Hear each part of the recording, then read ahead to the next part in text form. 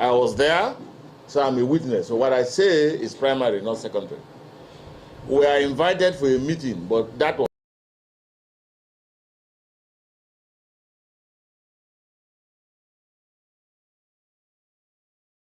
be sought. There will be discussion of between both parties.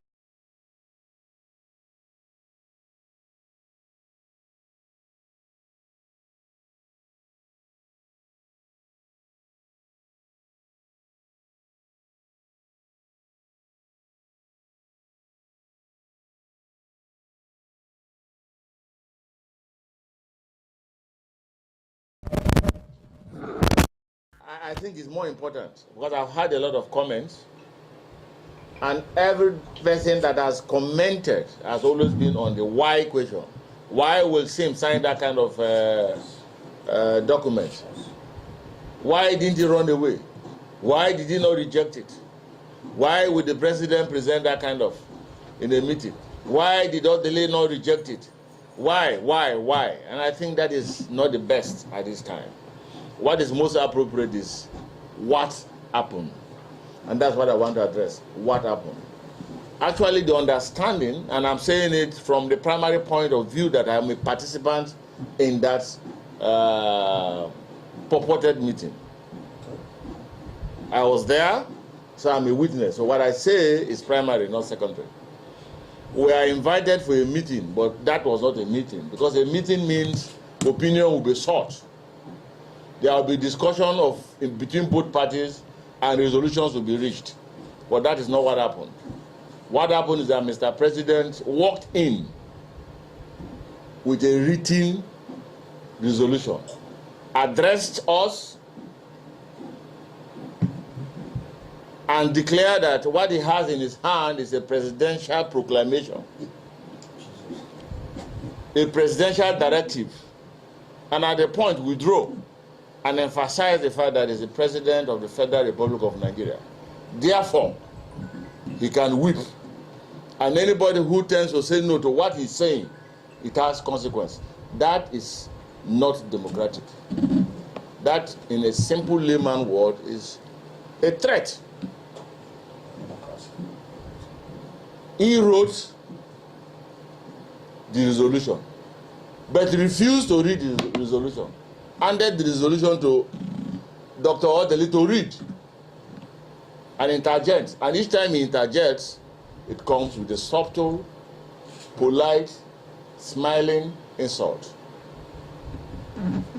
And thereafter, he asked the governor to speak. Now let's get it very clear. If you are in the position of the governor, what will you do? Get up and go? Say no to Mr. President with that kind of subtle but energetic threat? Realizing that back home we are fighting an internal aggression and division. If you are in this position, will you want to attract another external fight? The answer is no. So you see that our governor is very intelligent. Very humble, but very intelligent. Not just intelligent, but committed to the value of governance. At that point, I do not expect, Mr. President, and I'm not judgmental about it, it's not expected that the president talk about himself, if you think about the people. And that is the operational word of democracy. What does the people want? And these are the first three words in the Constitution of the United States of America, where we have copied our democracy. We the people is more important than I, the president. We the people is more important than I, the governor. And he gave that order and asked them to sign. And the governor simply made his statement. His statement himself is full of wisdom. That of the president is also full of wisdom because he was operating within the space provided for him by his advisors. And those are the things that killed Abacha. When a leader does not reach out but allow his advisors to detect on what he do and what he doesn't, what he say and what he hasn't said, then you are imprisoned. And that is the worst situation, to allow yourself to be self-imprisoned. So I believe that the president I know, in his own wisest of thought and action, will not come up with that kind of a document. But that being the case, but one of us asked him a simple question. And to be specific, Adoke Amasimaka has him. Same should do this. Governor should do this. Governor should do that. You have not said, watch those 25 or 27 assembly members that defected from PDP to APC without consulting their constituency and constituent what they should do. And of course, you can see the situation. The president's reaction was very clear and simple, but very, very dangerous. It was a concrete intimidation to say he's a leader. In fact, he withdrew on his seat and said, I'm the leader of the APC in Nigeria. And you are telling me that when babies are born into my family, I should ask them to go. No, they can't go. We are welcome them. It is like a case of Moses crossing the Red Sea. And you are now asking me to tell Moses to go back to Egypt. No. In fact, I am thinking that the governor should have by now joined APC. Then there will be no impeachment. So you can see the situation where Sim finds himself. And I think Rivers people should understand that. So the issue of democracy is we the people. It is the people that will react, not the governor, because the governor has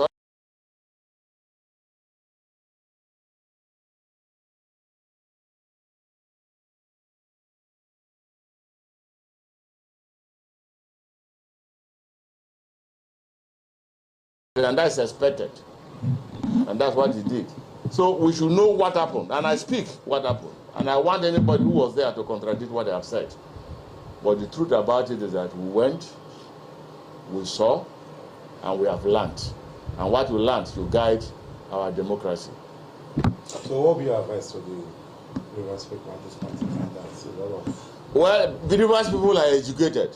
Rivers people are intelligent. Just like other people in Nigeria, every ethnic group and ethnic nationality are very intelligent, and so there are national and rational things to do, and I believe that they are going to do that. So as it stands now, the sacked or the removed lawmaker sacked today, and they treated on the issue of impeachment with the... Is it that the implementation of that agreement? I will tell you this, it's very simple. Why were we there? Why is Tinubu there? It's because of democratic setup. He has a beautiful house to live. I haven't been there, I haven't been to his house, but I was told that he has a very beautiful house, perhaps even better than the villa. But that villa is the foundation of democracy. And I do know that the president is on oath to uphold and protect the Constitution of the Federal Republic of Nigeria. And therefore, Nigerians are watching him, Rivers people are watching him, whether he's upholding by his pronouncement or he's allowing it fall and break by his pronouncement. I'm not in a position to say that. But I believe that there should be peace in Rivers State, and that's why the governor is saying. But Rivers people knows what is best for them. The moment you allow, a third party to come into your matter, and you are unable to establish the intention and interest of the third party who has come to arbitrate, you are failing. What Tinubu did, and I can say it, was establish his own party interest while arbitrating of peace in Rivers State. And that's exactly what has happened. Okay, that comes to mind of asking this question. What's now the next move of your party, the PDP, which is now minority in Rivers State, is no longer majority? Are you people still going ahead demanding that they vacated?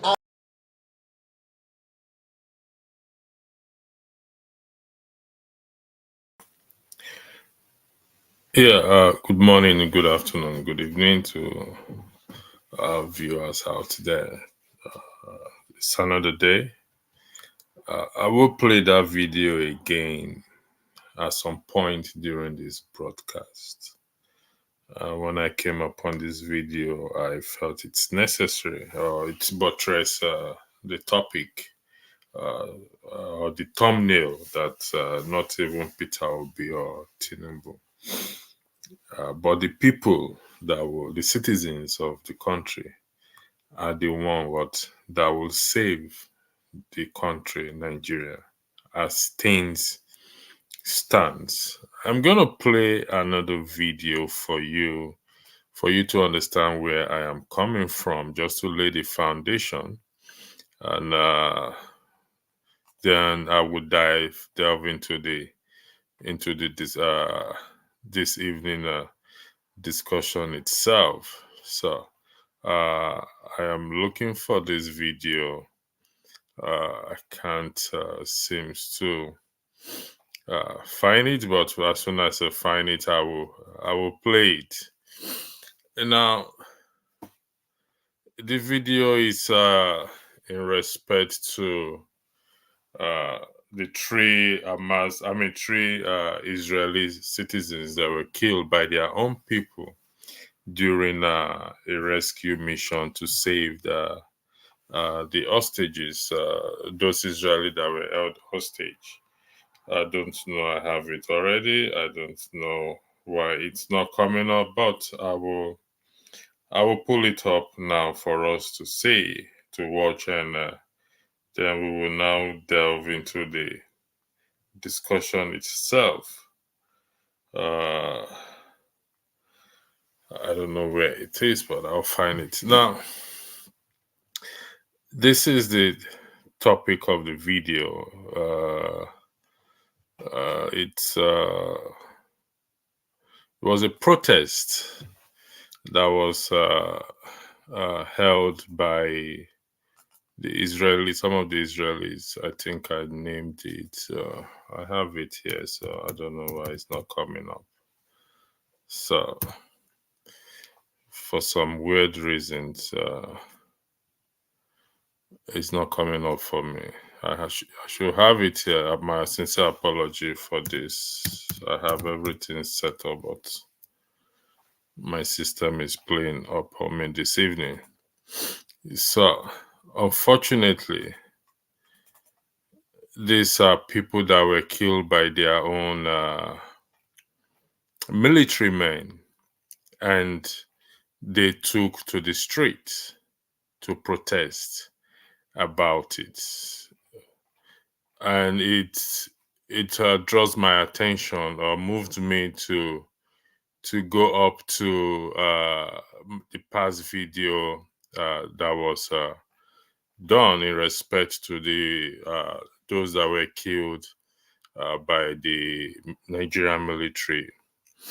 And the president went ahead to say, or the president stated that it was an act of God. And the P2B went there to, I believe he donated 5 million naira. But we, the people, did nothing about it. For some weird reason, this video just disappeared. I have it downloaded, and unfortunately, it's kind of missing. But so that was the case, because, and you can see where how the man said, Mr. Briggs said, it's up to the people to act in respect to the country, to take steps in protecting their country. Unfortunately, none of us, I use the word us, have done anything about it up to date, and nobody has heard anything about it. So, and I keep saying, until we, the citizens, come to that point to say, okay, this is what we have to do, then we will get it right. If not, we will be running in circle, and we will get nowhere. As far as I am concerned, and every one of us is concerned. Unfortunately, I can't find the video. I downloaded it, and it's supposed to be here, and for some strange reason, it's just not coming up for me. I don't understand this. So, the people of Israel took to the streets. They had a consensus. But how did that consensus came about? We did not know.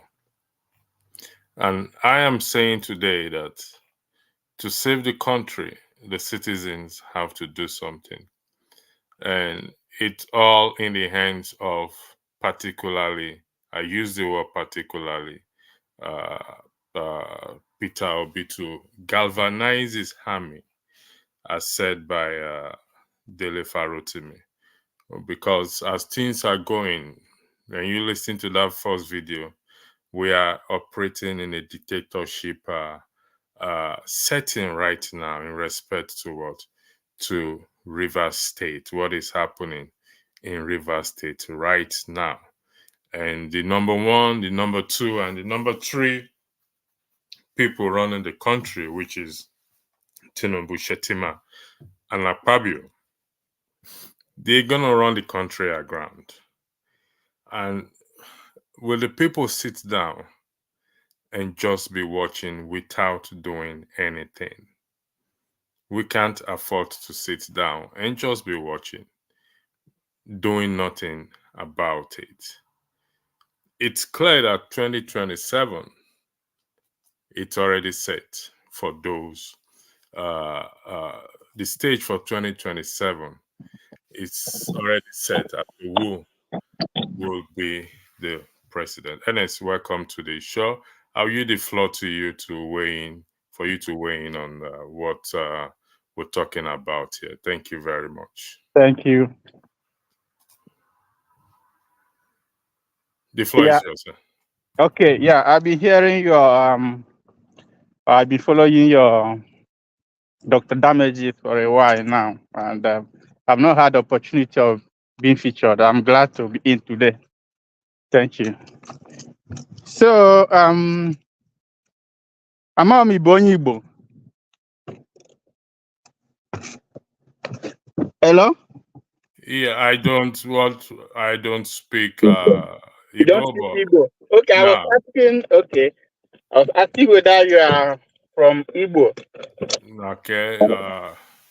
Well, if you don't mind me asking the relevance of that question to this broadcast. Yeah. Sorry, if you are going to drive, we don't allow people driving while this broadcast is while you're talking. So you will have to pull over and speak. Yeah. My wife is going to work. I want to drop her. I'll be back like in 15 minutes time.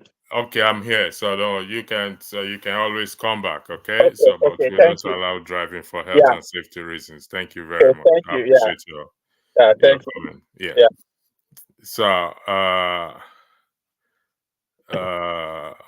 as I was saying earlier, and for those of us, good evening. Thank you, those of you that have joined in.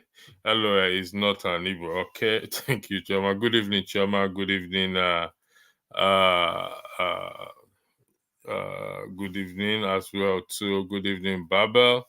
And thank you for joining this broadcast. I don't know where you're joining from, probably Nigeria or any other place. I played two videos.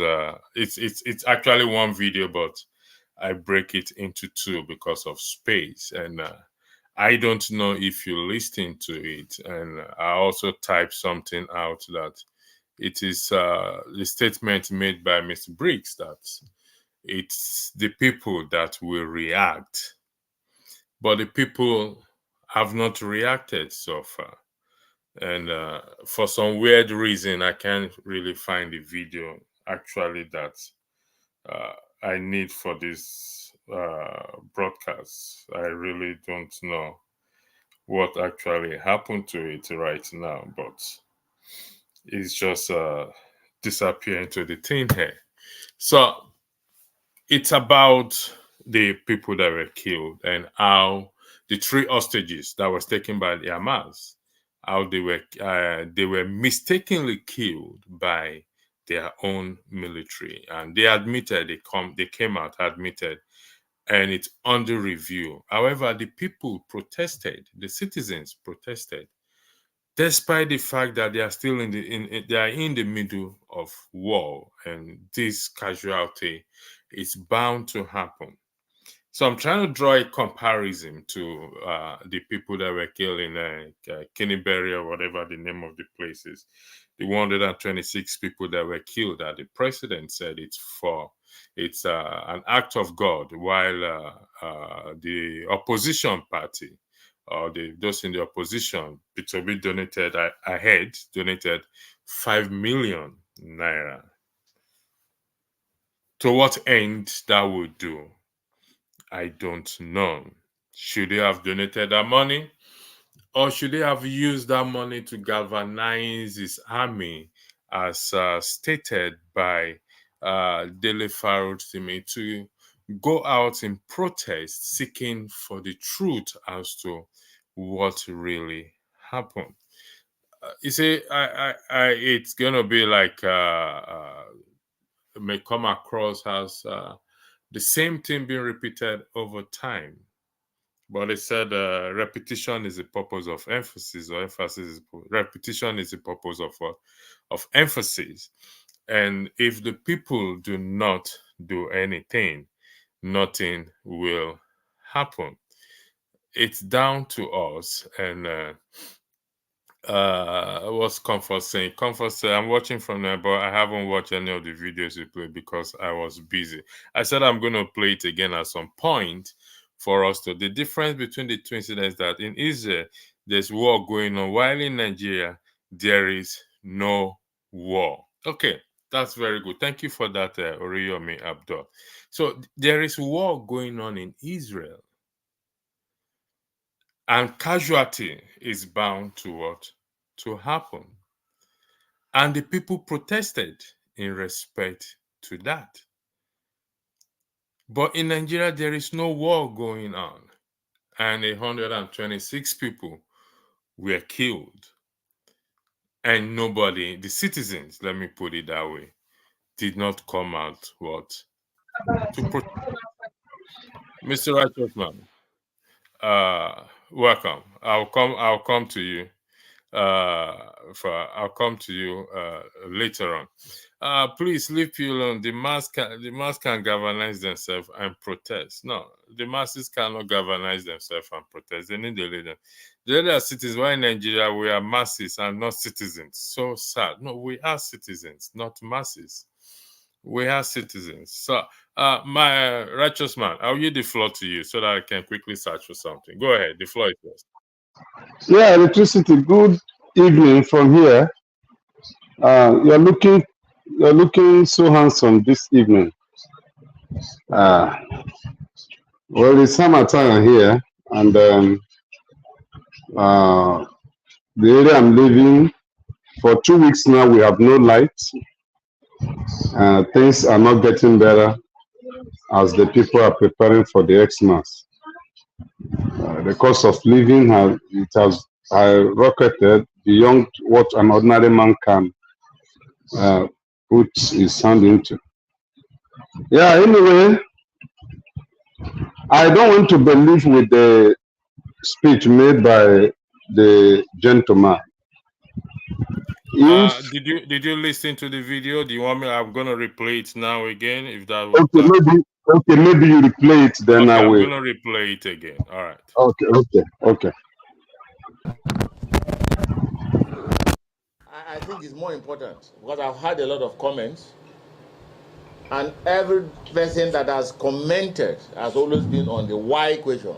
Why will Sim sign that kind of document? Why didn't he run away? Why did he not reject it?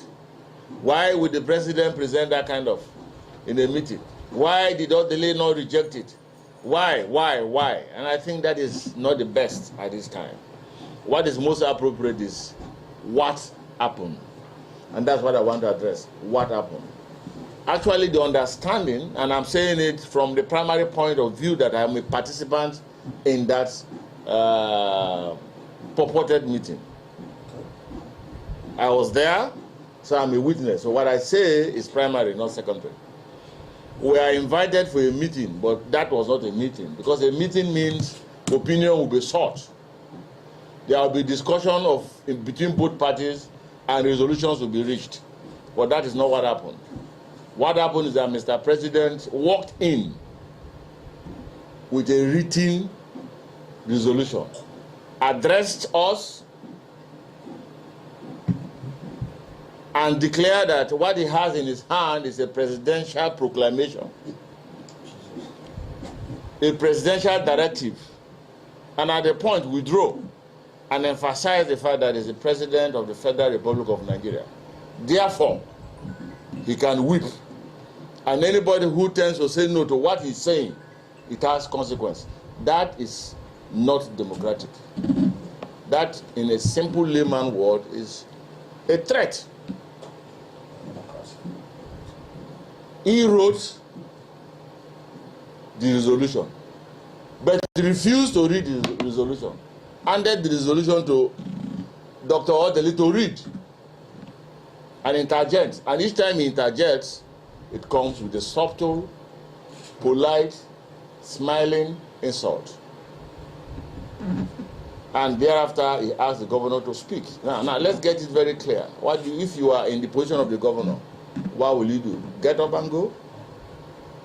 Say no to Mr. President with that kind of subtle but energetic threat?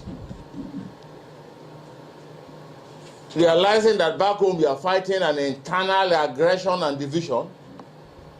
If you are in this position, will you want to attract another external fight?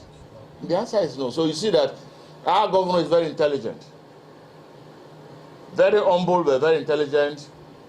Not just intelligent, but committed to the value of governance. At that point, I do not expect, Mr. President, and I'm not judgmental about it, it's not expected that the president talk about himself, if you think about the people. And that is the operational word of democracy. What does the people want? And these are the first three words in the Constitution of the United States of America, where we have copied our democracy. We the people is more important than I, the president. We the people is more important than I, the governor. And he gave that order and asked them to sign. And the governor simply made his statement. His statement himself is full of wisdom. That of the president is also full of wisdom because he was operating within the space provided for him by his advisors. And those are the things that killed Abacha.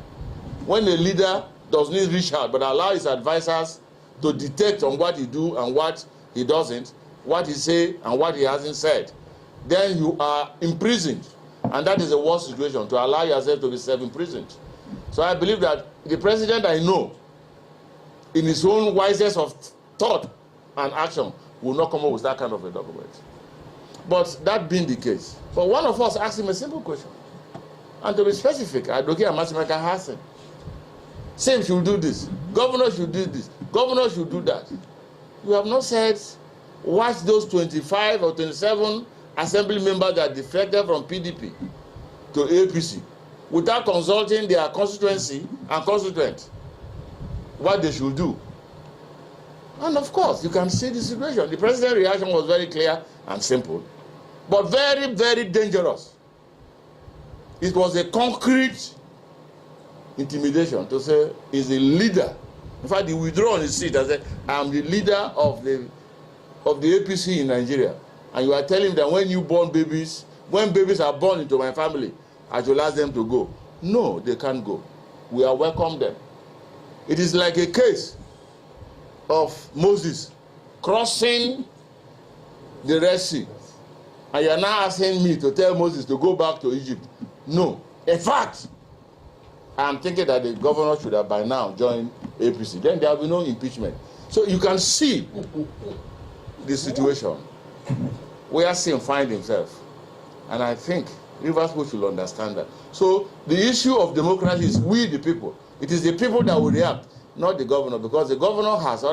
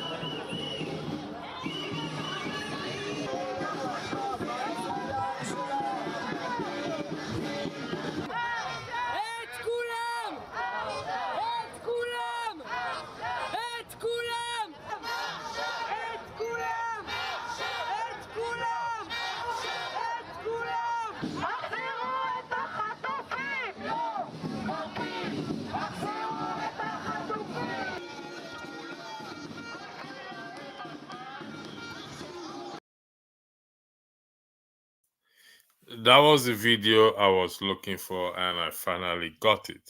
Just to buttress the point that we have to be consensus oriented as the citizens, because one of the questions that came out from the first video by Mr. Briggs is, who is actually running the country?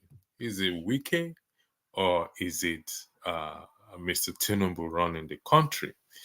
And it's unfortunate. There are a lot of contradictions, or few contradictions I spotted in that, but that is not the case. The case is the way the country is being run today, or managed by these people in position of leadership.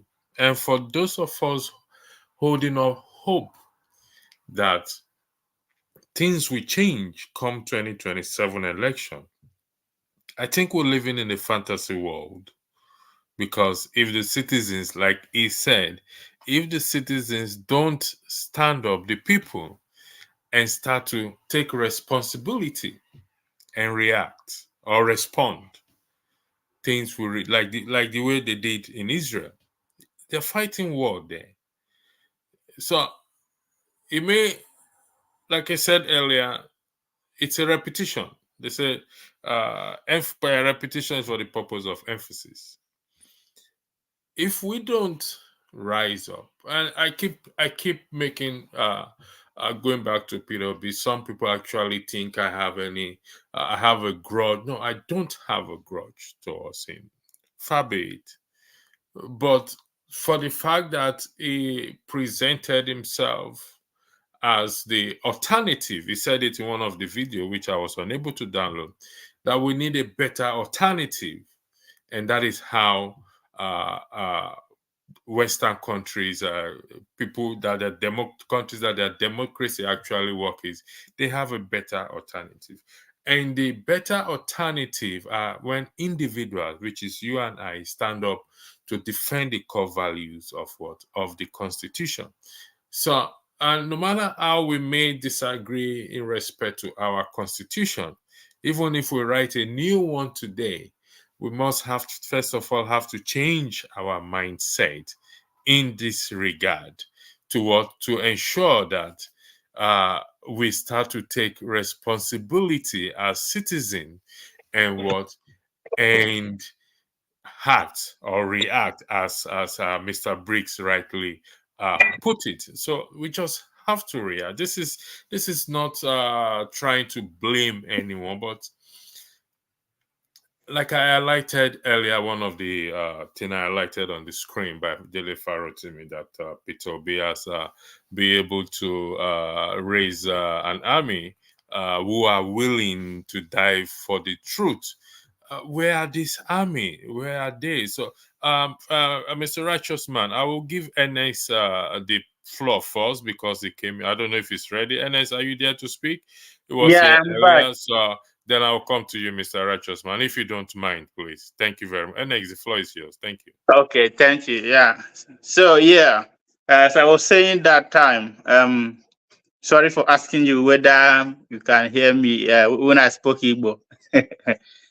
Because I've been following some commentary and analysis, both Arise TV channel and even this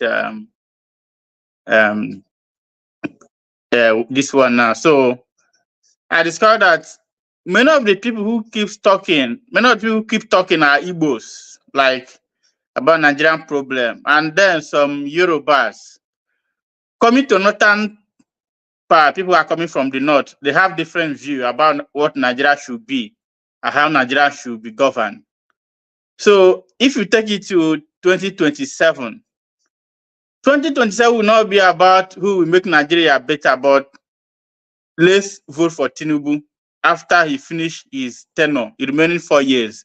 Then power will go back to north and we start from where we stop. Start the same cycle.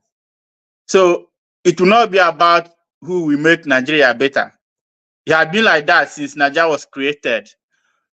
So apart from that, so coming to the south now, if you tell maybe somebody coming from southwest, that Nigeria, maybe President Tinubu is not running Nigeria well, or things are not going as it's supposed to be. Let's come to the street and protest. I will not even support any Yoruba man to come to the street and protest, because when Buhari was in power, he was doing the worst, and nobody from the north joined the protest. Yeah. Let me stop you there, okay? Okay. The issue on ground has got Yes. nothing to do with tribe, nothing to do with. Let me hold on 1 second. Okay.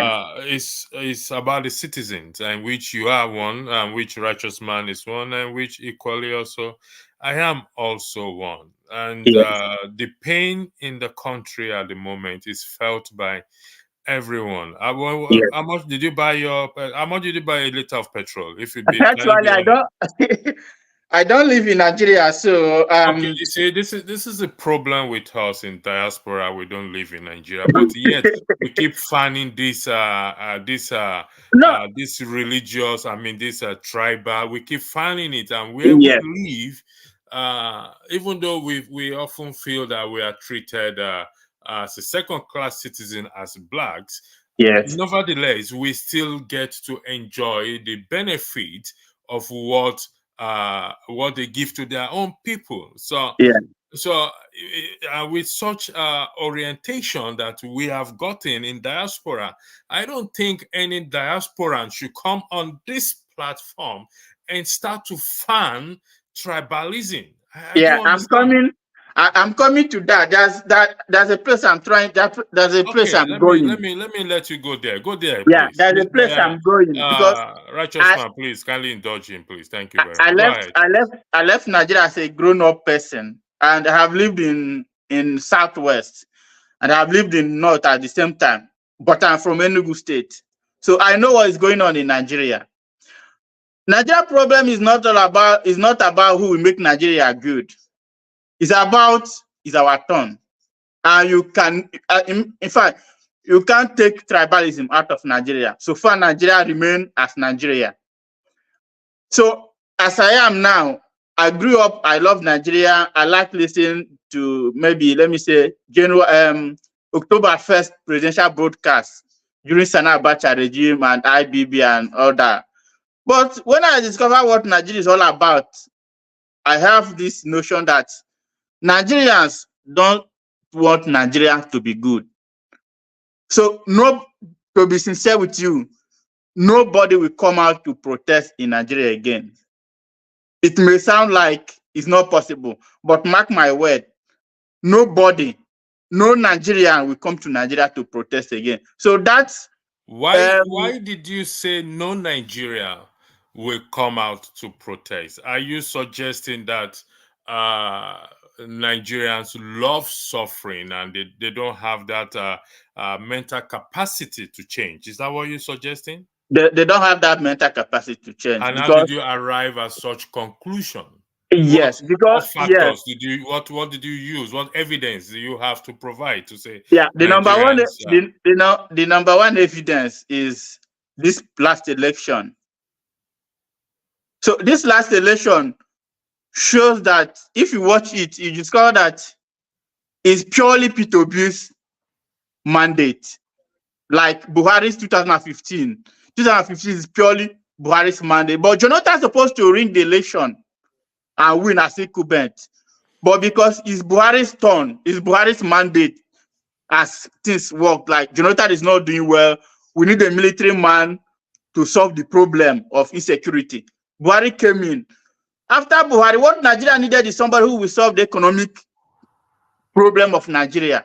But prior to the election, if you watch the interviews that they used to grant to people in Southwest, in the North, and in the East, we discovered that there's this different opinion.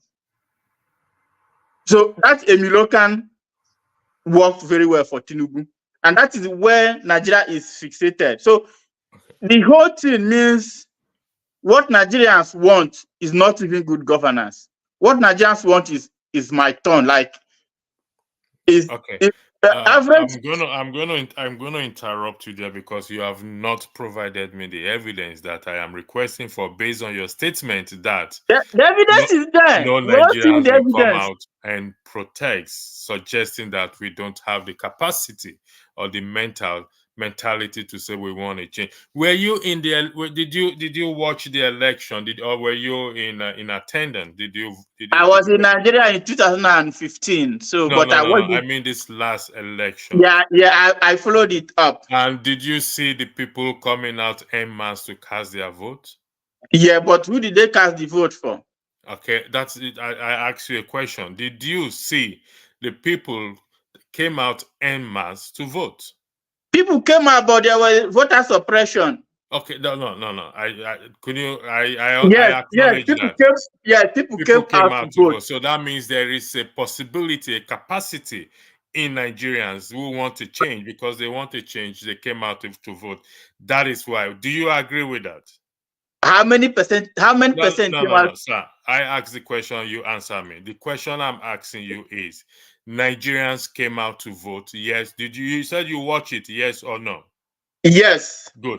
And the reason why they did it is because they truly, irrespective of how the result went. I acknowledge that aspect. I'm not trying to shut you down. I acknowledge that aspect. But for the fact that you acknowledge that Nigerians came out en masse to vote, clearly states that the possibility also is still there for them to come out at some point if we keep preaching this message for them to come out and protest and take their country back.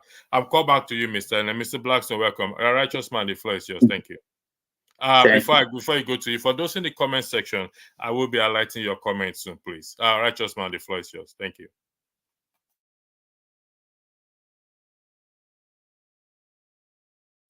You are muted, Righteous man. Can you unmute yourself, please? Okay, thank you, Electricity.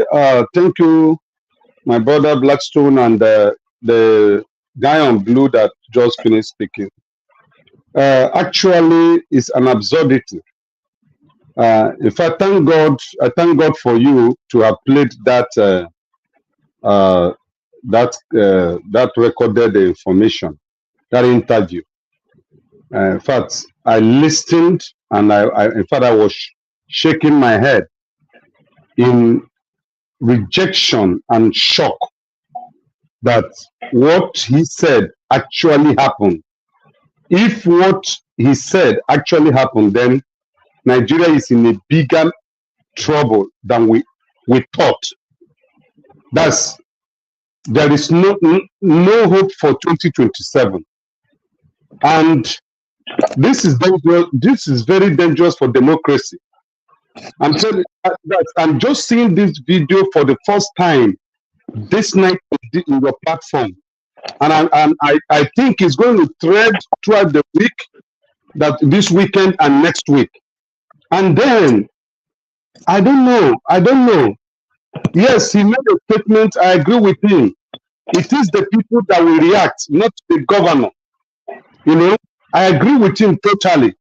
And I believe that we have the mental capacity, we have the ability to go out there.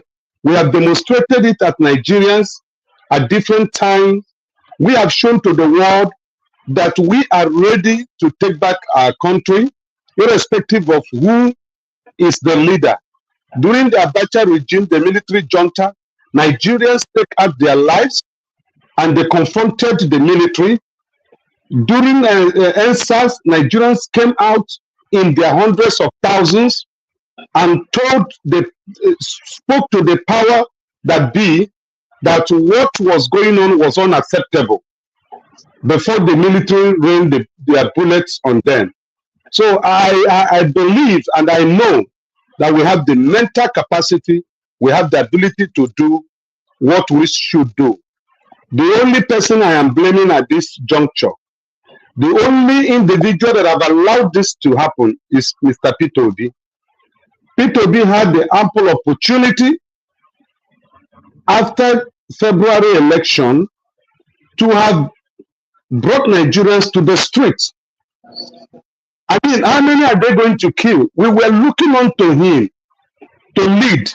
He decided to lead us to the judiciary that have been compromised. There is nothing good that is coming out of the judiciary. But that was where he led us to. And that is why we are having what we're having today in River State.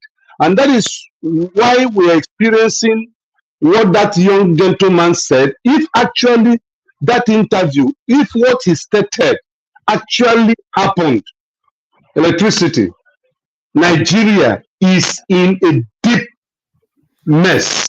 Thank you. You are still speaking, righteous man. I think at this point, I believe that video, okay, because he said it himself that he was in that meeting, and I share your thoughts in respect to it. When I heard it, also, I said this is. I think in one of my broadcasts, I did say it appears we are in the era of Ahab and Jezebel in the Bible. But I think I can say of a certain, in respect to that video, that we are not appears any longer in the era of Ahab and Jezebel. And it is scary. And that is why I have to come on here today. That if you look at the topic is consensus. Gentium is a Latin word meaning agreement of the people, regardless of where they come from, a law. And protest is part of it. So I'll give the floor back to you. But before then, I want to highlight. I highlighted this on the comment here that say, "At electricity, be true to for one. It has a lot to do with tribe. Why do you keep calling Peter B if you yourself is not being tribalistic?" No, I am not being tribalistic. And if you know me very well, I was forced to tell you to disclose where I come from in Nigeria there, because I don't play tribe. The reason why I don't play tribe is everybody's buying it. I mean, righteous man, you're an Igbo man. How much did you buy a liter of fuel as of today? 630 naira. And I believe this is applicable to all tribes in Nigeria. And dollar exchange is 1,200. Everybody in that country buys petrol at the same price. Nobody buys it cheaper. So it got nothing. They say, I cannot take away what Peter Obi has brought on the table. The leader to galvanize people. But you see, his kind of leadership also needs to be questioned. Or if I'm using, for want of better word, needs to be questioned. Because the state in which the country is, the country needs people, leader that will move them. And he's been able to move a lot of people during the election. Like I said, I've said it before, I covered for this channel during the election. That was why I asked you, Ernest, did you see the amount of people? I told you of an 80-year-old woman, approximately 80 but not less, more than 80 years old, who asked me at the polling zone, 80 years old woman. I don't think she has ever been interested in voting before, who asked me, please show me the picture of Papa, Mama, and Pikin. Why would she come out? Because everybody wants a change. So I have a policy beside the policy of this channel, not to run or allow a tribal issues to go on here. No, I don't allow, because what is happening there is affecting you and I. So I don't allow it, with due respect. So if we're going to weigh in on this issue, we're going to weigh in on this issue because we want to find a solution and not start whipping tribe or religion into this matter. Thank you very much. Blackstone, the floor is yours. I'll come back to the comment section again. Thank you. Have I ended my own? No, continue. Sorry, Blackstone. It's Mr. Righteous Man was talking before I interjected. Sorry, Mr. Righteous Man. Go ahead. Yeah. So those of us that have been with you for a while, we know that you are not a tribalist and you are not a religious person.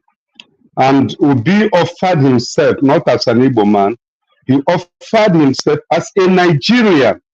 And he said, do not vote for me because I'm an Igbo man. Do not vote for me because I'm a Christian. Vote for me because I'm a Nigerian. And Nigerians want a change. So whatever the Supreme Court must have done, Nigerians are crying for his leadership. He is not the president, but Nigerians consider him as the people's president. And this is the time we should come out to really carry Nigerians along. Honestly, because we back home here, we are feeling the pain more than you guys in diaspora. And sometimes ago, I have said it in this platform that many of us in Nigeria, we are depending on those in diaspora to kind of build a formidable force to champion the cause of what is happening in this country today. We that are in Nigeria, we are handicapped. Let me remind us here that one blogger that is very popular and in criticizing wrong governance in Nigeria have been missing for some days now. Maybe you guys must have heard of it. You know, a blogger, he has been picked up and nobody can trace where he is now. And this is why many of us are kind of being careful of coming out to speak, because our lives are not safe. For example, if anything should happen to me today, nobody in this platform, nobody that is calling for Nigeria will ever ask whether my children are feeding or my wife is living or thereabout. So that is why people are kind of being very careful, because I tell you, it is democracy, but it's worse than the military junta that I was an adult, I live in it, served in it. I was part of those who protested during the military junta. But as it is today, I don't think that I will have that guts again to go out, because this regime is not afraid of anything. They're not afraid of the judiciary. They're not afraid of the parliamentarians. They're not afraid of the citizens. So anyone who comes out risks his or her life. And it is only those who are in diaspora who have the freedom of expression that nobody will tamper with them. We galvanize Nigerians and raise their voices in different embassies of Nigeria across the states, across the nations of the world, so that the Nigerian government will know that Nigerians in diaspora are feeling the heat of what is happening here.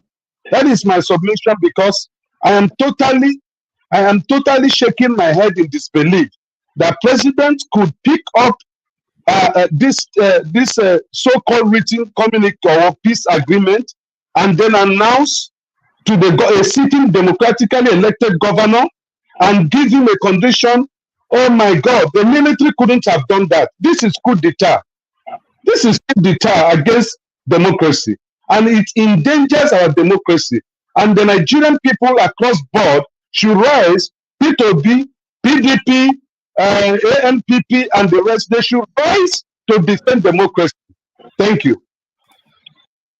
Thank you, righteous man. Before I come to you, Blackstone, and before I weigh in that comment I highlighted from Comfort Babel, disagreement is allowed on this platform. So, what I disagree with you, Mr. Righteous Man, is that we in diaspora are not feeling the pinch. No, we do. Let me explain that to you.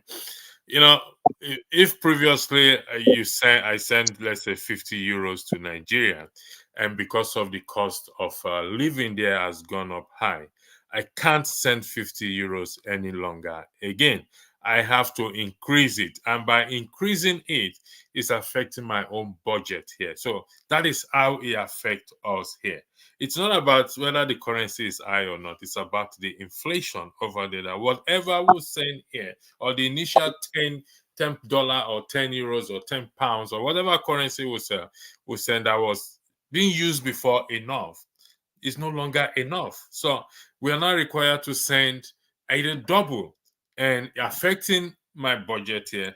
Also, maybe I will have to now take another job to supplement water. So it's a chain reaction. So we are not we feel the pain, and that is why some of us come out here to talk with the hope that it will go out there. Now, to comfort Babel, who said, Mr. Electricity, when are you going to start calling out Tinubu for accountability? Don't forget Tinubu is fit. Is fit for job. We should be calling him out. Is he fit or not fit? I don't know.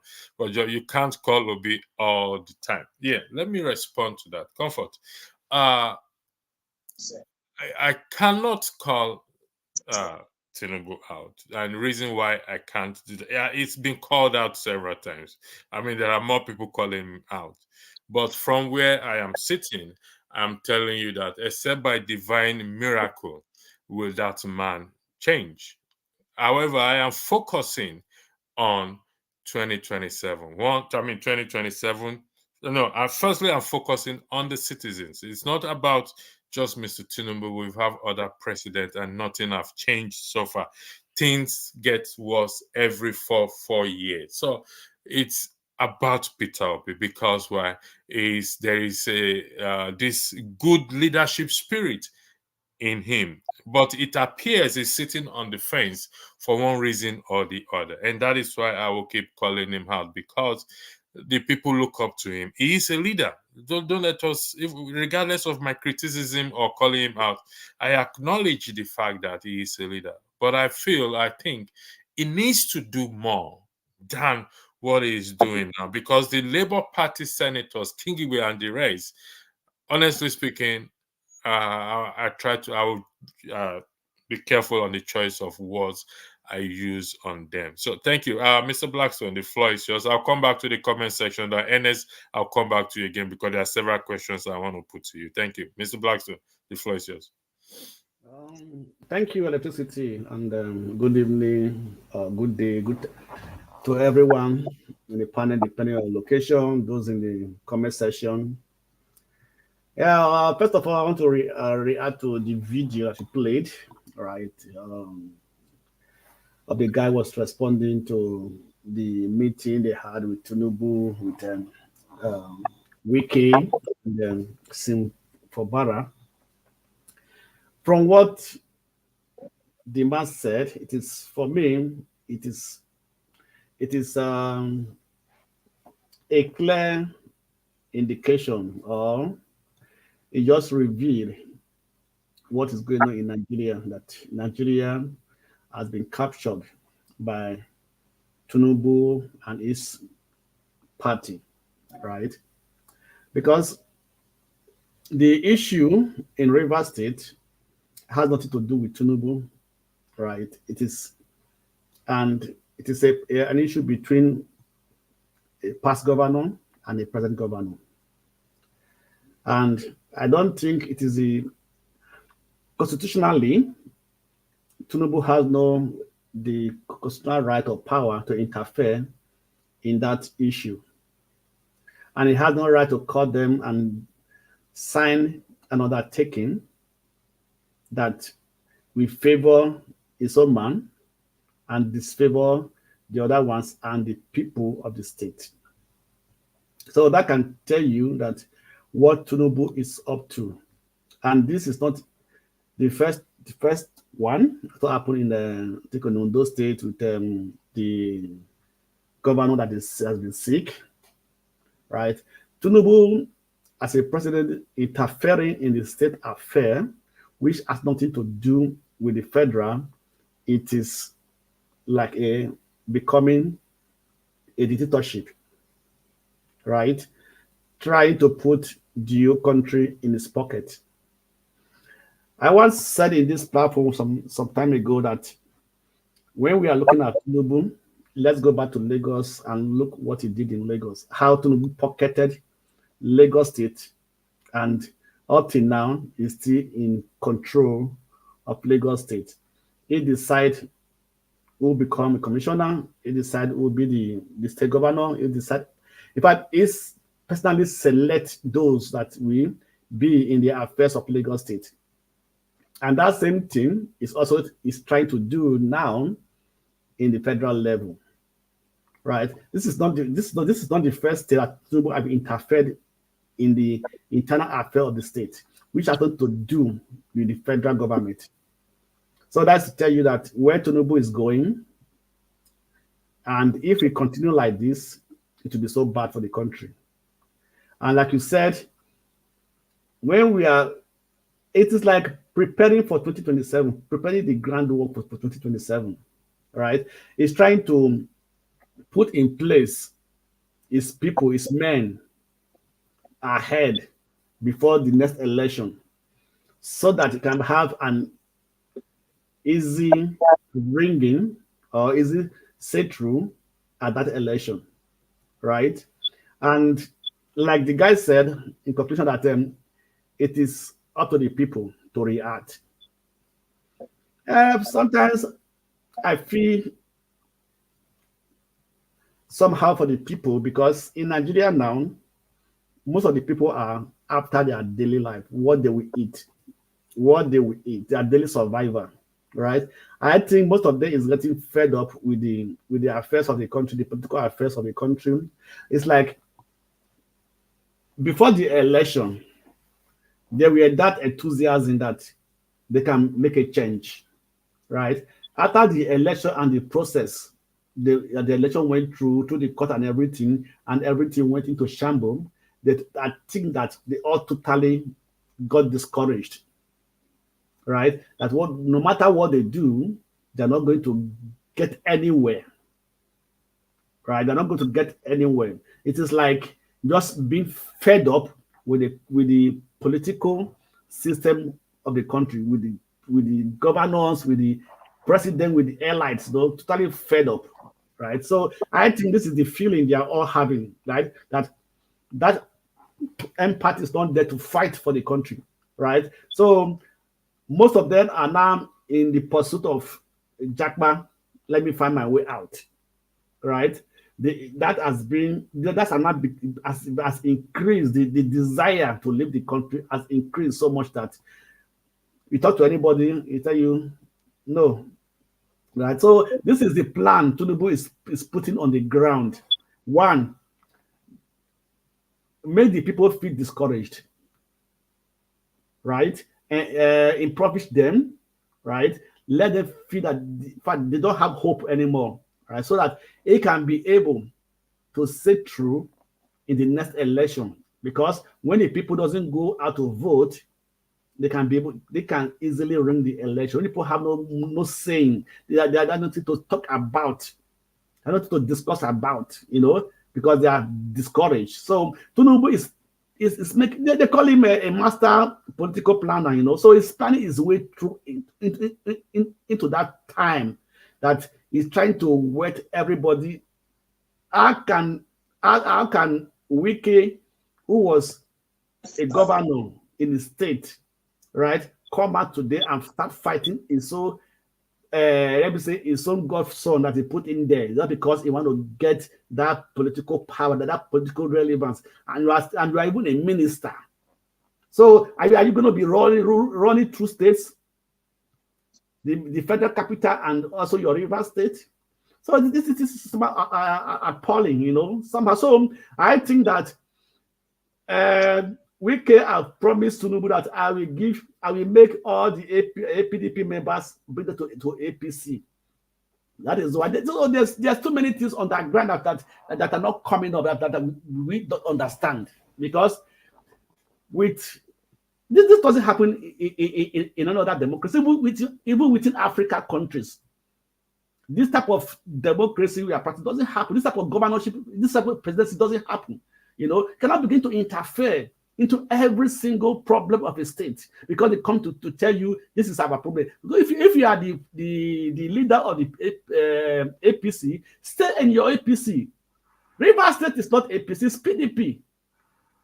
So why must you then go there and be dictating for the governor and telling what to do? At the end of the day, you are telling him that he should reinstate and come back those defectors and bring them back to the house. They have been defected according to the constitution. If you defect from a political party in which you were elected, under the other you were elected, then you have to forfeit that seat. Everybody will be declared vacant. How can they go and say, sign this thing, call them back, and so forth? So even for me, it's not smart enough Understand me? I will call him a chicken heart man, you know. He's a chicken heart man. He can't do Mr. that. Blackstone, you know, Mr. Amadioha, welcome on the platform. Somebody said they want to know the video. So please, can you indulge me to play the video again, if you guys don't mind? Mr. Amadioha, is that okay with you? I don't know where. Let me. I'm still at job. Let me just do my contribution and I leave. I'll stay background. Okay, all right. Please, kindly indulge Mr. Amadioha. Go ahead, please.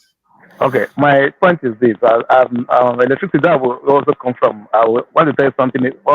I want to say is this. All right. So if you say something, all of us are shouting here. They are already planning for the next election. They don't care what happened after election. What they know is that after election, they come for next election.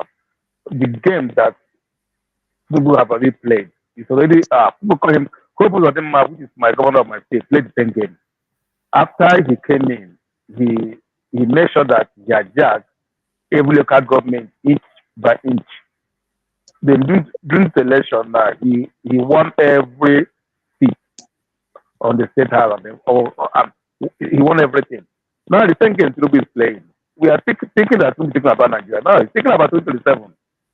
He's thinking about 2027. All right.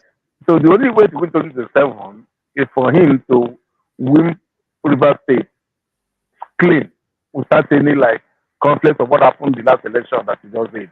That people say argue that we River State. Now the only way to do that is by using Wike. Yeah. Wike is like a you know when they say cheap water. If you throw it away, it's going to smell. If you drink, it's going to smell. It's not even PDP, and it's not in PDP. It's there dismantling PDP. This PDP is a little dismantling. It's just there dismantling PDP. Why can the 26 of the 7 members of the House of Rep become the APC? All right? And we think that it's a normal thing. They just did that. No. This thing have started. 2027 race is here. So the better all of us come together and start thinking of 2027 and stop blaming this, blaming that. The better for us. Or else 2 months, 3 months, 6 months, 8 months, we'll start gathering up. But then it'll be too late. We don't have those, will be too late for us. The better all of us start right now and start thinking what's going to happen on the 2027. But Tinubu have already thinking what's going to happen on 2027. That's my own just contribution of let's just start thinking of 2027 right now, because the masters of the politics, where they call them, have already planned on 2027. Not what Nigeria is thinking. Right now, people are buying dollar in Nigeria. People are buying money with money right in Nigeria. People are buying money with money. The country we believe are all gone. So, but they're not thinking about that for you. What they're thinking about is next election, and the next election, and the next election. So that's my own contribution, though. We don't have to see what we're going to do. You know, I'm going to play what the we're going to video do again for the planning ahead. You know, all right. For the purpose of the audience, I'm going to play the video again. Please kindly bear with me, Ernest and Mr. Blackstone. We won't be long here.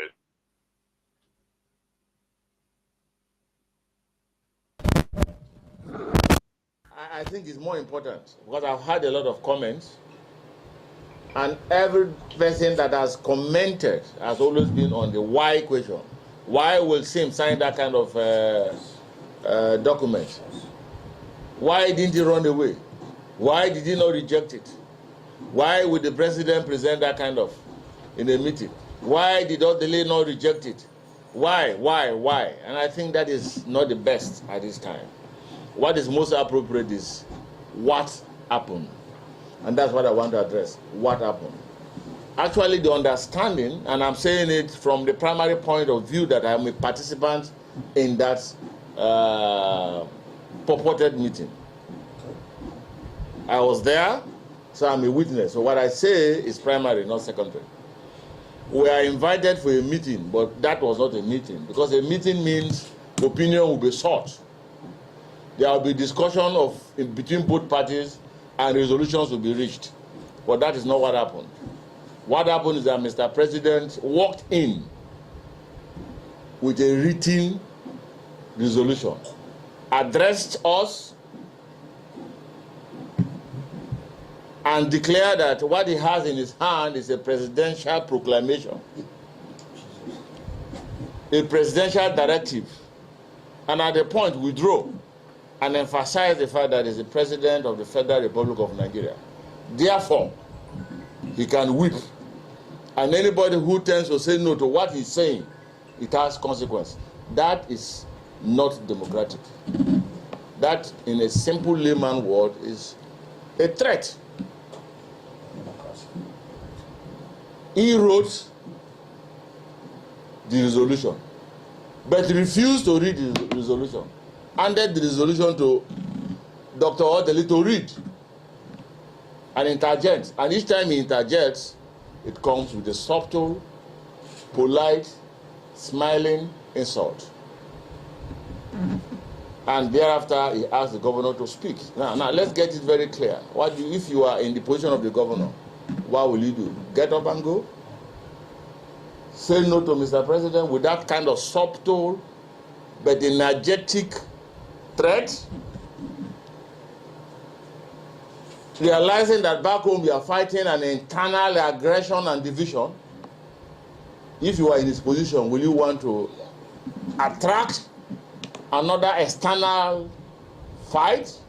The answer is no. So you see that our governor is very intelligent, very humble, but very intelligent.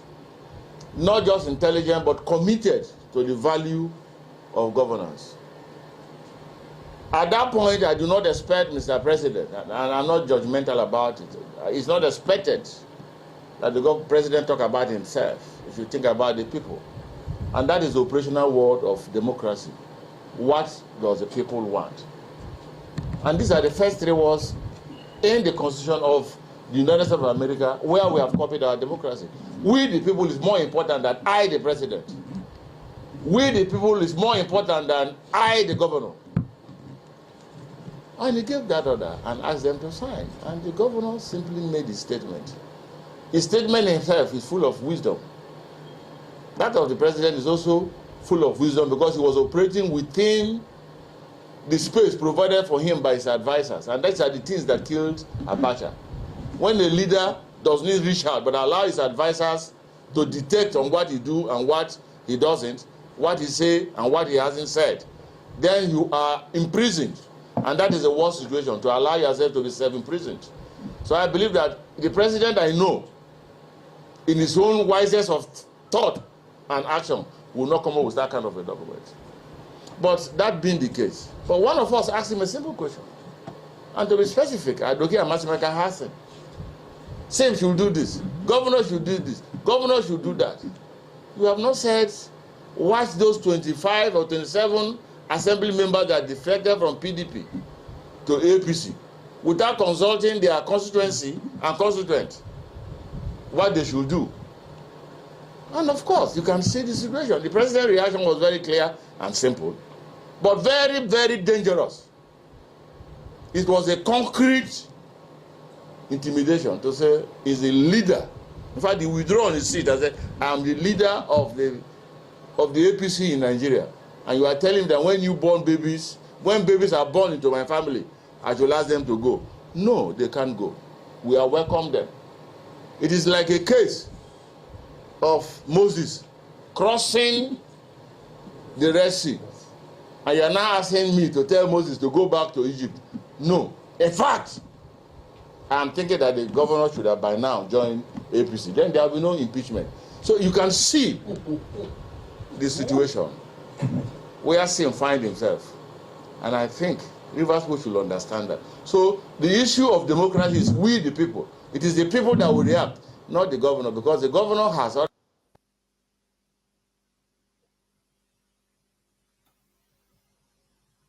Yeah, welcome, Ton. We lost the only lady that came in recent, that just came in and left. Now, in respect to the video, there's what I see from the video, the very first beginning when he said, "Oh, people said he shouldn't have signed it. Why did he sign it? Why did he not get up? Why, From where I'm sitting, I think that is what the governor should have done if he has any integrity with him. If he has not soil his own hand as well too, because the issue affecting us in that country and why people kind of follow Peter Obi is because of its integrity and its transparency. So I want Ernest, you've listened to that video.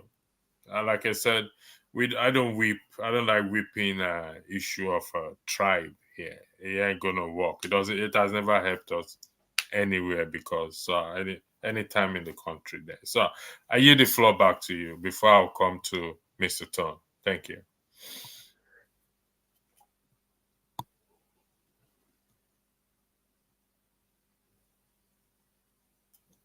You muted, Dennis. Can you unmute yourself, please? You are muted. Can you unmute yourself?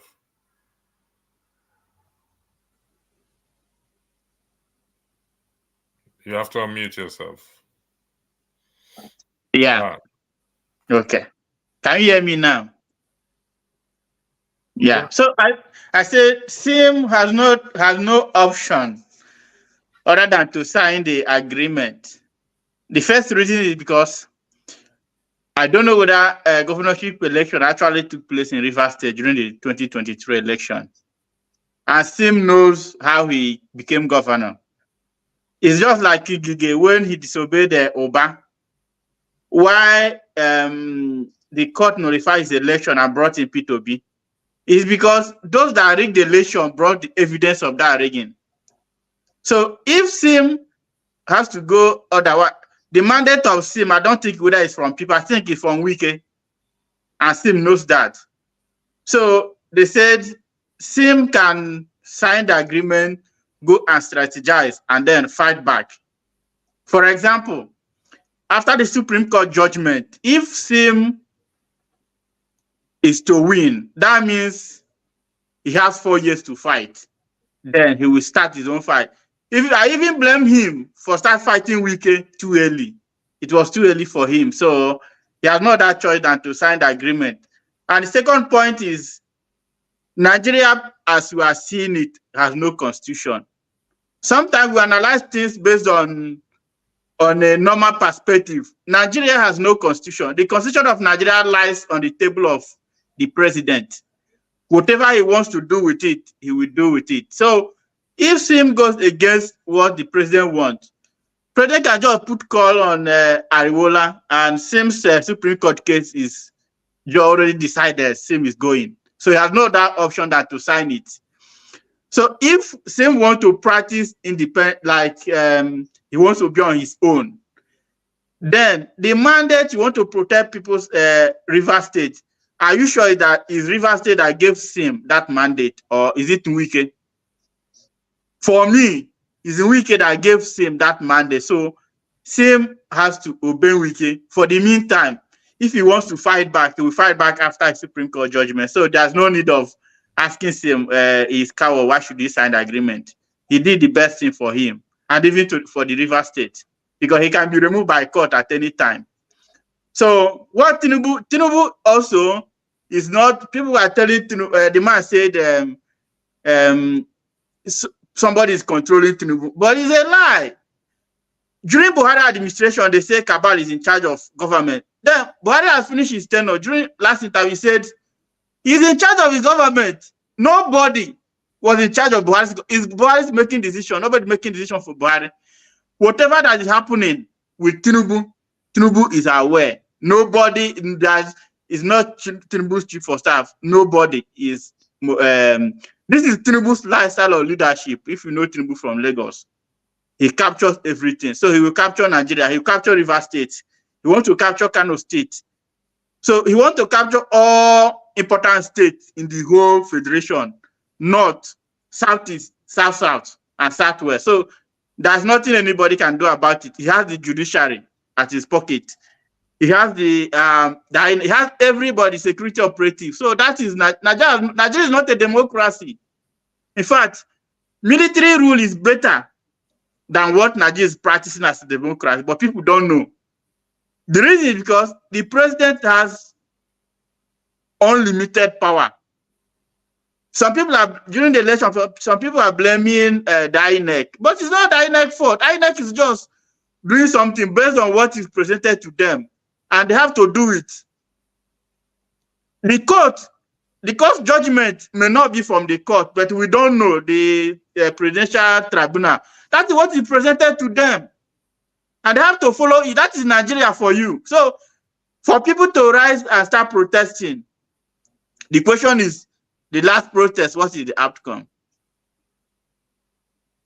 Okay. Everything. So for me, I think I don't blame people. I don't blame Tinubu. I don't blame INEC. I don't blame the judiciary. I don't blame SIM. I don't blame Wike. I blame Nigeria as a whole. So if Nigeria has to move forward, then I don't know how to move forward. I don't have solution for Nigeria. That's my own summary. I don't see Nigeria making any weird way. There's no future in Nigeria, and we all must realize that. Thank you very much. First of all, let me thank you for the point you raised that when it says nobody Tinubu is being misled. That is not true. I thank you for that point. Comfort. Before I'll yield the floor to Comfort. Comfort. The floor is yours. Thank you for joining, and I hope your network works well. You joining from Nigeria, like you said in the post. So the floor is yours. You asked me a question: why am I not holding Tinubu accountable? I hope I answered your question. Go ahead, please. You have to unmute yourself, please. Thank you. Yes, I've done that. Good evening, everyone. Good sorry, morning. I didn't know that you have responded to my. You need to adjust the outlook. We can't see people very well that are talking. It's so tiny. Okay, you can see people very well. Okay, let me see. No, not this one. Sorry about that. Okay, yeah. Is it better now? Better. Yeah. All right. Better. Thank you for bringing that to my attention. Go ahead, Comfort. Okay. Sorry, you said you have replied my question, right? I guess that time I was busy, so I didn't hear what you said because I just on my phone. I just joined it, but I've not been listening, so I don't know what you have responded to me. But quick question for the person that just finished talking right now. My question is that you say you don't blame Tinubu, you didn't blame Wike, you didn't blame Sim, but you blame Nigerians, right? My question is that you know that armies are under Tinubu, judiciary is under Tinubu, INEC are under Tinubu, and you know that if Nigerians stop outside to protest, what is going to happen when you know that Dama has already captured all these people? Who will come for their rescue? That's my question to you. Ernest, a question is posed to you that thanks for that. A question is posed to you that the army is under the president, or yes, or as they say, state capture. Let's summarize it. Yeah. And why would the people come out to who is going to protect them? Can you weigh into that? I will also weigh, and I believe other panelists will also want to weigh into that. Thank you for that question. Go ahead, Ernest. I would say that is where revolution starts, because revolution is not carried out by those. Mostly, revolution is not carried out by those in government. It's not carried out by judiciary or army. It's carried out by ordinary people. So, how many Nigerians are willing to come out to the street when one person is detained? Some people are blaming P2B for maybe after the 2023 election, he's supposed to ginger people to come out and protest. But I assure you, if P2B is arrested, how are you sure that Nigeria will insist for his release? So I think the thing here is, they say injustice to one is injustice to all. Until Nigerians have that mindset that injustice to one is injustice to all, then Nigeria is going nowhere. In other words, if somebody is arrested and there's no justification for his arrest, more Nigeria should make themselves available to be arrested. If the Nigeria prison is filled up, then what will happen next? So it's a question of Tinubu's having all this power. Normally, he will use it the way he wants, and that's what he's doing. The power, the whole thing is at his disposal. He doesn't have fear of God, so don't expect him to be Father Christmas to everybody. He will use it to his advantage. So the question is, what are the people doing? For example, in if in outside the country, maybe let me say in UK, many times it's not the people. When Boris Johnson disobeyed COVID rule and held meeting, Johnson did not resign because he wanted to resign. The people insist that he must resign, and he resigned. So what are the people doing? Nothing. So for me, that's why I said it's very, very hard for Nigerians. They don't have that. I think it's a culture of it's religion that is most of our problem are religion. That is the one area I wanted to talk about, because sometimes we don't call out religious leaders out. We will come to that. No, we will come Yes, to that. okay. It's part of our the script. Yeah. Does So anyone wants to weigh in on? Sorry, I'll come back to you. Does any other person wants to weigh in on the question? Comfort Act, please. Yes, Before let me weigh in. Right. All right. Thank you. Mr. Enders, I do not agree with you. Right. If you say the Nigerian people are doing nothing. If you remember, after the NSAS, after the shooting at the toll gate, Nigerians took actions and took the government to court. Right? They don't just sit down. They didn't just go and sit down and then do nothing again. Even that case took more than 1 year, and most of the people that were found guilty and people were compensated and everything like that. And that NSAS demonstration have actually opened Nigerian eyes that Nigerians, they have power to do what they want to do if they want to do it. Right? So they have the power. When you talk of Nigerian people, you also included. Right? You may believe in diaspora. Right? Whatever is happening in Nigeria also affects. I am the worst hit, sorry. Wait now. Okay, so the worst hit. So don't say Nigeria. So we are all involved in these things, you understand? And if we want to change Nigeria, we have to come together and change Nigeria. And to not blame those in Nigeria alone. We have to put ourselves also in that bracket that we have to do something, right? I'll tell you something. Nigerians are talking. There are many social media platforms whereby Nigerians are rising, talking against the government.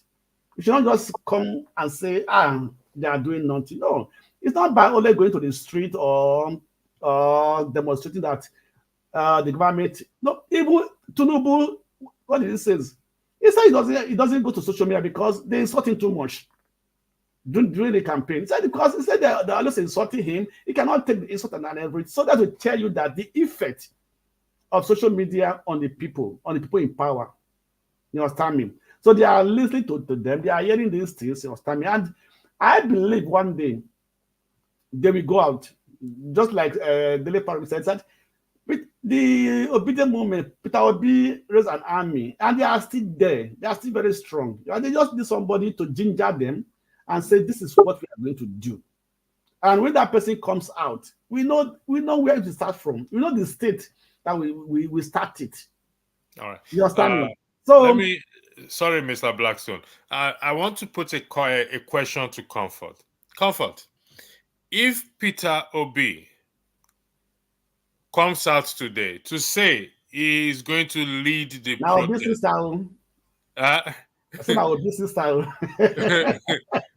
going to lead the protest. Will you join in that protest? Did you get my question, Comfort? Comfort. Definitely, I will join him in that protest. So, what you are agreeing with what Enes said, not disagreeing. And what I have been saying so far is, if Peter Obi should come up and say, you know what, it is a peaceful protest all over the country. to they call it in industrial they call it work and rule or sit and rule, to go to the government houses, occupy the government houses, occupy the legislative chambers, and start to demand change and put the people's manifesto first before their own. In fact, they don't have a manifesto. So you just have it on the record that you will join the protest so that the record can reflect it. Def- Definitely. Definitely, I will join that protest. All right. Tone, the floor is yours. I'll come back to you, Comfort and Blackstone. Thank you. Hi, good evening. I'll start from here. What I'm going to say to the young man in Nigeria, um, Which young stop, man? Which of them? Ernest, is it? I can't see again. I can't see people's, He's Can not you? people are so far.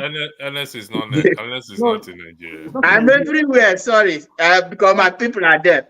Forget that story. Okay, You're not in And my okay, Nigeria. mind are okay, there. assume that. Okay, so, okay, referring to Nigerians, we are all Nigerians. We need to start doing our own bit from where we are, regardless where you are, whether you're in Nigeria, whether you're outside Nigeria, you have to start sensitizing people to what is happening. Okay, we're talking about religion and the fear of God. What's the meaning of the fear of God? That statement, fear of God, does not have meaning to me. And let's just get it right, too. I'm a Christian, no. But that thing called fear of God, it doesn't make any meaning to me. Because the Catholic and all that, they all voted for Tinubu after collecting money from him. The past vice president was a pastor and all that. No, wait. I'm not mentioning names. Wait, hold on. Wait. Tone, can you please include the word allegedly, because you don't have that evidence that they collected money. Please, for the integrity of the platform, I beg, I'm appealing. Okay, except you want to give me evidence that they Okay. collected money. I'll cut that out. That's All right, my own statement. for the record The to platform does reflect. not take any responsibility for that. See, that is a problem. Now we've got IPOB people. IPOB are telling people not to come out and vote because Nnamdi Kanu is in jail, is a zoo country, is a zoo, blah blah blah blah. Anybody that comes out, they will deal with them. That is IPOB too is a problem. The problem we have in Nigeria as well. Let's speak the truth where the truth lies. The approach is wrong. You are doing this thing so wrong. You cannot fight the Nigerian government because for you to start talking in a militant with militant language and all that, you got to back it up with with stuff that you have. You do not have an army, you do not have weapons and all that, and you're telling Samuel Ekpa will sit down in Finland and be instructing people not to vote and all that. That is bullshit. Excuse my French. Now, back to River State. I don't even know why we're even worrying ourselves about River State. Let Rivers people let them eat their own breakfast. The problem that is now down on the ground in River State, they created it. Let us not just forget that it was massively rigged for Tinubu, and most Rivers people were participated. Fubara, we shouldn't forget that he's a thief too, a major thief. He assisted the madman Wike in all the money that they shifted. So why are we trying to make him as if he's a saint now? He's not a saint. He's equally guilty. Our time will tell if he's better than Wiki or not, but I do not think so. I think they belong to the same class. They're all thieves. So whatever they see, let them deal. Let them. It's their problem. We have the other guy, the fat toad from the Greeks. I know that. We also what he did in Abuja. He took his men to Abuja and marched in Abuja. Nobody stopped him. DSS did not stop him or anything. They didn't stop him at all. He went under the coat of arms and was speaking as if he was a state actor. Nobody stopped him. Now, because he has been banned and all that, he started squeaking like an idiot that he is.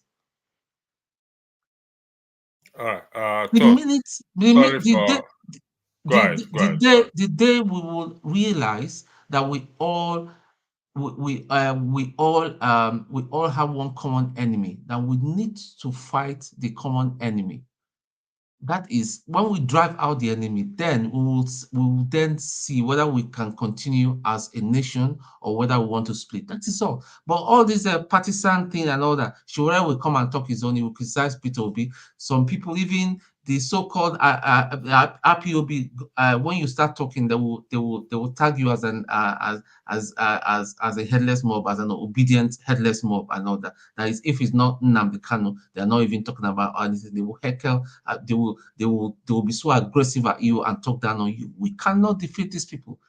Tinubu and his lot, all of them, the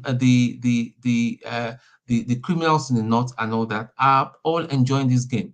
And let me just say something, because people we tend to have this thing we refer to as Hausa Fulani. Not all northerners, and I'll say that. I'll say with the hands on heart, not all northerners are bad. Not all northerners are corrupt. Not all Hausa Fulani are corrupt and bad. Let's just get it right. After all, Igbos, we have criminals. Whose Hope Uzodinma, is not a criminal? Is he Hausa Fulani? Tinubu, is he not Yoruba man? Is he not a criminal? And all the criminal Yoruba people and Igbo people. The problem is we need to start calling out our own thieves. Most of the people that are following Nnamdi Kanu and all that is not because of Biafra, it's because of tribe. Let's just say the truth right now. I know it's a very touchy subject. We are so tribal in that nation, and that is a core problem. That is a core problem we have. We are so tribal. The Yoruba nation that was being talked about before Igboho was they attempted to take his life and all that. Where is the Yoruba nation now? Most of it has fizzled off. All right. Why do you think it fizzled out? Don, if you've been following this broadcast from the start, no one has portrayed Fubara as a saint. None of the panelists, nor those in the comment section. And if you watch the video well, the focus was on the attitude of the president and Wike, which highlight the concern that people have raised in regards to state capture. And so electricity. I'm going to end with this. My take on River State is, which nobody is seeing. This is what I think. From what that video, in fact, that video confirmed my thoughts. Wike and Fubara have made a secret deal with Tinubu. They are moving over to APC. Just forget this thing. We will see in a few months. They are going to move over to APC, and that will seal the whole thing. So all these things that we're talking, whether Fubara is being slow or he's being marginalized and all that. But let's not forget again, people. Let's not forget Fubara too is as bad as Wike. I mean, we didn't dismiss that. That was not dismissed, and that we highlighted that under the subject of integrity, because if we had integrity, I believe that both of them have they have a grand plan of moving over to the APC eventually. Okay. The PDP, whatever that is, whether that is the case or not, but the point is, we're looking at how things are playing out and calling on Peter Obi, who has galvanized the people. If you look at the subject, consensus is where the people have come together as one to take back the country. I played another video earlier about Tel Aviv, the Israelis that went on the street as a result of 3 citizens mistakenly killed during the hostage, and nothing has been done by the citizens in respect to the 126 people that were killed in Kaduna or wherever it is. It's just about citizens coming out to take control of the state, of the country. And the leader at this point is Peter Obi, and that is why I keep calling him out every day. Now Can I win? Can I win? Hold on 1 second, Mr. Oti. You can't wait in. You can't wait in. I want to respond to Wait for your Tone. turn. I want to Wait respond for your to turn. Tone. No, You will wait for your turn respond to because I know I've touched the touchy subject. I know you're one of the IPOB.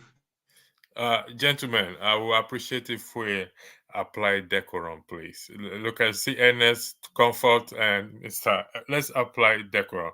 Tone, I've muted you. So, listen, we all will not agree with the position of Nnamdi Kanu, whether it is Igbo-oriented or otherwise.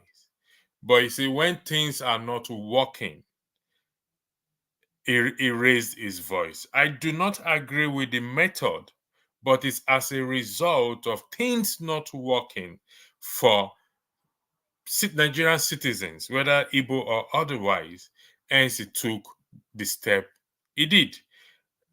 I don't agree with his method. It's a treasonable offense. Let's get it clear. But for crying out loud, we are all doing the same thing. We may not have gone to that far he went, but we are all crying out for a change. He went his own, he did his own in a different way. I am doing my own in this platform and in other ways, and also every one of us. So before we throw stones and we have to take a step back, or we don't before we stand on that moral high ground, we have to understand that where is the man coming from? If it's even an Igbo agenda, what is he seeking for? A better life for his own people. Okay, and that is what every one of us we're seeking for. We may be going You about it. see, when people make this assertion, it pains me. IPOB, not all Igbo people agree with IPOB. Let's just get these facts right. Yeah, The I doctor think we're saying the same thing, the doctor Tom. that came about 2 months ago even made the same assertion. No, not everybody. I am one of them, and I have my reasons. Tom, did you hear what I just said? Did you hear me? Tom, did you hear my argument that I do not support his approach, how we went about it, but it's as a result of concern. You will do like you are doing the same thing likewise here right now. It's just that you do not go the way he went. There's a better way that we all should tread upon. Because we can't say because I have so much concern for you or for OT or for Comfort Babe and now break the law. No, it is unacceptable, regardless of how genuine my concern may be. I will not and now break the law. If I am in prison for speaking the truth, fair enough. If P2B lead the people in protest, a peaceful protest, and is arrested for crying out loud, if 1 million people come out and march, how many people would they kill? Let's be realistic here. Mr. Oti, the floor is yours. I'm the moderator. I shouldn't be talking much. I Okay, good. apologize. Hello, gentlemen and lady. Good evening. Sorry, Mr. Oti. Apologies for you. Comfort is joining us from Nigeria. Do you have any more thing to say to it? You have to unmute yourself, please. Sorry, what did you just say? Do you have more to weigh into the discussion as the only lady on the platform? Or you just want to sit down and listen to us, which is okay. You're allowed to. It's allowed. Okay. Sorry, one second. Yeah, go ahead. Comfort, the floor is yours. Okay. All right, Mr. Oti, the floor is yours. Thank you. Right. I greet everyone, and I'm happy to be here. Albeit briefly. I think. Hello, Tone. I wish you. I hope you're calm. I don't know. I don't know who told you that I'm an IPOB sympathizer. That I'm not one, and I don't agree with their methods. So you see, sometimes you input. Motives or intentions to people that they do not necessarily hold. Okay, I think we are all seeking a better country, seeking a solution to the problems our country faces. You know, you can't solve any problem until you've correctly diagnosed what the problems are. Okay. I think in the case of Nigeria, to my mind, is quite simple. Right. Tone talked about IPOB. It is okay. People have a right in any democracy, quote unquote, to agitate, to protest. Okay, so long as they are going about it non-violently. And by the way, if I may respond to the moderator, sometimes law breaking is acceptable. Sometimes you have to break the law. That's what is called civil disobedience. All right. Okay. So it's not. There's nothing. It's not unusual or unheard of that citizens decide to break the law, disobey the law. It's part of democratic process. You know. Now coming to the problem we are facing. To put it simply, it is a citizen passivity, and of course, one can easily point to two instances to illustrate that. The one that is going on now in the news is the River State, right? So River State, what is happening in the state? Well, it may be too early for anybody to say that they're not doing anything. I mean, the citizens have not risen, they're not reacting, they're not protesting, they're not marching, they're not letting their voices heard. It may be too early, but we all witnessed what happened in Imo State, the election or the sham election. That was a kind of a rape on democracy. I mean, everybody could see it. So what did they do, citizens of Imo State? Look, so as I said, is a citizen passivity. We've not, we are lacking that social consciousness, and therefore the question becomes: how do we arouse it? How do we, get people to feel more involved, more responsible for their own destinies, for the destiny of the country? Okay, that is the problem. Now, so I want to contrast that with what people may think is the problem we have in Nigeria. Tribalism, that's what people talk about. Electricity, I understand you don't, it's not something that you countenance, you're strongly opposed to that. What you call people fanning or promoting tribalism. But that's not what, when people talk about tribalism, it's not necessarily they are trying to exploit it, tribalistic sentiments. In it by itself or in itself, it's not a bad thing. I mean, for people to feel a sense of connectedness, to their roots, where they're coming from. Okay, is after all, it's the first time something that is much more original than anything. That sentiment, that sense of belonging, tribe. Okay, so it's not. Sorry, let me interrupt you. Allow me to interrupt you. Nobody can, only me can interrupt you. First and foremost, people can promote their tribe, their ethnicity. Okay. Nobody. No, sorry. Excuse me. Let me finish. Allow me to finish. Hold on. Allow me What to I said. finish. No, listen. What I said. I interrupt you. No, Mr. Oti, I'm the moderator. If you don't mind, you still have the floor. Okay. I just need to correct this immediately. Okay. Mr. No, Oti, listen. But maybe you didn't hear me. You didn't understand what I was saying. I will give you back the floor. Mr. Oti, I have the floor. I say let's apply decorum. As the moderator, I interrupted you. Okay. Is that okay? Are you happy with that? That's fine. That's fine. But okay. I wanted to correct because maybe you didn't. No. Understand I want to correct you in the sense that I appreciate everyone's tribe. Okay. However, when we are now fanning tribalism in the sense that it's IPOB, it's Igbos, it's Yorubas, it's this and that, we all have we bear the same pain.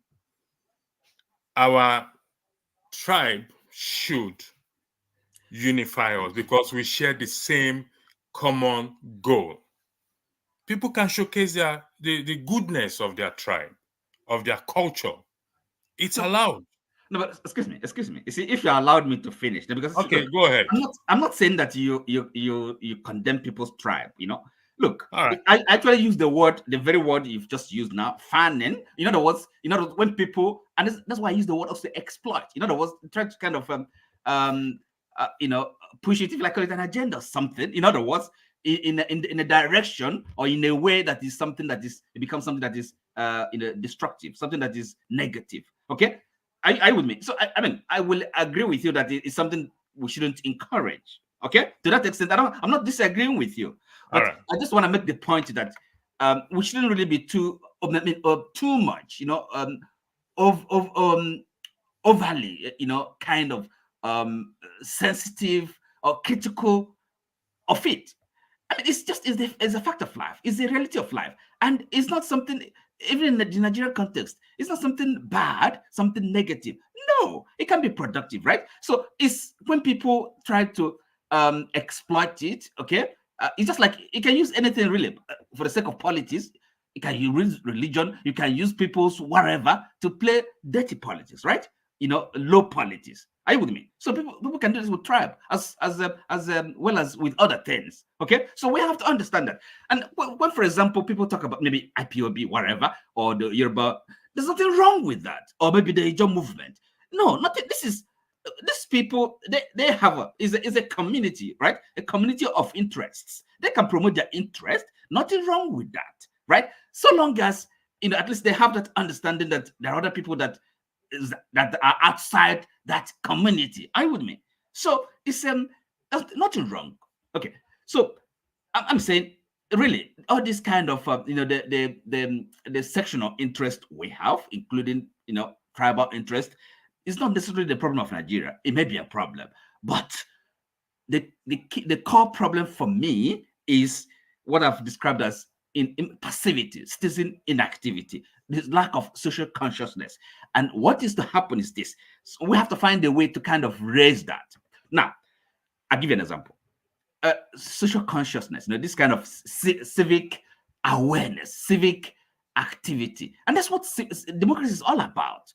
It's not something. Are you sure that you don't leave it to politicians. You don't leave it to those that form the government. Right? Are you sure? Are you sure that they're not aware of this in Nigeria? Are you sure, very sure that Mr. Blackstone, let him finish, please. So look, you see, that is the essence of a democracy. If heard of, I'm sure we have heard of Alexi de Tocqueville, that wrote Democracy in America. Look, the essence of democracy is the citizen participation, citizen involvement. So. Okay. Okay, look, let me finish. I'm going to go finish. I just want to put a question to you. What do you think we are doing here, or what do you think is being done on this channel? Okay, no, it's an aspect of it. I mean, but that is not nearly enough. What are we're just talking here often is, it boils down to platitudes, and people kind of not really understanding what the problems are, right? So it's part of what we're doing, but that is not enough. Now, look, I can agree with you that is not enough. I agree with you that is not enough. And how do we now do the enough? Okay, let me finish. No, I think the question is, I just agree that we're not doing enough. So I would need you to tell us what more. That's what I'm saying. Allow me. You see, I'm going to finish. Because look, now, for example, you ask yourself, what are the student unions? What are they doing? What are the labor union doing? So these are the civic, civil society. These are the kind of key components of what you call the civil society. Professional bodies. What are they doing? So these are the people that to raise the consciousness of the people, right? Now, leaving it to politicians or waiting for a political leader to lead the movement is a waste of time. It's not going to work. This is where we're going to disagree. Sorry. Hold on one second. Sorry, but no. Listen, I understand where you're coming from. I disagree with you. Mr. Oti, hold on one second. You just highlighted the civil, the labor people. You highlighted the yeah, like country, this in. But you said you don't disagree that we're waiting for a kind of a leader to lead looking us. up to political leaders to champion. No. We're not discussing. We're talking about Peter B. In focus. He's a political leader. He's a political leader. And there is absolutely nothing wrong. It's not different from the people you just mentioned. Oh, come on. There's a difference. Look. He led a political party. Right. People voted. I need to give other people the floor. So hold on one second, Mr. Right, okay. By the way, I'm gonna join you guys. I need you to clarify something before you go. I need you to clarify something for the integrity of this channel. You claim that sometimes law breaking is acceptable. Yes. Oh, look, that's what it's called. Listen, civil disobedience, right? And what is civil disobedience? Okay, I'll give you an example. Okay. Now, remember in America, okay, during the civil rights movement era, there was one Rosa Parks. I'm sure we've heard about her. We know about her, right? She was breaking the law when she refused to give her seat up to a white person in a bus. What law is that? What law is that? Could you law that she was breaking the law. She broke the law. Was there a law like that at the black should not sit on the bus? Okay, listen. Hold on one second. Mr. Oti has the floor. Mr. Black. Excuse me. Okay, apartheid, for example. Look. Mr. Oti, go back to that American instance. Rosa Parks refused. Okay, because the law required her. She was breaking the law, right? So look. Excuse me. Have you not heard about civil disobedience?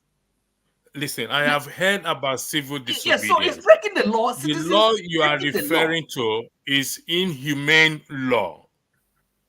Would that be correct? Inhumane law. The law of that segregation. Right. Well, okay, but it's civil disobedience. Now listen.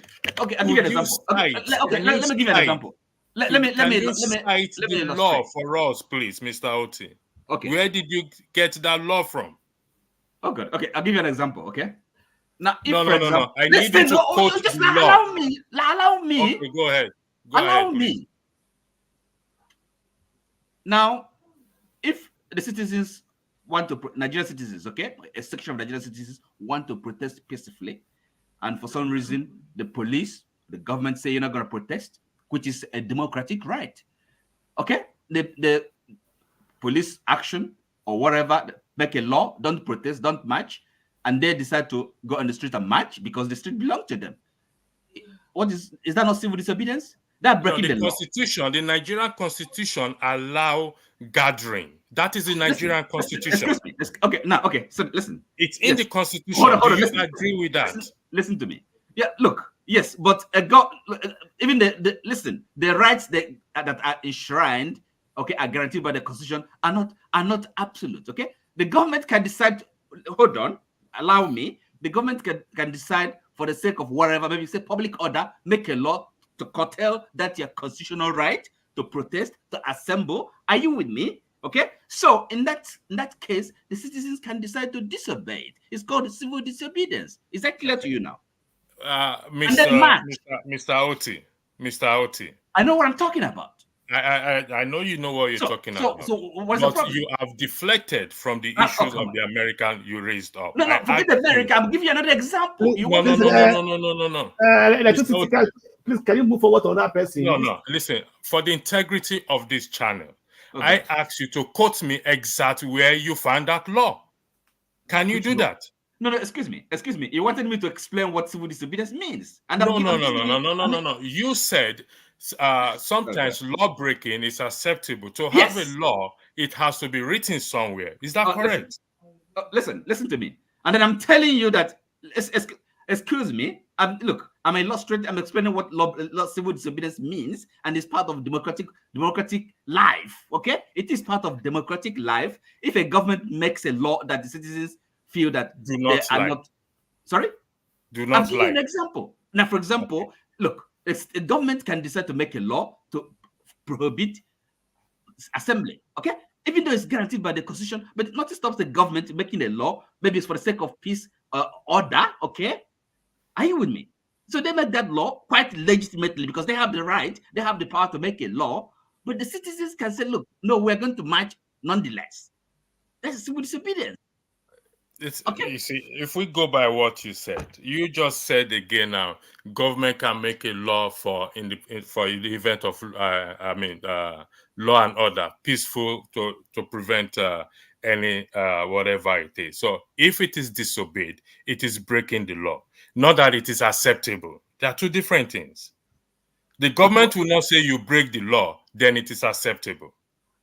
Well, I mean, the semantics. I don't know what you're getting It's not at. semantic. It's what you wrote down. You said But no, sometimes law breaking is acceptable. well, for those, I mean, pursuing a higher purpose. I mean, maybe for the purpose of their liberation, for their independence, for their for their destiny. I mean, for example, in Nigeria, it's going to be acceptable to them, but of course not to the government. What are we talking about? All right. The floor is yours, AY. So I'll Thank see you you for guys your indulgence. shortly. Thank you. Yeah, good evening, everyone. Good afternoon. So, what do you want me to comment on? Everything. Everything and anything. Yes. Yeah, I need to know the topic you guys are discussing right now because. Well, the topic is about the people having a consensus in taking back the country. I played a video earlier.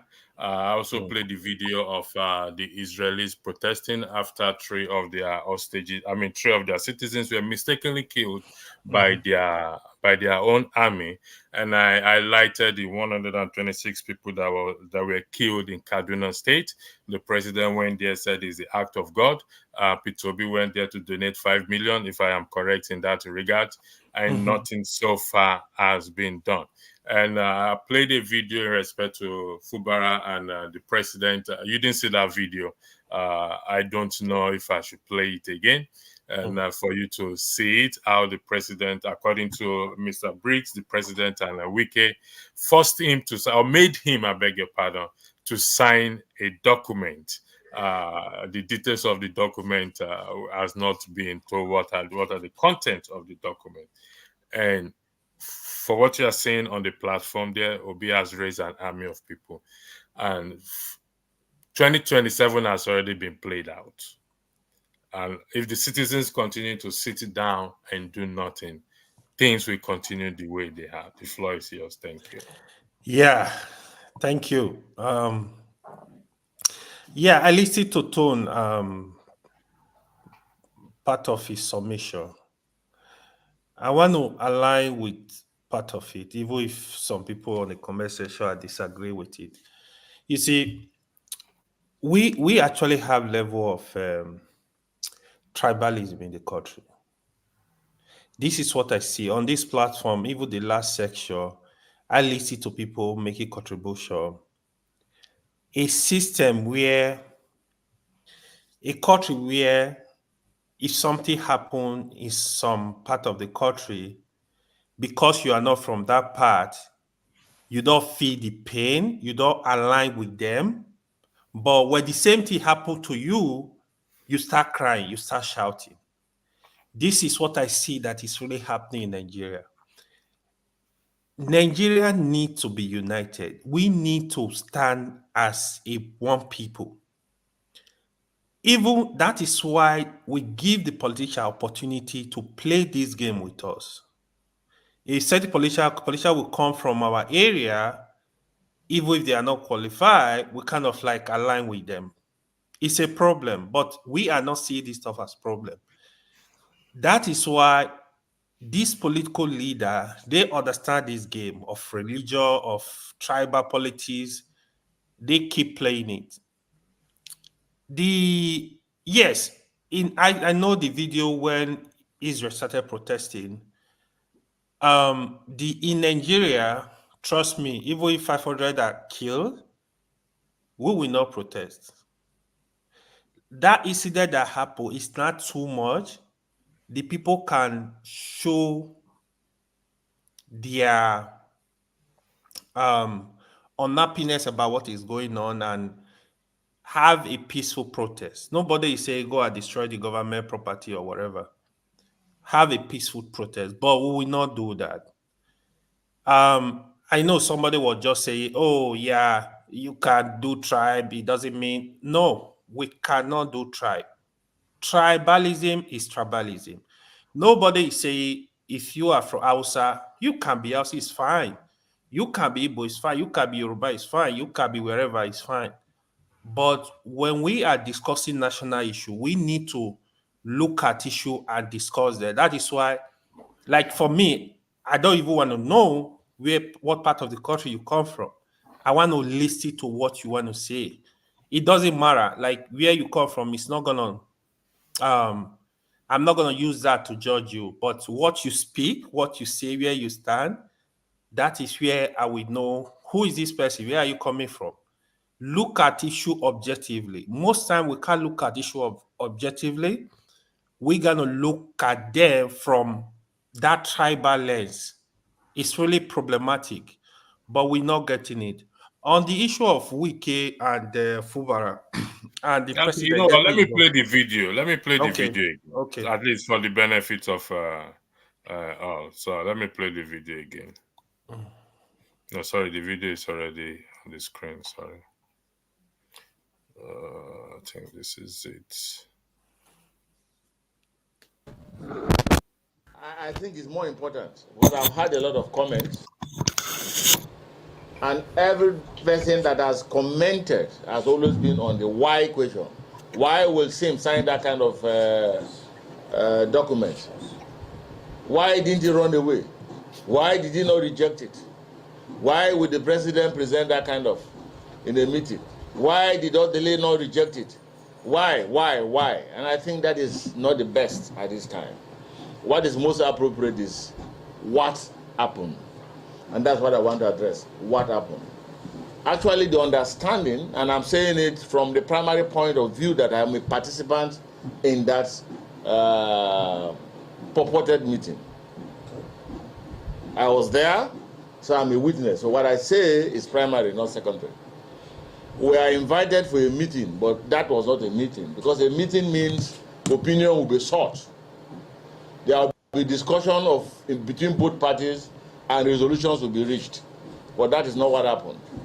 What happened is that Mr. President walked in with a written resolution, addressed us,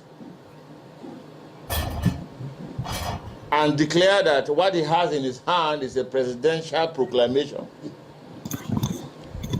a presidential directive, and at the point withdraw and emphasize the fact that he is the president of the Federal Republic of Nigeria.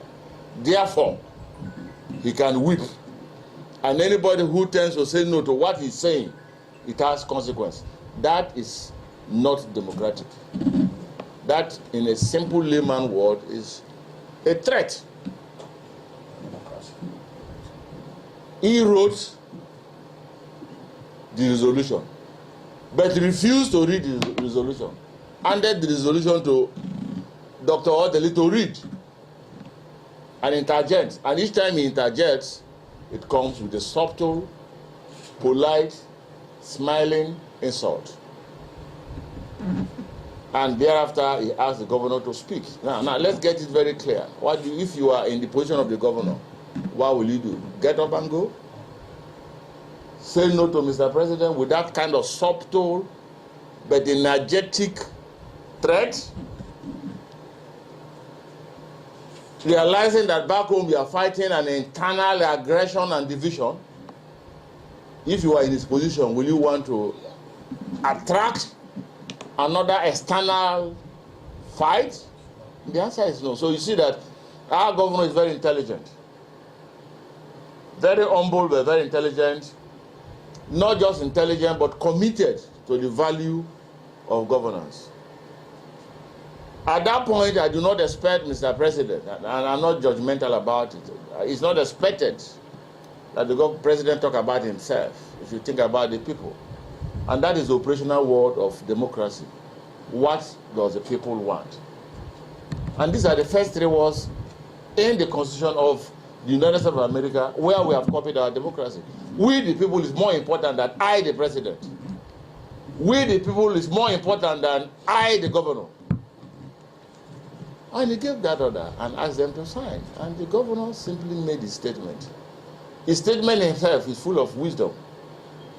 That of the president is also full of wisdom because he was operating within the space provided for him by his advisors. And those are the things that killed Abacha. When a leader does not reach out but allow his advisors to detect on what he do and what he doesn't, what he say and what he hasn't said, then you are imprisoned. And that is the worst situation, to allow yourself to be self-imprisoned.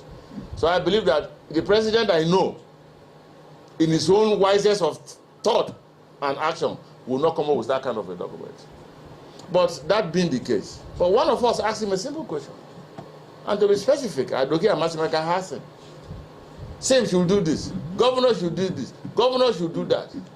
You have not said, watch those 25 or 27 assembly members that defected from PDP to APC without consulting their constituency and constituent what they should do.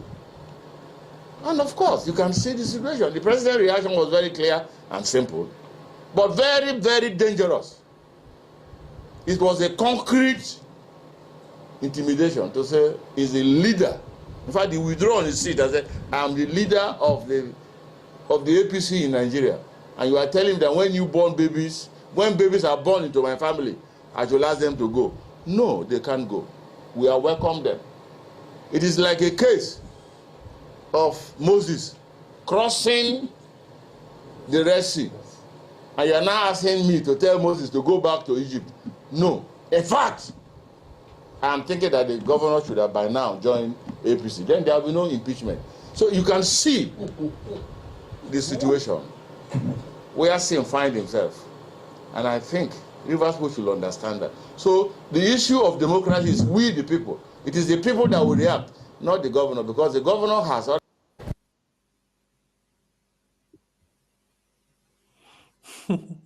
Yeah, thank you. For the record, that is not all the video. Sorry, that is not all the video. So that's part one of the video. If you want me to play the part two, I'll play the part I'm good. two. I follow up the activities. I know what's going on there. Right. So let me say this again, just for the record, okay? If we are going to get things right, we have to follow due process. Mr. Oti is not here, and I hope he's listening. You see, if the government come up and say you cannot protest, the government must be able to provide evidence to such because it is enshrined in the Constitution, and the people can challenge the government in the court of law. I will never support violence. I will never support whether this civil disobedience, some laws that can be broken and it's acceptable. I will never support it. But I believe in peaceful protest. And we've seen where peaceful protests achieved more than where there is hooliganism and every other thing. So, anyway, the floor is back to you. Thank you. Yeah, thank you. So, I feel sorry for Governor of Rivers State. So, first of all, I know he is a gentleman, but he's making a very big mistake. Here, he needs to know, first of all, he can't make decision he can't just take anything to the people. He's representing the people now. He's representing a state of maybe around 5 million people. He needs to know whatever decision he needs to take, he needs to look back. The president cannot actually the document the president asked him to sign, as far as I'm concerned, it's not a void. It's not for me, it's not existing. If I were the governor, I don't know what's the issue. If I were the governor, I'm gonna talk to the president. I'm gonna speak to him. If I don't know what to say at that point, I'm not sure. I'm gonna tell him, give me some time. I will get back to you on this list. I will come back and present the state demand. This is our demand. You need to come very strong and tough. He's a governor. He's too slow. I'm going to present my demand. When I saw the list, clearly it was one-sided. Sorry for interjecting you. Comfort, you can turn off your camera. You're joining us from Nigeria. Turn off your camera, then you can stay. You can remain on the platform, please. You are allowed to turn off your camera. You're joining us from Nigeria. Thank you. Sorry, AY, for interjecting. Okay. The list was completely one-sided. You will see it clearly. The governor is losing out. The state is losing out. If not for anything, I will tell Mr. President, Mr. Wike should allow the state be, straight up. I'm going to respect Wike. Yeah, Wike was instrumental in bringing him to power. Give him his respect. We are not fighting, but I'm the governor of the state. Let me be the governor. Wike, I will not let Wike. Going forward, I can let everything go, but I don't want Wike to interfere with the governance of the state. This, I'm going to start on it. I'm going to work with the people, work for the people. The way he's going now is more like telling Wike, oh yeah, you can still be doing what you are doing. You have the House of Assembly. I was saying it the other day, like, I don't know. If to actually dismantle that 27 member is very, very easy. If the governor know the right thing to do, you got to divide that number with Wike. In the next 3 months, that should be your target. You got to get them. You got to get them to return back to PDP, except you have underground plan to also join the APC.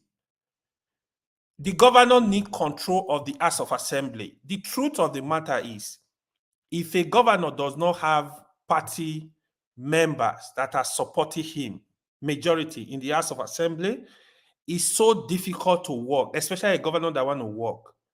Because any bill that is coming now, what happened, the way these godfathers work, they take the bill, they look at the issues, they will get approval from Wike before they will make their decision in the House of Assembly. The governor cannot work this way. It's not going to be able to do anything. It's going to still be that cycle. But if I was the governor, I will fight though. I'm not going to stop. I will not fight really, but I'm just going to be firm with my decisions. The speaker, they need to come up. Yeah, they have a fashioner speaker. They have 2 speakers. But let the court, I will say let the court decide who is the original speaker today. I will not let the president decide that. If the court decide the Wike faction is the real speaker, I will work with him. I will work with him. If the court decide the person that the other speaker, he is the original speaker, work with your speaker. You need this control. You can't be a governor and allow external person to come and be controlling the state. No, it doesn't work that way. To me, I can't face that humiliation. Instead, at worst, I will resign and say, no, I'm no longer the governor. I'm out. All right. Thank you, AY. Thank you. Can I weigh in on Hold on one that? second, Tom. What we will do now is welcome Forefather and welcome, I can't pronounce this other lady name, okay? So what we will do now is this. We will time ourselves. I usually don't like timing, but if we can agree to make our comments stay within the points and not over drag it so that in fairness to other people, or we can go by timing, maybe 3 minutes for each and every one. And like I said, I don't like time. I like people to express themselves. Anyway, you said something important, and that is what we are looking for in that country: integrity. And when I pick on Peter, people think I'm being negative or this and that. No, he's a man of integrity. He's a man that will not be swayed to the left or to the right. But at the same time, he needs to be in the forefront to lead the people. So we're looking for leaders that will have integrity. Without a shadow of doubt, we know that Fubara and Wike had something in the past. As such, it doesn't have that integrity to stand up with to Mr. President and Wike and resign. So that is what we don't see back in Nigeria. I mean, a few people that resigned recently. The other one went to the House of Senate. He did this and that. So we'll focus on this subject. So forefather, I will start from forefather. Then we go. I'll take forefather. Comfort is I want to joining us weigh from in on Nigeria. what he said, the Yeah, last you speaker. will weigh in on Comfort. Okay. You're joining us from Nigeria. Do you have anything more to add to this broadcast before we start going around?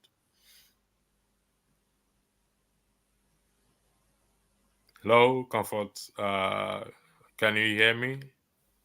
I think just turn off because of the network, turn off your video. Yeah, I can And hear you. Let him continue.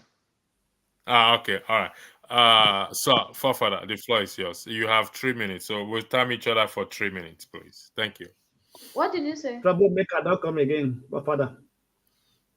Blackstone, please. I know you are joking, but I'm my good friend, man. You don't have to talk. all right. It's my good friend. The floor is yours, Forefather. Thank you for having me. Electricity, greetings to everyone on the panel, to the chat, and to the viewers. Yeah, this is a silly situation that Nigeria has gotten itself into. One of those negative cultures that we've built up. And Tinubu is at the pinnacle of godfatherism in Nigeria, isn't it? And it's funny because when he got into office, you see a lot of other governors are trying to replicate the same thing that he has done. And it's a little bit pathetic to be watching these people try to build systems like this when they should be prioritizing the constitution of the country as their guiding principle. As a matter of fact, Tinubu, as much as people like to say Tinubu is godfather, his own godfatherism is not necessarily overbearing like the way Wike is practicing it now, and some of all the people, so-called copycats, want to copy it. They don't know how he made it this far. He was more conciliatory than people think, and they think he just tell people what to do and people just do it. That's not how it works. And he tried to do that, you fail. And in the end, the people are the ones that are losing out with all this nonsense that is going on.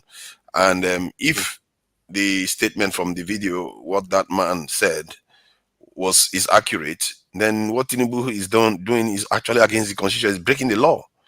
He doesn't have the power to do some of the things they are doing, and this is a corruption of the democratic system. You can't put rules for a democratic government that people elected. The people are sovereign. They gave their vote to that man, and you don't have a right to tell the man what to do. And that's what Tinubu did, and that's against the law. And we testify about this is openly, and they just get away with it. They do all kinds of stuff that they like. I don't know who gave people the idea that the president is too powerful. The president is not too powerful. I think there's a narrative that just started happening maybe after the time of during the time of Buhari, that somehow made the president seem so powerful. If anything, from what I gather, I didn't observe Obasanjo's time in office very much, but they said Obasanjo was very, very powerful as a president. He really exerted a lot of power. But even he got defeated multiple times by governors. They challenged him, and he lost. So this idea that you can't challenge a president before his face because you're in Aso Rock is menacing. Who? Why? If anything happens to Fubara, God help any one of them.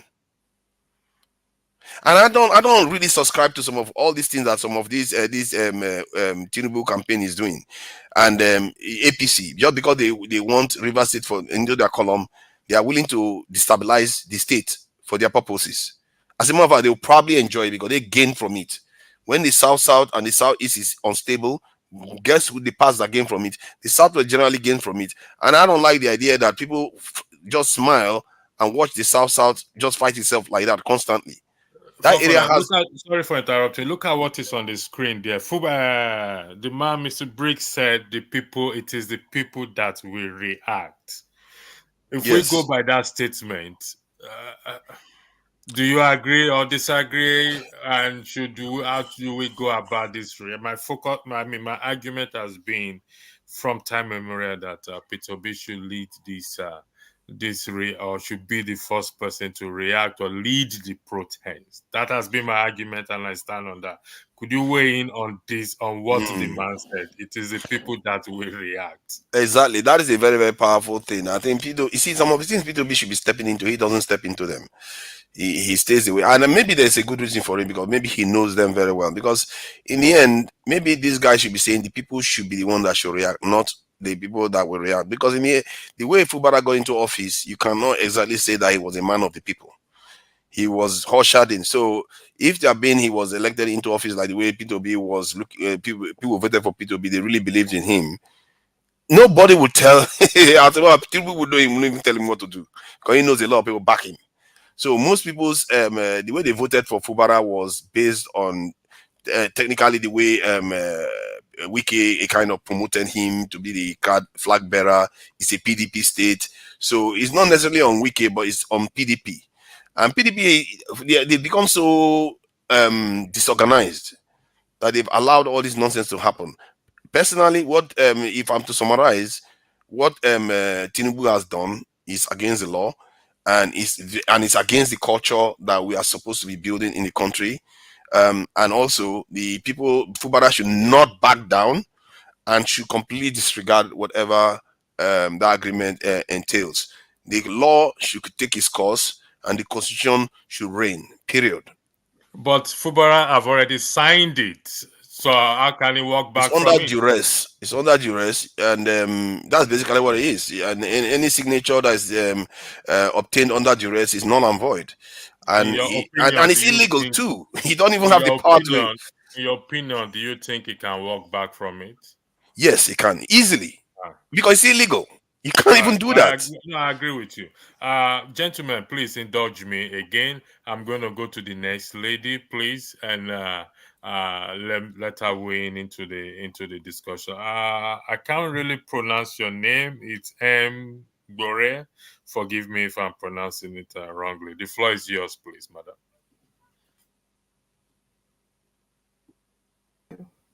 Hello, everybody. Hello. Welcome to the platform. I want to say thank you all for what you have been doing. I've been watching for a long time. I'm learning this IT stuff, if for no other thing, to partake when you guys are doing what is so astoundingly, I can't even put it in words how much I appreciate what you do, especially giving everybody that comes to the forum the time to weigh into what you are discussing. Some of us, both at home and abroad, we think this could be done, we think the other one could be done, and we just don't know how. But when one, since I've been watching you, listens to you, a whole lot of learning is, one is exposed to a whole lot of learning. And I say thank you. Thank you.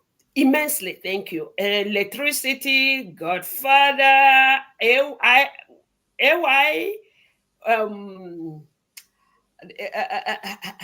Tone. When you usually will write your names, but thank you. I just want to say thank you. And I had sat for a while and I stepped out. My daughter called me back to say, you guys have me up. Thank you.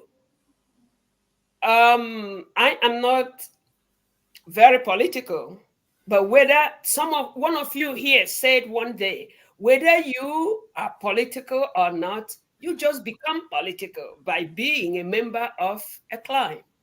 And I really can relate to that. And that's the only thing or one of the things that gave me the courage to come to where you all are gathered.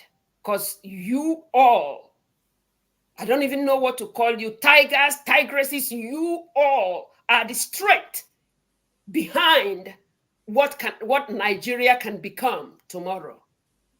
And I know whether it has been spoken, whether spoken and or unspoken, someday what is hatching behind your minds will fix Nigeria. That's all I can say for now. Thank you, guys. Thank you, and you're welcome on the platform. And like you said, we are all political in one way or the other. Please come often, and we encourage women to come often. If we are not tigers, because if we accept that tigers, the women will run away. We are gentlemen. Do not mind women. When I say do not mind women, I mean the concept or what we had accepted women to be. They are stronger than that. When you are lions, they are lionesses. Otherwise, they wouldn't be able to, come around you guys. All right. That's Thank you. number one. Then number two is my name is Mbore. Okay, Mbore. yeah. Yeah. And the reason I chose that is because it is cultural. Okay, all right. Tells where I come from. Mbore just means all your endeavors, this is the time it becomes manifest. Mbore. Thank you very much. Again, you are welcome. Well said, madam. You I would like to see you again. Yeah, definitely. Blackstone, it's you. Then we go to Comfort. Are you still there? Okay. Hi, good evening, ma. Okay. Do you want to? Can you hear me? Yeah, we can hear you loud and clear. All right. Okay, I just want to say hello to you, ma. Nice to meet you here. I'm happy to see you. We are only two ladies in here, so I'm very happy to hear from you. Thank you. Wow. Sorry, let me say this. There's going to be a broadcast tomorrow, which the ladies are highly encouraged to come because it revolves around the women. I want it to be dominated, the platform to be dominated by the women. Few men will come on the platform. I will pick the men that will come up. I'll pick the gentle ones, not the tigers. So please, tomorrow there's a broadcast. It's a very interesting one that we're going to be having a guest. The guest we had last week, she'll be coming back again. So a lot of questions will be put to her.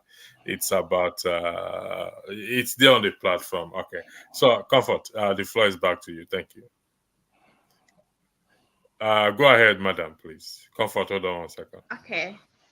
I just wanted to acknowledge Comfort's welcome. Okay. And I am proud of you, just like I'm proud of everybody here, because I am mighty proud of you. Hello to you, Comfort. Thank you, ma. Thank you. All right. Mr. Blackstone, the floor is yours.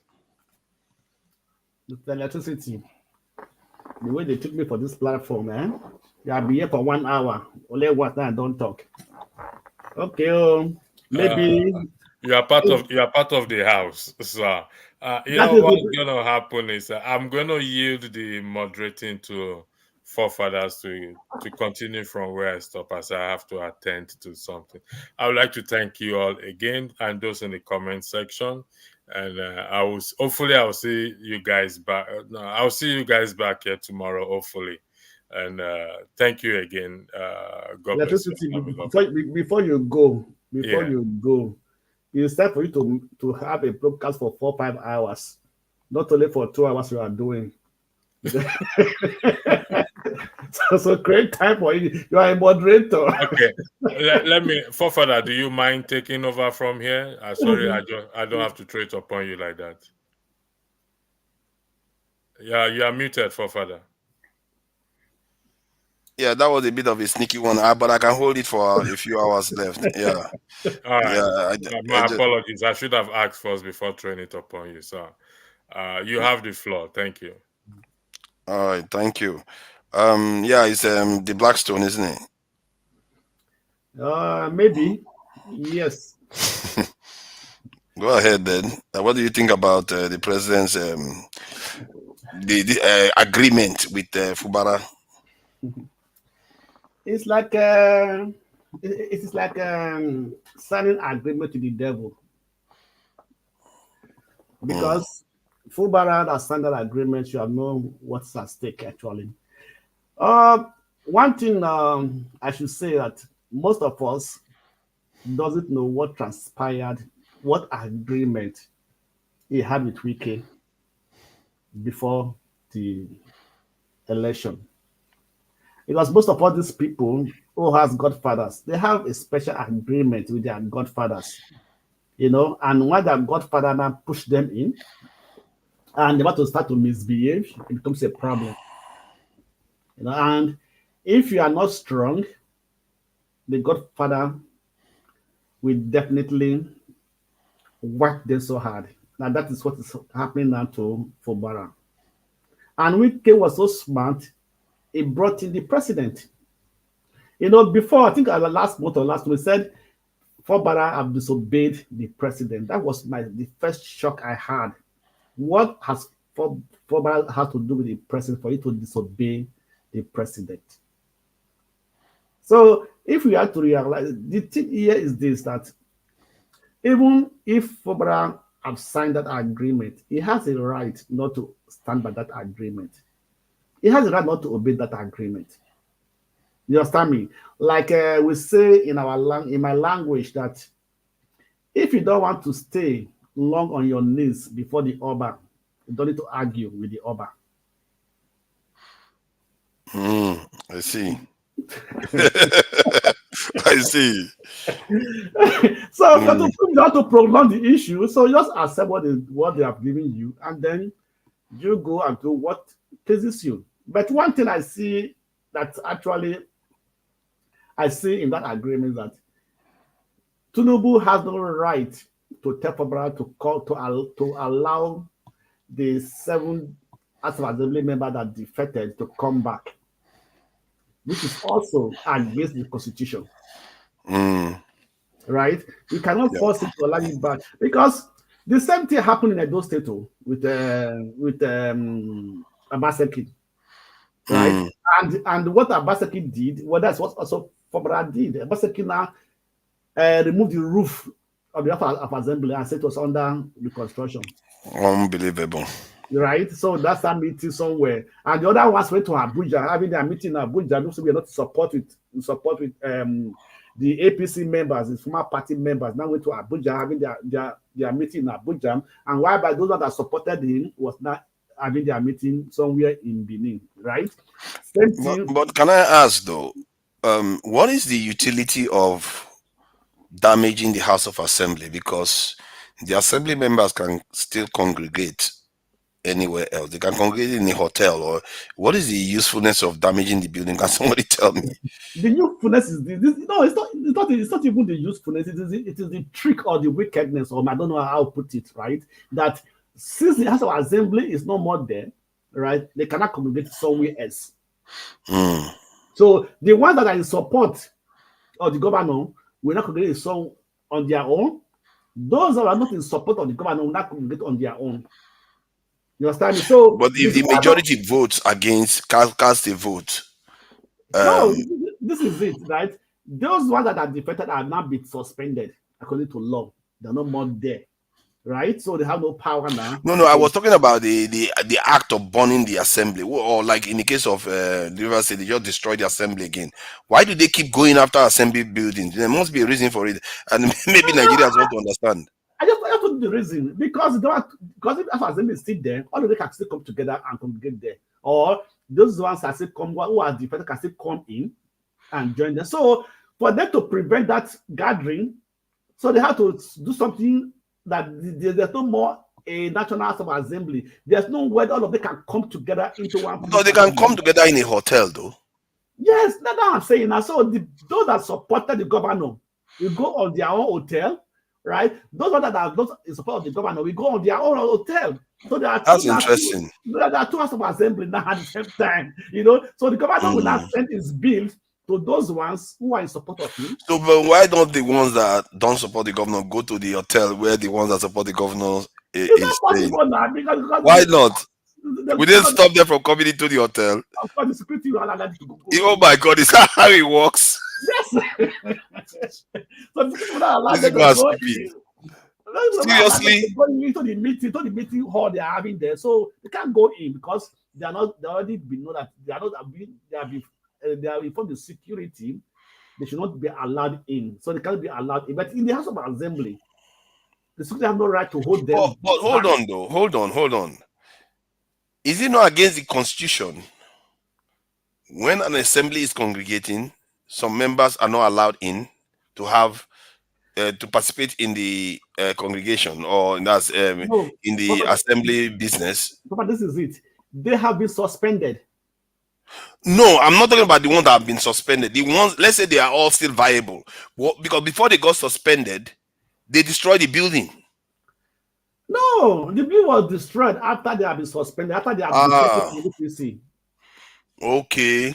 Yeah, that's when the bill was destroyed. So after they are defected, so they have went to court. The court have now uphold that they are no more a part of. They have been suspended. That's when they uphold Okay, hold the. on then. Then why burn the building down? If they've been suspended and the court has upheld that they are no longer sitting member, then why burn the assembly down? Do any politician obey the court injunction in Nigeria? They don't obey the court. No, I just don't understand. I'm still not very clear why they keep going after assemblies, because this has happened in 2 states at least. So that's what I'm trying to say is that the reason for that is that they have all of them have no place to congregate. That's just the simple reason for that, right? So the governor now say, come and have your meeting in the state house, within the state house, have your room there, have your meeting and so on and so forth. So you They can want control the environment. Is yeah, that like can control. Yeah, that is it. So it's part of control. So that's the only way they think they can do it. So, but since because no politician obey the court injunction, so if they say you have been suspended, the court uphold it, they will still go and join them in the House of Assembly because they still have a right. They think they have a right to go in there.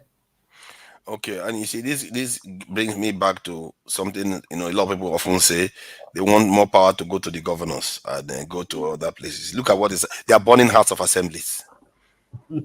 What else are they going to burn if you give them police and give them all this power they keep asking for? They already So, Yeah, burning House the, of Assemblies. the problem of Nigeria is not the law, it's not the politics, it is the heart of the people. That's the Hmm. way that's my conclusion. Because I don't find any reason why nobody, because you're a politician, because you're in power, you cannot obey the law. The court cannot obey Hmm. the pronouncement of the court. So that's like you said. Now that was the simple reason we were saying fighting against state police. Because if you give the police to the state, the governors will use it against their enemies, the political enemies. They use it to fight them. So They this was some of surely the would do it. They would yeah, definitely they do do it. it. If they are forefather. doing it with the little they have now.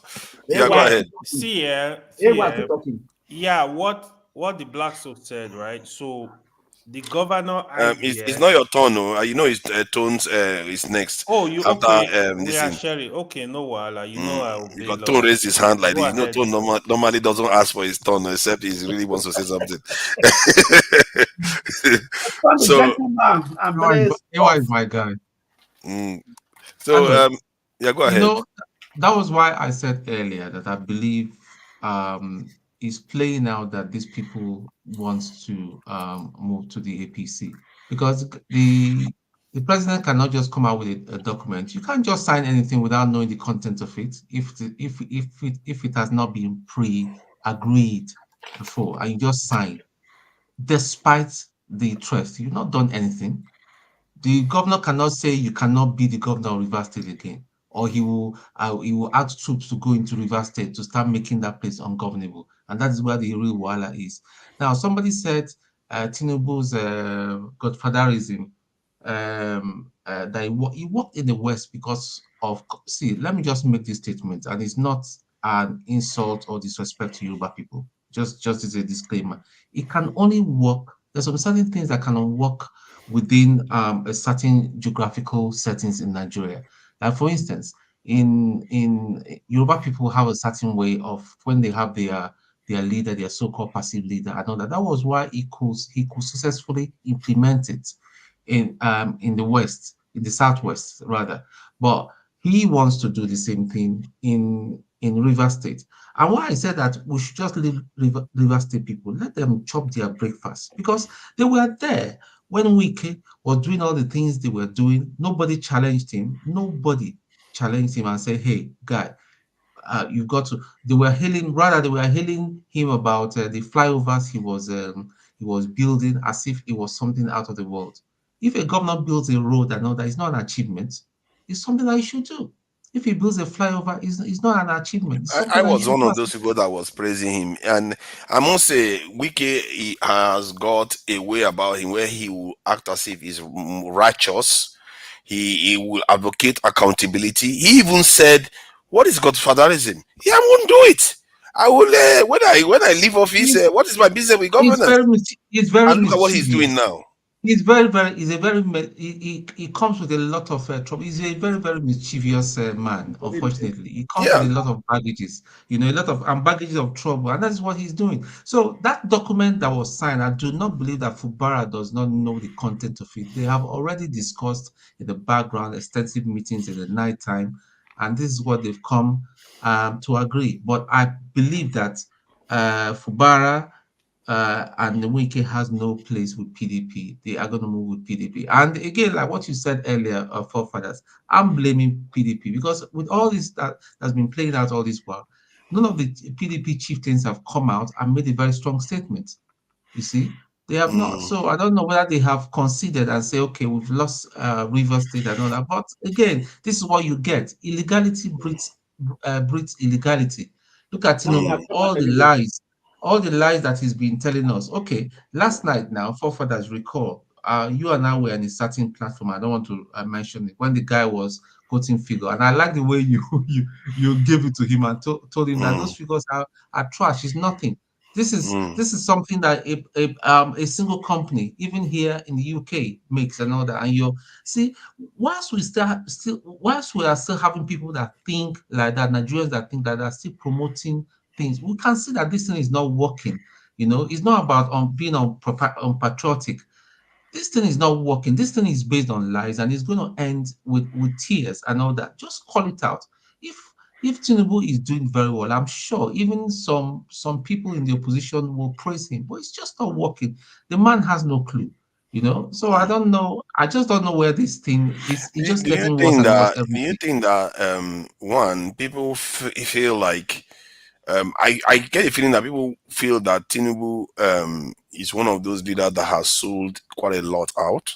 He has the blessing of the West to an extent, and also the idea that the refineries are coming on stream. There are so many things that are falling in line while he's coming into office that favors him, not because of his own action, really. If anything, he's doing everything to destroy it himself. I mean, could that be the reason why these leaders are, like PDPs, you don't see them coming out to challenge it because they know, they feel like, because they are greedy themselves. They feel like, oh my God, when all this is coming on stream, With all, with, maybe I don't want to be on the wrong side. with all due respect, Atiku's political career is ended. It's ended. So I think what PDP should do is either merge with another party or get a very strong leadership that will replace Atiku. I think that's what they are just lacking. The leadership have taken a hammer. So what Atiku When is do they gone. normally pick their Basically. leadership then? Because now it's technically still Atiku. So when do they normally Yeah, change leaders? I don't know. I don't know. Okay. But the sad thing is that there's a common man on the street that is just suffering. Look at Christmas. I mean, and you need to hear news that is coming out. A friend of mine that is an asthmatic was speaking to me yesterday. The inhaler that this person normally buys for 6K, 5K is now 15,000. And how much is a Mm. person's salary? You know? Yeah. How much is person's salary? So the thing is, it's just the common man that is just out there and all that, that is just suffering. And whilst you have some of us to call these people out and tell them to behave themselves and all that, you're still supporting criminality because you think it's is the guy is from your part of Nigeria or your. But I just believe, and it beats me when people see support and shout out to Tinubu and praise him and all that. I think they must be Mm. getting some money, you know. Some people just Anyway, praise him, they don't care. They praise him whether what he is doing is not helping. But now they even want to start redrawing the map, start saying that he did the refineries, just like the way they redrew the history of Lagos and made it look like Tinubu is the inventor of Lagos. They want to do start. you know By the time this is forefathers? done, he would have For, for, invented Dangote and the Port Harcourt refinery. forefathers, if care is not taken in the next 15 years, all these liars will say that Tinubu really won the election. That it was just some troublemakers. It was Igbo people and some Oh, they already saying Omo it and now. Yorubas. They They're don't already have to wait. saying it. They They already want to said it change now. it. They want to change the narrative. But it's Mm. so clear to everybody that this election was rigged. It wasn't free and fair. It was rigged. The INEC chairman did a very bad work. That is even another matter. So I just don't know. I don't Let know. me But ask you one again, last question now about this, because everybody seems to be against what Tinubu has done with this matter. Did you hear what Pito? They said P2B said something about going to places and people were offering him things and bribing him. They were kind of bribing him, or they asked him to do certain things that he didn't feel comfortable doing. What do you make of that statement? And should he have named names or countries that were doing these things? I don't think it was okay To for the him to video. name. I don't think I it's sent you the okay for video. him to have named anybody, but I think it was good for him to mention that this Mm. is what is going on. But to name Peter Obi, I think you find out that the guy is a man of peace. If he was dirty, we all know what has been now. I mean, katakata for don't deal everywhere, left, right, and center. That is a Even crazy that, guy. even that itself, that is ready to go. He's ready to go to prison. He's even ready. He's ready for them. He's ready for Yeah, him that's to true. to That defeat is them, ready and for he's action. ready. Hmm. So So, okay, thank you very much, Tone. thank Let's you. go to AY. AY seems to be itching to say something uncharacteristically, actually. AY doesn't always want to like rush into conversation, but go ahead. What do you mean, Fafa? What do you mean? I was saying that because you wanted to say something when this is Tone wanted to say something, You and you gotta seem obey to have order, wanted to say man. something. You No, gotta obey order. Papa, you have to change his name to YA, not AY. YA. This one that they are calling, so people are calling me Godfather. That one, I don't know how they No, he ends up no with man, Godfather. no man, Blasto, You know, Blasto, I have no Godfather. Oh, they don't call Blasto. me Whatever Godfather. do Christmas giveaway for me. No Mm. mind, Don't Blasto. I think worry. saying a pastor before. Just send me your credit card now. Eh? Yeah, just send me your credit card. I did say a man of God before. Man of God, during Send me Christmas, your you gotta give out. no. No, we are saying No, the you same should Wait, thing. check. by the way, No, we are saying the forefathers, same thing. this is Just my send me your credit card. proposition. Can we have a special broadcast on Christmas Day? That would be I think, nice. yeah, I think I will do that. But Electricity is looking to do some broadcast, so I don't know how long. It generally is 2 hours or so, so I will try to work around his time and do After one him, too. it doesn't Yeah, take long. After the yeah, broadcast, yeah. we'll have I'll a do yours. Christmas party too. Yeah, that would be Eh, good. That would be good. yeah, Yeah. yeah. At least Mm. So Christmas Day, they could see some don't holiday, so no interrupt me. problem. Don't interrupt me. Yeah, they come for you, no worry. Like I said, to be honest, Hmm. um, um, Governor Fubara is making a very, very good mistake. He's making a very, very big mistake. Um, like I said, if I think Blackstone mentioned, oh, do you know the agreement he had with Wike? The agreement you had with Wike is all garbage.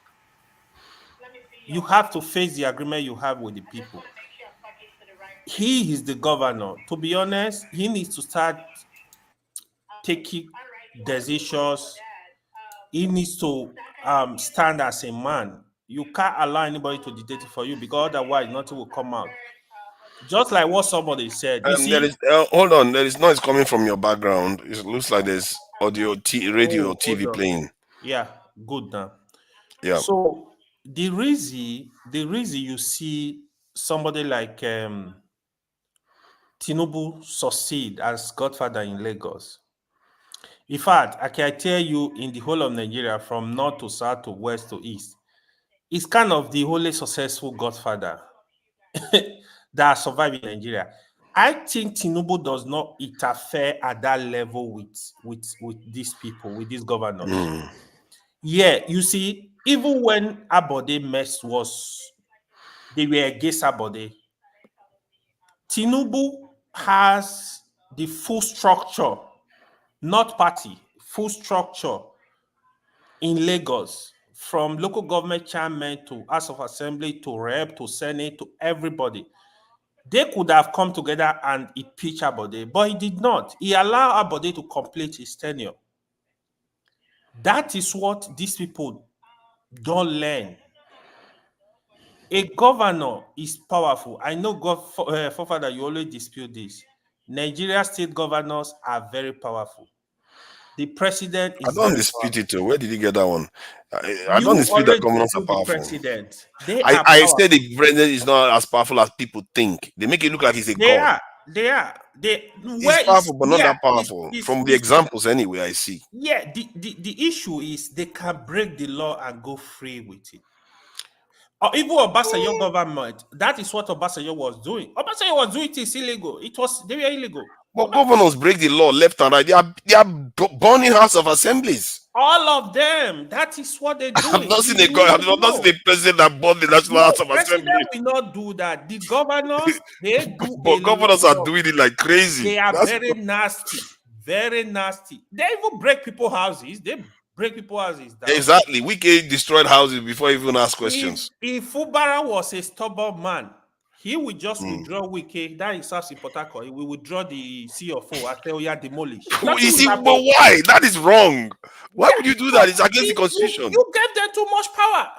The governor they are the only the only person that can sign CFO in Nigeria. Wow. No, sorry to cut you short. Hold on, let me finish. No, just one thing. Just hold on first. Do you remember what Wike did to Amechi? I know now. Even the governor, they can withdraw your CFO. They can do anything. Okay, like the House of Assembly. Let me give you an example.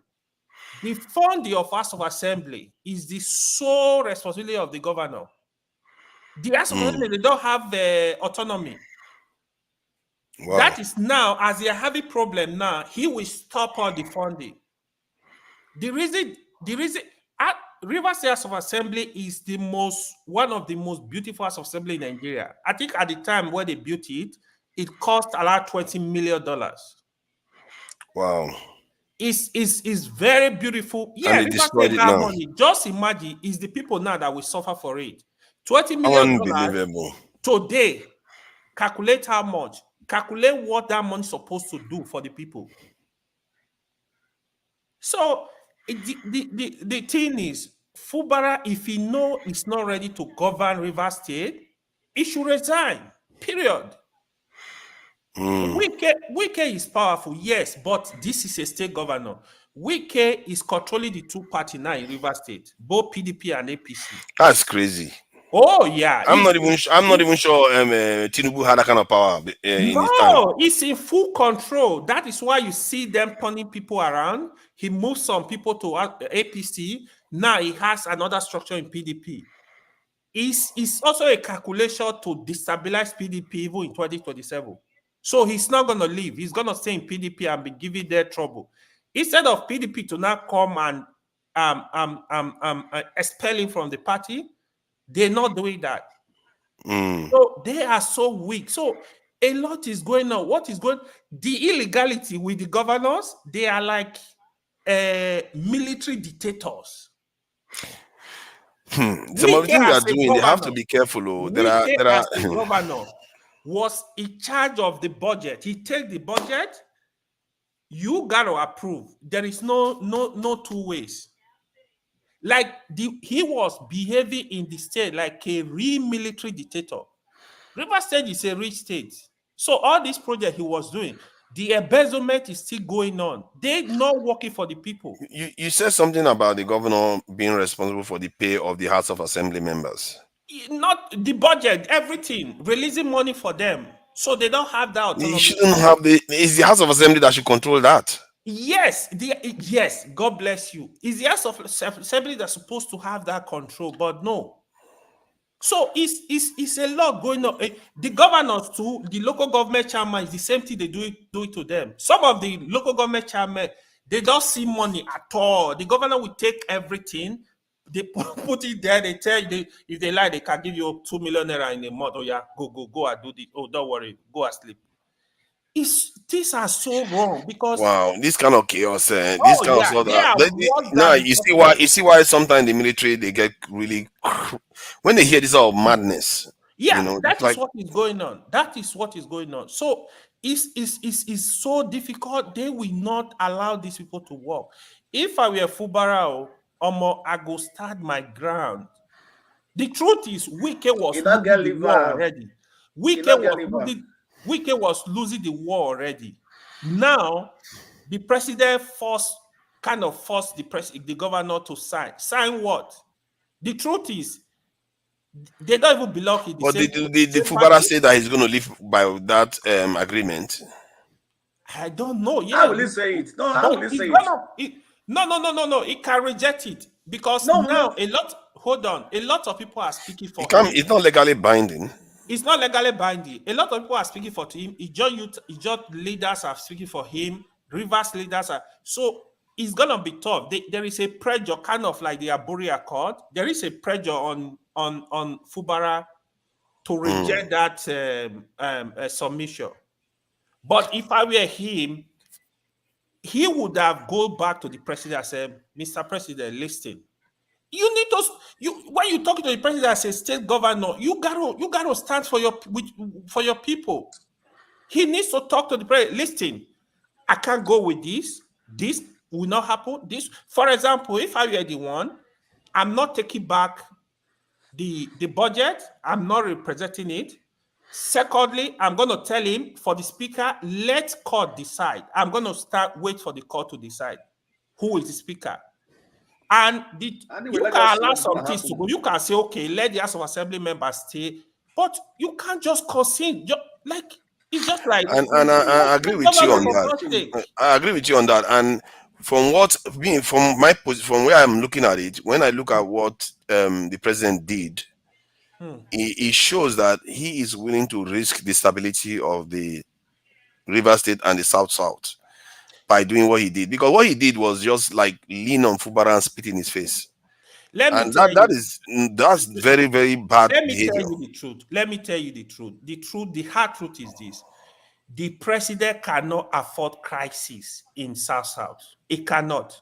There is no Nigeria president that can afford the crisis that will come from Niger Delta. And the final just came online, and now they want to come and disrupt that region again. Yeah, especially with the job. He knows what we follow. The president will not do that. The truth is, if Fubara reject, just be respectful, explain to the president, talk to him. You are right there. Can do. I'm telling you. Yeah, he should stand his ground. They can't do anything because he can't afford to destabilize that region. Bro, Rivers State is one of the most corrosive states in Nigeria. You can't afford crisis in Rivers State. It will cost Nigeria. Not be this play where IPOB they play for Southeast. They are telling you where the resources of Nigeria is. They're gonna start blowing up pipeline. Maybe not talk too much. And if you think that oil companies are running out of Nigeria right now, they will be racing out of Nigeria. Do you remember where Buhari was talking about when he newly came in, when he was talking, what were these people called? The Niger Delta Avengers. When he was like, oh yeah, we gotta crack down. When they start bobbing left and right, Nigeria could not produce 500,000 barrels of oil per day. He got to submit and talk to these people.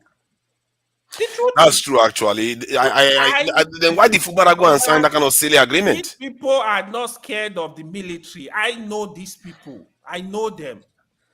It's gonna be That is bad. the point you made just now is a very powerful one. Actually, you can't they can't afford River State going as it is, except but that you are thinking from the point of view that someone like Tinubu is not the saboteur of the country already. For all you know, because I said it before that if Dangote refinery comes online, River State refinery comes online, or worry, all of them are coming online, Nigeria will experience a turning point. Nigeria will experience a turning point. But look at what he wants to do now. He wants to create a tension in that area because clearly the agreement is signed. He knows Fubara cannot live by it and still remain a proper governor. Yeah.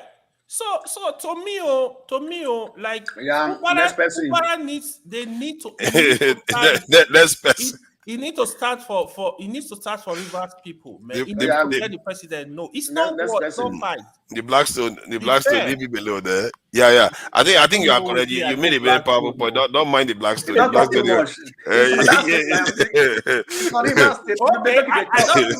I don't give up. Let somebody else go. Mbore, you should know. While I'm on here, and you are female, underrepresented, you are free to say, interject anytime. If you want to say something, you just have to raise your hand or just start talking, and the others will keep quiet. They know that they are supposed to allow our women. You are representing for all of them that are busy doing other things at the moment. These men, they are jobless. We are all just here wasting our life away.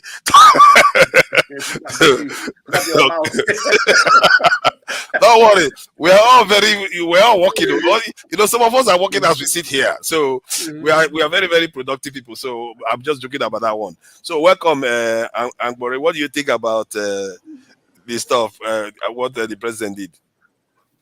I mean, I'm trying to get used to where to raise hand, and it shows raised, and you know what I'm saying?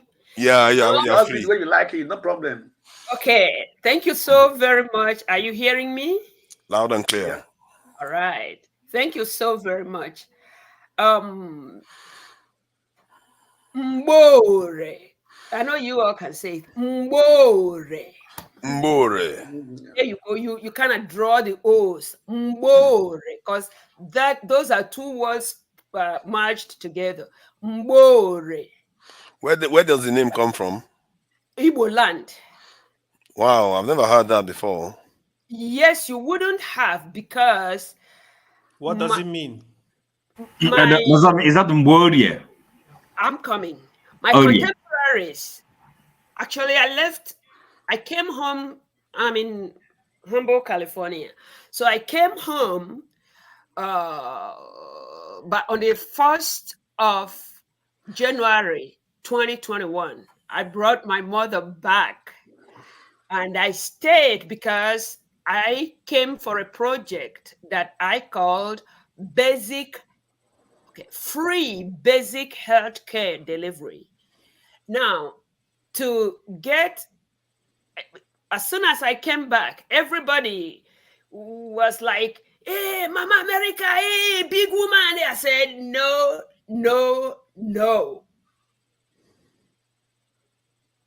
Call me, hey, or you call me one, which means woman, or you call me my mate.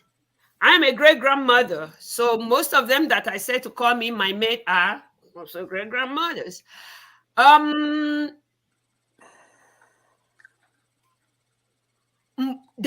contemporaries don't want to call me Mbore. They say it is a cake. It is, I mean, there isn't any type of disapproval. They didn't give it. What my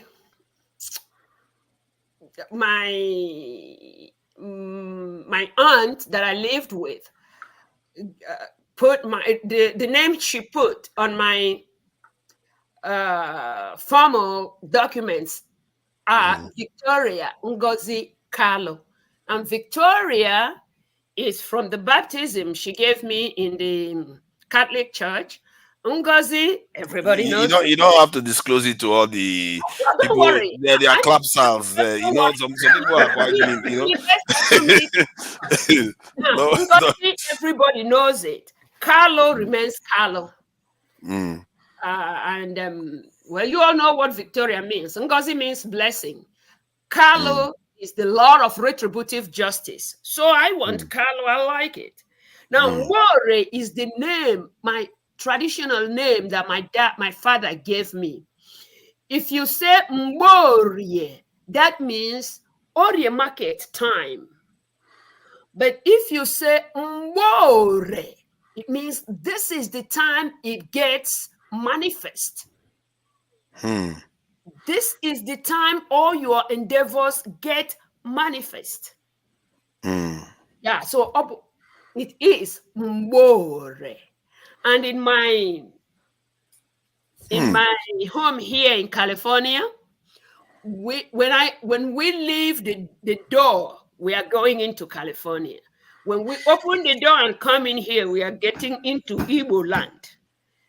From the time you were conceived until forever, you are in Igbo land when you come in here, and there must be spoken the words that represent your originality. Thank you, guys. Yeah. Thank you. What was the question, please? It was about the agreement that the president made the governor of Fubara of Rivers State sign. From what what it involves is some unfair dealings where the House of Assembly members that kind of abdicated from their party, they joined another party, which they are not supposed to maintain their seats, but somehow the president said they have to be allowed to do that. And with a few other unfair requirements that he made the governor sign. And most people that looked at that agreement thought this is terrible and it is illegal. The president doesn't have the power to do that. It appears to be a kind of abuse of power, really. So I don't know whether you follow the case. You can comment on it generally from what you know about Nigeria. So I don't know what you think about it. Thank you very much. Thank you so very much. I am a retired great grandma, like I told you. So all my life, when I was young, I still do want to be of service to anybody that I can. And yes, I do follow as much as I am able. I do follow what is happening in Nigeria. There was a time about 3 or 4 months ago. This is December, huh? All right, that's about maybe 6 months. When a set of people were commenting that a certain member of the Senate that was from the Labour Party just came out and said, "Oh, I never knew that Tinubu was so endowed and all that." And then I know you all had it. Yeah. But what I told my contemporaries here is that you don't know whether there were guns on him like this. Hey, just like there was a time I traveled with my daughter to her auntie that lives in, I'll remember the place later in Florida. And the auntie said, "Do this," and she take this, and she takes that, take the other one, and she says, "You see, my mom is keeping quiet. She will kill me if we go home." Now, who knows? Who knows what rooms that young man was made to pass if that signature was witnessed by any and everybody when it was signed? Who knows the scenario that played out as she was walking to the spot of the signature? It is only him that knows what he encountered or what it meant if he did not comply immediately and sign whatever they made him to sign. Like I said before, politics in Nigeria, I used to tell everybody the last thing I will ever give attention to is politics, because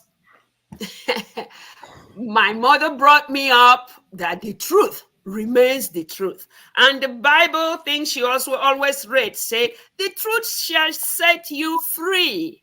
Not in Nigeria, the truth will kill you. So I'm thinking, nobody knows what this young man was threatened with to sign the document that he did. But don't you think, you said just now that the truth will kill you? Yeah. And the truth too is that the lie will also kill you, just at a different time. And one would have lived a life of less meaning by always giving in to falsehood. I get what you are saying, that some of these people are scared. Maybe, you talked about how the other guy may have been intimidated. Some of them is just bribery. They just bribe them and they just give in. My concern about the behavior of some of these other politicians is that many of them want to become leaders, but they don't know what leadership truly is. They are not willing to make the necessary sacrifices that are required to actually lead properly.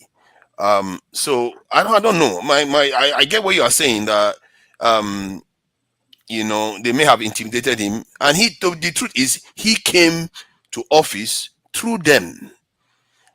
Nobody can say, I don't know whether anybody can argue that Fubara came into office from the people. Hold on, sorry, Fubara. Can I?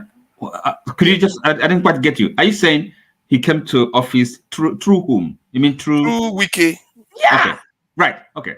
Okay. Then yeah, because Wiki, because they said he barely even made a speech. Okay. So then, could I, if you allow? Yeah, please go ahead. Of course. Sorry. So the question becomes, if he was not elected by the people, right? In other words, he was never there to serve the people's interest. And so, what do you expect? Why are you expecting something different? Why are we even discussing one more instance of the madness going on? Because it affects the people, though. That's that's the problem now. No, excuse me. Mbore wants to say something, please. I owe you for saying that name on the dollar, big boy. You're welcome. So, you're right on the dollar. Now,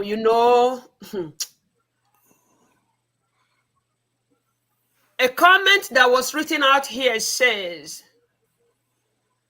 I'll paraphrase it, something to the effect that the people, is incumbent on the people to move wherever they move to, whatever they want to happen. He signed it. Other things has been a whole lot of things have been happening like that.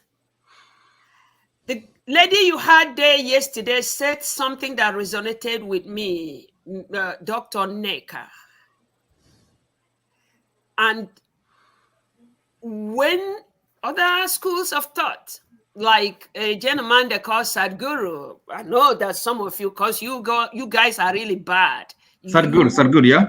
Yeah, you guys get into the nitty-gritty, and that's why I said to my daughter, I got no clue how you get this computer started. Just get it started. I want to be in the midst of this awesomeness.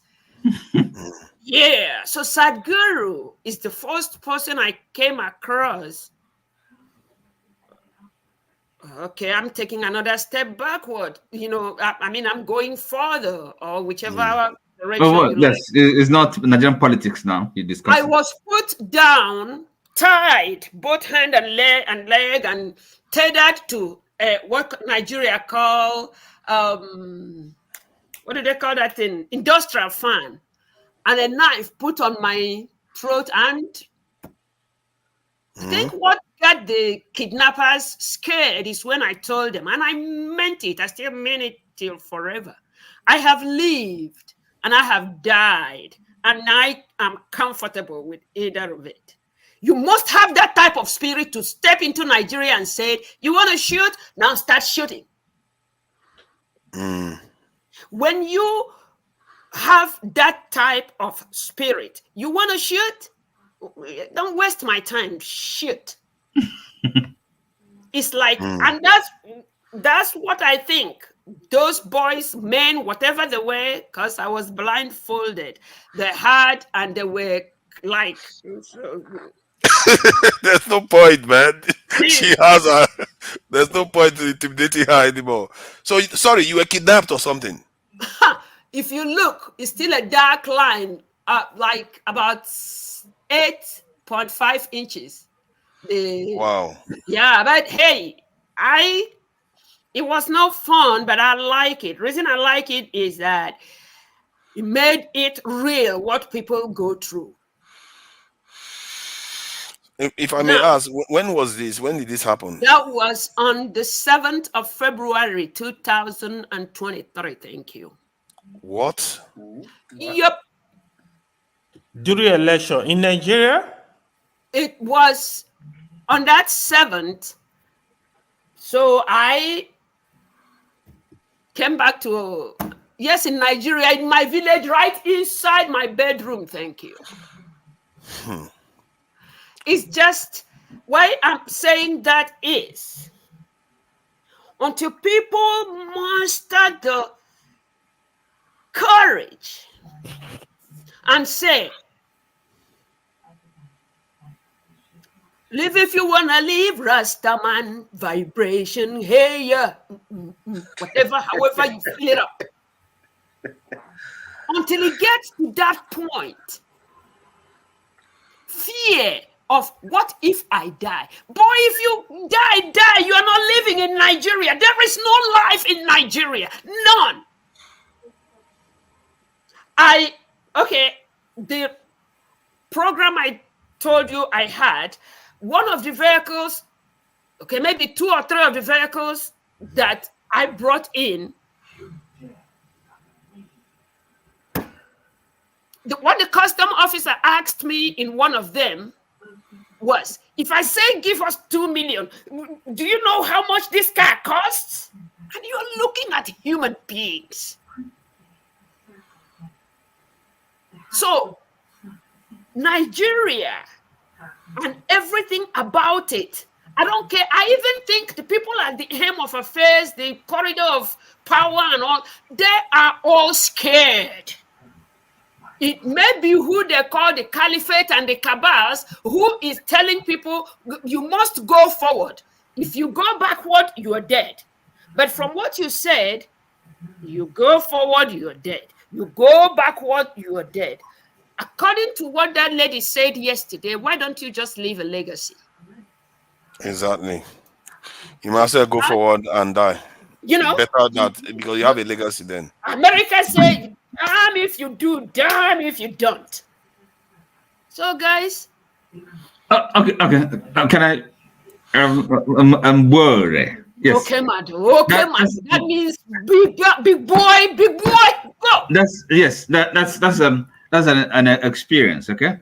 It's something perhaps you can come back and share with the wider public. But anyway, so for us, see, for me, some of this discussion, the question really is, what are we discussing? What is the substance? For example, talking about River State, what is playing out there. Why should I? It's only a symptom, just a small. Topic was the topic was what it will be the right of the people. Listen. It's the black stone. It's just a symptom, symptomatic of the system, right? And it's an instance of what the lawlessness, the madness. That's the only way anybody can describe it. And therefore, if we're really serious about finding solutions, if we want to engage in substantive discussion, it's got to be how do the system, something that is systemic. Maybe even if you solve, how can you solve River State problem without solving the systemic, okay? That is something that is pervasive, okay? So this same gentleman, the president, he pretends, he oversees whatever is happening. All right. So the question is there, are they playing by the rules? Anybody playing by the rules? Okay. So then you're asking the question, I mean, does he have the constitutional power? Which power? Which constitution? Who is respecting it? Do they obey the law? So in other words, it's so pervasive. And really, to begin to ask about, how could the governor of Rivers State, the incumbent, be made to sign something, and then and people are just, come on, this is an idle talk. It's pointless. It's just exercise in pointlessness. Are you with me? And because if people are serious, we here, as well as those that are directly affected, they will know what to do. I mean, they can borrow a little from Mbore. That's how it is done. What are we talking about? She's got it right. I think what happens is that we have leadership that don't think like that. Understand. We are not starting. We have to speak the language they understand. Let me ask a question. Let me ask a question like this one, right? All this, the panel. Let me just put a general question. This shenanigans that's happening in southern Nigeria, this godfatherism, are we hearing it in the north? I think the north, you could even argue that the north is the original godfatherism, because people often attribute the north to listen to their leaders a lot. Isn't that the stereotype? They don't question authority. They don't exactly. In a way, that's how the south sees the north. Look, you see, Nigeria is not one country. Let's not kid ourselves. So why are you talking about? If we're dealing with the problems, the challenges we have in the south. What? Sorry. You said the north they don't have godfatherism. Who said that? No. I'm saying it's the opposite. That it is as a matter of fact, they don't question authority. Yeah. So I mean, if an emir or whatever says something, who's gonna? Why is this sort of rampant in the south? No, it's also in the north. Oh, I can tell you some states. No, that's the answer. We've kind of answered the question. It's in the north. It's so tough, even in the north. So look, I think Mbore here really captures the problem we're facing. Okay. Is until people get to the point where they say, "Look, man, if if it's happening, what is gonna happen tomorrow? Let it happen today." And this people they're gonna run. As a matter of fact, no, we run. I'll make you a leader. Where is your power? We have to know what will need to happen first. That is the thing. And maybe you can't really plan it. It's not something that you can project management. Kind of okay. It will just happen. You see. Let me quickly comment. You guys are divided the country. You just made mention now. You said Nigeria is not one. How do you want to have a movement? Okay, let me answer. It's a question to you. Let me answer. It's a question to you. How do you let me answer you. Okay. Let me finish the question. Let me finish. How do you want to have a movement, a unified movement that will get these people to do the right thing? Now listen. To work for the people. Excuse me. So you will be, unless you don't want to tell the truth, okay? Unless you just want to kind of pretend and then behave like an ostrich, don't face the reality, So now you sit here and then think Nigeria is one country. Or at least let's from north or south, okay? Can't we make it one country? Can't we make it one country? Nigeria is one country, depending on how you look at it. Nigeria is many countries, depending on how you look at it. You can say Nigeria is 1,000 countries or it's one country, depending on how you look at it. The moment you don't see Nigeria one country, forget all this movement. He asked me a question. Okay, that is why they're dividing us. So, what he will go tell his people Nigeria is not one. Excuse me, let me answer the question. Hausa will tell his people Nigeria is not one. Yoruba man will tell people Nigeria is not one. No, how do you want to unify? I think where AY is coming from. Hold on now, OT. You have been talking now. Just allow other people to say something. You are going. You will still talk. Don't worry. You will still talk. I think it doesn't help. He asked me a question specifically. You just kept and quiet I for a answered second. it. Let me just reply. See, let me tell you. It's not going to take 10 seconds even. Hold on, AY. It's not going to take 10 seconds is not that long, you know. The point is, they make it look like it's so long. You see, this is the 4th second, isn't it? So the point is that it's not always helpful when you keep saying Nigeria is not one country. Go ahead. So how do you, if you are saying Nigeria is not one country, how do you want to have that force that will push people to others? This is what we still say. When you see, me and OT that is from me and Toad that is from the east that is not stealing from the government, we are the same. Ekweremadu and Gaduje and Wike that are stealing, that are oppressing the people, they are one. We need to understand these differences. Okay. If me and Blackstone that are not part of the stealing, we and our people, we are one. Me and electricity forefather, we are you asked one. a question. The criminals, hold on. Today, the Senate, we were talking on Labour Party. We have more than 45, average of more than up to 45 rep from the Southeast. We have up to 18 senators from the Southeast. From the North, we have maybe up to 100 in the whole of North, up to 100 in the North. See, these people, they are together. They, right from time immemorial, the criminals looting Nigeria, killing the country, they are from every part of the country. The common man that is from the east, from the west, from the north, they are suffering. We need to know this is what we are fighting for. We are fighting for Nigeria to be good. These people, they are not benefiting. Nobody is benefiting apart from this group. Let's allow electricity to say something. I think it's not his hand He up. asked me a question. Let me answer the question. You know, electricity is a moderator too. Yeah? Mr. Oti. You are going to be able to answer. Nobody's going to take it away from you, Oti. Don't worry, it's for you. He's just speaking. Though somebody asked me a question, Mr. and I want to Oti. ask the question. He asked me. Oti will allow you to talk. Don't worry, you have the time to Mr. expand Oti. on everything. Mr. You have Oti, the time. Earlier when you came in, you were speaking, or your argument was more or less as one country. And now your argument is we don't have one country. So the problem is nobody. You haven't allowed me to set out my case. That's the problem. That's the problem. You're not allowed me to It's fair. It's only fair. If that's all, then he can carry on. You're not allowed me to answer the question. Yeah, it's only Oti. Come on, what I'm talking about. Have you finished electricity? So Oti can answer. I have not finished because it is confusing when you. Let me explain. Hold on. You will explain what I mean. Mr. Oti, you will explain. Don't worry, Oti. You get your chance. The floor is yours.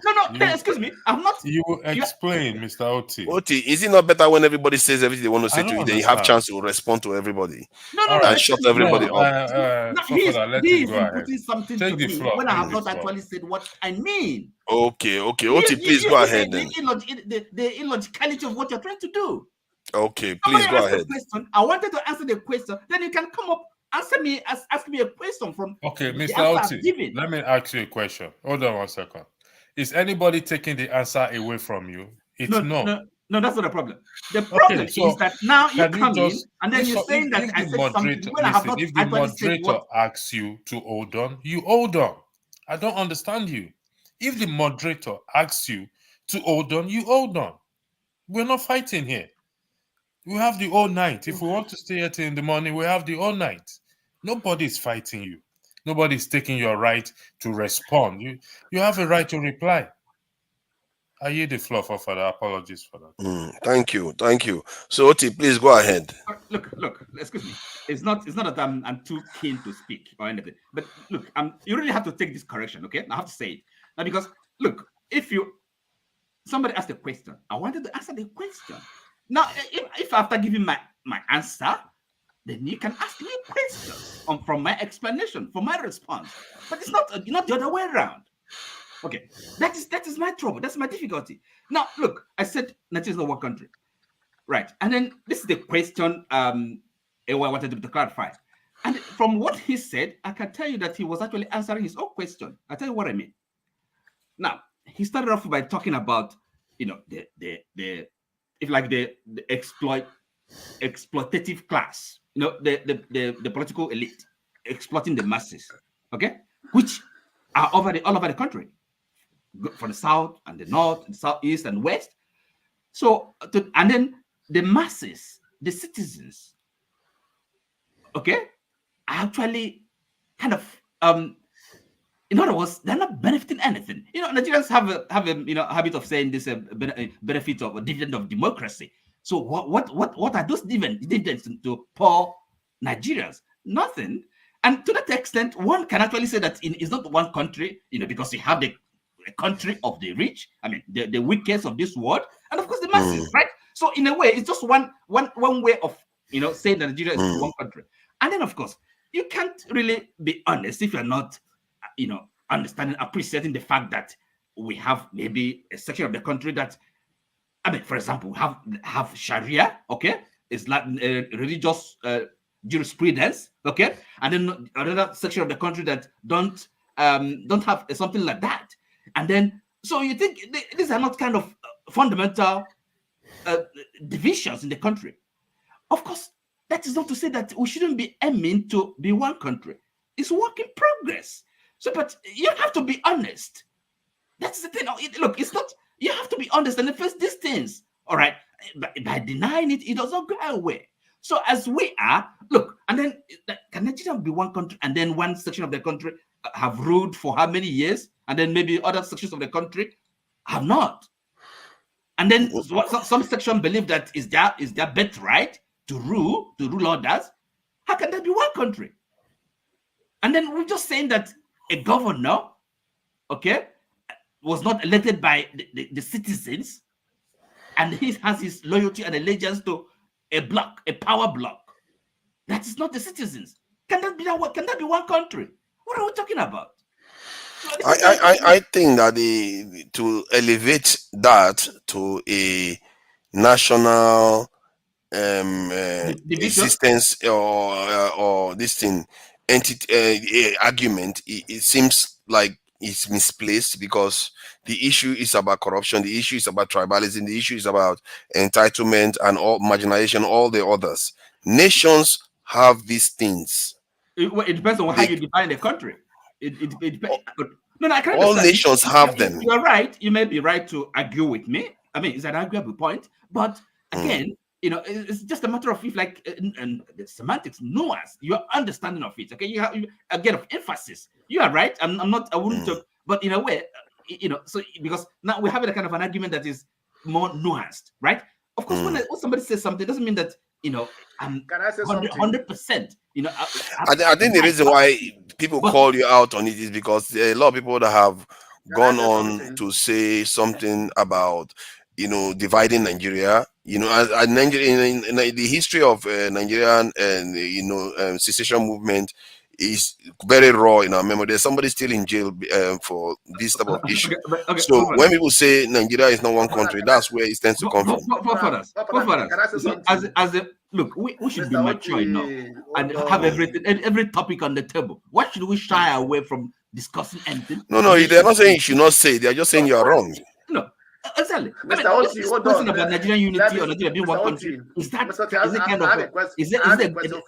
a lot of God? You want to ask another question and start another wahala again? He keep asking questions. Okay, ask another question now. No, let me say something. This discussion of Nigeria not being one. You understand me? For me, I don't understand why we have to say Nigeria not being one. In the first place, is there any country in the world today that we think they are one? We are one at the initial stage or at the initial birth of the country, right? They were not. Excuse me. Let me finish. Okay. They were not one, but they worked themselves to that point that they became one. We need to think they begin to have that nationalistic attitude towards the country. Yeah. You understand me? So that for building that nationalistic attitude towards the country, we are destroying it. Yep. Let me finish now. let me finish. Oti, I'll be talking. I kept quiet. You understand me? So there's no. Yeah, just some few days back. You understand me? If you look at Germany, you may think that they are just one country. Some few days back, I was listening to a video that we are listing out the different languages in Germany that was in Germany before they came to have one language as German, as Dutch. My ex-wife, the grandmother does not speak German. She says German, very close to Stuttgart, where they produce Mercedes-Benz. A village there, they don't speak. So they have to learn our own their grandmother language. So they have to be able to communicate with her before she died. So let's not say that every country has one language like that, or you start for that from the existence of that country, they start having one language. Countries work towards their unity. You understand me? By adopting a language that they begin to build it up. And then because of that nationalistic attitude, they were able to move in that direction. But our own, we are always destroying that nationalistic attitude. You understand me? We are divided. Listen, we are not one country. Excuse me. Wait, let me finish. You go to church. You are a Christian. I got your point. I got your point. Wait, let me tell you where I disagree with you. Let me finish now. Let me finish. You know the power of the word. The power of the word, what you speak out from your mouth. You know the power, how powerful it is. You understand me? And these negative words we are putting upon our country is indirectly also affecting us, because our young ones, for us to be encouraging them, we are discouraging them. We are killing the interest supposed to have that country. No country today that have. You made the point. Let me finish. Yeah, Oti, just hold on. Oti, you get your chance. Let him finish. The Blackstone doesn't go for too long. I'm not talking to you. I'm not talking to you. Oti, they are not burning you. You know, you are not at the stake. Just take it easy. I'm not responding to what you are saying. I'm talking of my own. You understand me? Right? So it's an argument. We're having an argument. You made the point. I'm not arguing with you. It's an argument. So at the end of the day, no country have not gone through difficult times before they became what they are. Okay, you have to build it up. Oti, it's my turn though. No, let me respond to him. You don't make Oti lose his mind. Oti is going to lose his mind if anybody speaks that again. The problem is... Okay, go on. The problem is... Blackstone, you're mistaken. Let me tell you why. You see, first of all, there's what is called honesty and dishonesty, right? I mean, so it's either you want to be honest, okay, and face problems when you have them, or you pretend that problems don't exist, right? And by the way, you talked about power in the word. No, I'm not. Look, remember, I said that it's work in progress, okay? And therefore, I didn't negate the possibility or the desirability of Nigeria being one, a good country, one nation, okay? But you have to, in honesty, aspire to that, okay? And if you, without truth, honesty, and fairness, equity, you'll be wasting your time. So look, you have to admit. We don't know all those things we just said. Those fairness, those were just mentioned just now. It's not a process. I will not go to work towards it. No, sorry. Let me finish. Excuse me. You said the problem is that we said that Nigeria is not one. You find problem with that. You find an issue with that. What should you? Because look, you have to admit the fact, the reality. I said this is where we are. This is where we should be going. That's what I mean by honest. I think when we say that, I keep saying that when you say Nigeria is not one, let me finish. You're talking about it from the point of view that we are divided as a tribe, that in tribes, and I'm not mentioning tribe now. I'm not mentioning. But that's how it comes across to people. That's what I'm trying to let you understand. Listen to me. Don't input anything. Don't assume. Listen to what I'm saying. Now, but that is what he just heard. What the Blackstone said. No, excuse me. I'm responding to him. I heard him. Allow me to respond to him. Now, Blackstone. I live in the UK here, right? England and Scotland, they had what is called a union, a treaty of union, some 300 years ago. Okay, and in 2016, Scotland had a referendum. Okay, are you with me? So they are one country, United Kingdom, but still having the argument, having the discussion about their unity. What is wrong with that? Why are you guys afraid to have discussion, open, honest discussions? But the Scottish are not saying that they are not one nation. The Scottish, they think maybe there's some issues. The English, they have a different politics, a different political economy, a different vision of Europe. So why can't they discuss these things? I mean, this unity of a thing, is it? See, the point is that the Scottish don't go around saying United Kingdom is not a country. That is the difference. You know that. You are in the UK.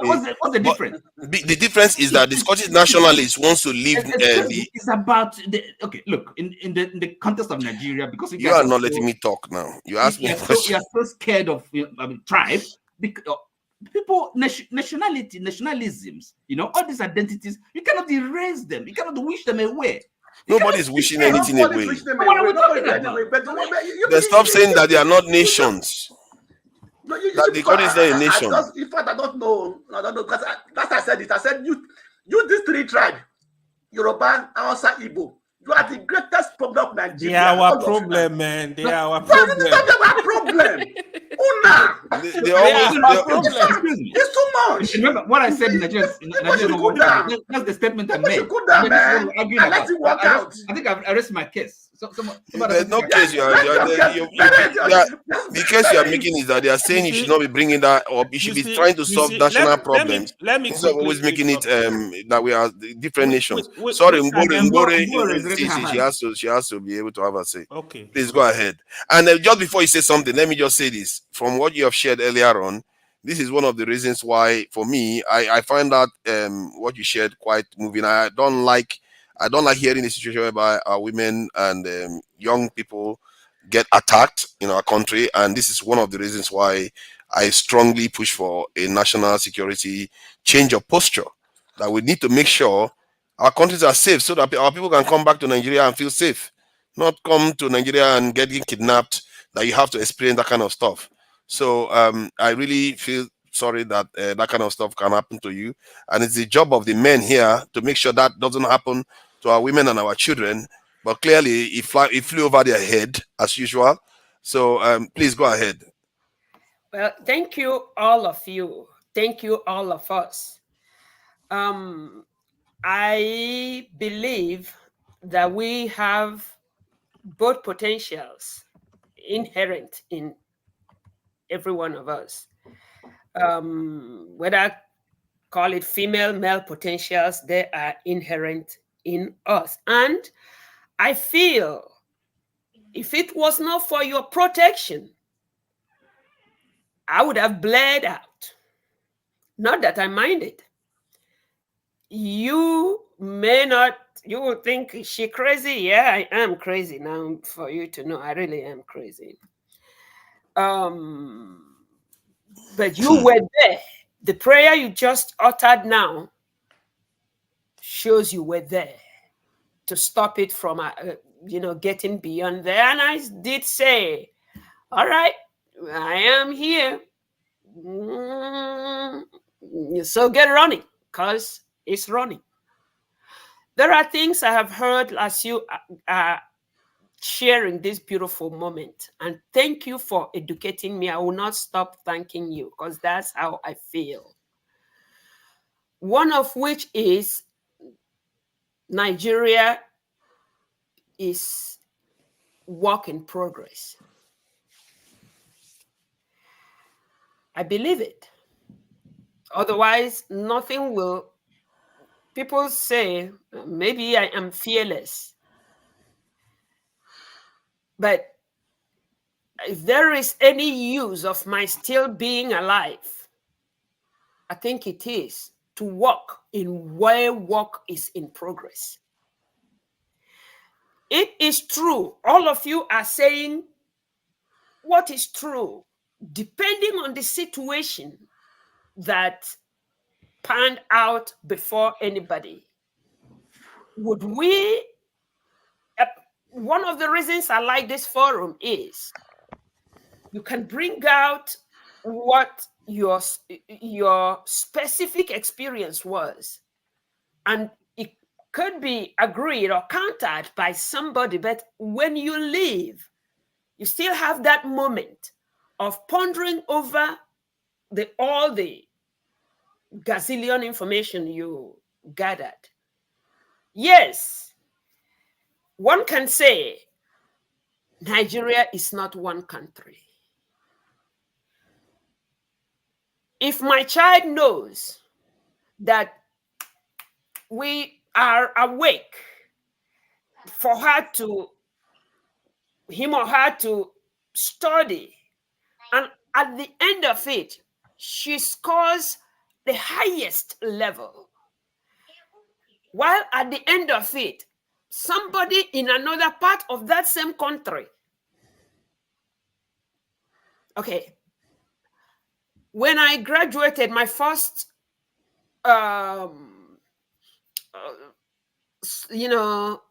specialization was as a midwife, and it was published everywhere what an outstanding result it was.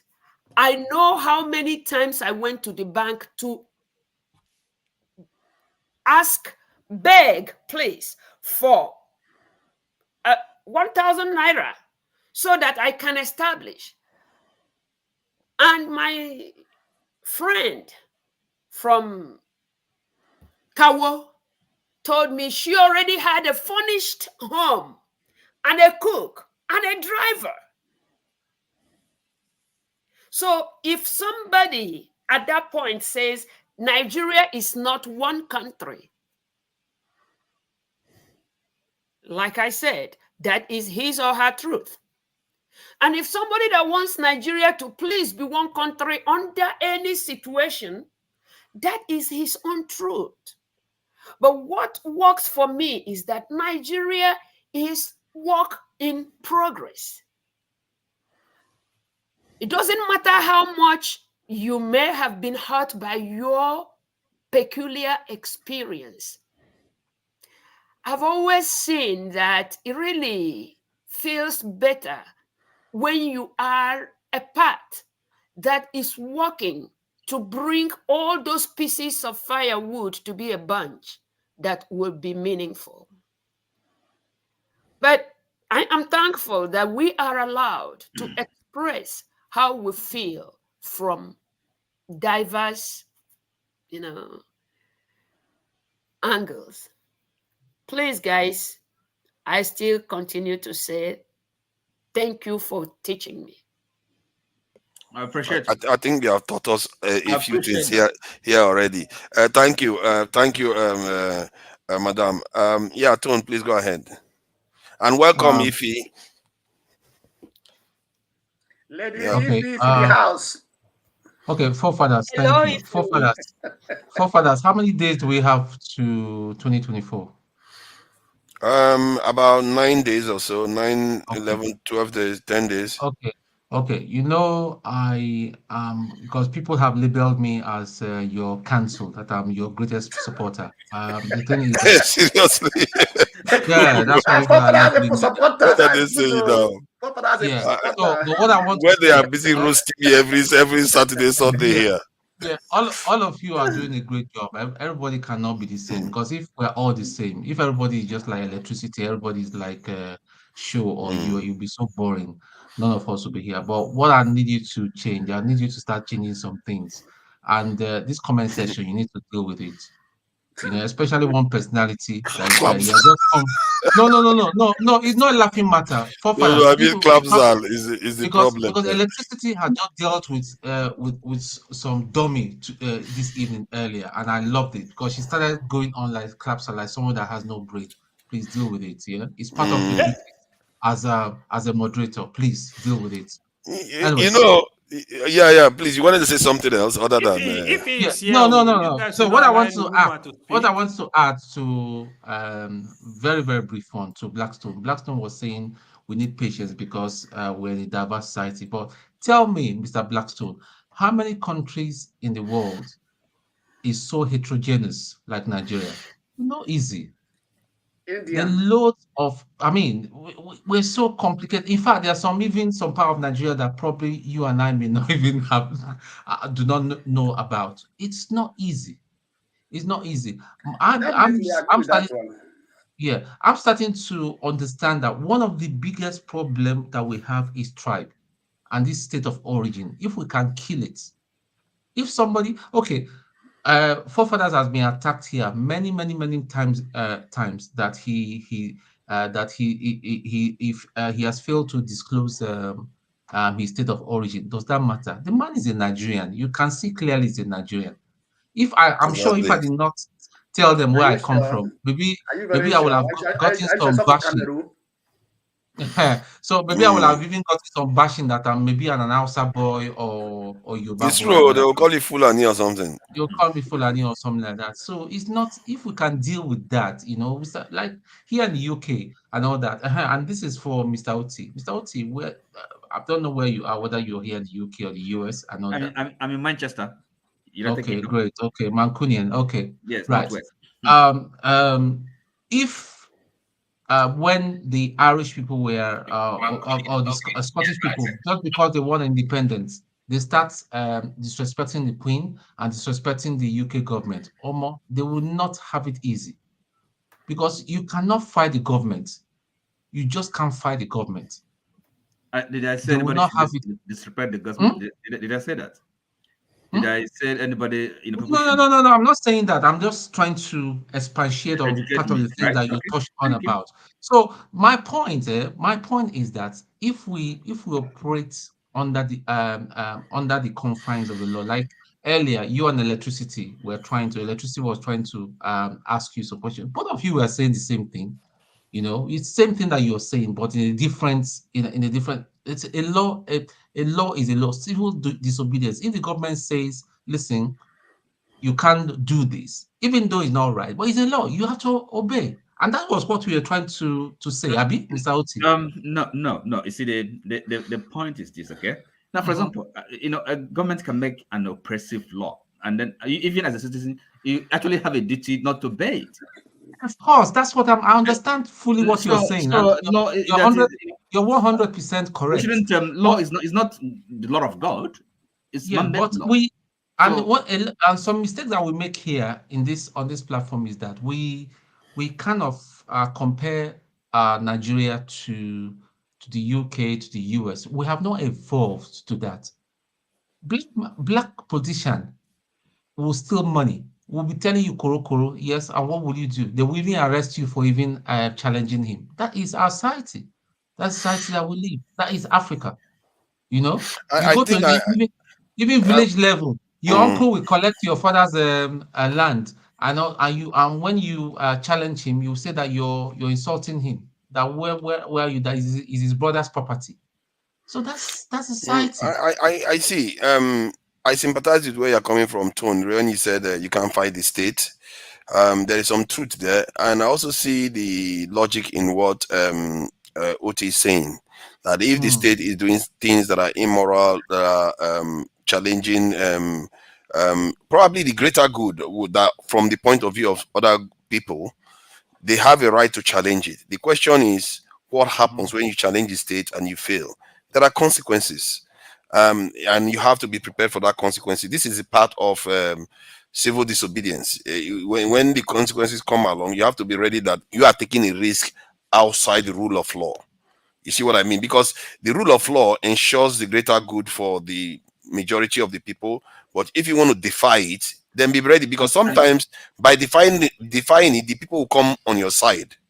You see what I mean? It's not everybody that has defied the law that loses against the law. Some people actually win against the establishment.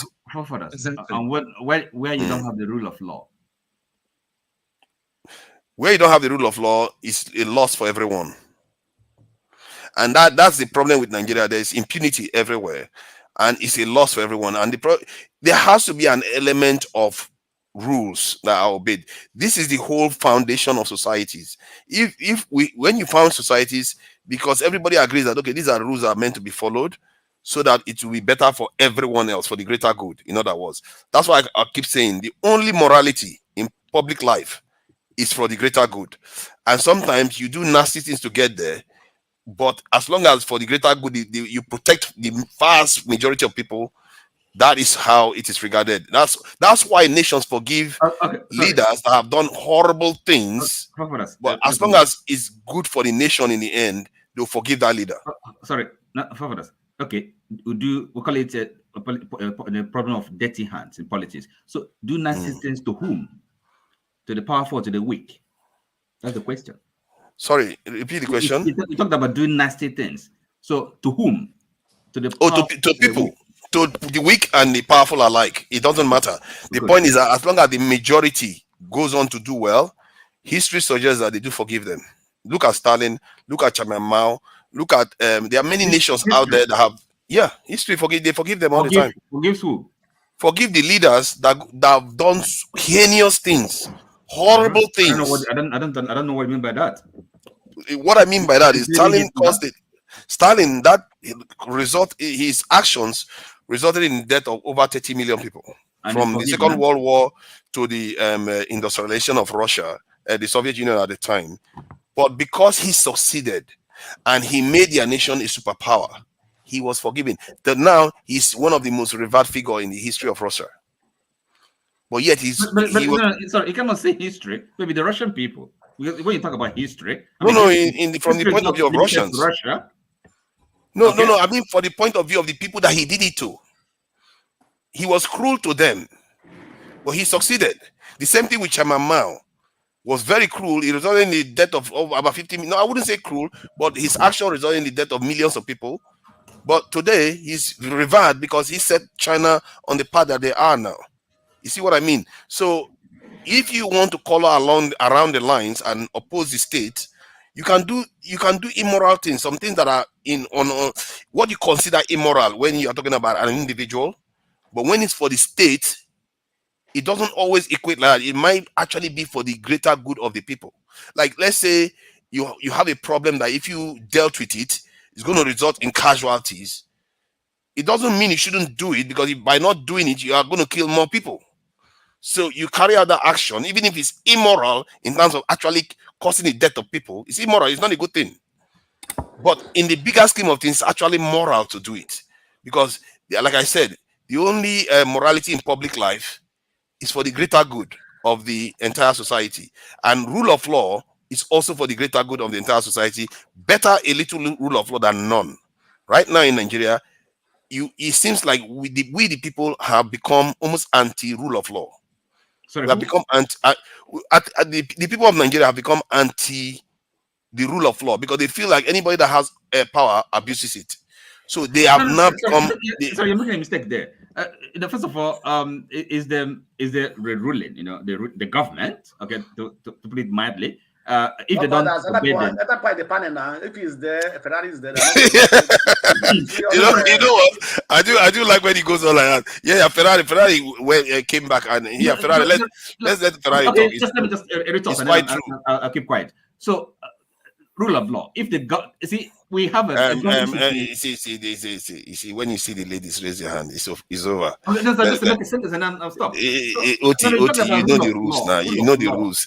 Leave it, OT. We've been talking forever.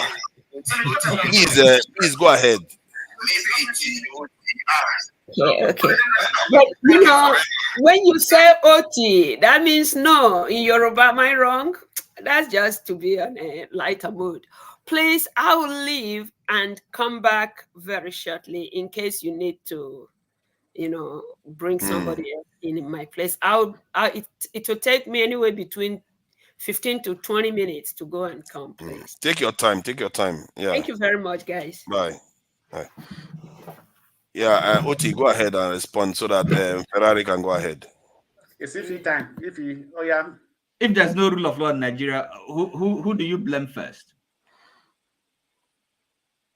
It's a feedback loop. I think we are all responsible, including myself. No. It's clearly the government. You are not taking responsibility. I take my own share of the responsibility. See, I don't subscribe to that. I'm not so self-centered that I think that it's all the fault of some other person. I'm not buying it. You get all this is kind of we are all partly to be blamed. You think I'm not participating in some of the vices Nigeria has? We are all part of it. An important aspect. I know OT will say no. OT is very sensitive. No. Sorry. The rule of law and the central pillar of that is actually law enforcement. Okay, legality, the law. Okay, and the government and judiciary, of course, passing transparent justice, okay, according to law. So, but that, so the government really, takes center stage. It's the leaders, they have to be accountable. They obey the law. If the government does not obey the law, why should they be complaining that there's no rule of law? Whose job is that to enforce the rule of law? So no, excuse me. I think you. Let me ask you a question. If you employ your brother, excuse me. If you employ people from your region into the police, for example, when Anene was alive, he was a policeman. When he was a policeman, he employed all these people from his own the Asian people. He passed into the police force. So this is Nigerian. So if you do that, so that's where the young problem starts from. The so-called tribe issue, my people. You understand me? Anyone that has that is in the power of employing people in that civil servant, has power to people. If you employ people, let's allow Ferrari before any other person. That's where the issue starts from. I think I subscribe to Mbore's approach that Nigeria is a work in the making. That's is improving slowly. If you want to say something, you are free to come in at any time. You don't need permission from anyone, really. Ferrari, and we all know the rules. When the female wants to speak, we allow her have a say, because they don't tend to talk a lot. So please, Ferrari, go ahead. Apologies. I know you came in earlier on and you fell off, and your turn get passed. So apologies for that. Go ahead. Yeah. For all of you that are on the panel, if you can just check the private chat on the panel private chat. If you're interested, I sent a few things out to those who want to peruse through it. I am looking for Rudolph's email. I think I desperately need it. If any of you knows it, you have my email. You can shoot it to me or help me give him information or forward that. I just chatted to him, but I don't think he's online. Yeah, you can ask him. Yeah, you can when give he sends it people's to me, email I'll without their consent. forward it to you. Yeah. Okay. Now, I have a lot of things to say, but before we start talking, I don't know what topic you are talking about today, but I have to be honest with all of you. We Nigerians are Nigerians' problem, and there cannot be we can't find a solution if we continue to be the same Nigerians we've known ourselves to be. You understand? We are our own problem. Now, a medium like this, it's a very good tool to start to address the problem. Timeline of solving this problem to me is from, let's say, from now to like about 50 to 100 years. A lot of people, when we have time for further discussion, I will be able to delve more into it on why it is like that, because we're 60 years old and it has taken us this long to be this bad. To just start thinking how long it's going to take us to be good. A lot of people attack Tinubu, attack this, attack that, but everything that is coming out of that country is a product of that country's culture. Fela has outlined it. How do we develop a culture? When you are a baby, your mama and papa be your teacher. When you go to school, teacher and a teacher. When you start to work and you're grown like all of us here, the government becomes your teacher. And who is government's teacher? Culture and tradition. What is our culture and tradition? Let nobody come here and sugarcoat it. Lawlessness, impunity, badwe, I can go on. You all know the problems. We shouldn't be wasting time. Sorry, did Fela say that the teacher of the government is the culture? I don't know. I'm just curious. Yeah, Fela said that. Let me remind you of what Fela said. Fela said that. So he itemized it from being a baby up to when you are a student, lecturer, be teacher, will be lecturer, government be your teacher. So your government is your teacher. So whatever your government does or do, your audio is getting a bit shaky. I don't know what's happening. Learn and reproduce. So if your government is impunity, lawlessness. That is what the citizens would be. That is their culture. It's a fact. You know, that man should have been given a PhD. I don't think you can dispute that. That's a fact. So, but I know you he can hate said Tinubu all you government want, be you your can hate teacher. APC all you want. You can't hear me. I think you are delayed. I know he said government is your teacher, but did he say that the culture teaches the government? That is because I think that is an area that I've never heard before. Yes, he said that. He said, wow, that is before quite listening an to the insight song, if you let's not said waste that. time on. Yeah. There's time to listen to the song, and the lyrics are on Google. You can type it in, and it will pop out for you, and you can read that all too. We don't have to waste time on irrelevancies. We do that a lot on this. It's very relevant. It's very important now that we he's able missed to... the point. That's not the point of this conversation, and I need to get to my point before I lose track. And okay, the go medium ahead. is very important. The medium is very important. Why is it important? It can help. That's part of what I sent to those who gave me their email. It can start to help us to conscientize those who have no conscience. It can start possible solutions since nobody really has it, or has one, not one person has it. But the problem we have is that we cannot get to the problem if there will be time to talk. If the so-called medium is a distraction, is diverted, it's, if we're discussing people instead of ideas, if we're discussing the same culture instead of better culture that some of us have been opportuned to know. Not everybody knows better culture. When I say better culture, I'm talking about civilized world where things run the way they're supposed to run. It begs the question, what is wrong with us? What is wrong with black man? What is wrong with the Nigerian? Are we incapable of solving just basic human problem?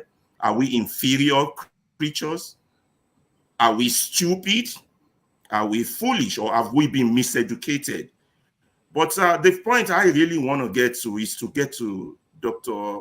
Damages, because he owns this medium. This medium is important, so are all the other mediums out there.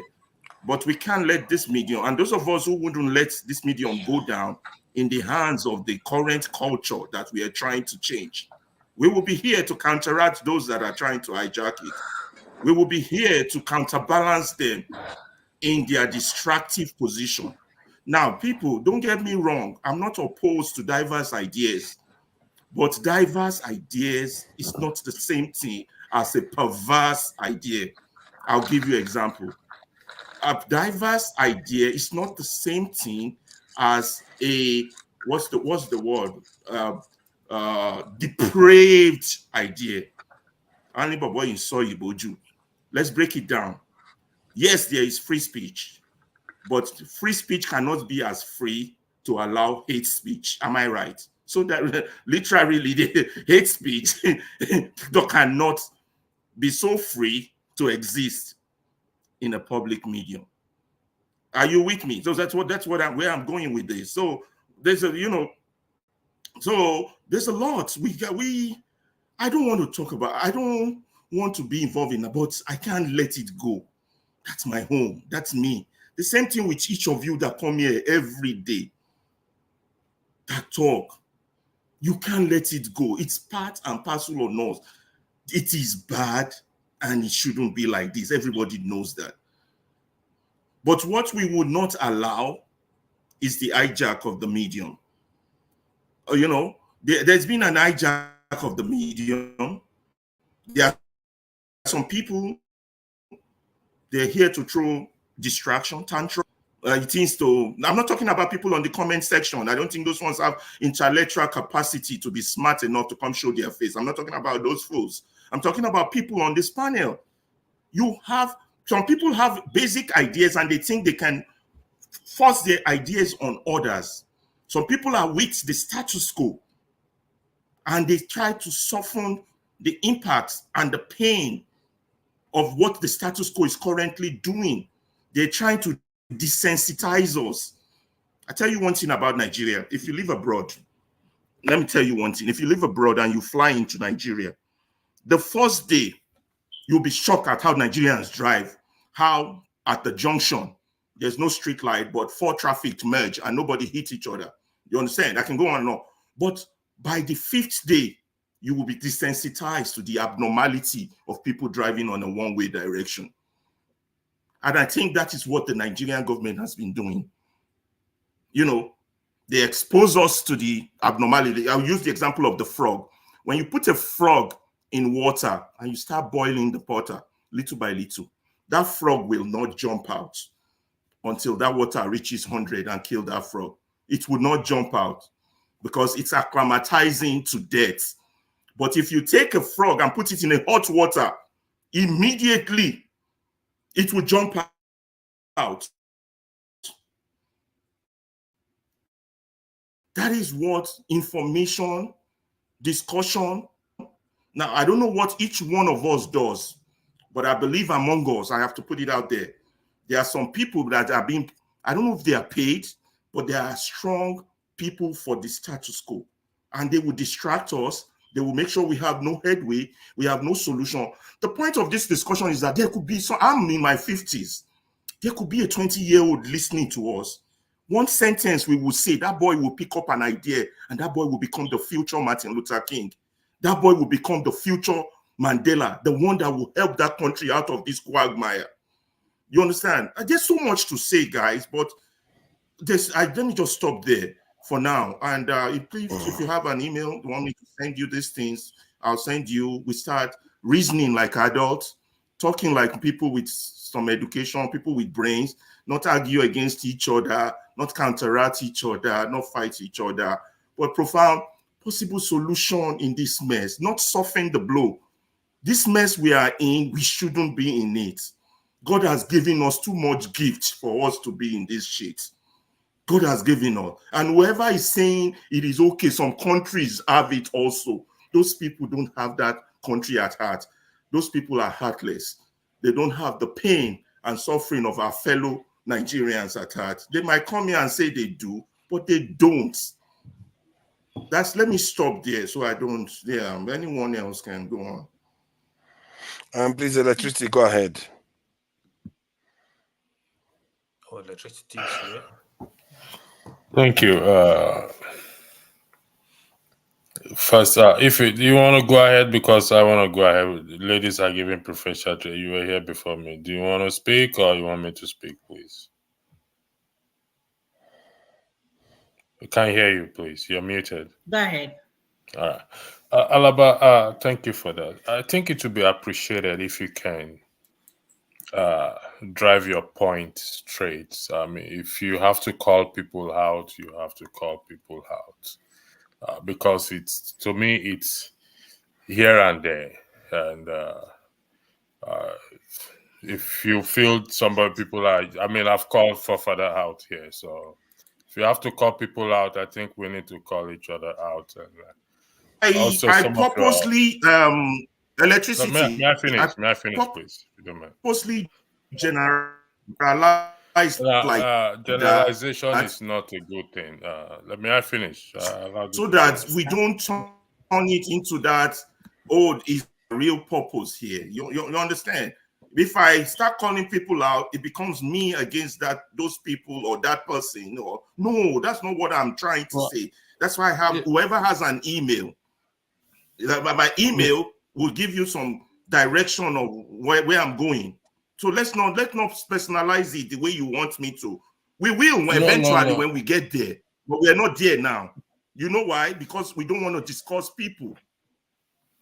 Let's focus on ideas. I thought you already discussing you agree with me, or you insist I should. That's the way I want to go about it. So that way we go beyond this bridge, or else it be.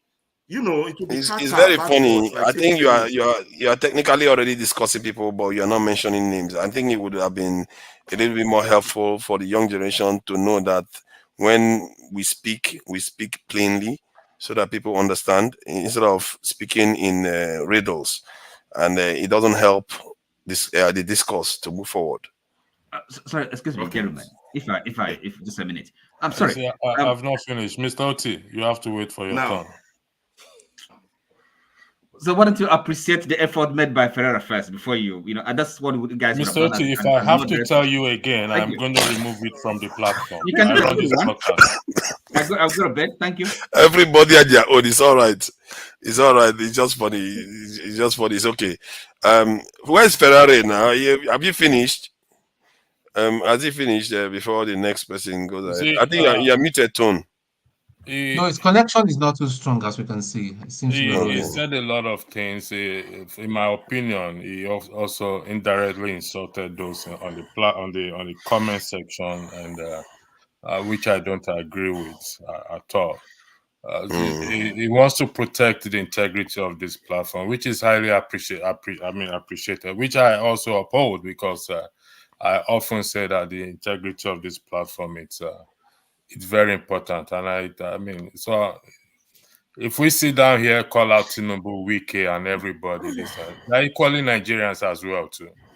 So if we want to call each other out, then if he knows anybody who is trying to bring down this platform, then you should say it. You don't generalize things, as far as I am concerned, and that is my position. So if you cannot speak out and tell, I mean, I just spoke with Mr. Oti now that if he's not careful, I'll take him off the platform. I mean, it doesn't mean we're enemies, or it doesn't mean I'm being disrespectful. So if he has to call people out who he feels they are trying to run down the integrity of this channel, because I think we come here every day. We are not here. Yes, we have disagreement, we have difference of opinion, and we correct each other. So that is the position I stand in respect to what he said. So if he wants to take it up with Rudolph, then the best thing is he should take it up with Rudolph.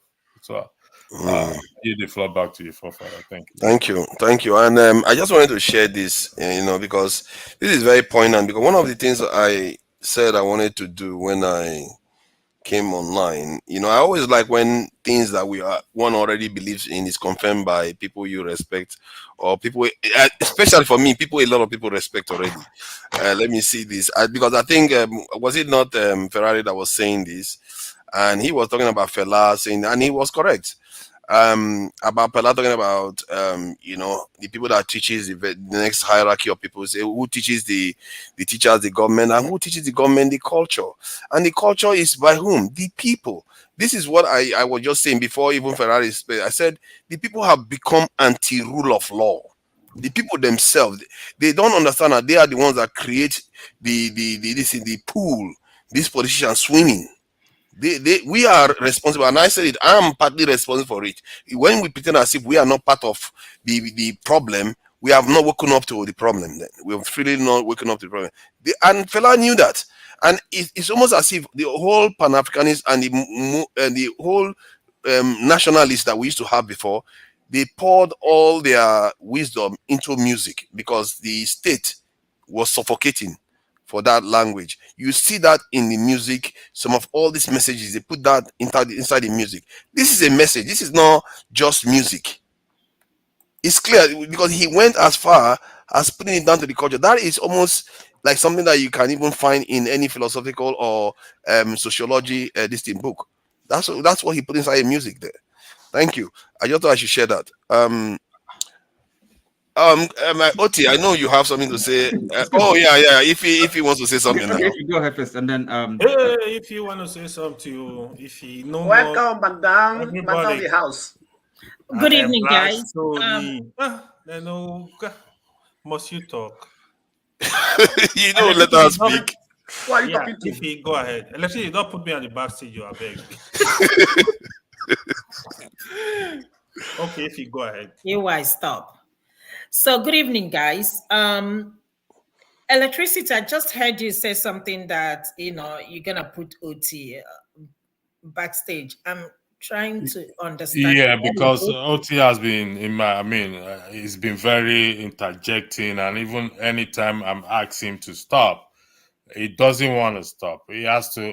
We have to learn decorum and allow people to finish before, rather than interjecting people every time. That to me, that is not fair, because if you start talking and somebody keep interjecting you every time, you're going to lose your train of thought, as far as I am concerned. Thank you. I just hope you don't.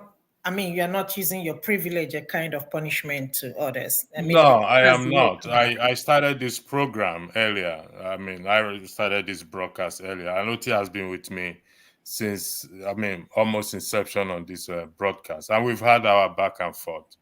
And that is why, so there is kind of an history. So, I mean, I can understand where you're coming from, but I mean, if it's something that can be discussed with maybe Rudolph, because it's been going on, it's just like constantly people interrupting people. I can see that, but I don't think it's right singling out somebody, and just say that. But that would be good, honestly, if they put it in place and say that if you constantly, I'm not calling names, but they know themselves that will interrupt people when they are talking, and that's in the process we disrupt the whole show.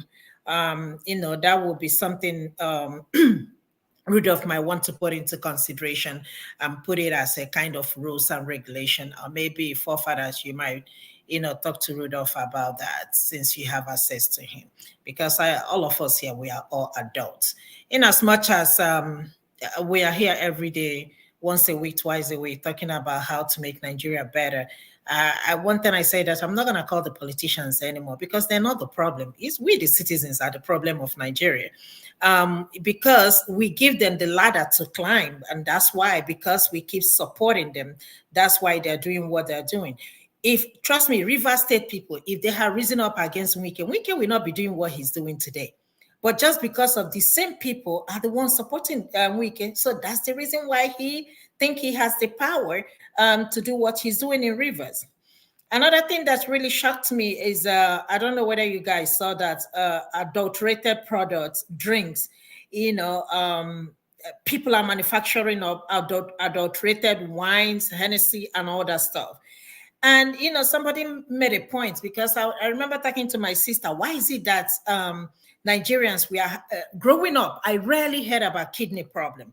But recently now, it's just like before you count 1, 2, 3, 4, 5. You know of somebody that is suffering from kidney disease. So I just like before you count 1, 2, 3, 4.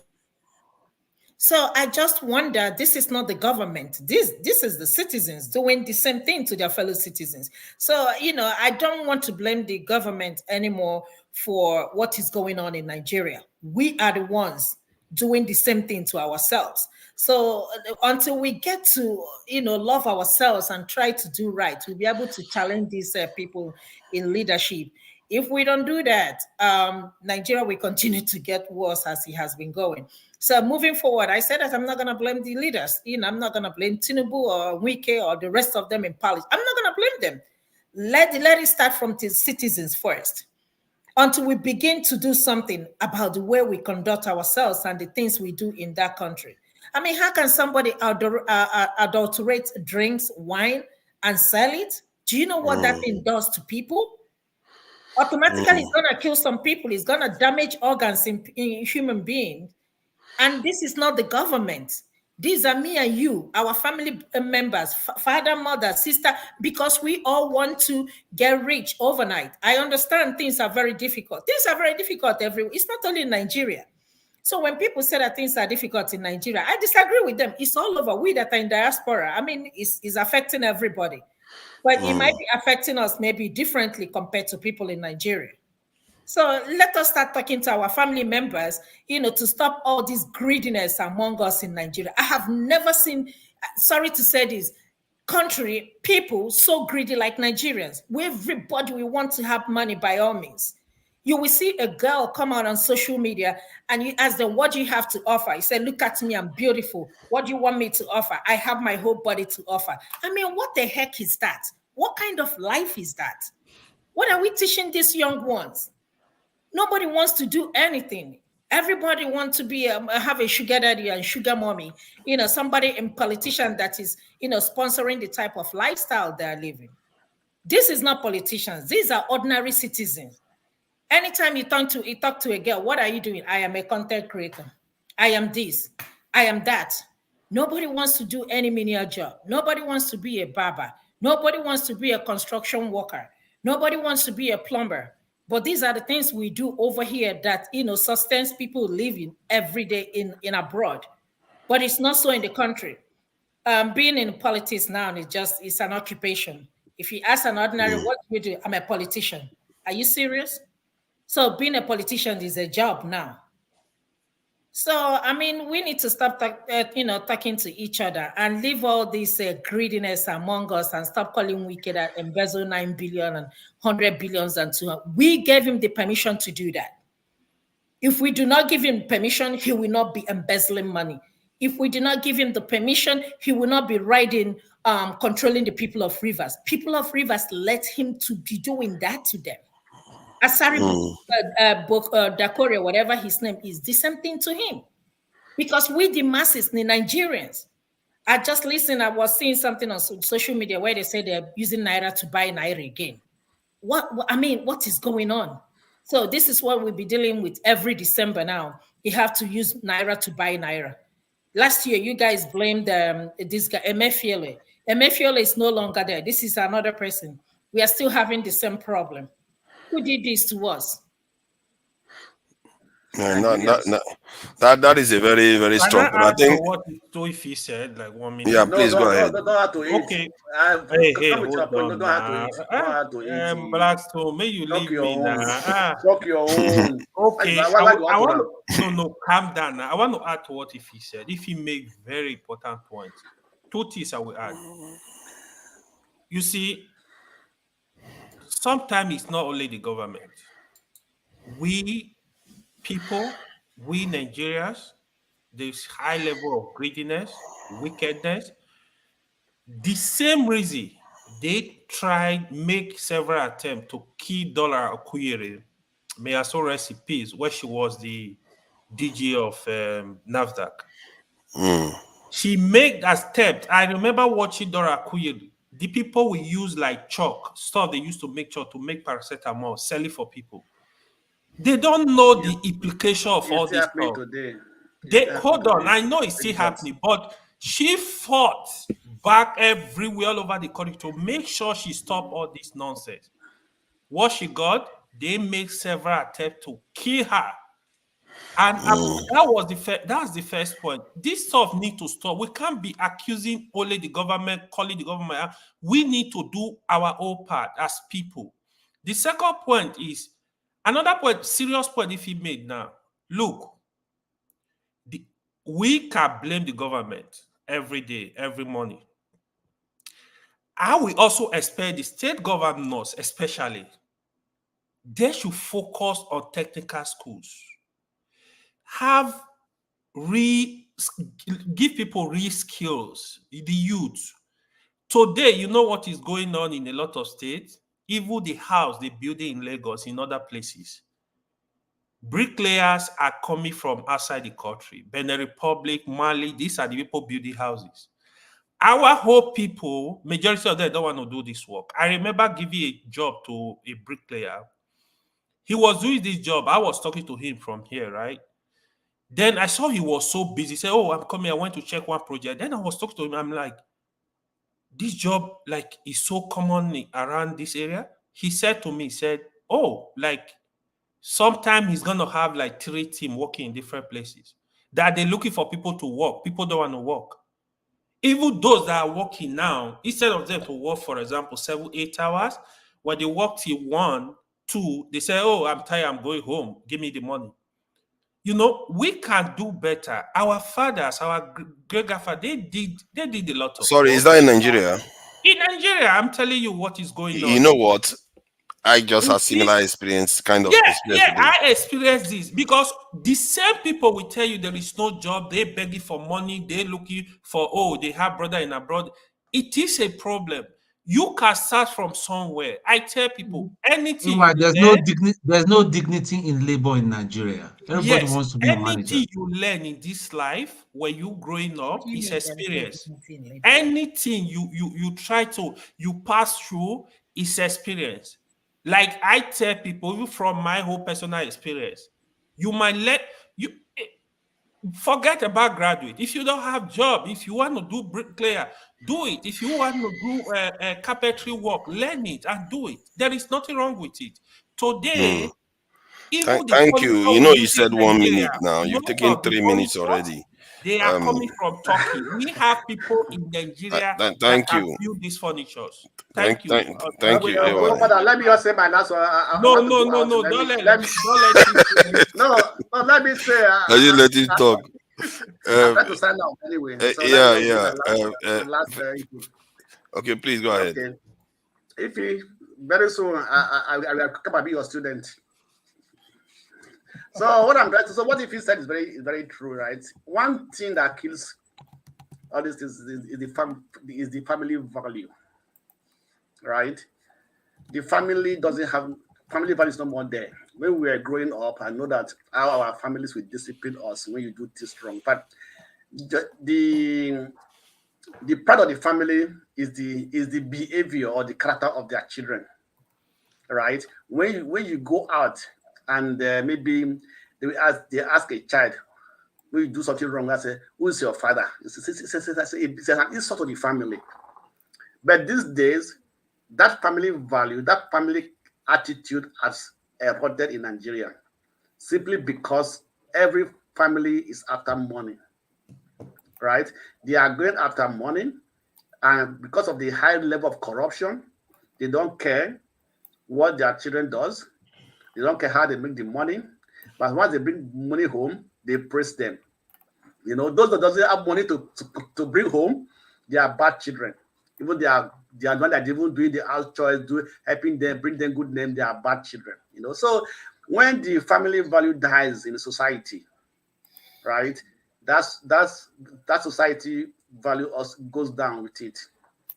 Right? Because it is the home that starts training the child, right? And once the home is rotting, like I said, that when the dead of the fish is rotting, all is rotting, you know. So that is it. So that we have to first of all return back to that family value. And there are things that government can do, even society can do, to be able to bring that family value, right?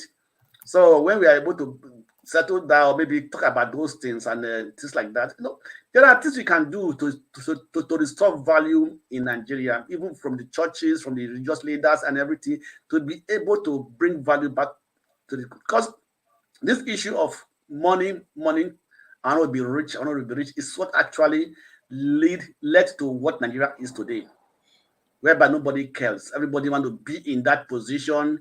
I want to be respected. I give an example. Somebody went to Nigeria from here, went to Nigeria, you know, went to some people and everything. Is that the office we go to, when one is leaving the office, they go and start at the window, they go and looking what car did he come with. If you don't come with a good car, nobody listens to you. They think you are poor. That's the level. Even the people in the RIK, that's how they value people. And if you don't ride a good car, you cannot get anything, even though you are qualified for that project. Because you don't come with a good car, then you cannot get that project, right? So what do they put out the device? Okay, they go and hire cars or take their friends' cars if they have money. Hire a driver, you know, to drive to the office. After they go and drop the car, they give the project, they embezzle the money. So this is the situation in Nigeria today, and this is really killing the society, killing the country. So I said it before. I said it's the mentality of our people. You cannot always blame the government. The people in power come from society, come from among us. A thief never be a thief. A thief that's normally steal. So I said it before. 1,000 naira. If you have the opportunity to have more money to steal, he will steal it abundantly. Okay. So that's what it is. Thank you very much. I wish everybody a good night and have a wonderful day. Blackstone, well done. Thank you for coming in. You know, made a presentation. Can I just Don't worry. Comment on it? Can I make a brief comment? Hold on. Farah, I've got it for you. Check the private chat. What is all this document? What is all the document that's passing around? AY, can you forward it to me? I don't see what Ferrari is sharing all over the place like a venereal disease. Why don't you give me your email so I can forward it to you directly? He will get it. AY has my email. You know, I like to funnel things. Okay, please. Who wanted? OT, you wanted to say something? Yes. Oh, nice one. Okay. Nice young lady. Sorry, Thank you. sorry, just a minute, please, because just a brief comment. Look, yes, of course. I mean, there's no guessing. We're all adults here, mature people, and I believe that every one of us takes himself or herself seriously enough, not too seriously. And then, of course, our time is also valuable. You know, we don't come out here to kind of engage in frivolities and banalities. We want to have a discussion and engage robustly, discuss issues, ideas. Now,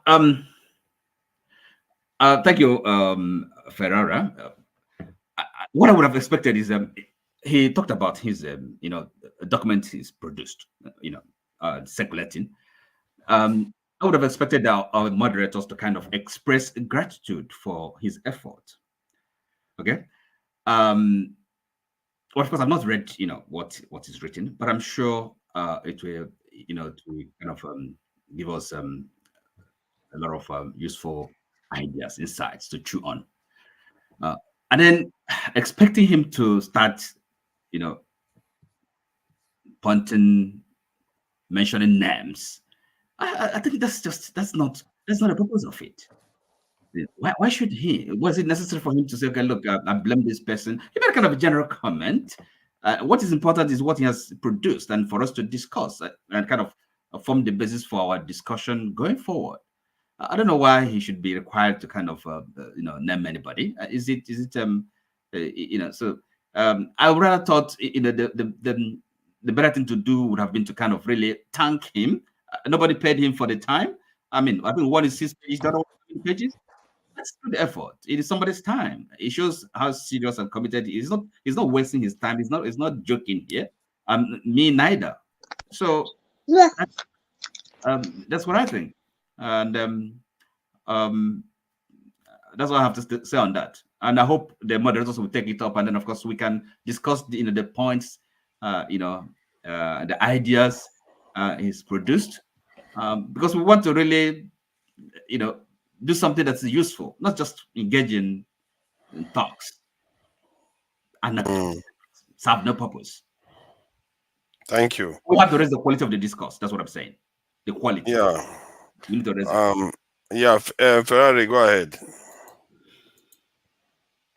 You see, because I don't want us boiled down on this individuality. That's why I went general.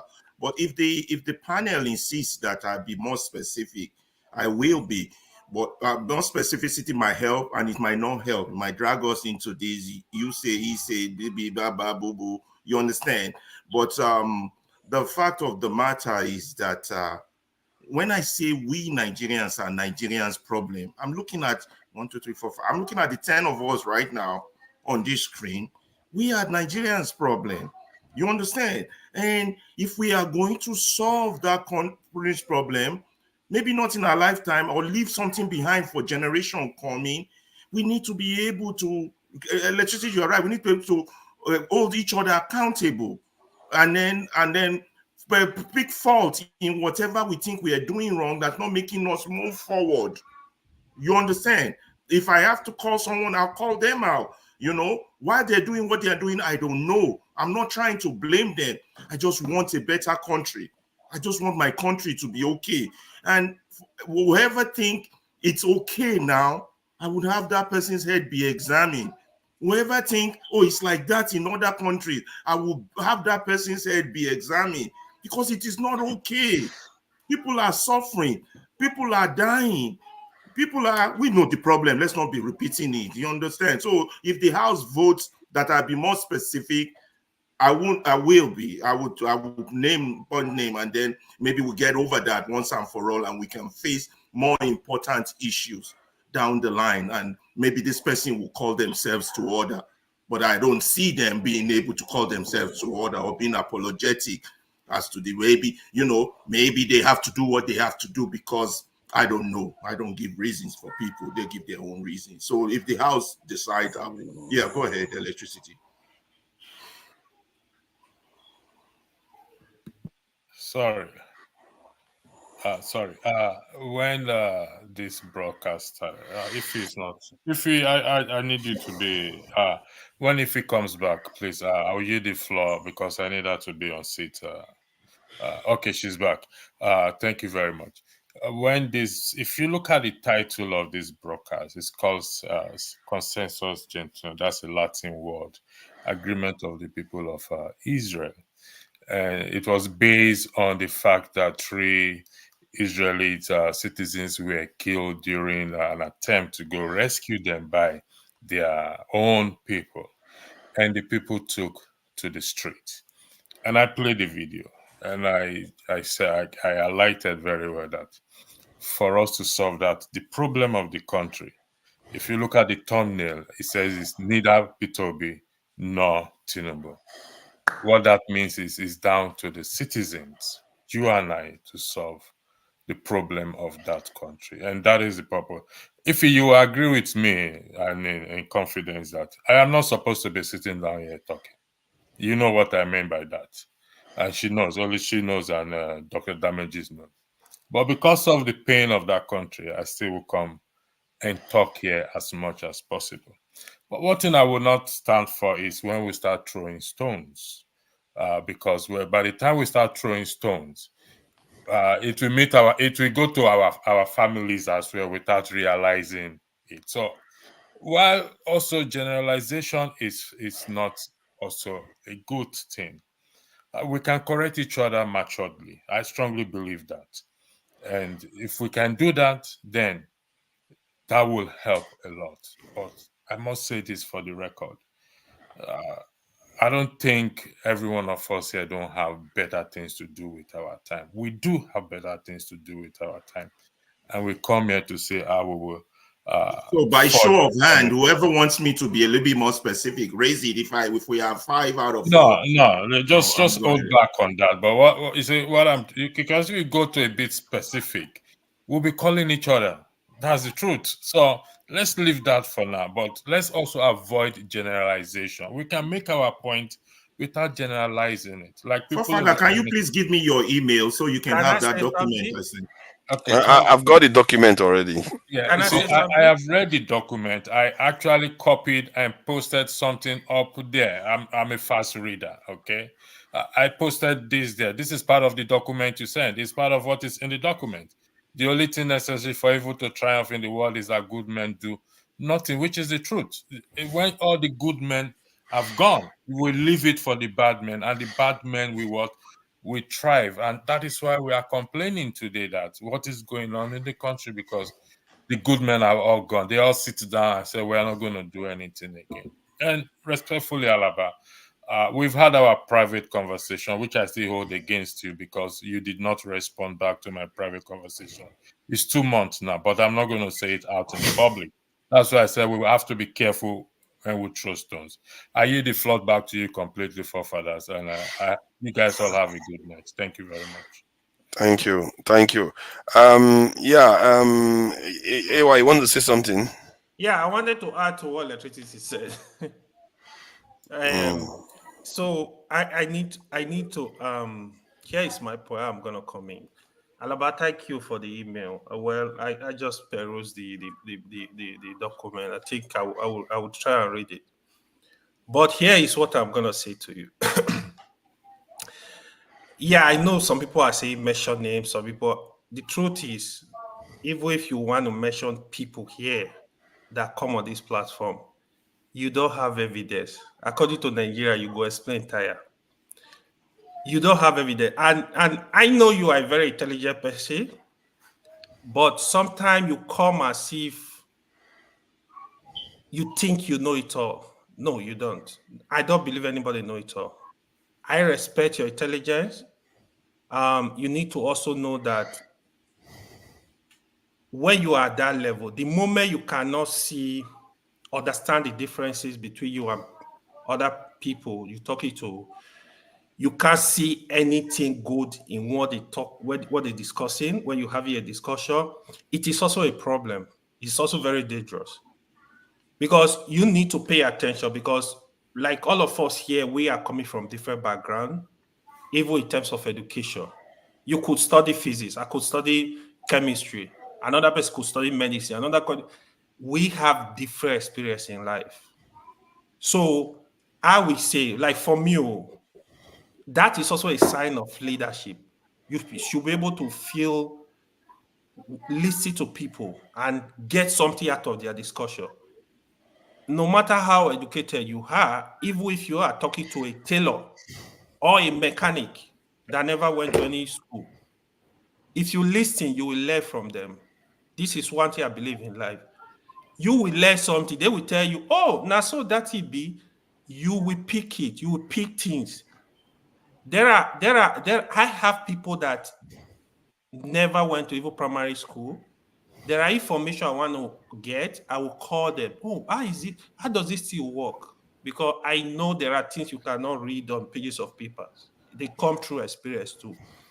So I would say if you have differences with anybody, if you cannot like point at the different, okay, no, I don't think it's this way. I think this will be the best thing. You can have a Sorry, private what he was request. saying, Let me not finish. personal, Let me not finish. No, personal. don't interrupt He me. wasn't No, making a they are not personal, personal. it wasn't No. Just Hold on. get it. Hold on. No. Hold on. Don't interrupt me. I'm not Oti, going let him personal. finish. I'm not going He's personal. making a good point.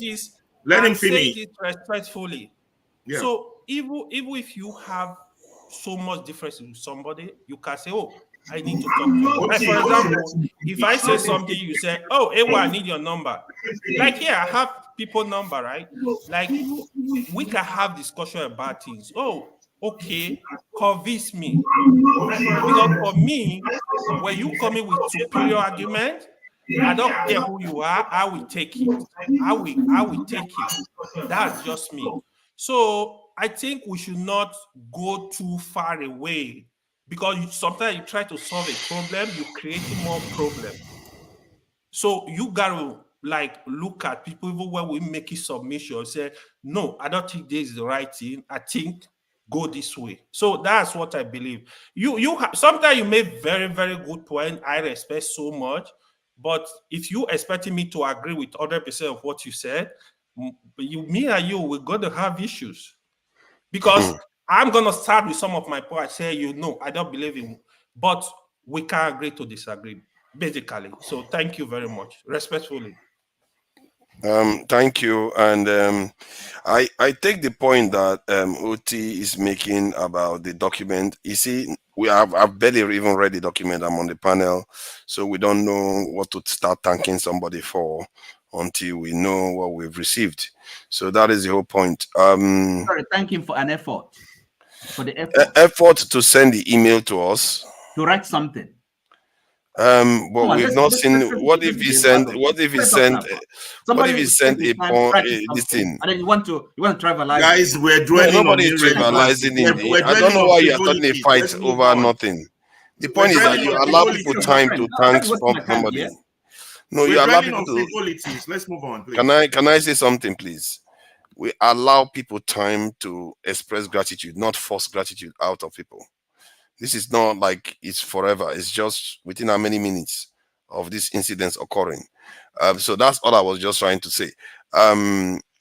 If any lady wants to say anything, they are free to say anything. Osita, where have you been all this while? You've gone into the wild and you've been into the wilderness and you returned from the wilderness and decided to show your face here.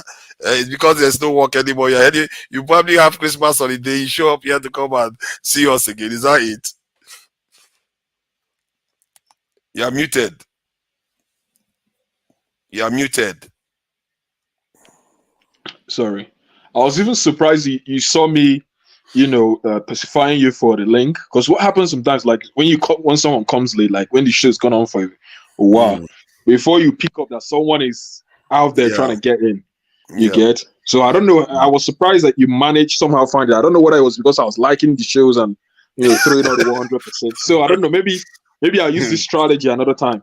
So I just maybe that was what that direction and I saw it. So maybe that was what made you see that someone was asking for a link. But on countless occasions when I've come in late, maybe you guys have gone in hours into the show.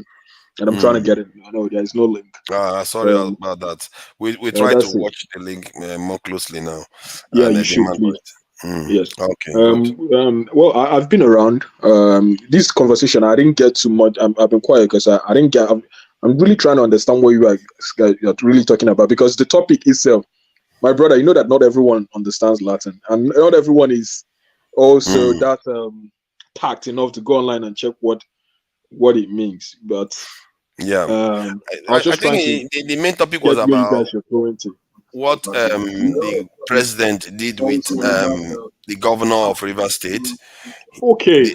Yeah, and then it devolved to the fact that we are all part of the problem, and Yes, I this picked has that. been the case for a long time. I think when I started engaging in Nigerian space, this was my biggest issue. I said, if you change the people, the governments are going to change, and people were taking it to mean that I didn't want to blame the government. I didn't want to hold the government accountable. That why am I focused on the people?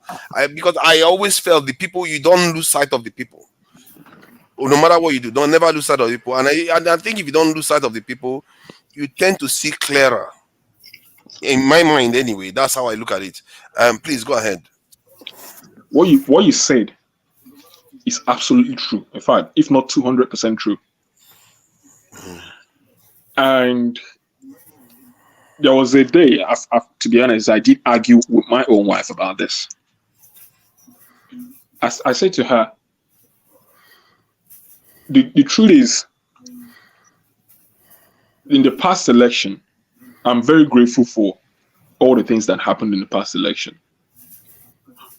But that it is even more, it could have been probably a bit myopic of a great number of us to have assumed or to have absolutely believed that after many years of docility, that we could have just woken up in 1 year, in a couple of months, because maybe a gentleman like Peter Obi decided to move away from PDP and get into Labour Party, and we assumed, hoped, believed that, things are just going to change.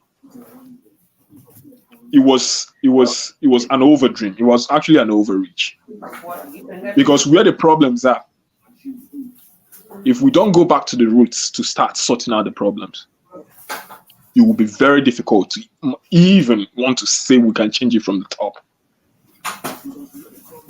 Why did I say that? Let's take, for instance, the things about election rigging. Who are the people that rig those elections? At the local government level, at the ward level. You're muted. You muted yourself. Oh no, sorry. I muted it by accident. Actually, it wasn't you I intended to mute. Sorry. I intended to mute. There was echo coming through. So yeah, that was Mbore. I wanted to mute. You are still muted though. Hold on. Don't. Yeah. Okay, hold on. I think we are messing with the. Yeah. Please go ahead. Yeah, go ahead.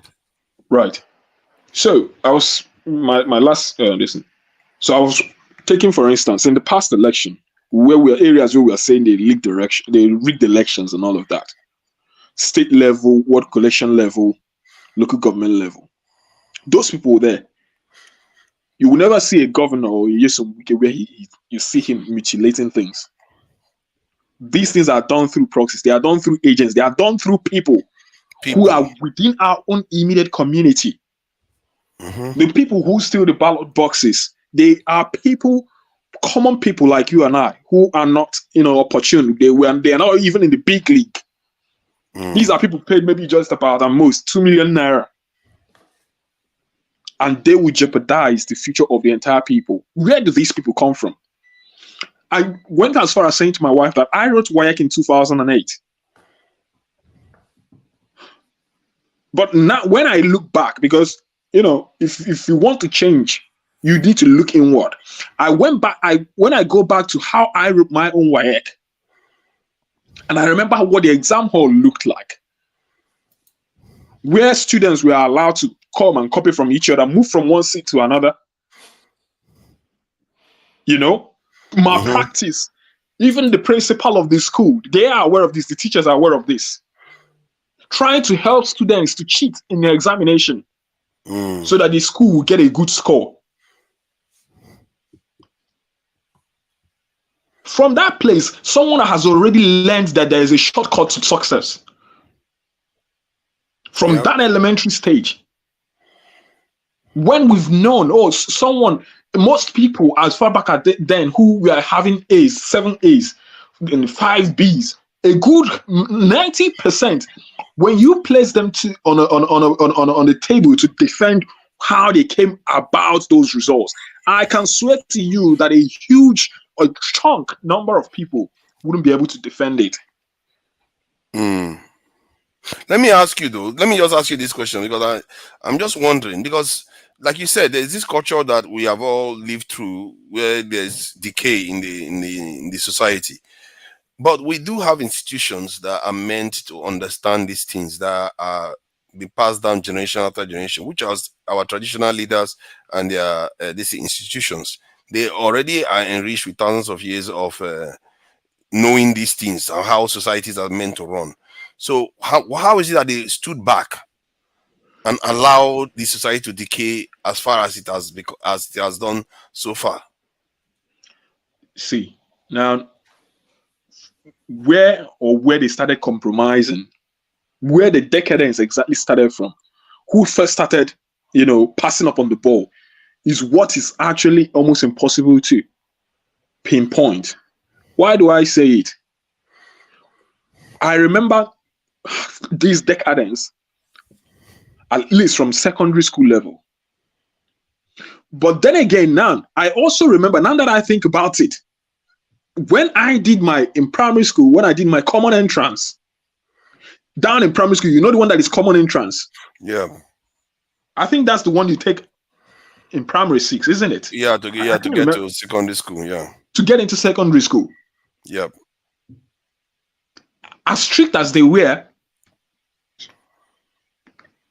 primary school students had the certain latitude then to actually peep into their into their classmates, what their classmate is doing. It looks like you're doing it right now. And it's funny that we're having this conversation for me to have to travel down. And why do I say this? Because I've lived a number of years in the UK, and I've just supposed what the culture out here is and what our own culture is. Nobody gives you anything for free in this country. Nobody. I absolutely doubt if teachers will stand by and watch pupils, students cheat. And I'm saying this because if we want to start changing our society, it has to start from the lowest roots, from our family, to the primary school, to the secondary school. Everybody must be aware. If we're only waiting when somebody who is good gets at the top, it's going to be even more difficult, because one person will not be able to. The forces, there's something they say: culture will eat strategy for breakfast. That is why these institutions do not work. Also, there's nobody holding anyone accountable anymore. I'm an Igbo guy. A good number of us, the same thing. In families, you see someone from nowhere who had no dime, who had no business, who didn't win any lottery. And they are raising 2-story building it in 4 months, 5 months. Why someone like myself here? If you want to, I don't know if any of you has ever attempted to purchase a house with cash in this country. In the UK. In the UK. Anyone who has ever, who is into property business or whatever, anything that has to do with real estate, maybe for once you try to purchase something with cash, like property. That's when you realize that even the solicitors, money, people don't allow themselves to be ruled by money in this country. If you have even as small as £100,000, you want to purchase it with cash. Bro, you go answer question time for this country. If you have 3K on you and the police stops you and finds 3K on you, you have to explain how you got it. Who makes those laws? In the UK. Sorry, I'm into finance. You guys, just 3K. Look. Wait, OT. Wait. Look, Oti is not in a good mood today, man. Now, bro. You just disagree with everybody. Talking. Sometimes I don't know. Look. But what he said is correct. I've just checked. Who makes those laws? Why are you And opposing who him? enforces those laws? I don't know what is Oti trying to ask I me. don't know. He I don't just understand doesn't what like I'm trying anybody to say. today. What this my brother is saying? I don't. You Sorry, go I on don't and know talking again. and talking. It's making a lot of sense. But Social Oti want to keep quiet. disagree with what he Social said. value. Yeah. And look, I asked you, do you understand what it's called? Moral authority, right? Moral authority. And you talk about culture. How does culture arise? Who's responsible? Oh my God, man! Okay. I'm sorry. I'm sorry if you misunderstood Let's me. make this conversational. Let's make it conversational so that we put something I'm out sorry, there. Mr. Oti, if you misunderstood me.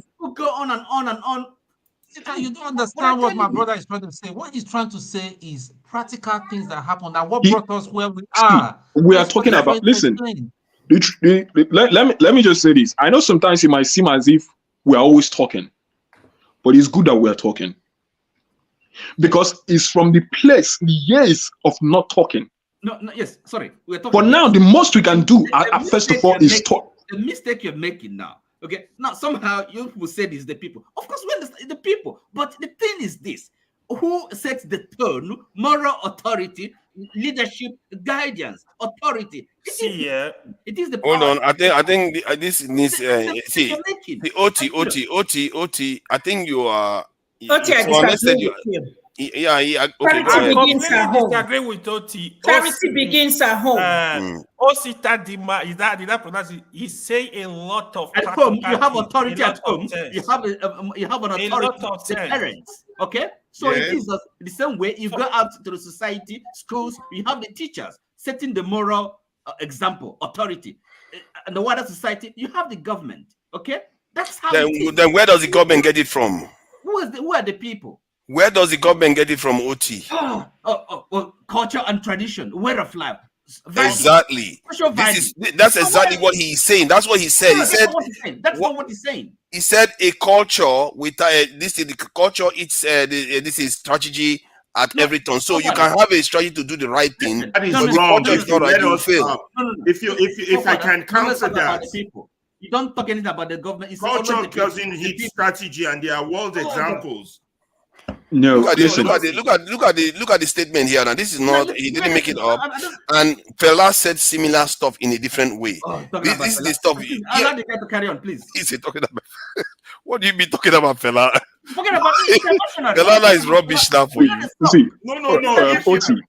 Oti, I don't disagree with what you say. Oti said something. I can counter what he said if you let us, but you just want to, he said something. There are things, not everything is absolute. You understand? It said something that culture its strategy wrong. Yes, sometimes in the Nigerian case. But if you look at countries that have had struggles, in this 1960, from 1960 to 1970, you understand, segregation was 90 or 80% of the American population. Segregation as a law. 30 years later. Please, what do you mean by segregation as a law? Please, can you enlighten us? It was a law. Segregation of black, white. You know what I'm talking about. You don't know what segregation. Black, white. The black struggle. I'm talking about the black struggle in America. That was in the 60s. Martin Luther King was marching. In the 70s, it's totally the opposite. That's just 20 years. 20 years. It was a reversal. In Nigeria. The likes of Martin Luther King applied a strategy that addressed the culture. You guys, I don't want to hold on. What you missed was that the people were ready to change. If they had done the same thing, we will get to the definition of the people. Everybody keeps going back and forth, blaming the people. I'll get to that when you get me a chance to talk. Wait now. Osita was trying to say something now, which all of us have not been addressing.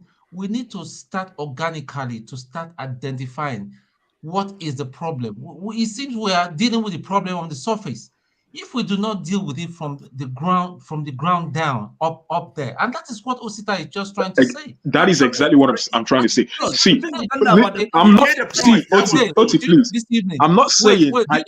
Do you know this evening, let me tell you, I read something, and somebody will say he will go back and call his pastor. The mother will call his pastor and say they are enemies.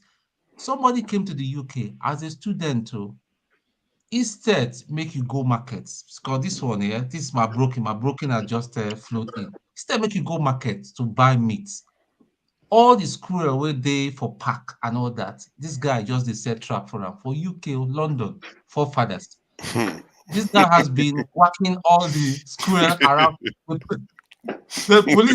police now have just arrested him just last night, and he's facing deportation.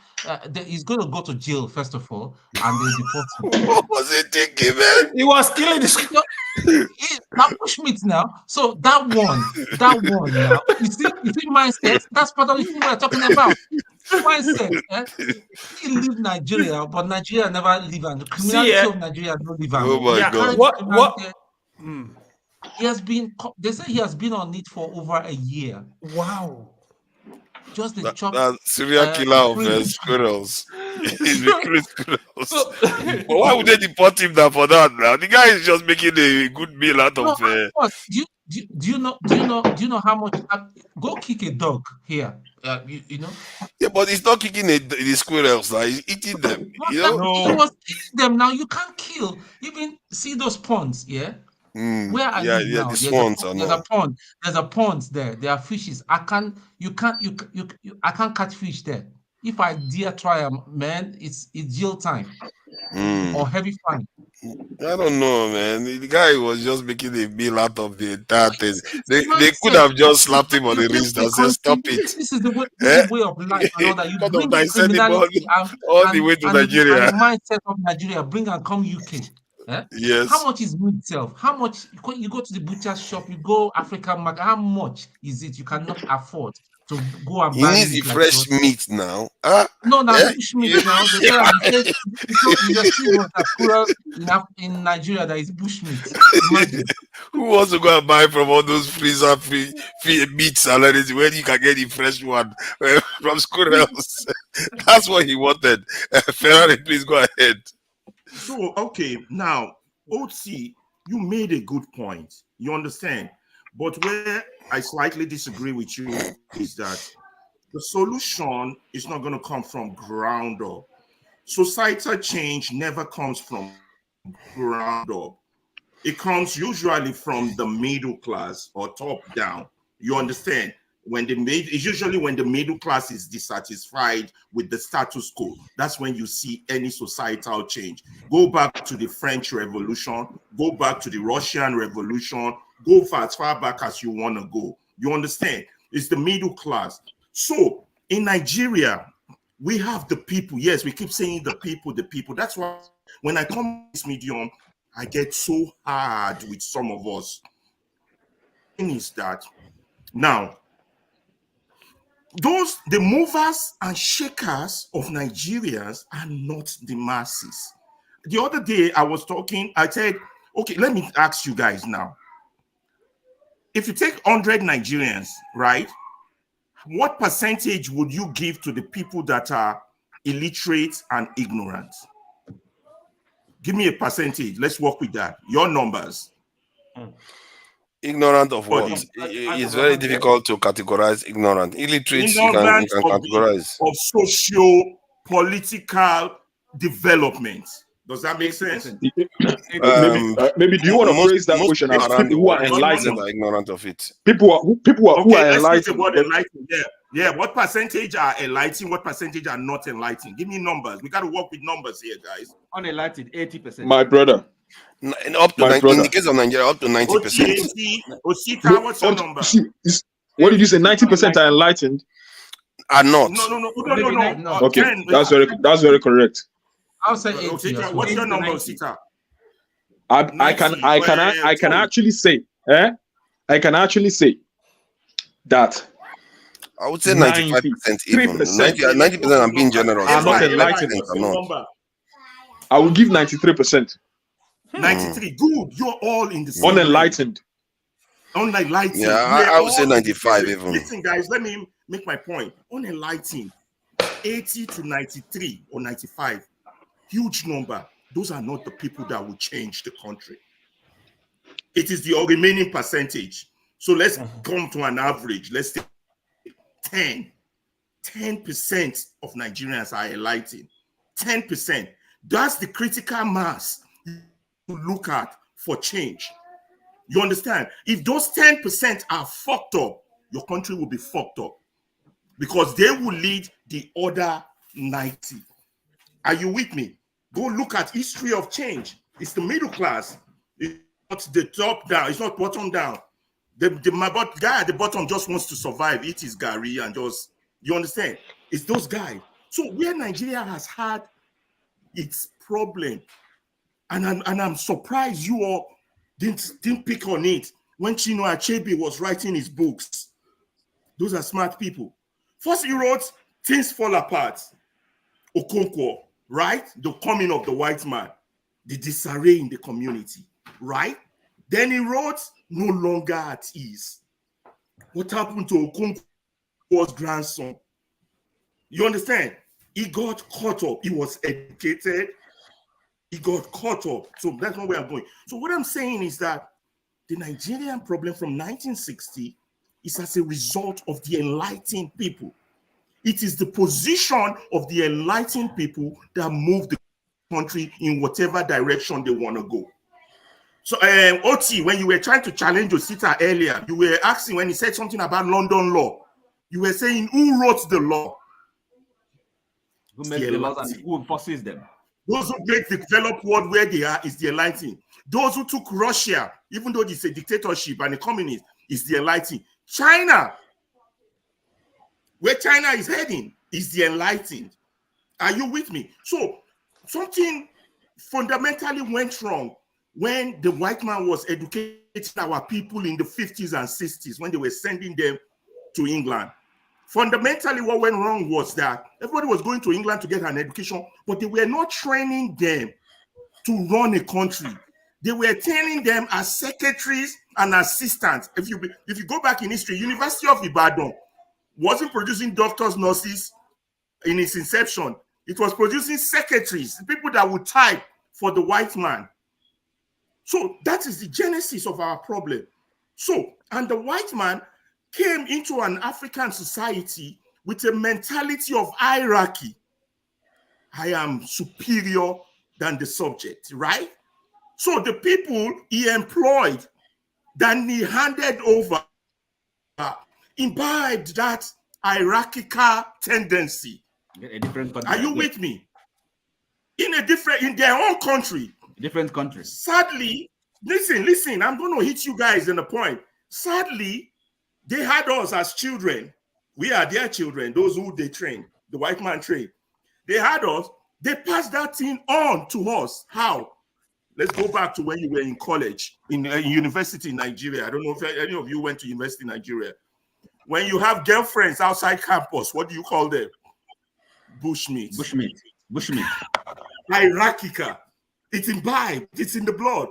Money bushmeat, money bear. You understand? Meaning that those who get educated, same thing. Those who went to the military, bloody civilians, hierarchical thinking. When you are in an hierarchical thinking, you don't consider yourself to be the same. In a different country. You are living in your own country. You're living which is all this thing fella put in song that, Kolo mentality. He will clag wig and jail in brother for life. Even when the brother don't do. Go and listen to everything that man is saying. He will clag because he has been colonized mentally. And he doesn't know he has been colonized. So it comes with the perspective of what we have today, the culture, big manism. It is important for every Nigerian, every single, including the poorest man, including the one that's a laborer, including the one that didn't go to school, to die as a big man. To die as a big man. It's a concept we invite. It's our culture. I have to be a big man. It's the only way I earn respect. And therefore, so in a way, you can't really blame people too much for. You can't blame people too much, but you can't blame them exactly. You can't blame because the otherwise, man. there are Listen, nobody. listen. No man wants to Oti, be a Oti, let nobody. me land. Oti, let me land. You can't blame the all of you keep blaming the shade. The people are these. The people are not coming out. The people are no. The problem are the elites, the enlightened. The out of 10% of those enlightened, 9% of them are effed up, fucked up. They have this big manism ideology to the worst level. Even the white man, you know what they call a house Negro. They are the house Negro of their society. And then you have the other 1%. Who knows? Those ones, because they can't just deal with the madness of these other 9%, they just apathy. You know what apathy means? Don't get involved. Just leave them with their stupidity. Leave them with their madness and go on with their life and go and become directors for the white man. Let me tell you something. Here in Illinois, the director of state of Illinois, Chicago is in Illinois, is a Nigerian, Dr. Nwa Nkechukwu, head of the Illinois Department of Juvenile Justice, is a Nigerian. In Illinois, probably people born in Nigeria. So if they can achieve such heights in a land that has order, why can't they? Because they have abandoned the other 9%. Are you with me, guys? So for change to come, you understand? If you are one of those 1% enlightened, your job is to keep fighting to change that other house Negroes, the 9%. Because without them, you will not have the critical mass to move a change. Which is why, if we boil it down to today's politics, which is why I am mad with people like Obi. All obedience will hate me for this. Whatever Obi knows, Kanu knows, Kanu, Mayegun knows, Showore knows, right? You all know the country is messed up. You all know the constitution is not good. You all know all these things. But everybody keep pretending. Let's keep gaslighting the people and not call it what it is. That somehow, some miracle will happen and that change will occur.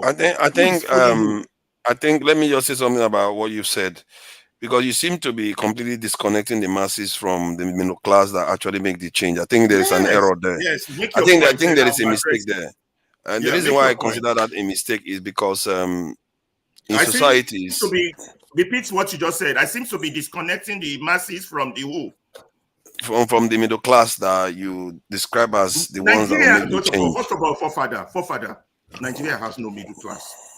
Take that one out of your mind. Or the elites, whatever wants the 0.5, the 5% or 10% that we're talking about. 10%, yes. And Okay, the if we are the elites now, so the point I'm making is that those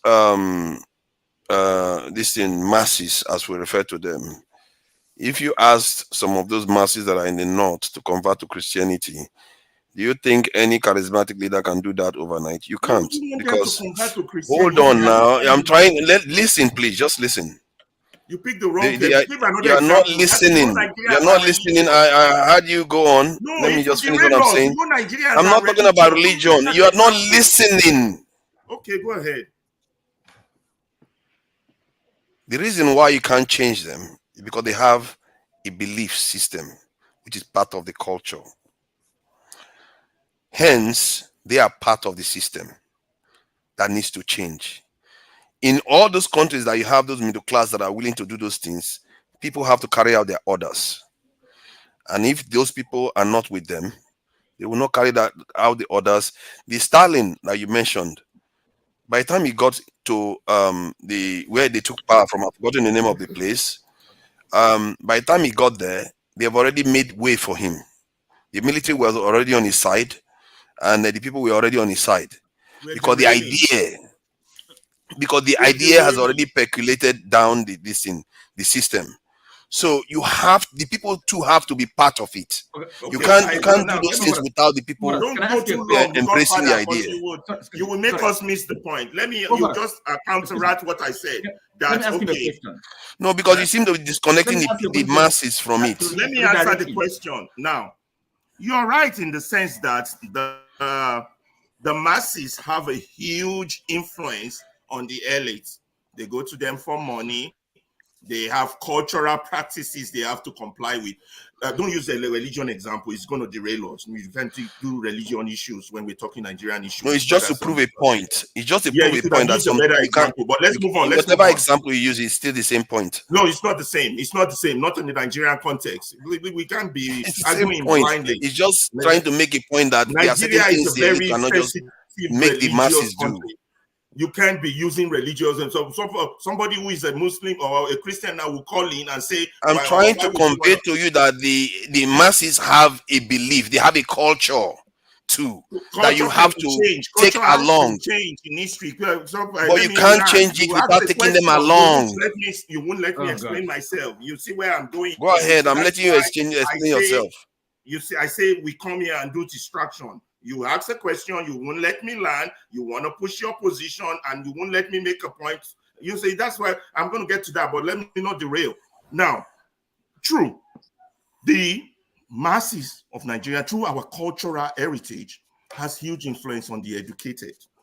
Yeah, for example, even though a boy went to England to study, like that, and he has to come home and he has to come home and do his traditional thing and inherit his traditional. He has to do all those things, but you're missing the point of education. If you're considered educated, the point of education is that you can influence your community. You can bring something back that they don't have. It's not just for you to have cars, houses, and all this nonsense Nigerians are clamoring for to fit their big manism status. You can influence. You have gone abroad. You have learned the white man's way. You have come now, you understand, to introduce the white man's way to your people. Not muddled it up. That's the point of education. That's critical thinking education. Education that influences change. For liberation. Can I help you? For liberation, for your community, for progress. I can keep going on and on. Ahead. Okay, so for us. Now, I don't look, you talked about a disconnect or whatever. No. Are you saying in the North, for example, if they're elite, if they were to be self-conscious and not self-serving, couldn't they influence, teach, influence the curriculum, teach them, okay, skills, education. So introduce technology, help them. Of course, they not also have elites, don't they? See, can I respond to them for you? Can I respond to them? I see everything you said. I've said it, but the problem is that you said it in a kind of this is stunted way. There's more to it. Please, Osita, go ahead. The one thing, see, we're all saying the same thing, to be honest. But I think let's not also miss the point. When I gave my submission, I was giving my submission based on for you to have a society with a change, it has to be from both ways, from both angles. None has to take precedence. The people. I'm coming. The people. Let's take it when the Negro struggle was in place. Imagine where someone like a Martin Luther King or Abraham Lincoln didn't have people who wanted change enough. Because one person, you can be preaching one thing. If the people have not had a buy-in into it, my brother, you're just still preaching gospel. And it's your job to make sure they have a buy-in. Exactly. Now let's take a practical example, and I'll use 2 or 3 individuals who have tried to spark up a movement. Someone like Iboho, I don't know if any Yoruba person is here. Unfortunately, I don't think so. Someone like Iboho from the Southwest.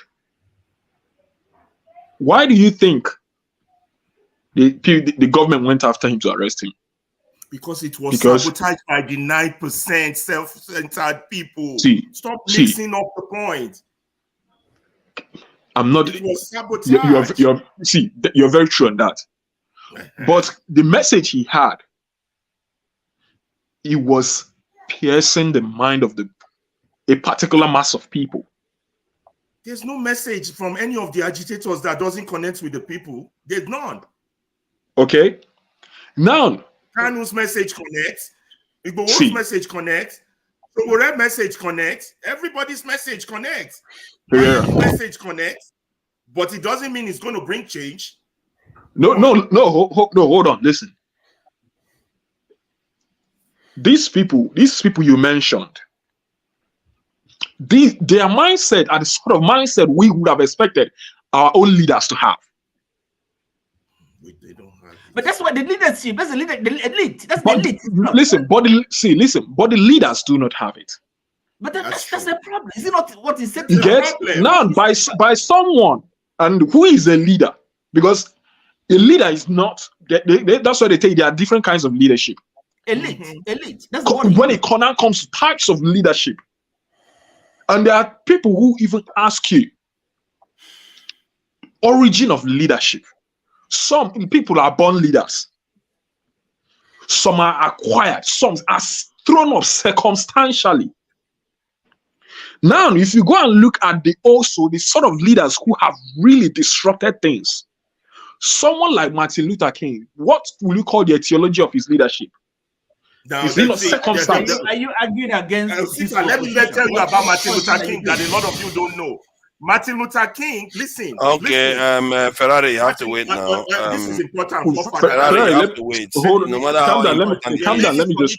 No, I think the lady has raised her hand. That's it. Ferrari, enough. You know the rules now. Let the lady speak, please. She hasn't said anything forever. Please go ahead.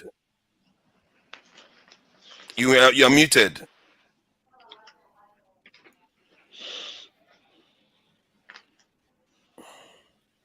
Still mute. Okay, yeah. Perfect. Is it better now? Yeah, we can hear you. All right. Now you sit ekele. And I had said hello to everybody, and but you're just coming. And this gentleman here, Ferrara.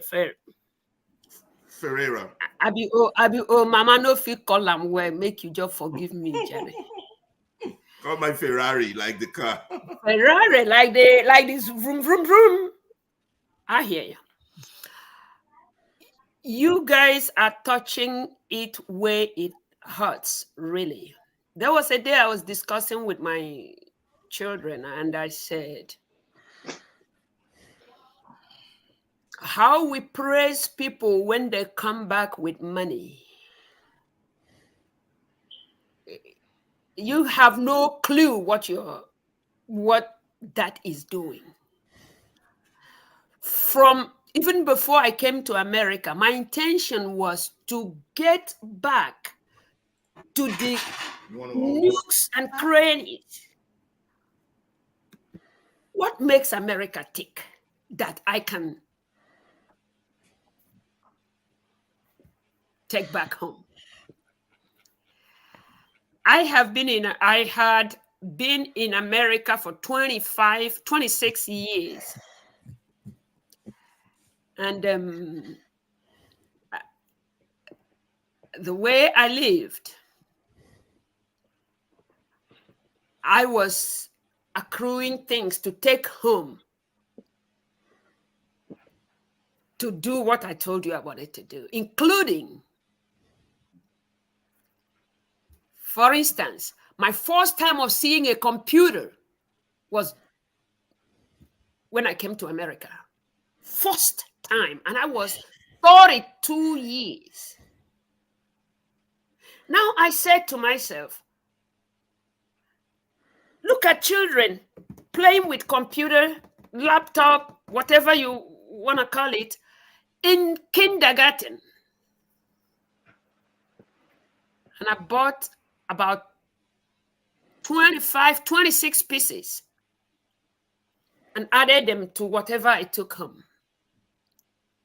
The mindset at home. Okay, what I wanted to do is to start a school that was really skill acquisition oriented.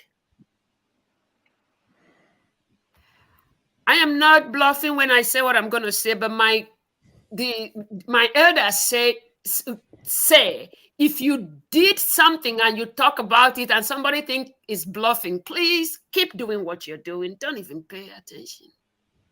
So whether I ate or I didn't, I took 11 vehicles home, 3 sedans and 8 SUVs.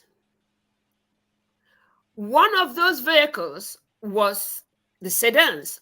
One of them was a Honda Accord, which my intention was for children to, under the guidance of a mechanic, pieces it to the last part, remove one thing and drive it and see what the lack of that will be, and stuff like that. The mindset at home is, from them little kids at home, kill her, get that thing, and get where it is coming from. Okay. I went home with all that vehicles because of what I had in mind. 3 of the SUVs were to take people from very interior areas that are sick. But before then, I had gone to all these interior villages, created awareness for people to stop dying because there is no transportation. Put people in places, trained basic nursing delivery, nursing assessment delivery, individuals in such places, take their vital signs, do that yearly to know what the baseline of their vital signs is. If there is any deviation, call on this number and that driver will be notified, and they get to that place, pick that person up to any hospital of their choice, just so that they don't keep looking for vehicles and that person dies. Usually it is from dehydration. So I took as many IV fluids and taught them on how to start an IV fluid. Nope. Where is that money? America must have given her. Have you ever heard where anything like this is done? The big guys, the politicians, of course, no road, period. So I called as much tractors, tippers, in reality, because I have been doing that, because that was in my mind before I left America. I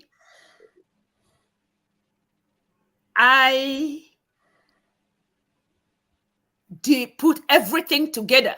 Almost the only thing I didn't put in those things were things, money that were for bills here. But any and every other thing, if I come in where you are and you're asking, well, how come you didn't come with Ashwebi and all that? Somebody will tell you, that's Victoria. She doesn't do that. But it was more for such help at that grassroots.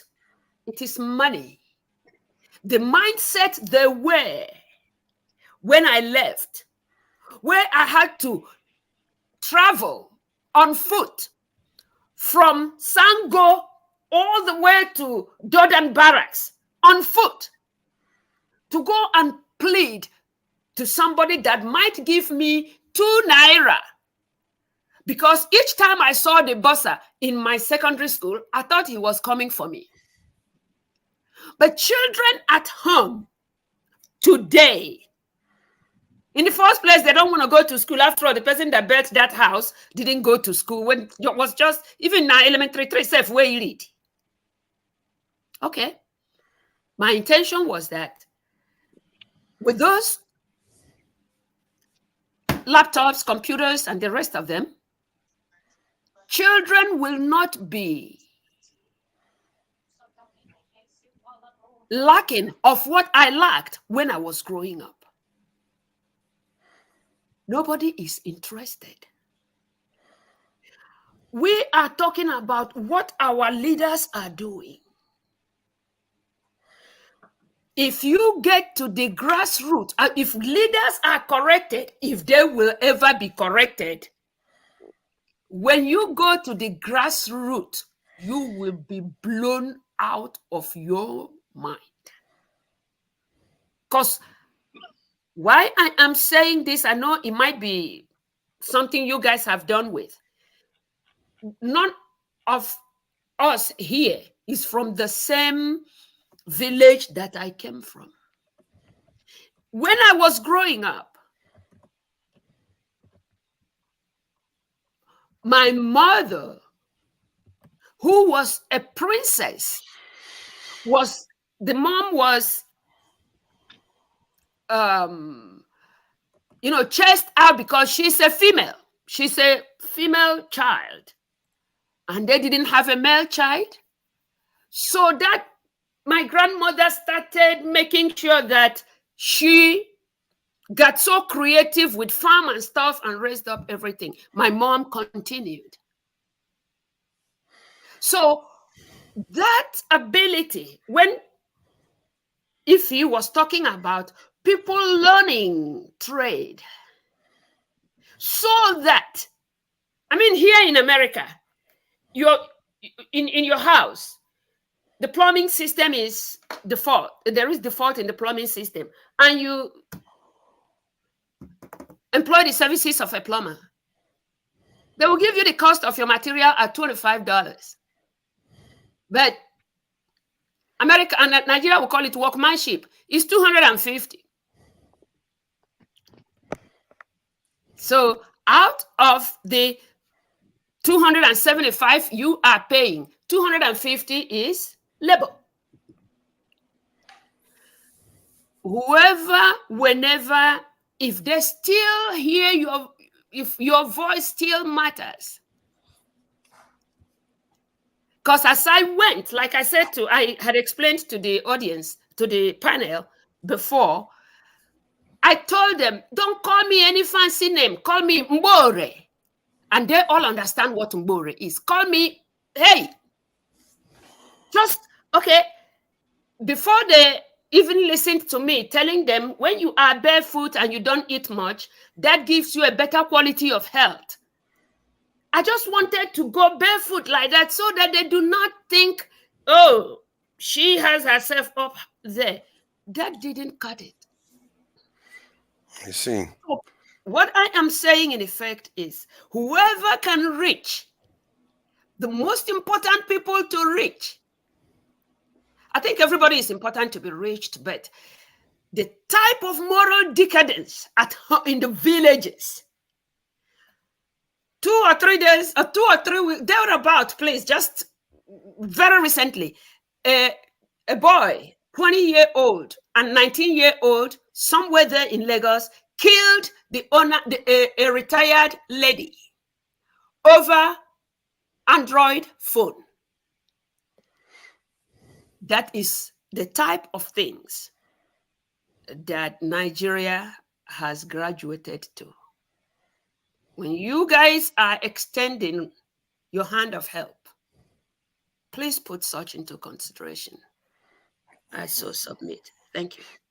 Thank you. I think she just made the point I was trying to make, because the people, if you think one side, because one of the key questions I often ask myself when I was growing up, I hear about the videos, I saw what Hitler did, I saw what Stalin did. They were showing how cruel they were. They were ordering mass executions. I was like, what is wrong with these people obeying those laws? Why are they doing these things? Because this is just one man commanding them to do all these things. How did it get there? Now I'm beginning to understand. The people have to get to a point that they say, these are the things we need to do. and then you see things starts happening. And this is why I said, if you think, I agree with you, Ferrari, when you said the 5-10% people, that they have to have a debate. You need to convince that 10%. But in some countries, those 10%, you can't convince them. In France, they literally had to do away with quite a lot of them, and it leads to all kinds of upheaval. They are very, very hard to dislodge in any nation. In Russia, the same thing. In China, the same thing. So in the case of Nigeria, to have an argument with them and expect to convince entrenched interest is going to be a tough one. But we don't have a choice. Because if we fight each other right now, we are all going to lose because there are sharks waiting outside to take advantage of us. I believe what Ferrari said is to win the argument in that elite class. If you cannot win it, the people that have the right ideas should win the day. They should be the one that emerge, not the Wikis, not the Tinubus, not the ones that don't really have the people's interests at heart. I guess that will be a middle ground. Otherwise, we are looking at the scenario of the French, the Russians, and any other massive revolution that had to take out some of those elites. And the process, for us, you cannot discount desegregation, reconstitution, or segregation, or whatever you want to call it. Everything has to be on the table. Are you with me? Everything is always on the table. Good. Everything is always on the table. No, I lost you for a bit. But what I understood in all of this, yes, your argument, which is correct, is that you need a certain percent of the enlightened people. That at least you need the 10% or 9% you're talking about who are supposed to be enlightened, who are in that position. No. That's not the argument. No. You're missing the point. That's the direction of the argument, but that's not the argument. I'm saying that as we diagnose, analyze the problem, we're not doing it right. That's what I'm saying. We are having blinders and holes as we drive on the highway that are bumping into. We're missing some point. We're not looking at the historical perspective, cultural perspective, tribal perspective, religious perspective, educational perspective. Merge. We're not taking a holistic look. That's where I'm going. That's the word I'm looking for. Holistic look. So what I'm throwing is that when we take an holistic look, you will see that the biggest danger are the elites. And those are ones we need to focus on, not the poor. Poor are dangerous, don't get me wrong. But you got to pick your battles depending on how bad the problem is, and this problem is very bad. So now, are you saying now are you submitting that? Because yes, it's not that we don't have the elites in Nigeria. You just mentioned the wicked. You just mentioned that. We have the miseducated elite, the wrong elite, house Negroes. You just mentioned Kwankwasos, Obis, even Fela Kuti was an elite in his own right. Exactly. Okay, now Fela Kuti was an elite in his own right, but conscious, socially conscious. What do you think? Listen. Where do you think Nigeria would have been if we had 100 Fela 40 years ago? Just think about it. Now that brings us back to where do we now get? How do we raise more Fela Kutis? Okay, now what got me? See, how do we raise more Fela Kutis? How do we raise more Showeres? Exactly.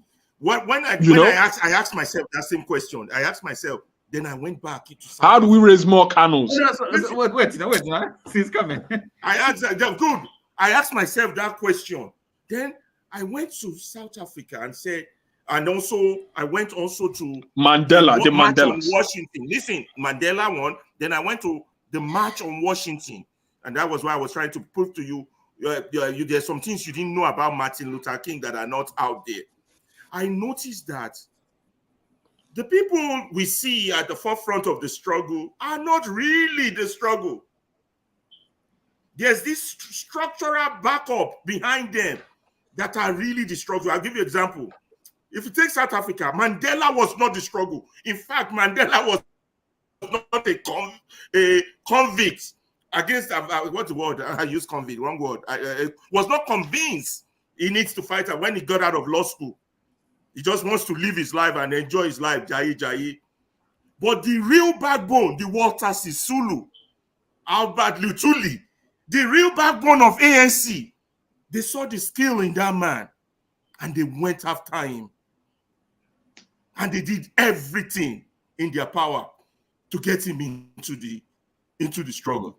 It took them hell. Go watch all of Mandela's movies. You understand?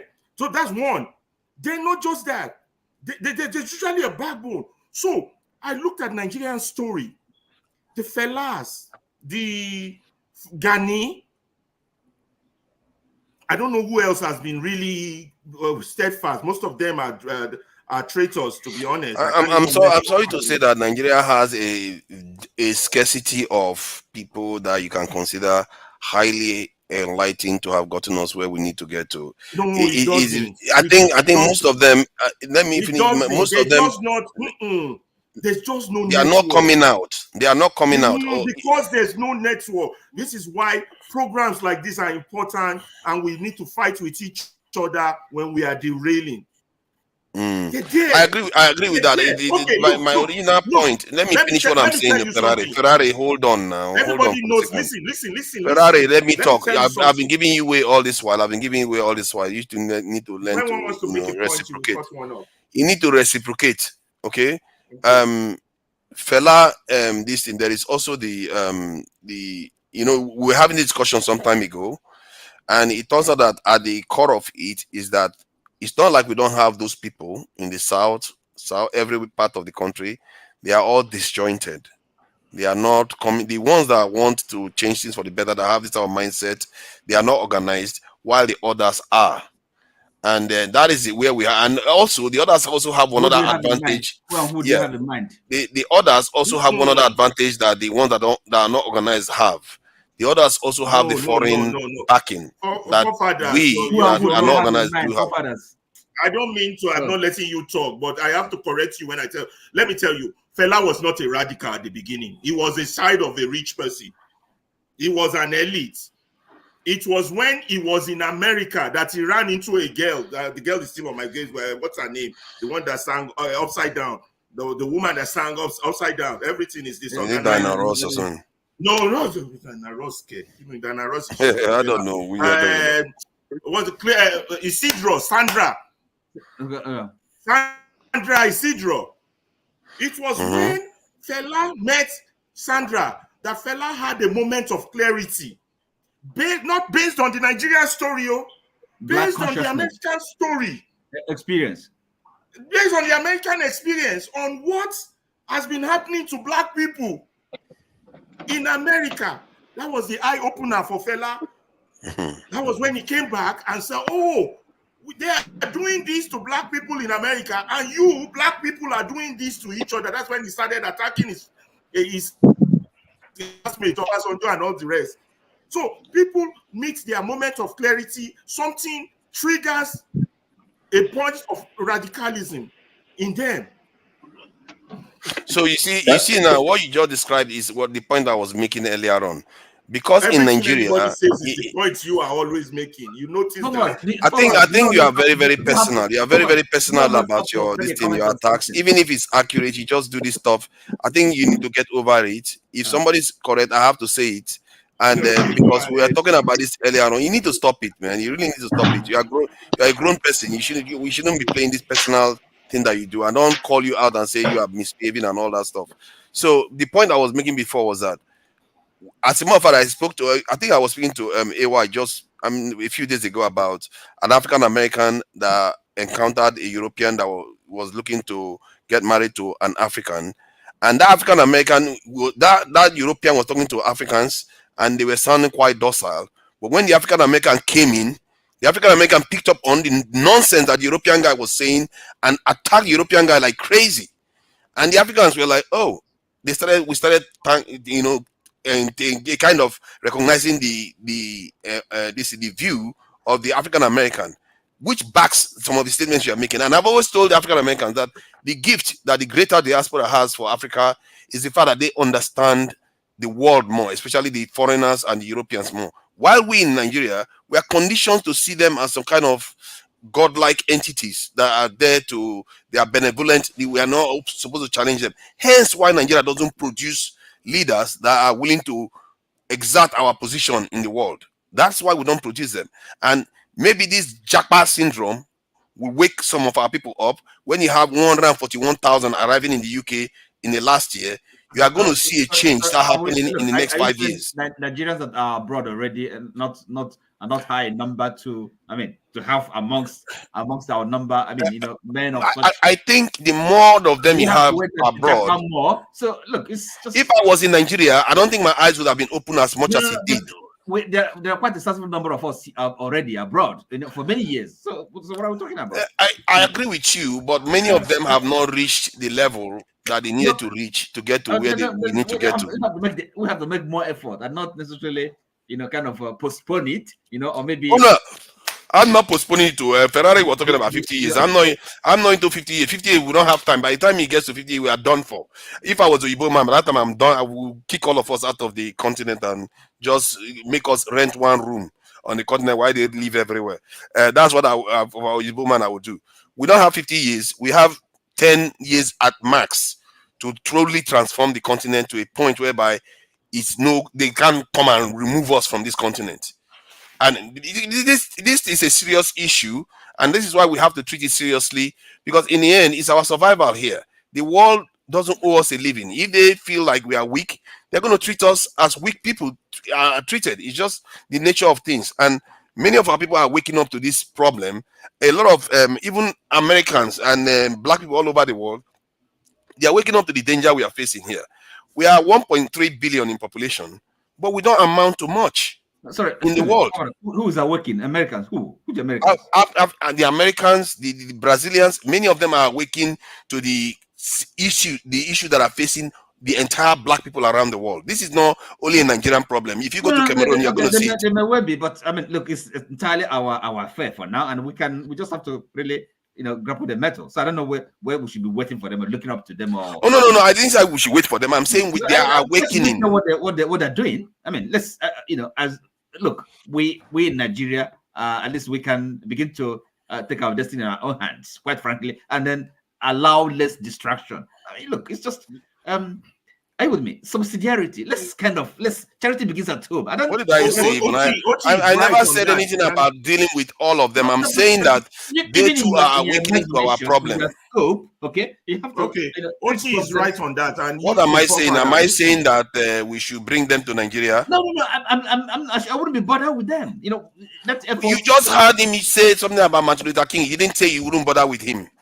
Look, an example. When he was saying something about the Luther King, he didn't say you wouldn't bother with him. But the moment I mentioned African Americans, you don't bother with them. You can draw a historical example, but not. Worrying or or speculating what Americans or blacks in other continents are. I'm not speculating or doing. So look, I'm saying in effect, our problems are quite big enough for us, and we can. I just gave you evidence, and you're telling me that I'm speculating. I gave you evidence of my experience just 2 days ago. No. How can you call something speculation when somebody is testifying to their experience 2 days ago? How relevant is it? That's the question. It's relevant to the point because it took an African American to come to an African panel. I could pull the video out so you see it for yourself. To come to an African panel to challenge a European in the way he was addressing Africans, patronizing Africans about how he was coming to get married to a Sierra Leonean woman. Stand up for themselves? That's the question. That is the question you should ask. Why are they not perceiving the things the African American is perceiving? Because they have not had that experience and that moment. Exactly. But Oti is saying it's irrelevant. Listen, my forefather, did you read the article written by Pius Adesami before he died about the man? I agree with you on that, but why is Oti saying that it's irrelevant? I absolutely agree with you that the fact that your submission that with the infuse of more Africans overseas, Nigerians specifically, we're more enlightening. And why do I support that?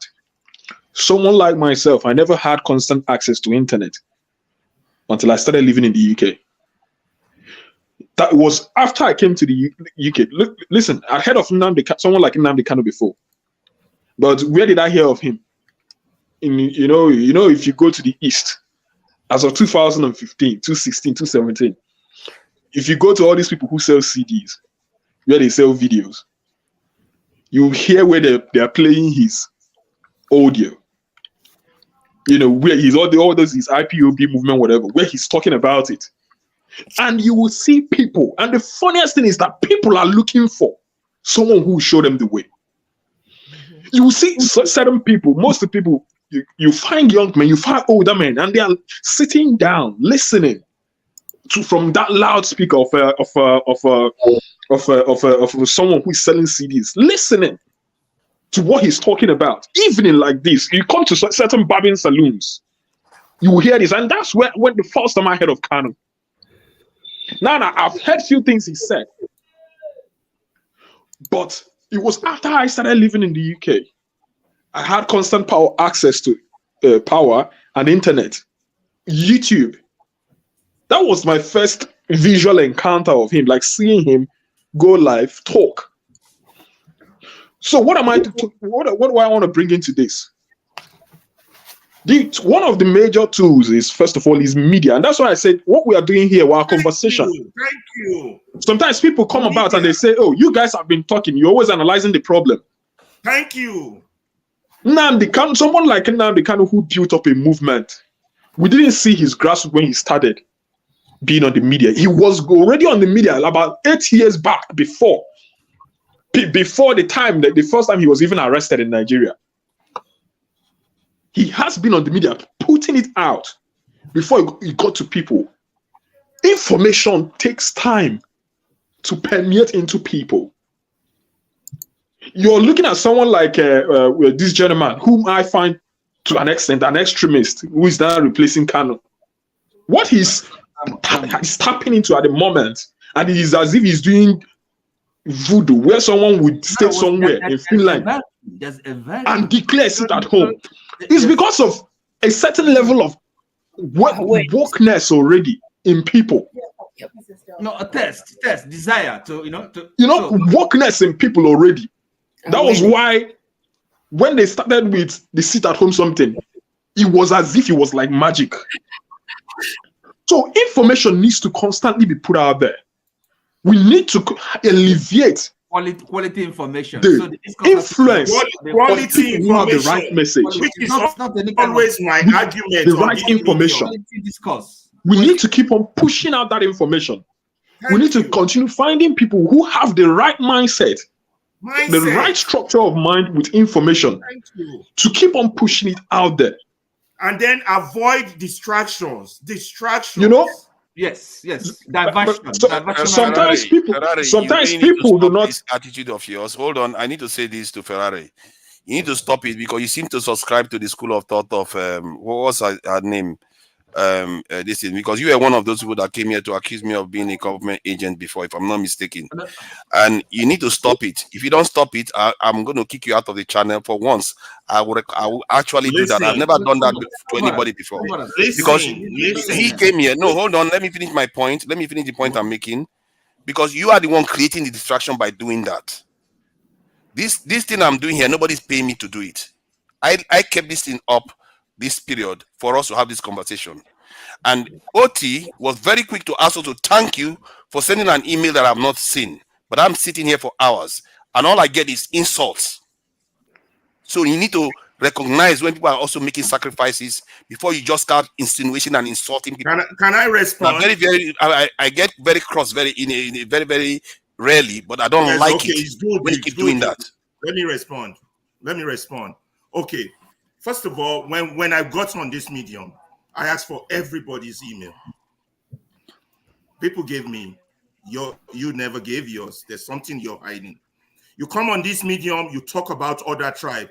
You never mention your tribe. You don't have the moral rights to talk about other people's tribe if you cannot mention your tribe.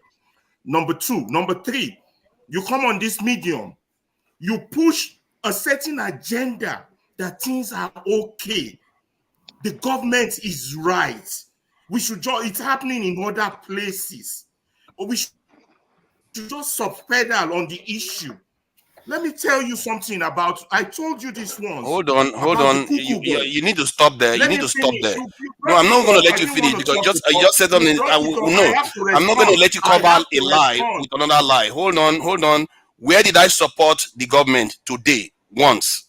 I have finish to your respond. point. Tell me where I supported the government today. No, I'm not going to let you rant nonsense. I have to respond. That is what I call proper distraction. No, you can't. You can't build up one distraction on top of another.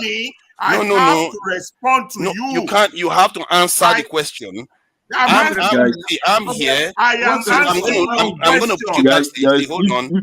If he doesn't understand, let me if you guys are going to take things personal with yourselves, please. It's not about being personal because it's about factual. Now he talks about factual a lot. Hold on. He talks about being factual. If he says that I'm supporting the government, he needs to provide evidence. But he didn't say he was supporting. He didn't say. He just said that. He didn't say it tonight. He just said that just now. He said, I always say that the government, I take the government side, that I always say everything is all right. Okay, let him come and tell me how I said everything is all right. Okay, let him come and say that. I'm bringing him back on stage now. You allow him to respond. Maybe he'll give you the example. He just said it. I'm the one saying, tell me where, and I'm allowing him to respond, but he doesn't want to respond. No, he said he wants to respond. He couldn't. Good. Okay, good. I'm going to allow him, of course. You throw him out. This is a privilege. You have okay, let him respond now. Okay, good. Respond, please. This is not the first time. Second time, I've met you. I've met you on other medium also. You see, now he's not responding. No. Let me tell you, your position has always been that of the government. He's not responding. This is distraction. He's not responding. Let me give you an example now. Give me the example. You said today. I said it today too, and I said it before. Tell me. You see, this is your game. Distract, and electricity cuts you up on that. Everybody is cutting. Why is everybody saying the same thing? Do you think they are wrong? Do you think they are crazy? You think I'll give you 5. You will hear him. I'll give you 5 minutes. To you. You say all the things you want to say. I'm going to respond to you word for word. Go ahead. 5 minutes. Okay. During that voting period, you were constantly on several medium, not just this one, trying to say that the people who represented Obi did not present evidence. The government position. Did I lie against you? During ASU strike, you were totally on the side of the government. When we were talking of what democracy is, your definition of democracy, I can give you several examples. That's the third one. But let me make my point with you and why I have to confront people like you. With people like you, Nigeria is not going anywhere. You see, let me tell you the truth. When you meet the devil and you meet someone like you understand? Once you run away from someone like you before you run away from the devil. I will give you examples. You know who Fred Hampton is in America? There was this guy, the Black Judas, who betrayed him.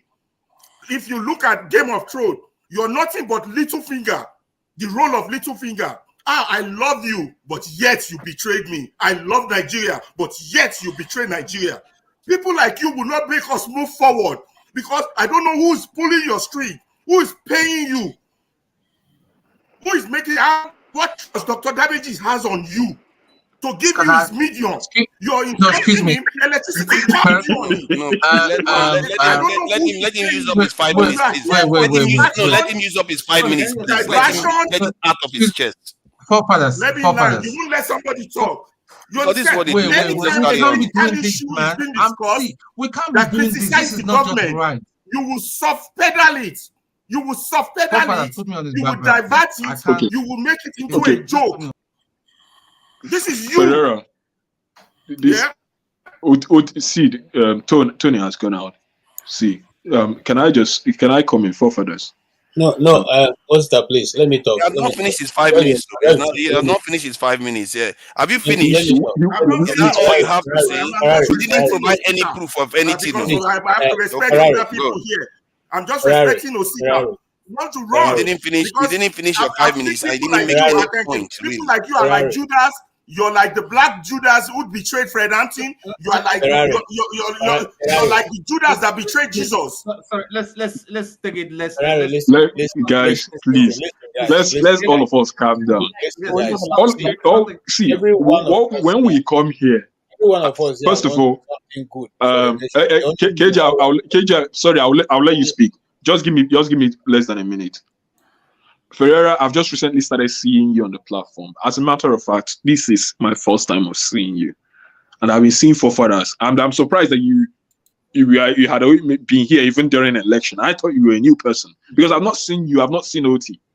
I've not seen Mrs.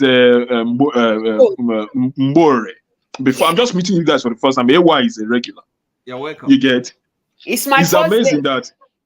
It's amazing that there are a number of us from many places. Now, Ferrari, if not for the fact that you just spoke Yoruba now, I wouldn't even know which tribe you come from. Because it's just there. So, now, a lot of people, I know that the first time I was on platform with forefathers during the election, I asked him, which tribe are you exactly? Or which region are you from? He never said it. I decided it didn't matter to me. And then I'm going to actually put out this question here. Can someone tell me the one reason why is it important that when we come on this platform, apart from our names, that can tell where you're from? Because from Ositadema, you can tell I'm an Igbo man. Is it really important that we know which tribe someone is from? Because if that is the case, maybe when someone comes on the platform, maybe we need to reiterate our name. Say the state you're from. Is it maybe if it is that important to you? Because most of the time I come and I hear people attacking forefathers, even on the comment section, that they don't know where he's from. That they don't know where he's from. Is it very important that we know where someone is from in this platform? About other tribe, I need to know what tribe you're from. So I would know, I can iron out your bias. Thing is what is dividing us. That's what I'm trying to say to you guys. If you're not talking about other tribe, I don't need to know. But if you want to talk about other tribe, other people, I need to know where you're from. I need to know what's your origin. What is pushing your bias? Listen, it doesn't matter to me. Listen, it does not matter. Sorry, excuse me, but Tony, do you get the point he's making? Of course, if you're going to talk about other people's... Yeah, but respect the man's choices. Can we not take what he wants to say without considering which tribe he's from? But see, there's a... Osita, this is what I want to know. Osita, you asking all the right question. You asking all the right question. KJ, please, you are very on point. It's not important. Let's have some. We talk about every part of the country. Guys, you see AY here. Because AY, I don't know which tribe AY is from. I've never asked him where he's from. If not from Mbore, because she has an Igbo name there, I wouldn't know where she's from.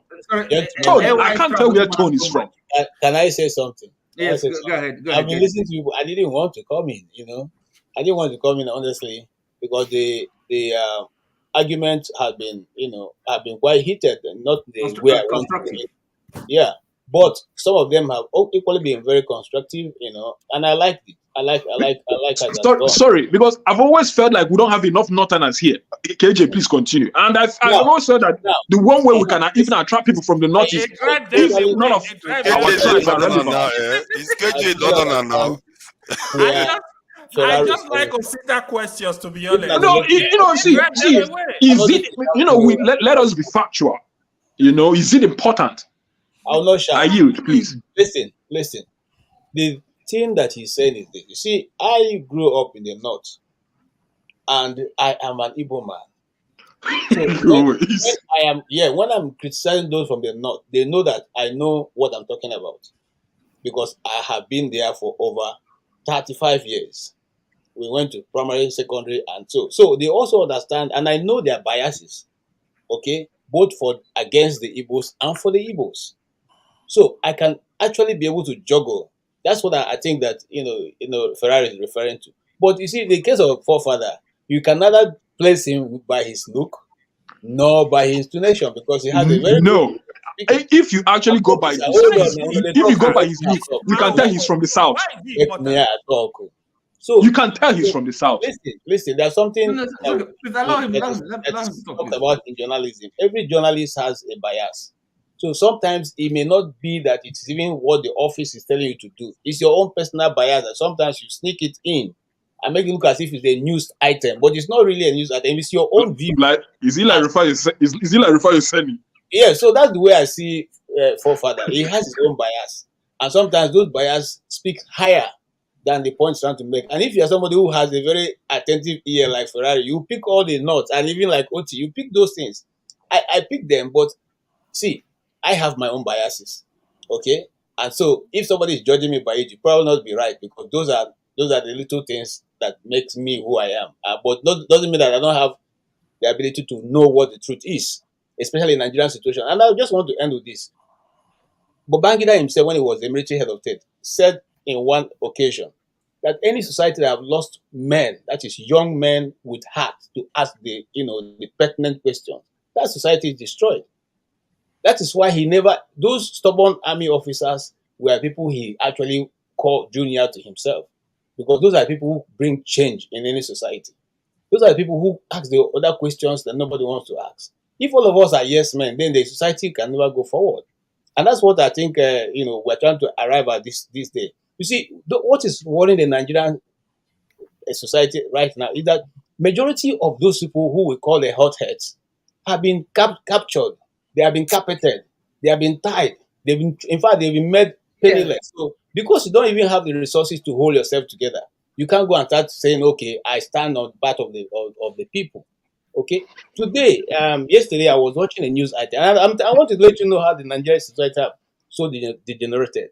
A minister in the Nigerian government, paid by the people's money, was proud to announce that they have decided to put in free buses and free train for the masses. Okay?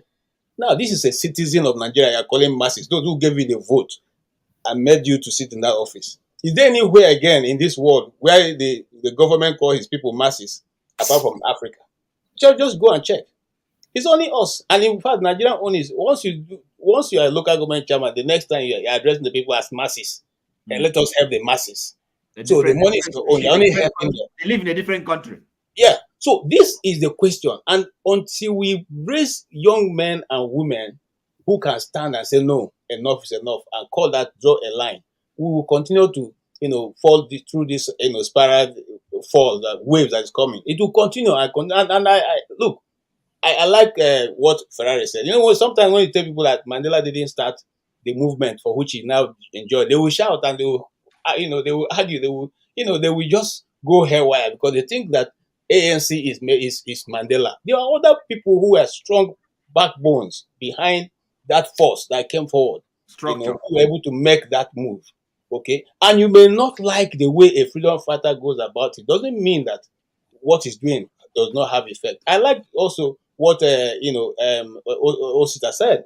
When I started listening to Nnamdi Kanu, the first time I listened to Nnamdi Kanu was sometimes in 2000 and before the 2017 issue. I listened to this man, this young man, okay, and I said, "Come on, who is this guy?" All right, because it made a lot of sense, even though you may not like his approach. And like I said in this program many times, majority of the freedom fighters, those who bring change in society, you may not like their approach. And that is why they are who they are.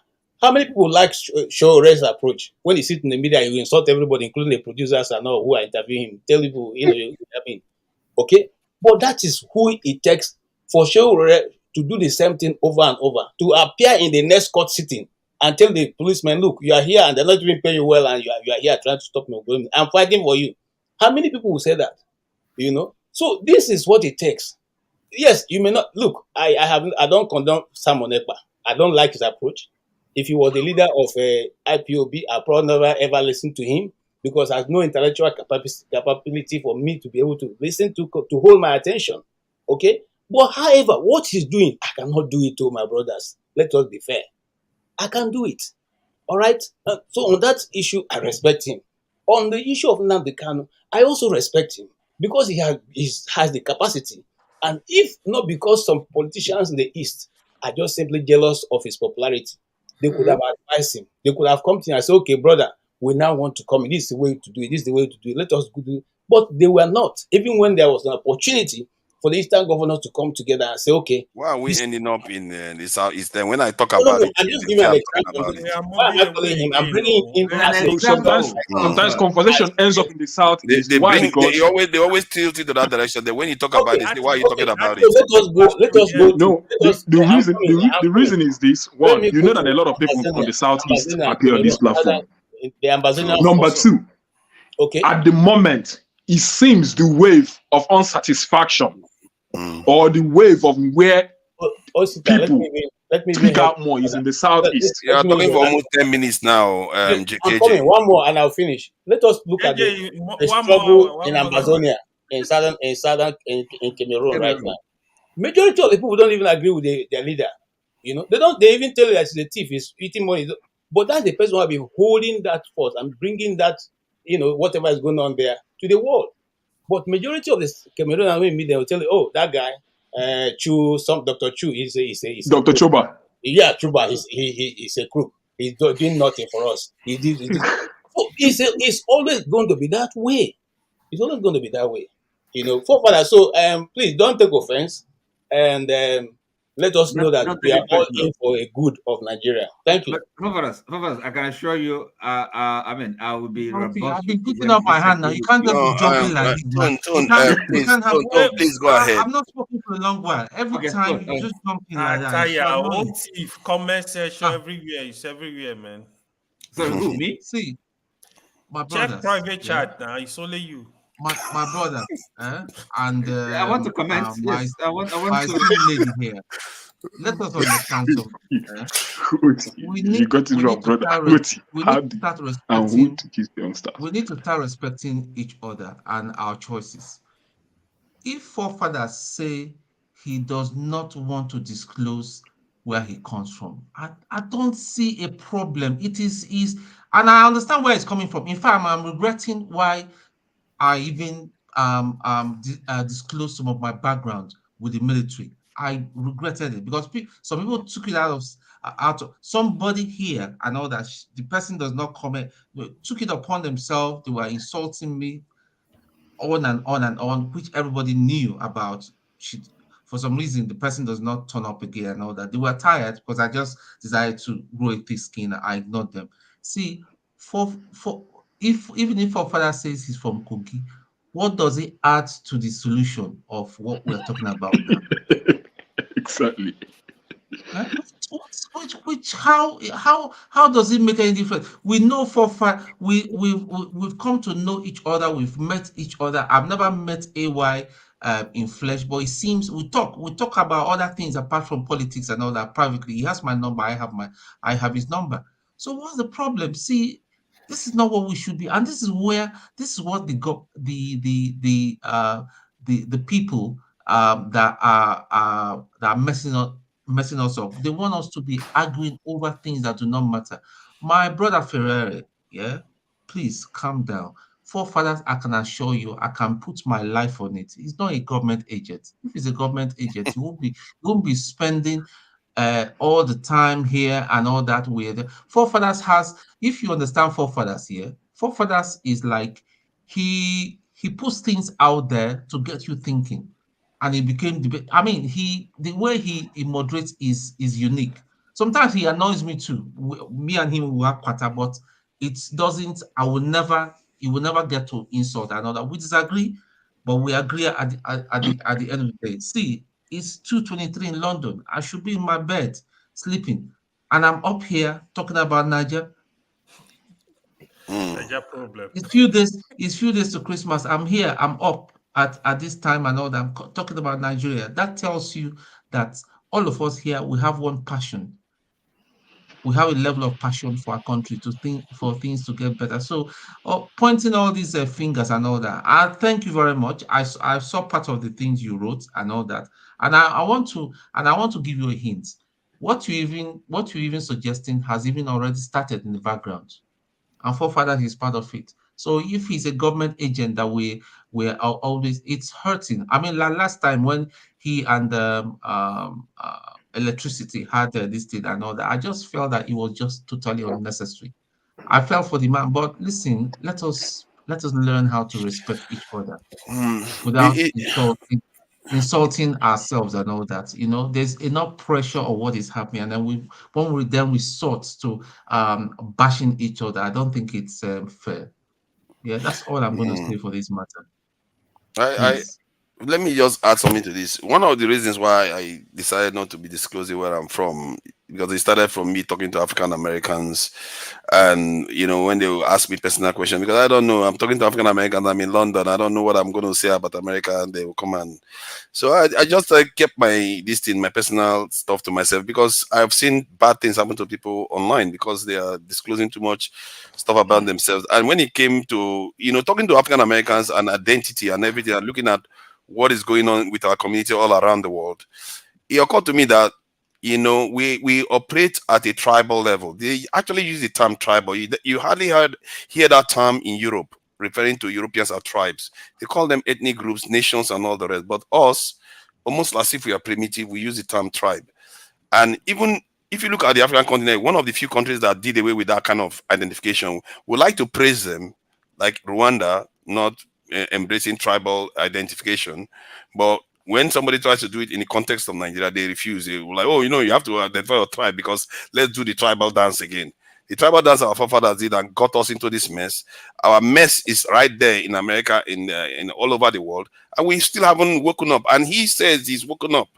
That's my point. That's why I said even less than 95% of us are woken up to the reality of the world today. Many of us are still probably living in the 70s or maybe even in the 19th century. What the challenge we face today is not tribal at all, because Europeans are tribal too. They hate each other too. But how is it they are functional? We just failed to embrace the key solution that they reached. I want to correct him. So before he runs away, look, being tribal does not mean that you're gonna hate the person from the other tribe. And there's nothing wrong with tribe. Okay, it's something that's primordial. That's how human beings. We are actually. Someone can choose not to play it. Someone can choose not to play it, at least at this stage anyway. Excuse me. Hold on. I'm an Igbo man, right? This Oti, wait, hold on. How many languages do you speak apart from Igbo and English? And you call yourself Niger person? German, ich spreche Deutsch. No, forget German, forget European. Niger language. I'm talking about. Oh, I've how many? I've not been privileged to learn another Nigerian language. Apart from Igbo. We have only two Nigerian languages. Okay, look, sorry, excuse me. Which one? The point I'm making is this. Pidgin and English. Nothing is wrong with time. No, but you cannot say outside you allow KJ to finish, but you are very quick to interrupt me. You allow KJ to finish when he was talking for 10 minutes. Can I finish what I'm saying? You have your chance to dispute with what I'm saying. Although I know where you're trying to go. I know you're trying to, sort of chip in to be Nigerian enough. Probably someone will need to, might need to have an idea of certain other languages. It's almost practically impossible. Why? Someone like myself, I grew up in the East all my life. I've lived in Lagos, but by the time I started living in Lagos, I was already, too old to be coming to learn another language apart from Pidgin. No. So the mode of instruction in the school. I've seen people in their 30s, even in their late 30s. They went to Germany and they had to learn the language. That was some interest based on survival. You see a problem? That was they didn't have to learn it. I'll give you the reason. They didn't learn it because of necessarily because they were in love with the culture. No, they learned it because they needed it to survive. If you're not speaking the language, how are you going to get employed? How are you going to make money? But Nigeria provided us with a space.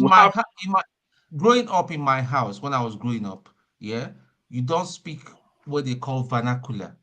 But however, for some reason, when my dad addresses me, he speaks Igbo to me. That was how I learned Igbo. I had to learn Yoruba on the streets. And your mom, The and school your I mom. went wasn't just any other school and all that. It was a school that you spoke What English language was your purely. mom speaking So to what you? I'm trying to say, and then when I went to the north in the military school, man, I had to learn very fast. I had to start understanding some Hausa, Military, or because else you're a national service. I have to So, start picking up some Hausa, yeah. Now, Because if you have to live in the north, I don't know where I'll be posted and all that. All I wanted to do at that time, I wanted to be an ADC to a governor, because being a military officer and being political and all that, that's how you grow. That was every young cadet's ambition, but dream. it never happened. So what I'm trying to say to you is the problem we have here is where we are all is all tribalism, tribe. It sorry, does excuse not me, matter. Soon, I'm trying to It tell you does. that there's nothing wrong with this. Look, this Oti, Ferreira here is a Oti, Mr. Yoruba. Oti, to be honest, with due respect, you Nobody have something said anything wrong is wrong with it. It's just a way. Nobody See, See, said don't anything. let come me. here. Can I No, no, finish no, the no, no, point no, out? The no. point I was Let's making, get this because straight. Oti yeah, just likes to interrupt when it suits him. People come Um, here and use tribe. They know where you. They just attack you. They call some people name. Oh, this part of the coin. This part of. Please. We should stop pretending. We need to stop tribal crisis. Look how see, Osita. This is the first time I'm Tribal crisis. speaking facts. Is pulling them out. Who do I see, care if Osita is Igbo? Because he's see. standing for the truth. I stand The with him 100%. That's just me. can I just forefathers, finish the point I'm forefathers, making? if you remember, sometime some months ago on this platform, where when I was shouting and saying, like, if, for instance, my name is Osita. If you want to call me out that I did something, say Osita did something. Don't say that Igbo man because he's an Igbo man. I don't know if you remember. If you remember when I used to make that submission long ago. Yeah. Because I hated stereotyping people. I hated that unnecessarily generalization. But you know we have stereotype in Nigeria, like Igbo people. We call it the Yoruba. I said the Yoruba. Yeah, Yoruba people. Often man. They call us. And there's a conception with them that you can't go to the east, that they will eat you, and they will No, not allow you to buy land. Okay, enough now. Let me say my piece first. Let me say my piece. I think something we have to be careful about is that some people that are actually compromised will be coming here to actually accuse others of being compromised. That's something I just thought about just now. And because personally, the way I look at it is that if I choose, because we have different identities, you have your family identities, you have your clan or tribal identity, even within the Igbo people, you have your own identity. You can choose to embrace any identity you want. Our people prefer to always choose to embrace their tribal one. I choose to embrace my national one because I believe that my national one is the one that is better for everybody. And I think if everybody embrace their national identity more, maybe we'll be better off than where we are right now. Because the challenges we face in this world today is on a macro scale. It's on a sort. We even need the continental level. This thing identity, because the challenge you face is that massive. You are not competing against the England that you used to compete against before, the British that was able to colonize half of the continent. You are competing against NATO now. You are competing against countries that are that have 1.4 billion, like China and India, 1.4 billion people. What chance have we got in this world? This is not a joke business. This is live or die situation here. And if people don't recognize this stuff, why I'm here is for that. I don't care about politics. I don't care about religion. I don't care about tribe. So if you keep talking about this tribe nonsense, I don't care. If I don't identify, hold on, I will say my piece because this is the one I don't compromise on. Hold on. I don't care about your tribe issues, because other people have them and they are able to function. What I care about is our survival. I'm not here. If there been is only suffering we are suffering, I'm fine. I will suffer with everybody and go and everybody suffers. Even in the UK, people are suffering too. But I literally fear for our survival. People don't understand how bad it is. Because if I was on the other side, I'll be planning your demise. That is how bad it is. But this OT, if you want to laugh, you are going to live here. I'm not joking right now. I don't agree with you. No, you don't agree with me. You don't laugh when I'm talking something I feel strongly about. Hold on. You can't do that. Hold on. Let me say my bit. I'm going to remove you too. Period. Yeah, you can be out. Anybody that is not interested can leave. They are sending people that will hear this one. Because for me, when if I find that somebody feels strongly about something, I don't mock them about it. Because I've been taught a long time ago, if somebody feels strongly about something, don't laugh at them about it.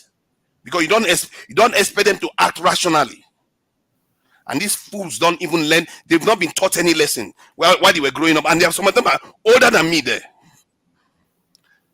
When somebody's telling you that they are worried about your survival, maybe you should hear them out. Instead of eating like a fool. Because I'm one of them that will kill you if I was on the other side. You fools. Let's get on, please. Forefathers, just step it down. It's so annoying. These people, they are like children. No. This is not a joke. You were not around when our people were getting colonized. You were not there. These idiots. Listen, please, let us be mindful of our words. You remember you're the moderator. It's really annoying. People, I get tired of grown men behaving like children.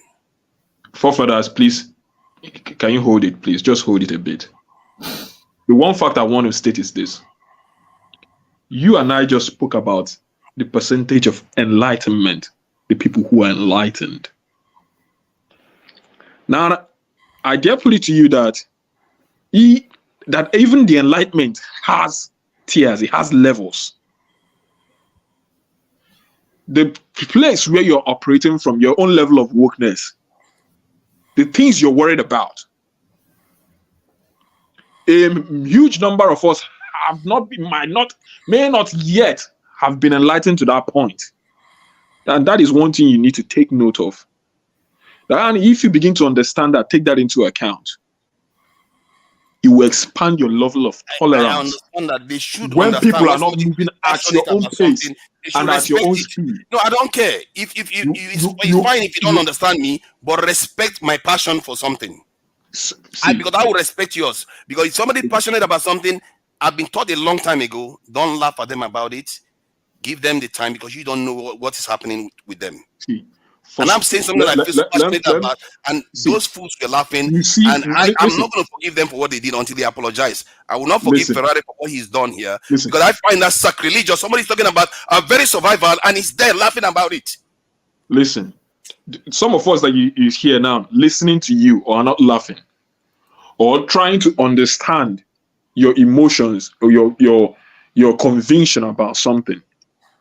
Is because we are enlightened enough, we have the capacity, enlightened enough to want to listen. Sometimes people might not even respect a view that they don't understand, or they've not even come to see why. For us to continue having communication, ideas is not something you can't impose it upon people. It's something that takes time. And that is why communication is very important. I'll give you an instance, and from a personal perspective. Today, I spoke to a family member that I've not spoken to in 4 years. He's on the other side of his own, thinking, oh, I no longer call him. I don't take his call. I'm on my own side thinking, he should have called me since then. Why didn't he? But after we had a conversation today, and I so much thank God that he pressed it upon me that I could no longer hold back. I had to make that call. It was like magic that after almost 40 minutes of us having that dialogue, having that conversation, we came to understand that our problem is the fact that we don't communicate often. And it's important in every situation you find yourself, wherever you are. Let's even take it down to marriage between a husband and a wife. Conversation, listening to people is very important. The level of your enlightenment, the place you're operating from, is on an entirely different level. You've managed, you have become liberal to a point that you're able to subdue your own tribal tendencies. which is also what is a huge problem for us in our Nigerian society. It is this tribal tendency that will make someone to see that, hey, this person who is from my tribe, if I vote him, is a thief. The person will say, let me forget about him being a thief. At the end of the day, he's from my own side tribe. And you vote him. You go and steal ballot box for him. It is this tribe. But this is not something we are going to be able to change by executing people. Let me take, for instance, I said to you, someone like myself who was raised in the East, within that conclave of the Southeast, getting into university, now I'm started mixing up with other people. You would have thought, oh, that 5 years in the university would have taken away all the Igbo sentiments. You would have thought that having all majority of my friends, my best friend, is a Yoruba man. He's a Yoruba guy. See, let me tell you, he's the only person in this world who can call me and I'll empty my bank account for him. He's a Yoruba person. Even my own blood sister, my own sisters, there is a limit. But that particular human being, I love him to a point that if anything I have, if he says to me he wants it today, I will not ask him why. The question why. Now, someone would have thought, after all these years of having a lot of Yoruba friends, does that still change the fact that I'm an Igbo man? No. Has that been able to eliminate my tendencies or sentiments or biases for Igbo people? Only when I'm being put to that test that we can actually know.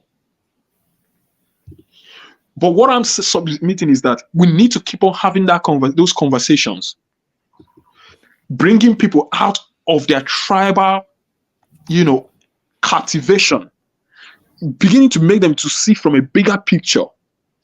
If you shut these guys out and keep on removing them when they should be listening to you, or when you should be listening to them out of anger and out of outburst because they didn't get it at that instant, you might do more harm. It take us longer to achieve it. Someone like me, if I come on this platform, I'll never say Hausa people or Northern people. I'll never say Yoruba people. I'll never say Igbo people. I prefer to specify by an individual. But I can also assure you, I've been here, I've been attacked by my fellow Igbo people during the election. They started asking me, are you even sure you're a true Igbo man? They attack tone every day, man. Are you sure you are a true Igbo man? That is my own fellow. You of course, everybody here knows CM. It's just crazy. Some of them, the other one was calling me a demon. I think it was not one of them that was calling me a demon. What is wrong with these people? No. See, listen. These people, my brothers have also questioned me about my own genuinity of being an Igbo man, that I'm not a true Igbo man.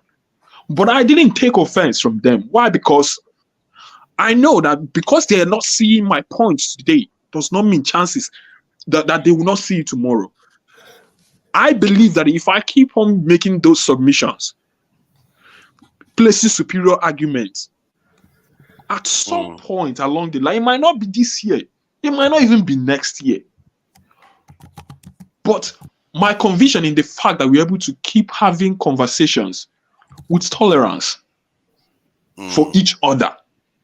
Many years ago, if we had social platforms like this, where people from different ethnic societies can come together and converse, maybe things wouldn't be this bad.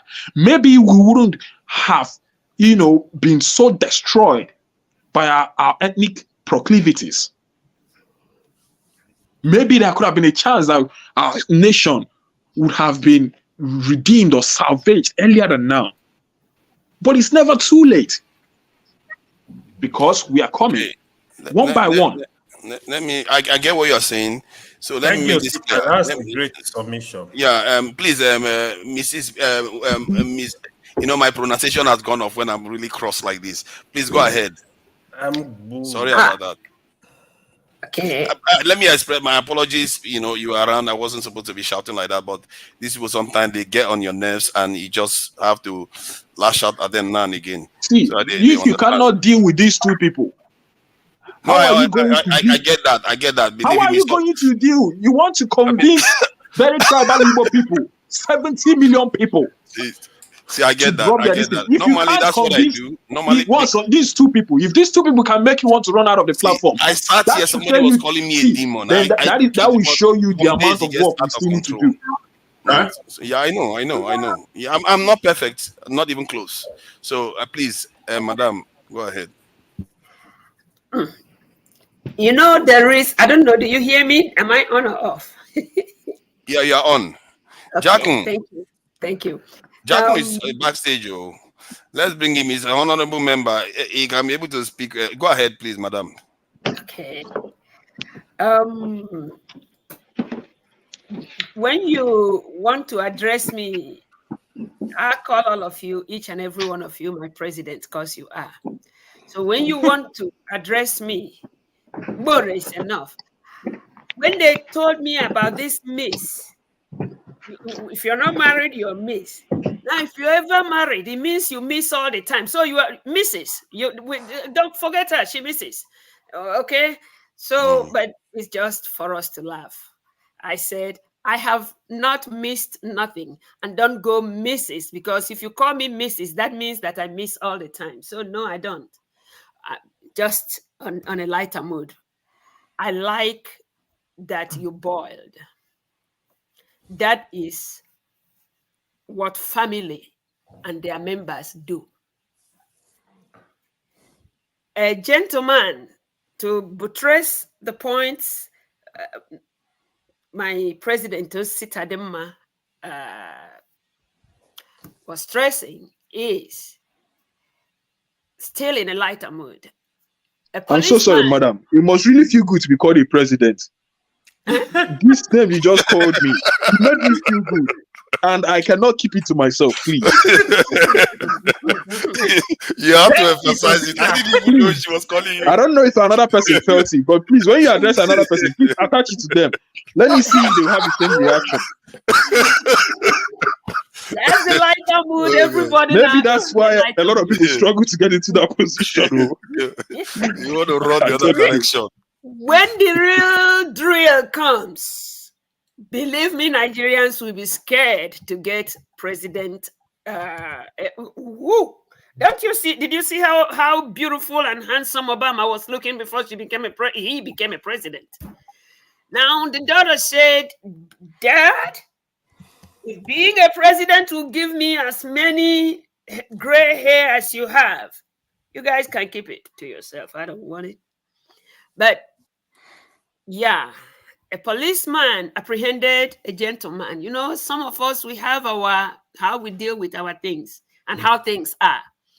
So this gentleman, this is how he's always like this. So the policeman apprehended him. And you know our style in Nigeria, the policeman said, "I am talking about how serious an offense you committed and you're still smiling? Boy, again." And the man was like, "Please tell him not to stop beating me. That's just the nature of my teeth." Some of us is the nature of our teeth.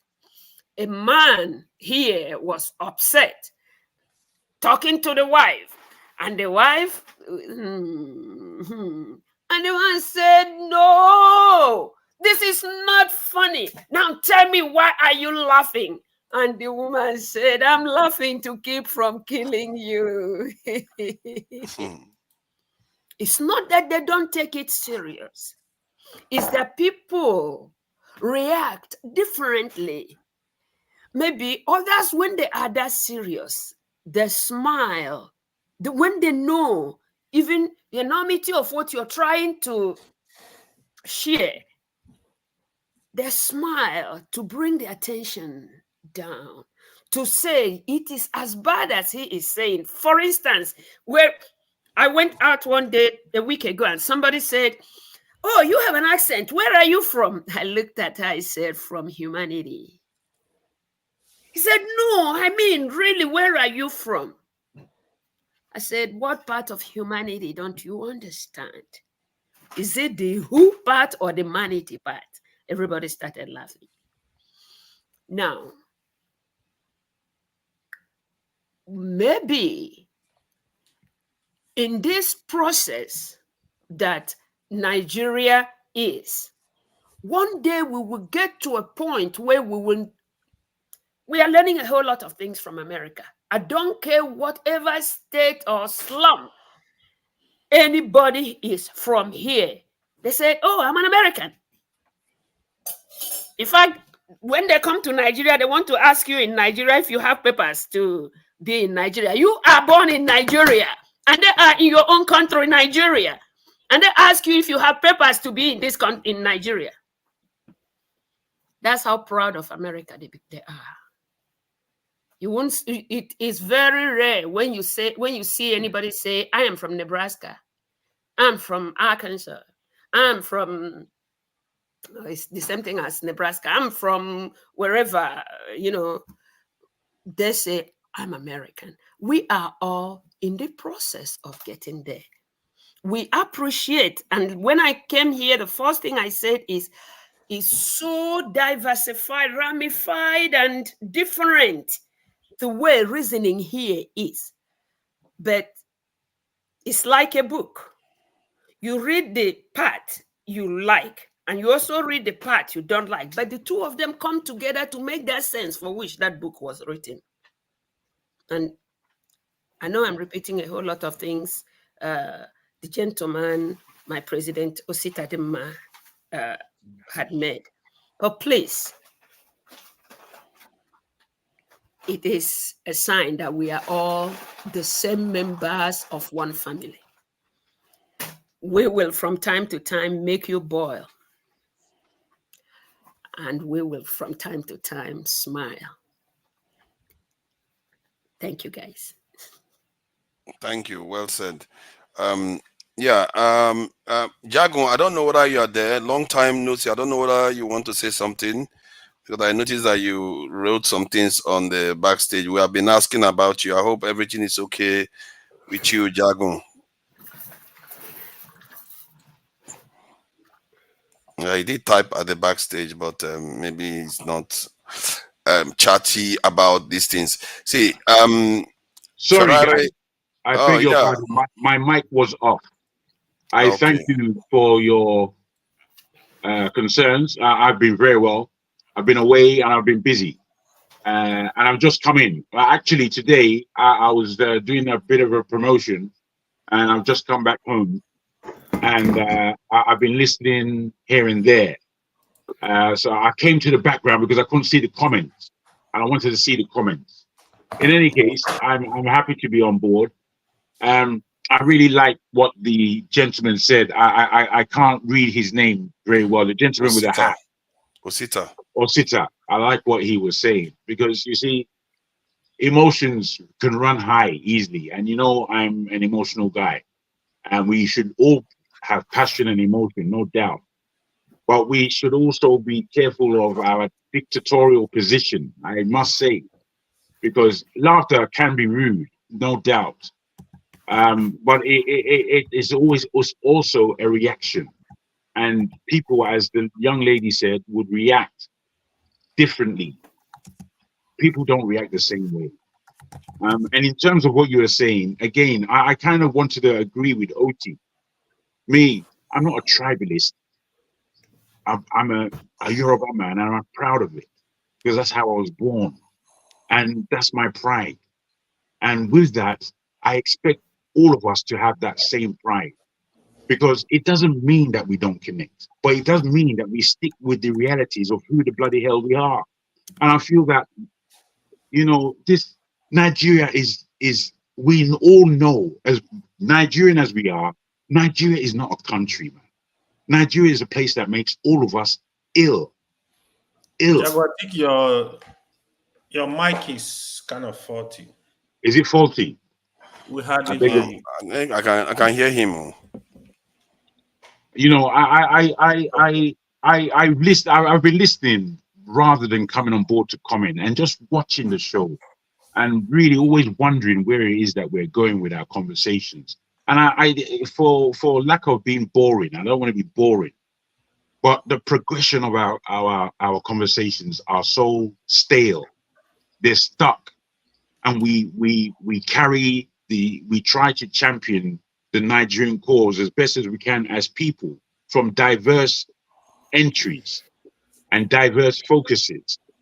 With all of this, again, what Tone said earlier about us taking our time with each other and having due respect, but it doesn't mean that we can't be challenged. It doesn't mean that we our authority of our argument cannot be explicit and well explained.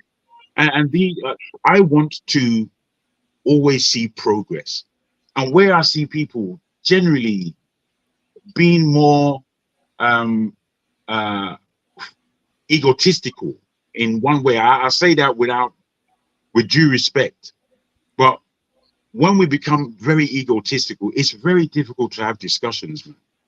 Because what we're trying to do is tackle serious subjects, and I feel that there's power within the people. Because when I look on the news and I look at Nigerian news, I do not see power being played well. And the fact that power is being played so poorly, I don't know how we buy into the Nigerian psyche. The Nigerian psyche is bullshit. Excuse my language, but it's bullshit. Doesn't mean anything. Yoruba means more to me. And it's not, Yoruba by themselves is far less than the Nigeria we have as a unit. And that's the way I see it. I don't want to detract from what Nigeria can be and the potential of Nigeria. But the potential of Yoruba is simply not as great as the potential of Nigeria. But we cannot suggest Nigeria right now above who we are, because Nigeria's crap. It's rubbish. Anytime I look at it, it's like so upside down. Where we need to be is we're so far from it. You speak a lot about security and you push this mantra, and there is no security. Security, which kind of security? Are you talking about Nigeria? Nigeria's not secure. It's a place that could be taken over tomorrow if anybody's so wished in the world. And we're supposed to be championing in Africa. I mean, come on, man. You know, it boils down to the point. You know, the young lady spoke about America just now.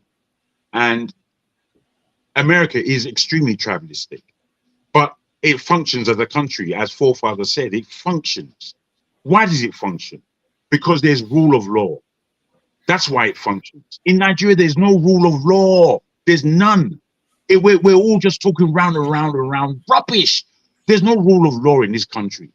So how we're making sense of it and speaking on the Nigerian anthem, for me, it's like we don't know what day it is. We don't know what day it is. Right now, what I can say without boast is that Yoruba land in Nigeria is about the most accessible part of Nigeria you can have. However, there are so many other parts of Nigeria that are just beautiful and should be accessible. They should be. But because of the Nigerian oppression on its people, we have to call our father's name. We have to call our father's name. It's not to detract from what you're saying, AY and forefather, in terms of the whole tribalistic atmosphere that Nigeria has become, or that Nigeria is. The thing is, Nigeria hasn't become anything in real terms. If we think about what Nigeria is, it should be no less than the 5th greatest economy in the world, no less than the 5th, if not the 1st, to be frank. But we're so far away from that. It needs to say that the people of this so-called Nigeria need to come together as who they are in order to enforce laws in that country. I'll just end on this in terms of my utterances. I've been looking at Peter Obi of late, and I can see that man is becoming frustrated. He wants to come out and be president. Right now, the country is going so slowly, where the world is moving so quickly. and we're dragging our feet as a nation. It makes no sense.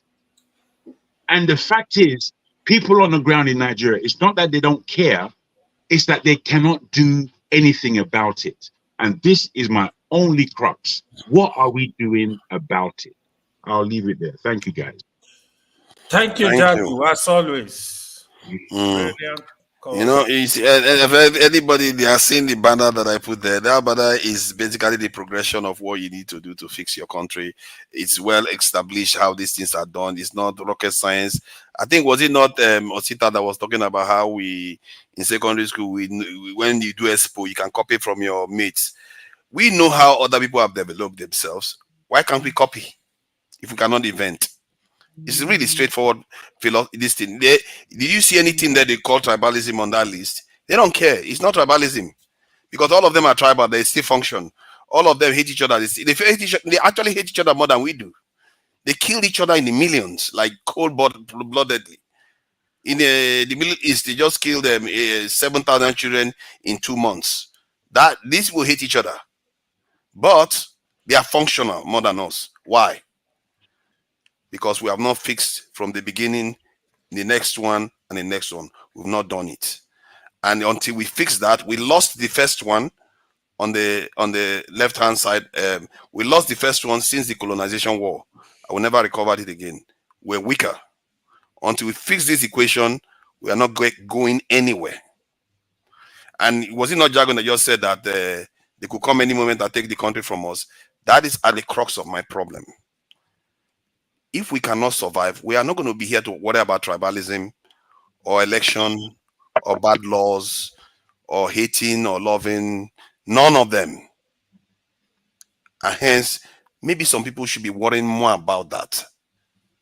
Why is it I'm the only one that even seems to be concerned about this issue? Because nobody seems to care that whether we survive. I'm telling you, 99% of us will just be fine if refinery starts working and things just look a little bit better. They will forget about the bigger threat. Hello, sorry, Fafaras, a minute. If you want to say something, you know what you need to do. I want to greet everybody before I go to bed, okay? Sorry, it's been a very enjoyable night. Thank you, everyone. But Fafaras, just one last word for you. Whatever you say, or whatever you think, just a little advice from an elder brother. Is no one really has a prerogative on correctness, okay? Your views, yes, you may have them, but your views, your opinions, okay? So that's okay. I'm not. It's all right. I'm not angry or sad or anything. I enjoyed tonight, and I do apologize to everyone, but listeners, for some reason, maybe you might have been adversely affected by the little, disruption, and so yeah, we carry on and we keep the faith. Okay. Good night. Thank you, Thanks, everyone, and good night. Mr. Itajeto. See you, brother. See you. Okay. I think Nigeria, what I notice with our people is that 1 minute, if I decide to let everybody do whatever they like, they'll say, why are you not controlling them? Why are you not controlling them? When you control anybody, they're like, oh, you're being dictatorial. You're being dictatorial. You never win. You just never win anything. There's no way you win anything. They will always accuse you of one thing or the other. I respect people. I let people talk. And they don't forget. They forget that I'm also a human being. If I want to talk, they'll say, no, you shouldn't talk. You are the moderator. You shouldn't be allowed to talk. I'm like, no, I never said I was like kind of moderator like Dr. Damages. I've never been like Dr. Damages. I've always questioned people. I've always challenged people. I've always spoken. And I'm not going to be silenced. If nobody cares about what I care about, then somebody has to. No. Okay. For furthers, I'll just ask you this question. Assuming you were not the moderator.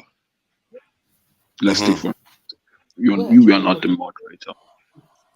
Please don't let me. And what is the because what it was you were making your argument. People were reacting to it, laughing. Personally, it is not right. What you did, I'll just say this, and I hope we just move quickly away from it. It doesn't promote what we're doing here. You didn't do what we are doing here any good by cutting those gentlemen off, especially where you are the one who was directly involved. It was your submission. Assuming you are just the moderator and someone else, you are asking someone to stop. Like maybe 2 other people, and you remove them. I support you 100%. But in this instance, you are the one directly making a submission.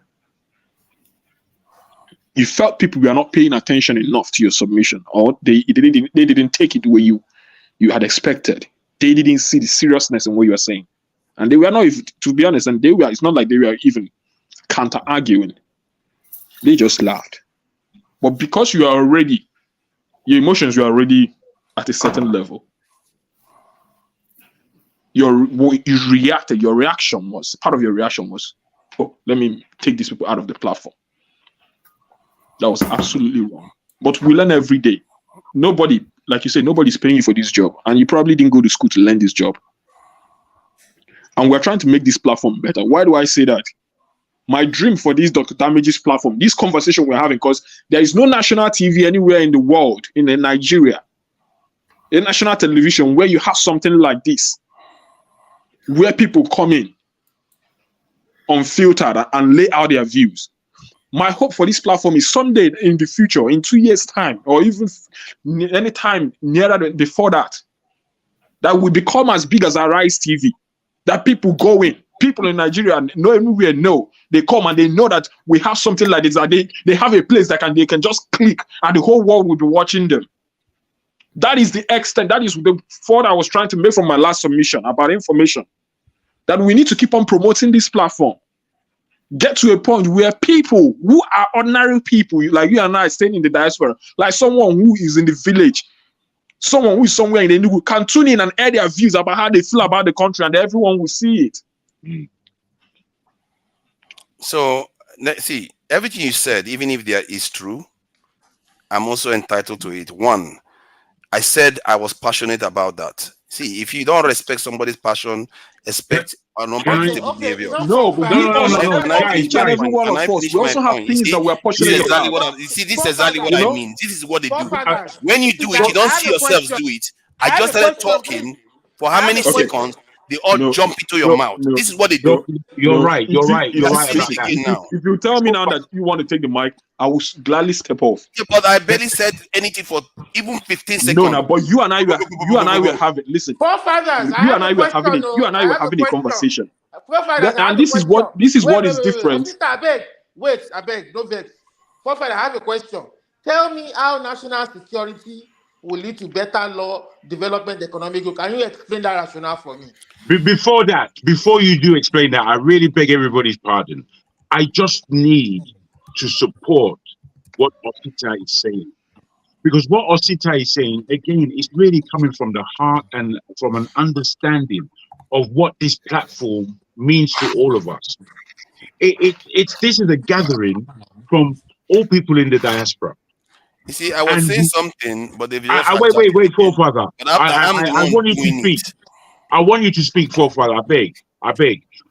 I feel that you need, if I may, I feel that you need to hear what Osita is saying and maybe hear from more people who agree with Osita's point of view.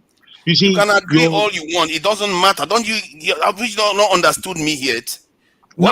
It's not that it doesn't matter. It's not that. This is what I'm saying about let me have my say. Let me have my say. Forefathers, listen. Please let me explain, guys. Our views. Listen, guys. Before you jump in, I just want to entertain a track. If you come out like this and say, and this is what I'm saying, this will chase a lot of us out.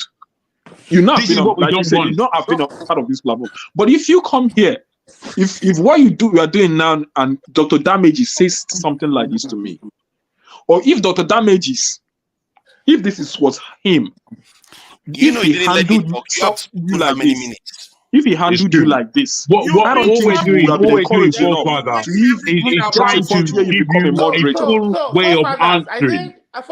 All of us matter. Osita All of our views matter. And this is what differentiates this platform from a regular platform. Hold on. All of you have said something. I'm the only one that has not said anything. Forefathers, I think. Allow him to speak. Allow forefathers to speak, please. I think. Sorry, I'm coming. I think. Please allow him to speak. I haven't spoken to. I just came in. Please. I think what Osita is trying Steph to say. came before you. You just jumped Steph. I think what but it's okay. Osita is trying to say is that the panel, you can't force your ideas and drum it down the throat of everybody. You have to listen to others. You can't say national security, better law development, economic. It doesn't make sense. You can't force your idea down our throats and say we should just accept it. I didn't say you should accept it, by the way. But what differentiates this platform? What makes this platform greater than any other platform you have there in the world, at least in relative to us who are looking for nationhood, is the fact that the established media, they are already structured in the certain conversations that they want to have. They are already sectioned in the way they want to change the mindset of people. The country should be like for us to get the change that we want. Brother Asita, you are really talking to us, bro. All of us. All of us need to put our views across. People need to listen. Yes, we need to. It needs to remain organic. I've always said it. As volatile as it gets, and sometimes as unpleasant as it gets. See, if there's anything I love and appreciate about you, is your ability to always have a different view. Most of the time, different from other people. And that is why I never find you boring. If for a day I come on the platform and you're not there, I feel like it's incomplete. That is one fact. And I said to you that the place where you are at the moment, the perspective, the spectacles from which you are viewing things is obviously at a place that is bigger than the most of us for the time being. And if you think that it is from one conversation you can get everybody into that, I'm telling you, you're really dreaming. It takes time. I even gave you an instance of someone like Kanu when he started. Information takes time to permeate into people's thought. That is even why for someone who is a Christian, the Bible will tell you that faith comes through hearing. Osita just a massage your ego. It doesn't come from one time. Me, I know the massage ego.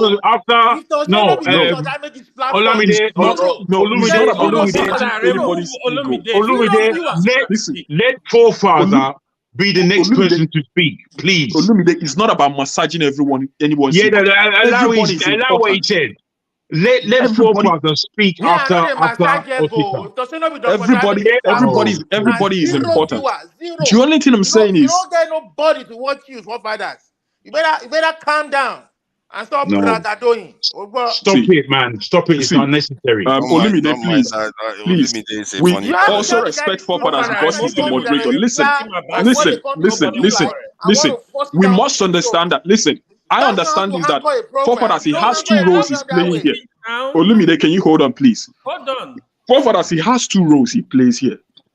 He's playing the role of a moderator and also a panelist. And that is absolutely beautiful. Dual role, yeah, I agree. I am on the role as a panelist and like the rest of us. And that is why, unlike most of us, forefather, you always need to take the higher ground, even with your emotion more than the most of us. It is your duty, because if you're the one who is anchoring this program, you need to also, demonstrate the tolerance that accommodates people, even people who are, who don't even make sense at all. Because that is the whole point. The whole point is for us to come here, place our ideas on a scale. And God willing, superior arguments win.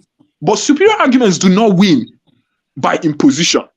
That is why someone like Peter Obi, he can preach all he preaches, maybe somewhere in the south, in the north central. Some people can argue with you that his arguments have not penetrated the deep north. And some people can agree with that. Some people will even tell you that he's only popular in the social media, which means, oh, there's a section of people where people listen to him. He's only the ones on social media that understand his message. Some people can even tell you he's among the young people. We all get your point, and I believe that you're accurate. But I think also, Forefather, give him a chance to air his views against everything that's been said. Please, give him a chance. Steph, I see you there. Steph is just quiet, waiting to land his own punch. But it's all good.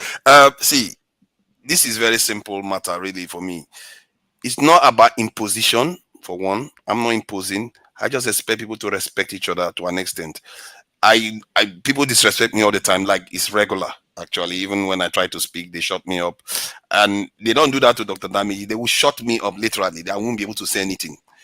And however, but when I feel strongly about anything, like for anybody too, if you feel strongly about something and I hear you talking about it, I'm not going to come here and laugh at you, because from a very long time I've been taught if somebody feels strongly about it, you don't laugh at them about it. You don't laugh about it.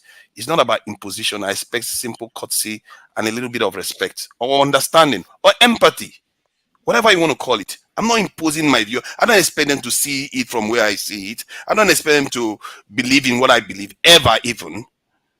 But at least show some decorum when I'm trying to say something, and don't just be laughing at me, especially when you are the one that has been poking at me, calling me all kinds of names all day.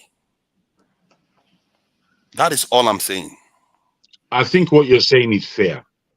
The only thing I would add, given what everybody is thinking, as I said, your role is a dual role. You are being a commentator as well as an anchor, and within these roles there is a skill. And as time goes on, the views that you take, whilst they may be valid as views that we should all be able to listen to, there is a higher ground that you definitely need to take. There's a difference between you and Dr. Damages, not because you are different people. Just it is largely because Dr. Damages is more used, if you like, more experienced. To doing this kind of work of journalism, if you like. Now, as an individual, you are learning on the job, and we realize that. We realize that you're learning on the job. But if you're galvanizing a conversation, if 3 or 4 people speak before you've spoken again, it's fair. And fair, because what you're doing is looking at the whole argument and seeing where it's going, and then adding your view, and then still having to anchor conversation to its natural position. Because the kind of discussions that we're having here, they are very because we are all different individuals. We're coming, you're hearing my accent. A lot of people didn't even believe I was Nigerian when I came on this platform in the first place. We're all coming from different points, but the thing is, we care about Nigeria.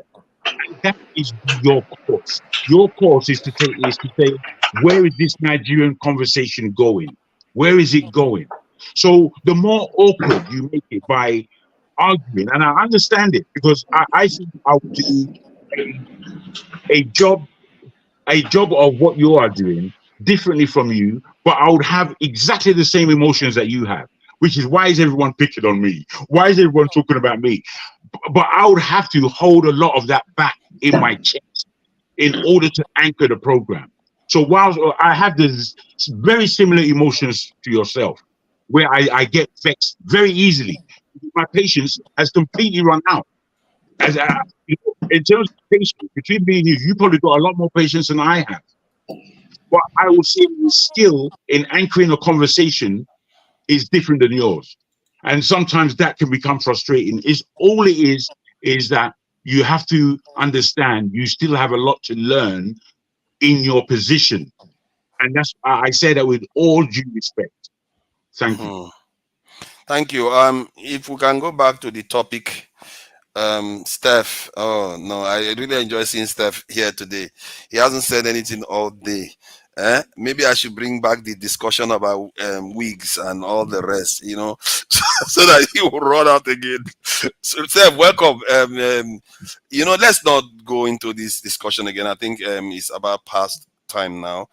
And to be fair, I'm not going to tolerate people insinuating anything about me anymore. I'm just fed up of it. Anybody that does that, they will meet my full wrath right But now. forefathers, And to be I'm not fair interested to in that. forefathers, to be fair to, sometimes see it is the way you make your points. Especially people form opinion based on your submission, based on your point. When you, for instance, say that Did you you just jump tout over you, Steph? when you tout Terrible. This guy, tout these guys, they don't respect. Yeah, yeah, yeah. listen, when you Let him tout talk. Let Machiavellian, him make a when you See, point. tout when you tout Ferrari. If Machiavellian where is he? principle, now when you tout Machiavellian principle, See, it speaks volume Olumide, because Nobody is talking about Machiavellian. listen, Olumide, listen, stop going back to Hobbes' law Olumide, card. And Olumide, Peter, it's not Steph. your turn. It just was listen. Steph's turn. It Let was me Steph's make my turn, point and Olumide. then you can answer. Let me make my point and you can Hold answer. on. If you are going to go Listen, backstage now, we have to obey some rules, please. Let's Steph speak, please. You have to respect his time. He's not do getting you paid want to to be answer here. my question or not? Don't worry, Yeah. your turn. You will have the turn to ask me the question, please. Steph, go ahead about Fubara being waylaid in Aso Rock, and they are making him sign agreements that it's against the law, really. But somehow in Nigeria there is this impunity.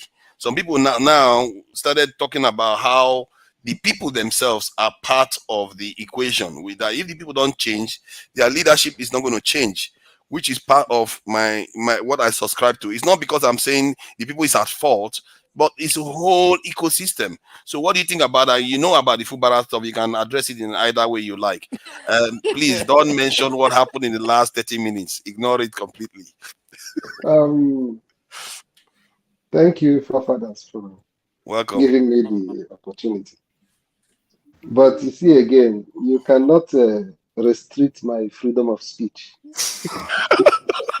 The reason is, I'm coming, Oh I'm coming. God. The reason is because I've been around for more than 2 hours. So Yes. you cannot just then and say, okay, I shouldn't make any comment about what I've heard. You Okay. understand? Yeah, I So, get you. I get you. but I know the reason why you said it is because you may think that I'm going to come out for you. No. I guess I just wanted to move away from it a bit, so it's not always Yeah, about me. You see what I it's mean? good.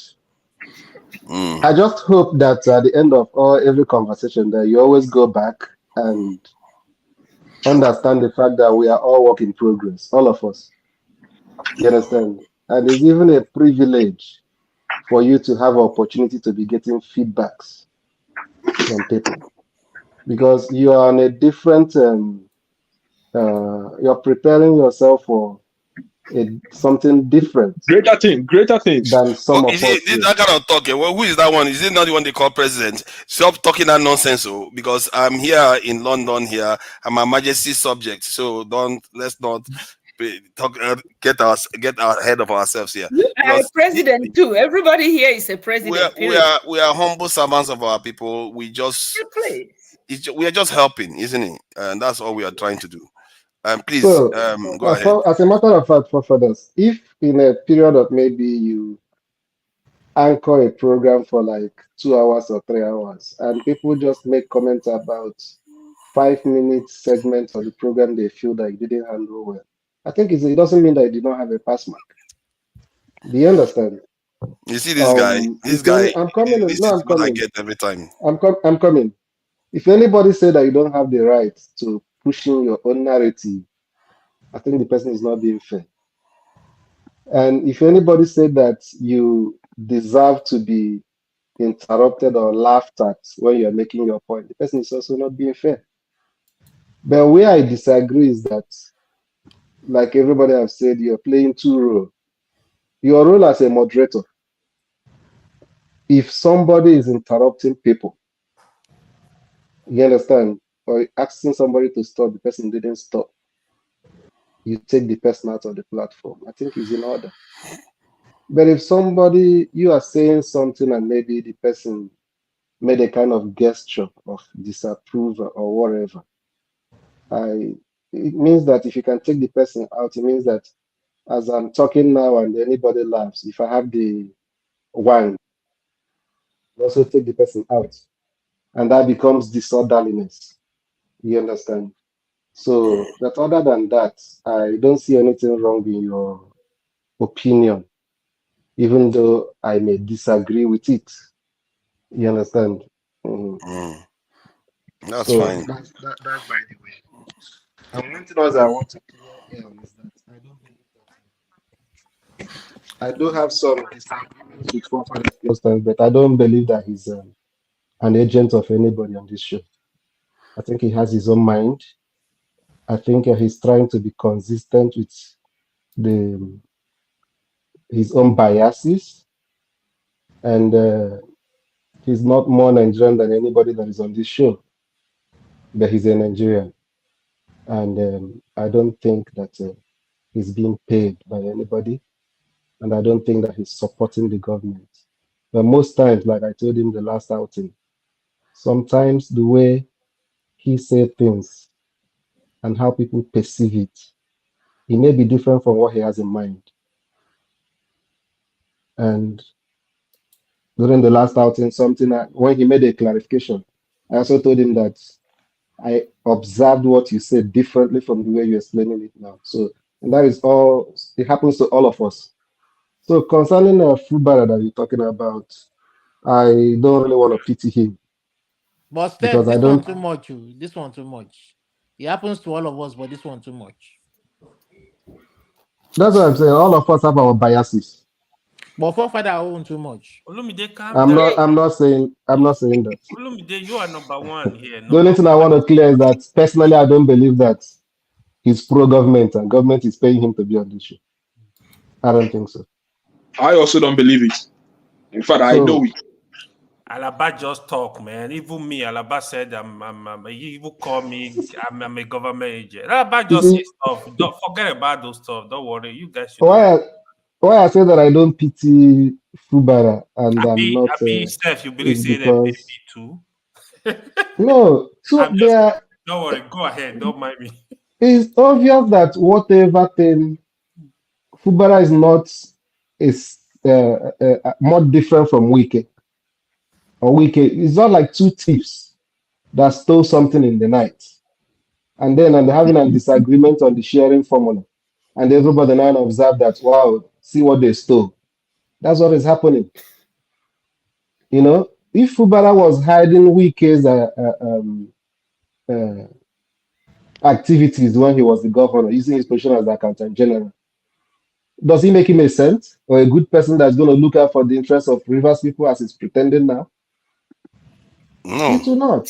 So I don't really, whatever two of them are fighting over, I don't think is in the interest of the But don't you think average that Rivers man. while they are fighting out over stolen goods, when they share that one of the parties that were fighting is coming to the people should take the side of the one that the share is coming to them. In other words, in the context of what is going on right now, if Fubara gets his way, it's more in line with the constitution.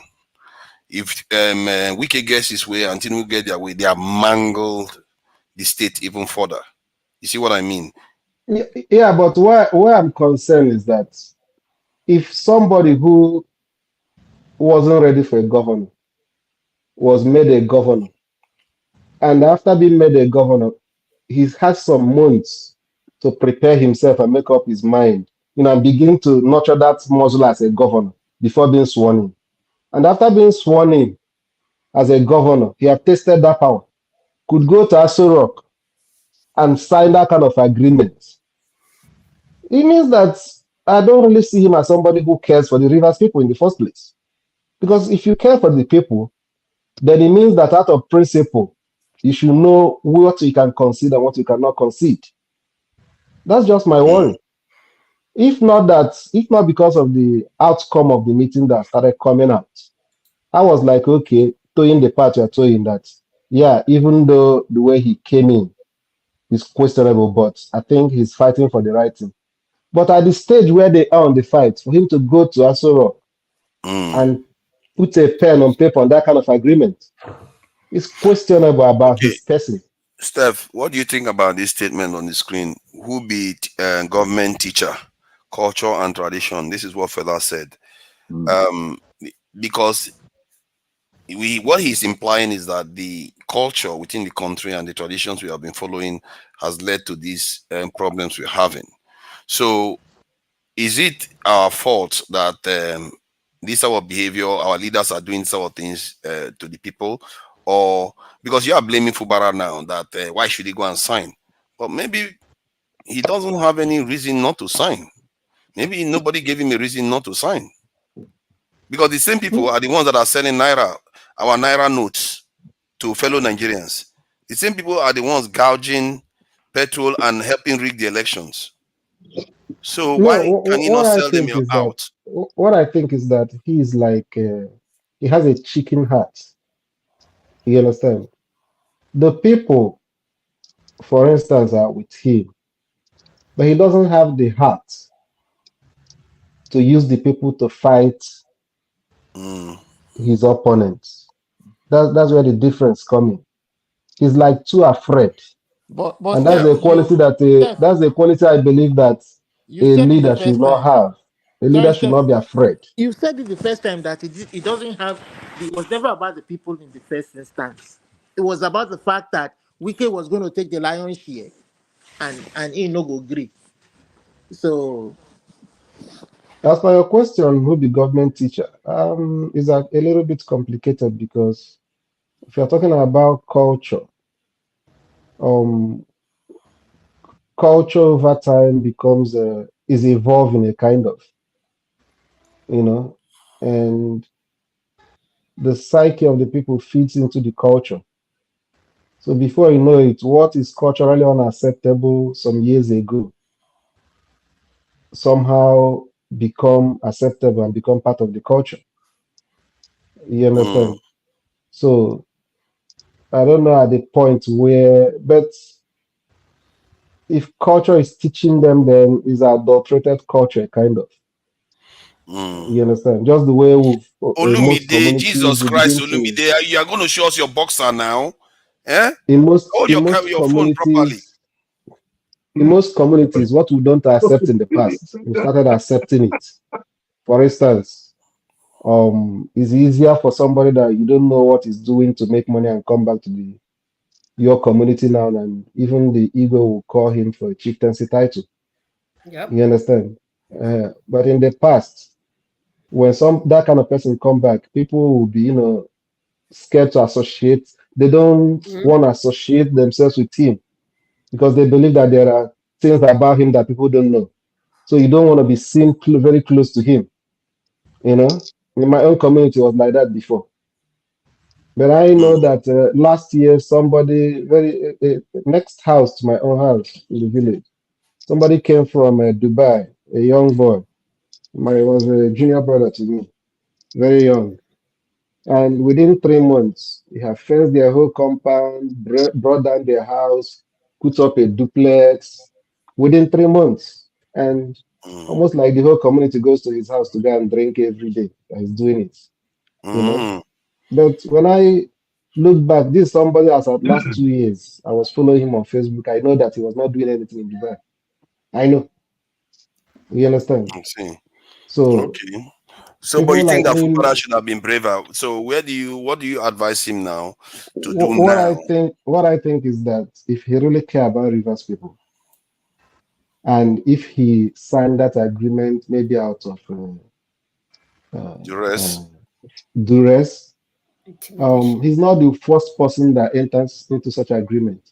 There was an Aburi Accord, and when you come back from such meeting, you still have to consult your stakeholders, your own. And if Yes. a lot of them believe that this thing is not in their own interest, you begin to build consensus and you know the ones you can do and the ones you cannot do. Because as far as I'm concerned, um, it's just like a death warrant. Just like you won battles and you surrendered it again to start afresh. I just hope that he will not make the mistake of legalizing those people that left his party, bringing back all those people again. Because, man, he's finished. In the worst case scenario, if he accepts, what's going to do is that he's going to keep paying until the next election and they kick him out and bring another person. But there's nothing like peace that is going to either give him security or give his state if he pretends to care about security. You know? Yeah. Okay. Yeah, I think I agree with you on that. He needs to get a backbone and fight to the end, even if they try to impeach him and throw him out. Then he try, because you see the thing, our politicians, they don't have principles. From one party one day and the next day they are in another party, and they want to get the benefits on both sides. It's just and our people, you see, Can this is I the make thing. a This Our submission? I people gotta are the go. ones at the base of it. Hold on, hold on. Our people are at the bottom of this food chain, where they are operating these parties. It's human beings, so they are not toys. It's human beings that are doing all these things at the base, helping to organize all these things. They follow their leaders when their leaders tell them to do something. So if we want to change something, if you start changing the minds of those people, they too are going to start realizing that, you know what, if their leader gives them some weird instruction, they are going to see through that leader. I've seen cases where I think it was in Ghana, so a politician brought bag of rice to bribe citizens towards an election. They chuck the bag of rice back at the politician, because the people have gotten to a point where they realize that that is not what should be happening. You know, and our fellow Nigerians need to start getting to that point too, where they will start rejecting and those things, realizing that governance is the important thing. Ferrari, yeah, he hasn't said anything for a long time. Please say your piece. Will I still speak tonight, or should we Le- speak No, tomorrow? you can speak. Oh, you know now, you yeah, can yeah. interject anytime. In rounding You up, are honorary member now and all. let Yeah, me yeah. let Steph, me please. let me round Yeah, up my thoughts. let's Steph Let me round up. round up my Steph, thoughts. There is you've been something talking. that forefathers used to say before, which I used to disagree Steph, with we him are going before, to but 2 hours now. I think I understand where he's coming from, and I believe that that is very, very important. You can't rely on the. Um, you will need the people to change the system, and it's going to be better to invest that energy and that money on changing the mind of the people, the mindset of the people. If we're really going to get somewhere, I think it's important. Thank you. Okay, Thank you. yeah, thank you. I'm about to leave, but I just want to leave this last thing for you all. There's a Yoruba proverb that says, when a madman is dancing in the rain, and you, as a spectator or audience, stand in the rain to watch the madman dance, there's something deeply big in that. What that proverb for me, what I picked from that is that if we keep discussing people like Wick and Fubara, you're going to turn this setting into an NTA. We all know what NTA is, Nigerian Television Authority. I doubt if anybody still watches that station. We should use. Excuse me. We should. Did somebody say something? Yeah, we should Excuse me. use. Sorry. You said something. No, we should use I'm this apologizing. I beg your pardon, Ferreira. Oh, I'm okay. apologizing. Sorry. Yeah, we should use this medium for more advanced intellectual discussion that would help save our country, not the mad people that are destroying it and dancing in the rain. When we do that, when we discuss them, we normalize their behavior. We sensitize our people that those behaviors are normal. You understand? So that becomes the entertainment we provide for our people. The entertainment that Fubara week, and they look forward to it. They look for the next week for the next soap opera. But in all honesty, all their behaviors are abnormalities. We cannot normalize abnormalities. All their behaviors are insanity. All their behaviors are counter destructive to what true democracy is. So I don't engage in such conversation, but we need to, throw big question. I'm an educator here in America. When I first started teaching, I would give them, my students, the normal Nigerian way, just give student question after you've studied a chapter. Then the big bosses will call you to the side and said, You can give them that question. I said, why? That's a normal question. Asking them about what. No, your question does not involve critical thinking. It doesn't make the student question. It doesn't make the student challenge. It doesn't make the student think. So that means the Americans are training their children not to just accept the status quo, but to question the status quo, to challenge the status quo. And that is why they keep making discoveries. Ours is the Besori Beru Beso. I mean, cram, submit. We call that education. Copy and paste. Copy and paste kind of We're education. not even doing that. If we are doing that, we'll be better off that. We are not even copying and pasting. No, we do copy and paste. We do What did we copy and paste? Copy and What did we paste. do? So you cram it and you drop it down for the lecture on the exam day. Copy and paste will be nuclear powers by now. Copy and paste is not nuclear power. Critical thinking is nuclear power. Yeah, critical thinking is what created Facebook. Critical thinking is what copy created, and paste. It's not the same. I'm a scientist. I'm a scientist. How is it different?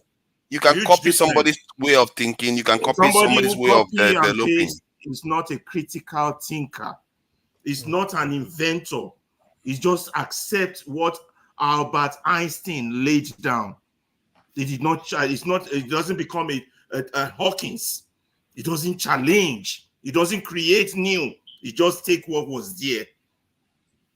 Yeah. So critical thinking is quite different from copy and paste. So I understand that.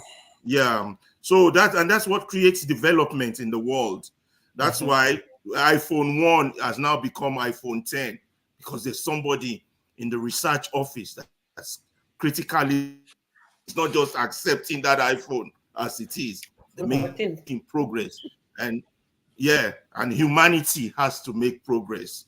In Nigeria, we're going back. We're walking back. So I don't put everybody for reverse. So we're walking back to the 18th, 16th century. Oh, network. Let me add to what Ferreira. Okay, go ahead. So that issue he raised now, right? Copy and paste does not really solve a problem. What we do with copy and paste is, if you can copy to understand a process, then you have to just understand the process. You have to think of how to improve that process. The difference is what we have in Nigeria. You have an exam. I know of some of my professors back in Nigeria. If you don't even want to study the material, look for the past 4 years questions. Study them, solve the problem. You will pass easily. So what they have here, it was when I did my program in Canada, for example, that's when we started using, we have open book exam. When they give you an open book exam, it's more difficult than the exam I will write in Nigeria. So what that does is, they set the question in such a way that if you don't understand the material, you can't answer those questions. You have to understand the course. Some of the exam, they give you like A4. You can write anything on it, like summarize your notes. But again, you need to understand what you're doing. If you don't understand it, there is no way you're going to answer those questions. So it's very important to make children to have that critical thinking, develop their critical. That's when they question things. They question to improve things. So questioning things, that give you the ability to improve a system, improve what you are doing. So it's very, very important. I think a lot of our professors also studying abroad, they need to be implementing this kind of system, even from primary school, from secondary school.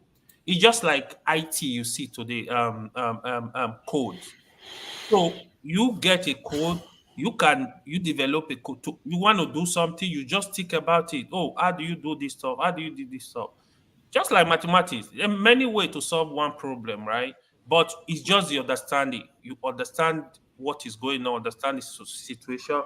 You keep going. Like, okay, after here, you don't need to copy. You don't need to copy it.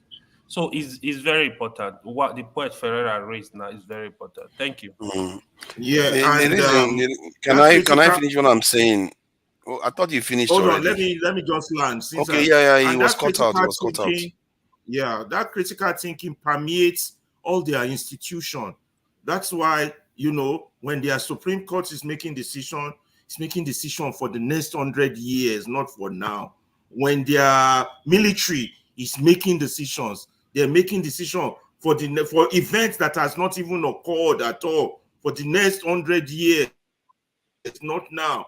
So it permeates all their institution. So when a professor is faced with the challenge of whether to collect money and rig an election, but because he has been taught critically to not think of just now, but to think of his children and children, he will then make the right decision and say, no, I'm a professor, I cannot rig election for an illiterate.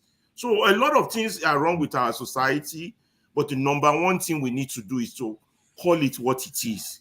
Say the truth. Let us not soften the blow. No matter who it goes, who it makes of angry, who it makes mad, it doesn't mean we're trying to tear the country apart. No, it means we love our country and we want a solution. But when we soften the blow and we are heading in reverse, we keep telling ourselves, you're doing fine, but you're heading in reverse. Progress, the definition of progress is to get from where you are to where you ought to be. We have to define where we ought to be. Are we getting close? Do we have a measuring scale? We don't have all that. Let's call it what it is. Let's call for the dismantling of this system they have now. Let's keep calling for it. Let's, whatever way, it doesn't mean we're calling for war. It means we should support all agitators, irrespective wherever they are, because it's one thing that is making them agitate. Pain, trauma. We have to stop this. We have to sympathize enough with our fellow Nigerians to stop this pain. When we discuss Fubara and what's the other one? We are normalizing these abnormalities. We should be castigating them. We should be calling them out as mad people, as they don't represent us. They are wearies that are dancing naked in the markets. Our judges, we should be castigating them. They are wearies that are dancing naked in the market. Everybody that has failed us, all that has ruled us from 1960 to now, we should be castigating them as people who have failed us. So that way, even if our generation don't solve this problem, these young ones who listen, we will form a seed in them, and that seed will grow, and they will change that nation. And that is why I will continue to be hard with my fellow brothers who I feel are distracting, are hijacking, that's not why we're here. We are here for intellectual discourse to move forward and find a solution, even if it's not going to be us that would implement that solution. But believe me, someone is listening, and that could be the seed we plant. Nice one. Mr. Jago, nice to see your face again, man. I also Thank wanted to you, point brother. out something. I also want to point out Let me something. respond to the copy this thing, because I think that is about, they were talking about critical thinking. Critical thinking implies that you have to qualify what you are copying. Copying can imply copying anything. And you can copy technology, you can copy way of thinking, you can copy fashion, you can copy cultures. So when you say copying, copy can mean anything. So when he qualified it by saying copying critical thinking, that is one area of thinking. Some people have natural critical thinking. This is just a way of thinking that exists. I'm not sure, if I may, real quick, I'm not sure we should take away from what our brother Ferreira said, because the point for me is very clear from what he spoke about. We can try to intellectualize it if we wish and do sword fencing, but that leads nowhere. What he said is accurate. Yesterday, I called a friend of mine in Nigeria, in Abuja. He's there doing business. He went to get his hair cut. He paid 1,500 naira. That's not even 10 pence. it doesn't amount to 10 pence in the UK. We have to really understand the suffering that we're having there is not for us to be doing But so you just offensive. completely ignored the point. They argued that No, point, and I'm no. correcting it. And instead of you to say that point is accurate, let's move on to the next thing. You just completely ignore it. When No, viewers are watching I right think what now, you have to I qualify what don't know copying if we're means. speaking at cross references. I'm speaking from what Ferreira said, and when you began speaking, you were I don't know if you're reading I'm from talking about somewhere. copying because there was a discussion we were having about Yeah, I when you heard it. copy from other cultures. I say, why don't we copy the way they There's do other things too? Then AY said it's what he was talking about was only copying about their critical thinking. And I said I was referring to copying other things that had made other people great too. Like the Chinese were indeed. copying other people's Oh, technology. you're correct. Now, you're correct. All I would like to add to that is that there are different levels of copying. They are copying with innovation, they are copying with accuracy, and then there's just careless copying.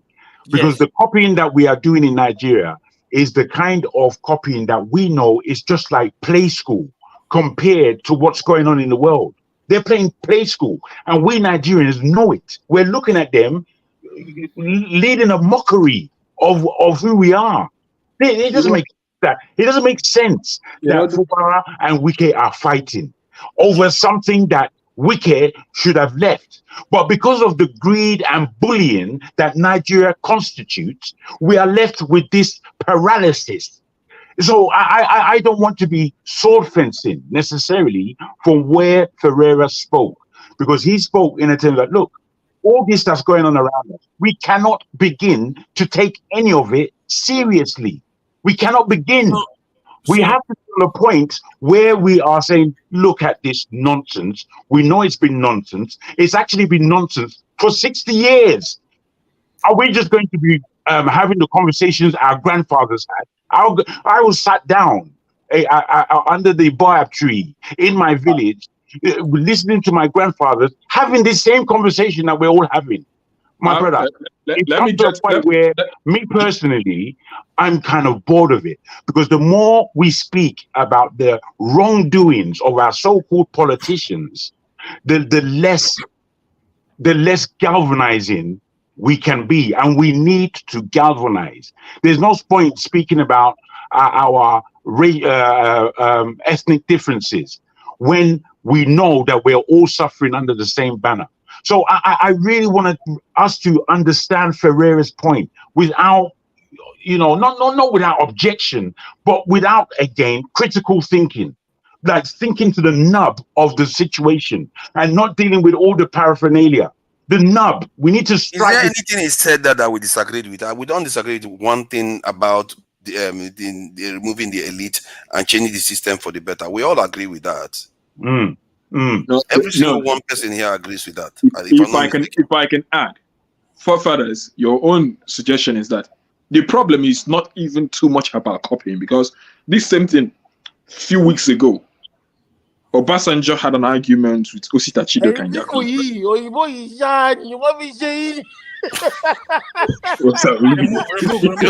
do you do about Olumide? What do you do about Olumide? Somebody called him a Nazi professor. Somebody called him a Nazi professor in the comments. Can you just stop Olumide? People are talking.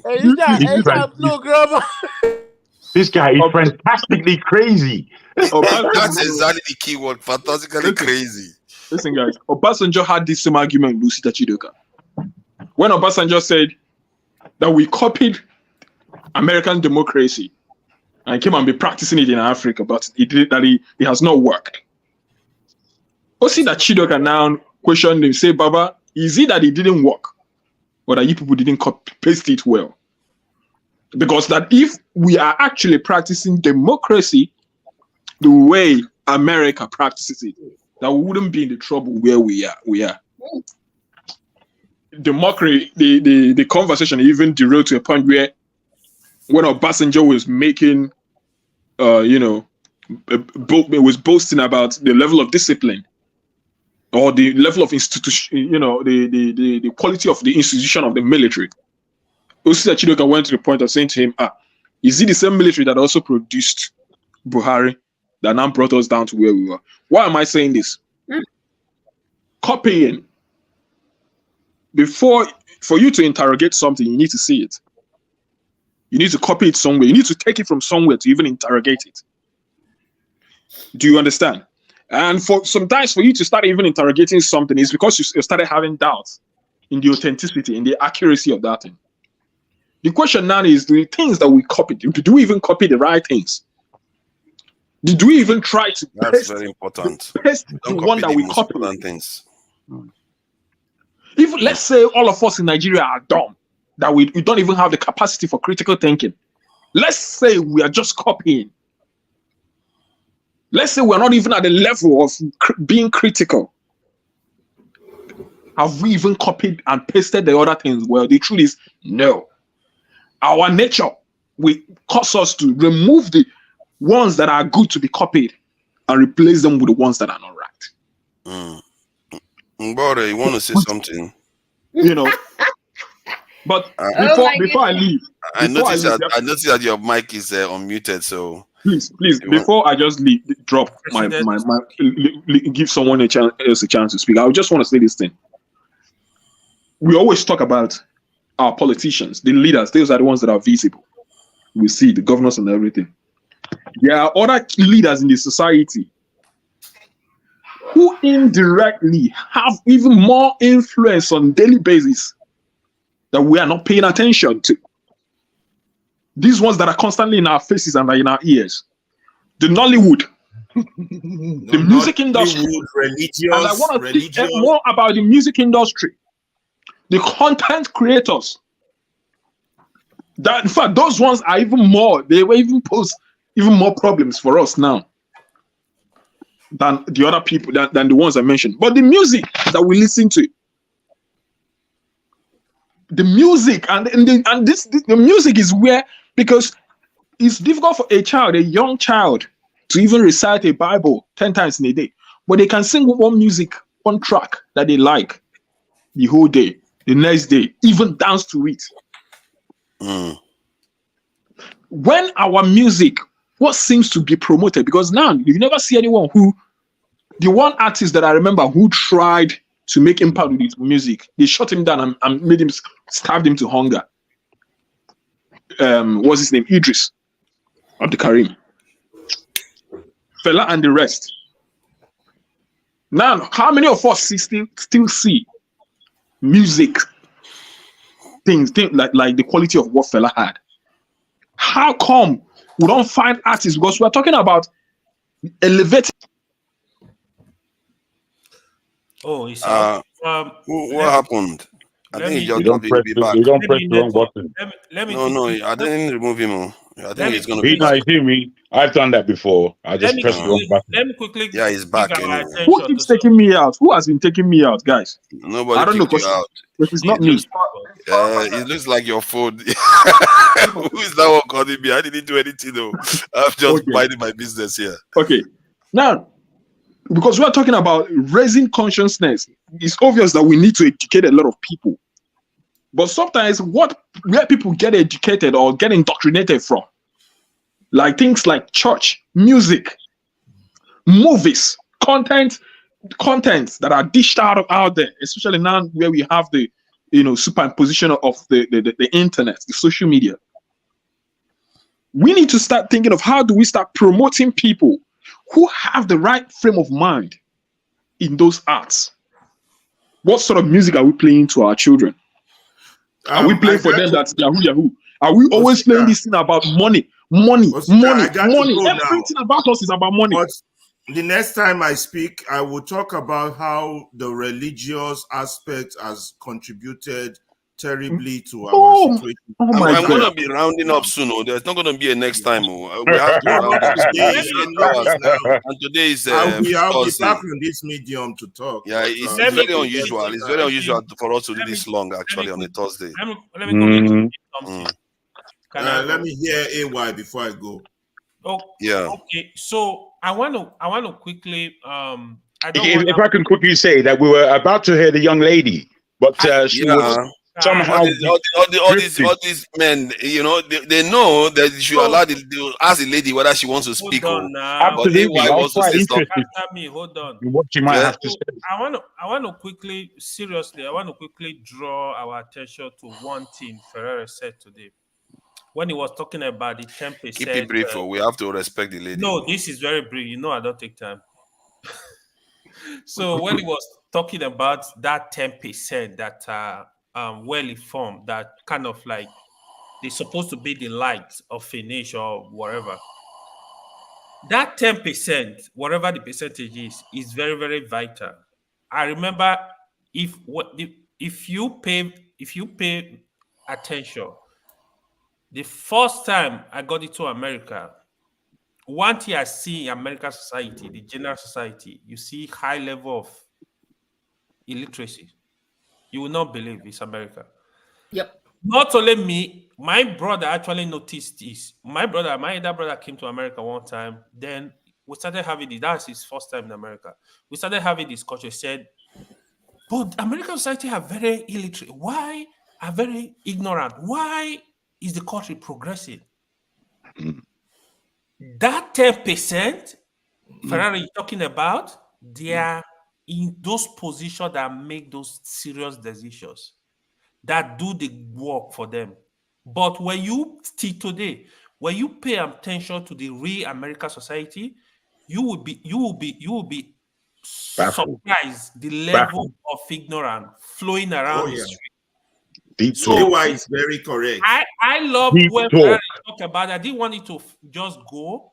We need to take that point very, very seriously. Yes, But sir. in Nigeria, what you have, the people occupying this position, they are not even supposed, they don't have business with those positions. That's true. Even our civil service, that we need to get the best into those positions, we don't have them. We have medocres because into those positions, because my father is the CBA governor, my mother is a governor, get them into those positions. You're They not keeping are it leading brief. the country into darkness.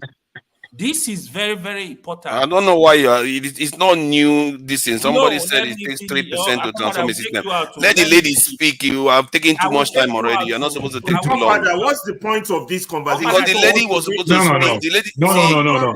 Sometimes you'll be In missing. my I think he's accurate. In my panels, the ladies have priority, and AY knows it. The fact that I even let you to speak at all is even not. I've never done that for anybody, and you So decide to run with it. Forefathers, I have to say good night to everybody. Okay. Yeah. Good night. I need Good to night, work. Tone. Need to Yeah. be up in 4 hours. Well done, Tone. I will follow you soon. Because I've never done that with anybody where you know that when I'm on a panel, the ladies I always just have said let me priority. raise that point. I think it was very important. AY, thank you for raising that point again. Yeah. It's good that it didn't get swept under the carpet. Yeah. Real talk. Please go ahead. All right. Like it was pointed out earlier on, how we've heard where Nigeria is heading at. I think the reference made to America and the level of illiteracy that abounds here is true too. And the year I came here, I was blown away by that. In fact, I was asking them, I made it like a point of duty. So why don't you go to school? They would turn to me and say, mind your fucking business. Wow. So I'm sorry I had to come out. I'm sorry for that. You are accurate, madam. You are very accurate. That's exactly what they will tell you. There you are. Now, yes, it's been a long time. Like it was pointed out, people who know what they are doing are no longer in any position in Nigeria to help and fix things. And everything seems to be going to the highest bidder. Simple.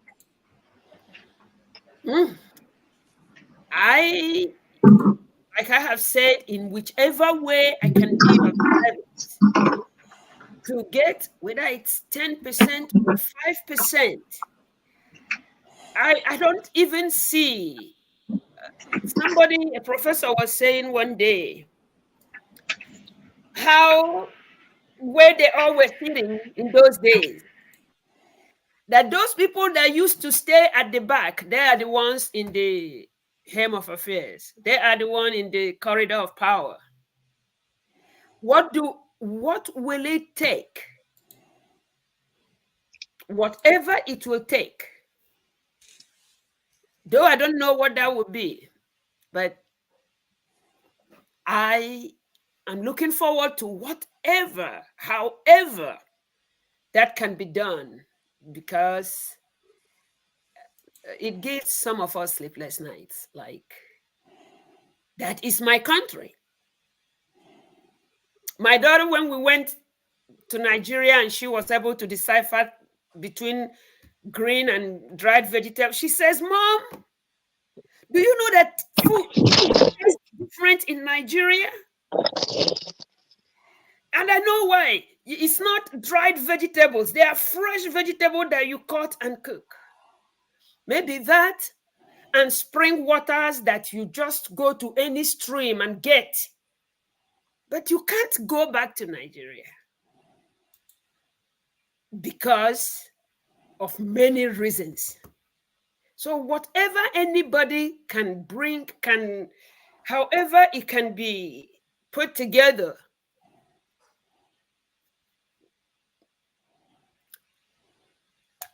I will work in whatever capacity that is. And I know we are all ready to work to have a country, to have where to go back to, you know. I think you are a warrior. You do have a warrior spirit, and you seem to understand when you are aligned with people. The details don't bother you much, and that's something.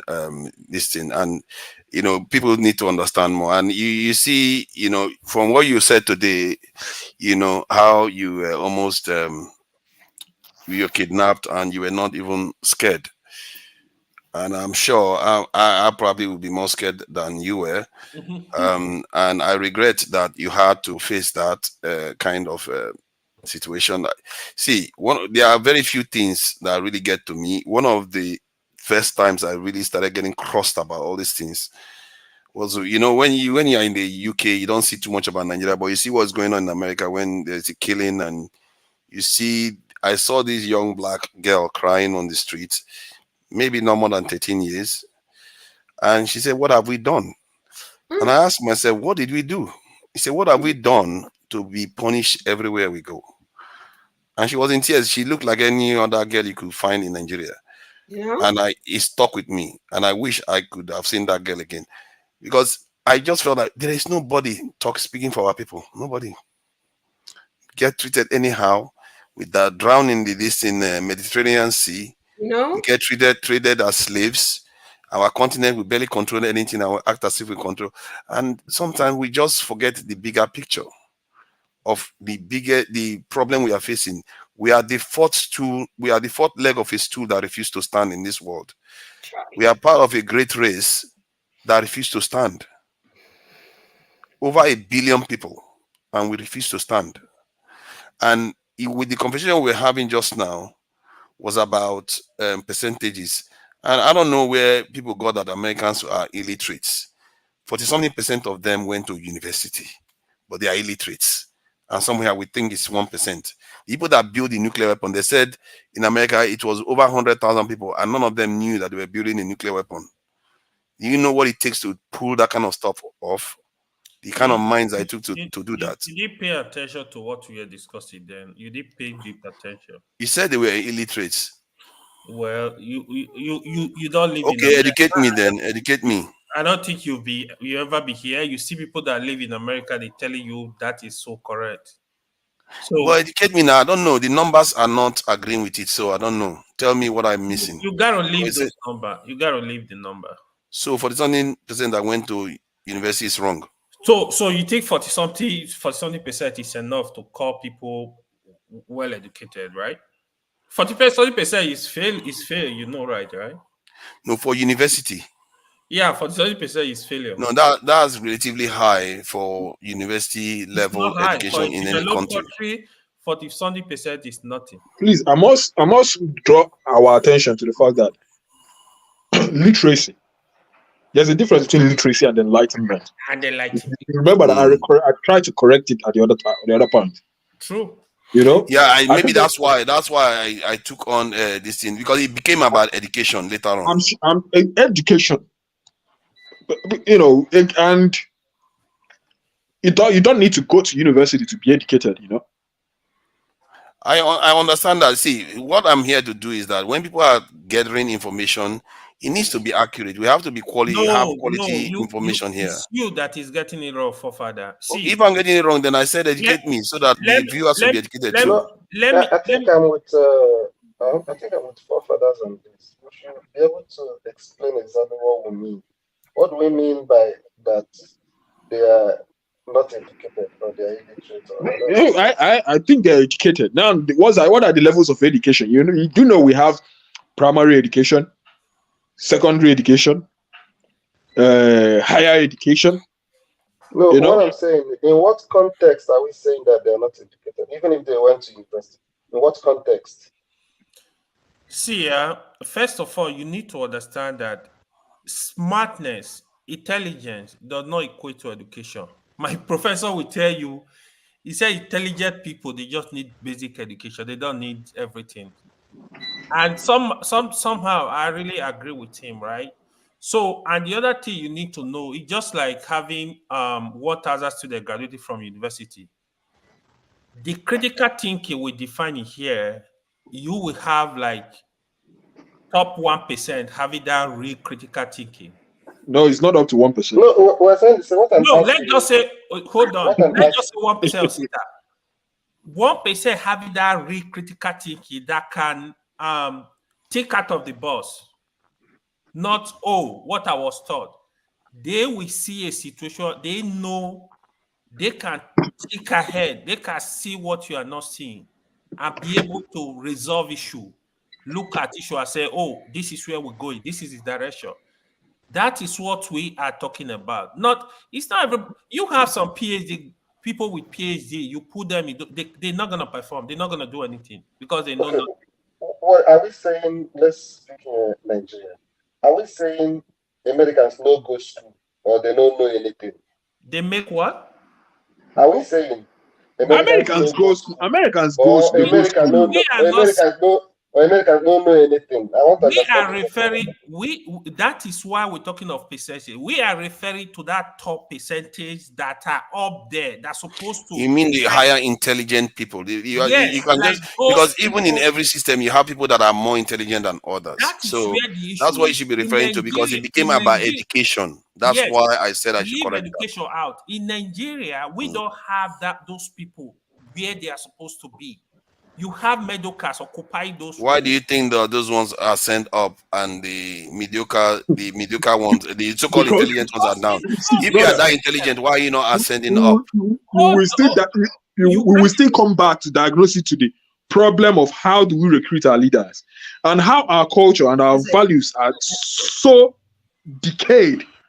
No, let's evolve to that point yet. We are still where we are. How did the dummies end up at the top? I can explain this if you allow me to speak, right? Yes, of course. So, in Africa, we have what is called brain drain. What this does is they pick the best student out of the continent, out of the country. Our best in Nigeria, if you go take statistic in the last 20 years, in our universities, I can tell you 75% of our best in university, they are not in Nigeria today. Most of our leaders are from the diaspora, though. No, hold on. You miss it up.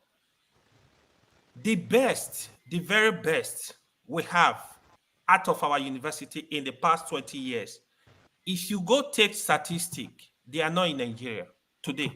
They are not there.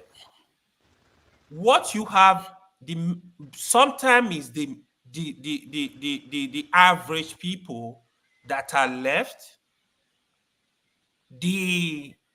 Even those that are not educated, for you let us not go into politics.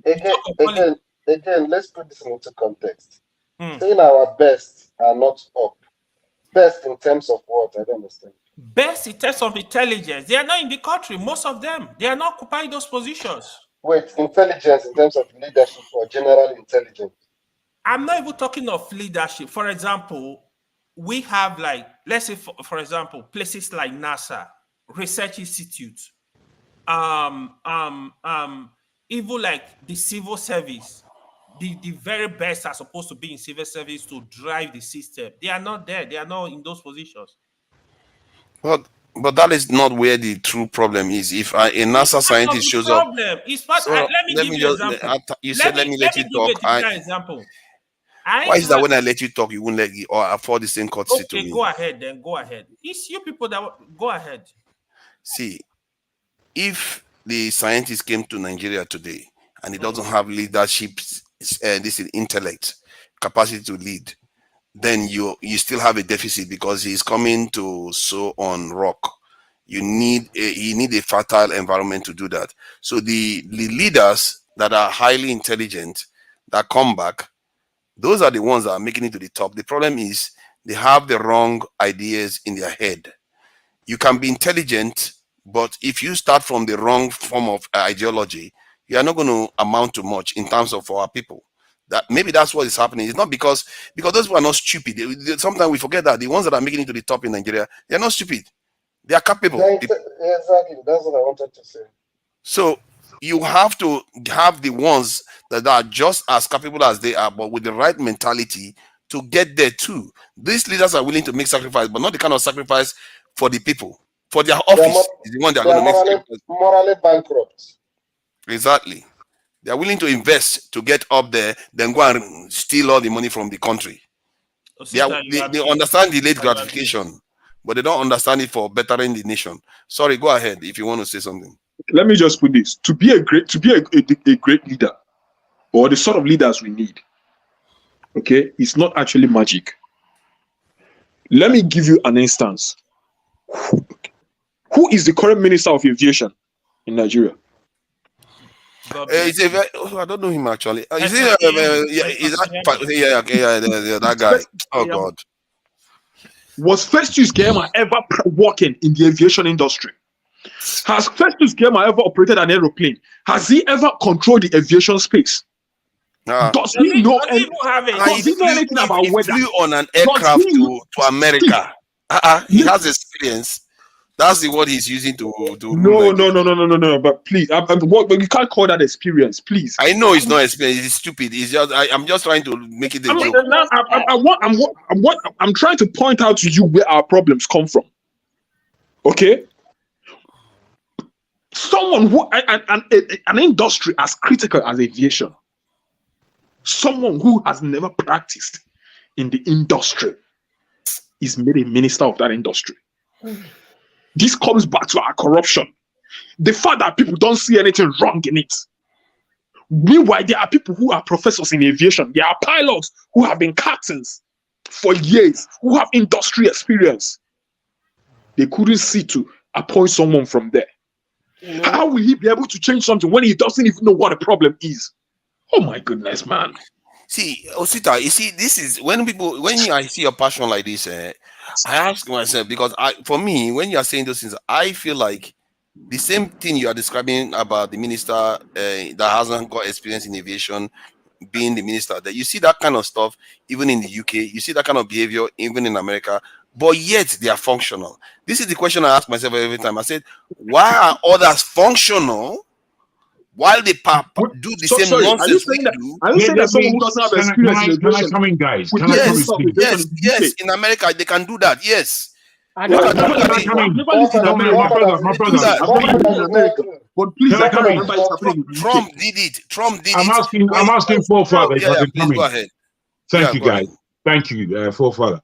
you're both right in a way, but you're both very wrong. If I maybe not forefather actually, but I disagree with you or Sita on this point.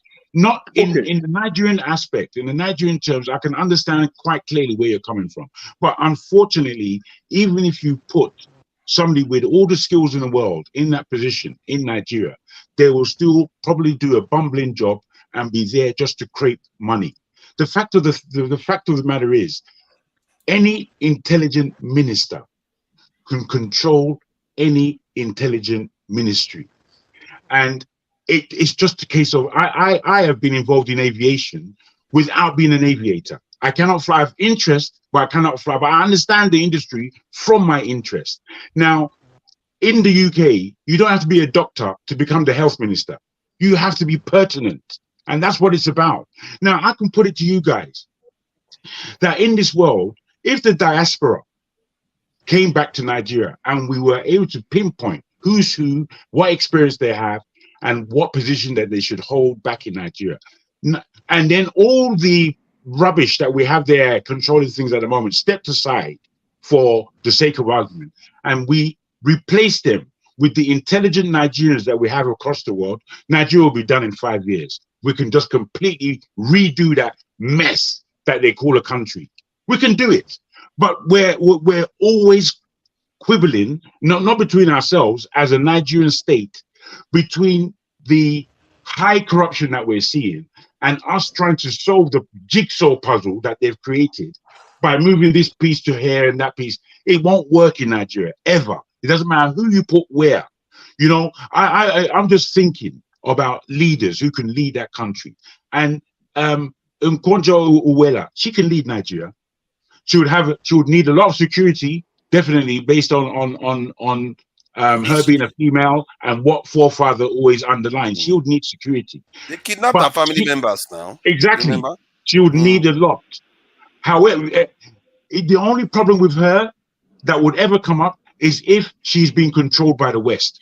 Yep. If she's an individual that can fight the West for the sake of Nigeria and Africa, bro, she can lead that country. Tinubu cannot lead the country. He's a prime dunce. And I don't mean to say that in terms of he's not intelligent, or he doesn't have to skill, or he doesn't have gangster tactics. He has all that, but he doesn't have leadership in terms of a nation. We're talking about a nation of energy. All of our premiers from whatever have only been there to oppress and hold down the intelligence. They're there to hold the intelligence down from the military to where we are now. So given that premise, we cannot necessarily fix Nigeria, man. I mean, I don't know how deeply I need to, we cannot necessarily fix that place. What really needs to happen is that the whole thing crashes, because the level of, I don't have to put it without swearing, to be honest, the level of shit that we're in, we can't clean from it. If you clean from it, you're going to stink anyway. The fumes will be following you of the stink that you have of that nation. The way we have to cleanse ourselves is not easy. However, we here in the diaspora and those strong individuals who are back home in Nigeria, we know ourselves. We know ourselves. And in knowing ourselves and knowing the people around us, just within your family, you know that there are hardcore professionals, people that aren't here to play, people that are disciplinarians. This is what we grew from. This is our stuff. But it's not what we're seeing in our politics. It's not what we're seeing in our leadership. So we are perplexed. And with this perplexity, we really do have to understand that we are constantly looking at shit growing. And we are not able to block or stop this shit. And unless you see some of these arguments that we're having, they always come back to a point where we really have to look at ourselves. There's not one individual on here who is not a leader that I have understood since I've been coming to this platform. This is why we care about the platform. Now, you don't have to be a president to be a leader. You just have to know what the hell it is that you're doing. And we here in the UK, who are Nigerians, believe me, there are too many Nigerians, young Nigerians, who know what the hell it is that they're doing. Because all the scrap that we have, that we call the UK, who aren't educated, who aren't skilled, there are so many of them right across the country. Yeah. But somehow, Nijazo with a breakthrough, small with. Sometimes I'm wondering, how do these people afford their lifestyle? But they afford. I have a younger brother. He's the head of ITV. The head of ITV in terms of law, and I don't even want to expose these things. I shouldn't really be exposing these things, as forefather rightly Let me says. add to what Jago But said. all I'm saying is that we have the this know-how, and we know our nation back home, they have energy. The 2080 rule, as we do in sales and marketing, it is 20% that carries 80%. Yeah, yeah. And Exactly. we That is have what we say. have more than 20%. 20% can run a country.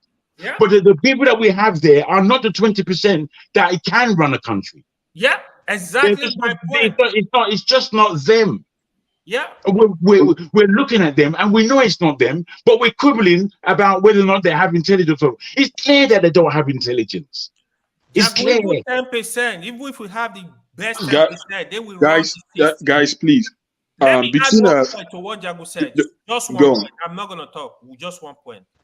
To add to what Jago said, that is why for me, it's very, very important for us to have a leader that believes in Nigeria, that is a real nationalist. That is when he will be able to move around the country to get these people to get the job done, irrespective of their tribe, their religion, where they come from. You really need that leader that will say, okay, this is the job. We need Nigerians to get it done. It's very important. We need a nationalist. Now, someone just made reference to Okonjo-Iweala. I think is she not the World Trade? Yeah. Yes. WTO. Yeah. Correct. What trade organization? Someone, most of the time they say, "Oh, Obasanjo's tenure was the best." That was when we had the best economy, isn't it? It was the best. It was the best. She had people like Okonjo-Iweala in her ministry. She was in charge Absolutely. of yeah, She had somebody like he had somebody like Soludo as governor of Central Bank. What am I trying to say? Now, if we dial back, I want to bring. I don't always talk about America because I've never lived in America, so I don't know what happens in America. Anyone who knows the UK knows how critical, how much they love their NHS, the National Health Scheme. They even in the National Health Scheme they have head of NHS, like the CEOs of NHS, and it's not just one person they have. I think they have sometimes multiple CEOs. If you go and check the history of those CEOs, their career, there are people who rose through the ladder. There are people who knew the system, who knew the flaws, who had ideas of how they wanted to change it. So the decadence where Nigeria is now, to be handling any ministry, it shouldn't be about shadow boxing. It should no longer be about just bringing anybody because of politics. Why administrative capacity is very crucial in running a ministry. You cannot negate the technocratic aspect of it. Because Nigeria is in a place of decadence. For us to meet up with the world, we need people who are innovative thinkers, innovative leaders, technocratic leaders. People who can come in and say, oh, this thing is being done this way. Let us try it this way. People who can interrogate the system itself. We don't have that. A good majority of that, we don't have that. In an age where we're having something like what is it called? Oil is going into oblivion, where people are looking at things like lithium mining, because that is the power. That is the future of energy. That's something as I can see it now. What is the future of energy? Lithium mining. Lithium, renewable energies. It's part of it. Renewable energy is It's part of it. Yeah. Lithium. Now, one would have thought, I would have thought that someone who would be the minister of maybe the industry like mining would have been a technocrat in the industry, someone who is experienced in the industry, who can turn us away from the old way of doing things. But what do you have? You have someone whose background or history has been in communication for years. Do you know why? Huh? And when they asked, they said that because it's a very important industry that you need someone to be able to communicate. And who says who's a technocrat cannot communicate? We should stop elevating haphazard leaders. It's not just a presidency. Because when you talk about actually what pushes the country, it is the industries, the ministries, the industries. Yeah, that's it. You want wait, you want to tell me do you want to tell me that if you bring someone like Nod, who is manufacturing cars, or Innocent is, I know that everybody knows Innocent is not even really, doesn't have the education of the degrees and all of that stuff, obviously. But if you want to tell me about manufacturing or all those things, I don't think there's an industry of manufacturing in Nigeria ministry anyway. I don't know. I doubt. But what I'm saying is that until we begin to select certain key people who have industry experience, who have disruptive mindset, and also who have the capacity for leadership, because you can also be a technocrat and also not have the capacity to lead. Well, you see, this you're saying exactly the correct things. All I would add, as you spoke about Obasanjo's tenure, you know, Okonjo-Iweala and some of them he brought from the diaspora, because that's where they are. Yeah. They're in the diaspora. The people who can run that country are not necessarily in that country. It's not to say that they're not there, that they don't have gravitas. Yeah, but they must also have requisite experience. What you are looking at, skills. What you are speaking of is the accurate skills in the global industry, because these are the global best. Now, if you are looking at all industries in the world, bar none of them, there are Nigerians at the very top. It's amazing. It's amazing that we're in a position of horror that we're in when we have such skilled, marvelous, very honest, and how can I say, professional individuals who would not see a capital dunce next to them trying to augment the industry. They won't see it. So you'll have to come through the ranks. Nigeria had this before. We had this. When I talk about even ranks necessarily, I didn't mean it must be through that. What I meant, for the ranks, I meant about the requisite skills. Someone who has the. I'm agreeing with you. I'm agreeing with you on that. I think that's a critical point. For me, if you were to make me a local government chairman today in a local government,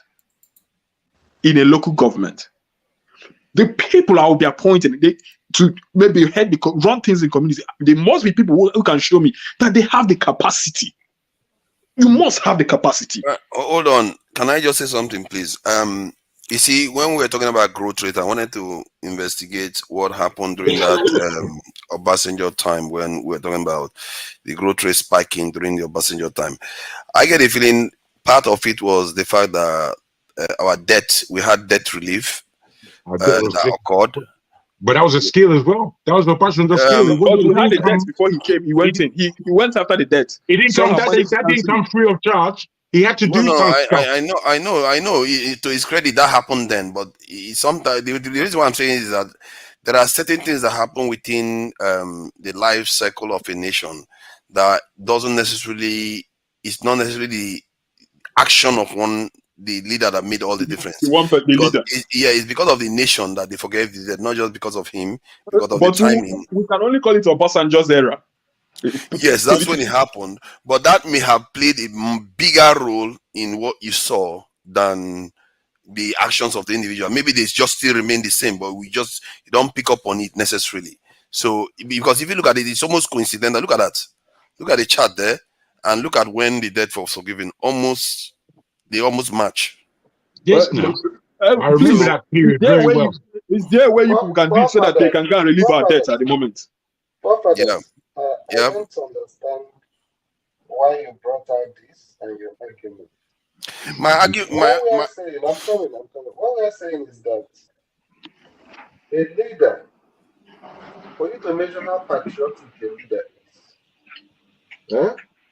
is how he took actions when he was in charge. I keep on making that argument that the set of leaders we have since 1999, Obasanjo is the only leader among them that is patriotic. True. The rest are a bunch of unpatriotic leaders. And they'll be quick to call anybody that's criticizing them as people that don't show patriotism. If your leader is patriotic, you go out for the best. That is all you can do for your country. Absolutely. We get Buhari became president. That's why I told somebody that time.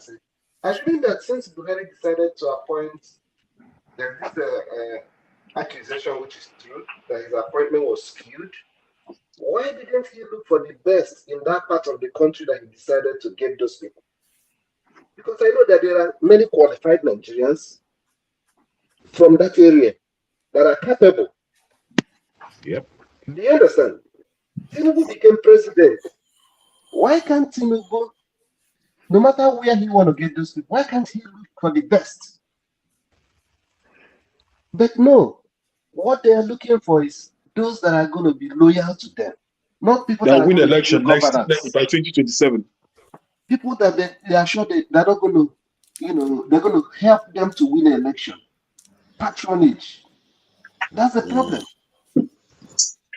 Yeah, I think my reasoning for showing it was just to highlight the fact that, because sometimes, like the way Buhari came to office, in terms of how mediocre they all are, when he came to office, he is the least lucky leader in terms of Nigeria.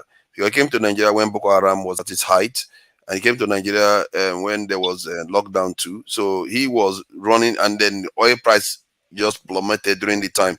So sometimes some things we attribute to the individual leaders is something that is a matter of the environment, the ecosystem that they are operating in. Like Tinubu now, when he came into office, Tinubu is one of the luckiest presidents of Nigeria since this democratic dispensation, because he came in at a time when we have a chance of 2 refineries coming on stream so quickly, and if they come online and remain working, and Nigeria became a net exporter of petrol.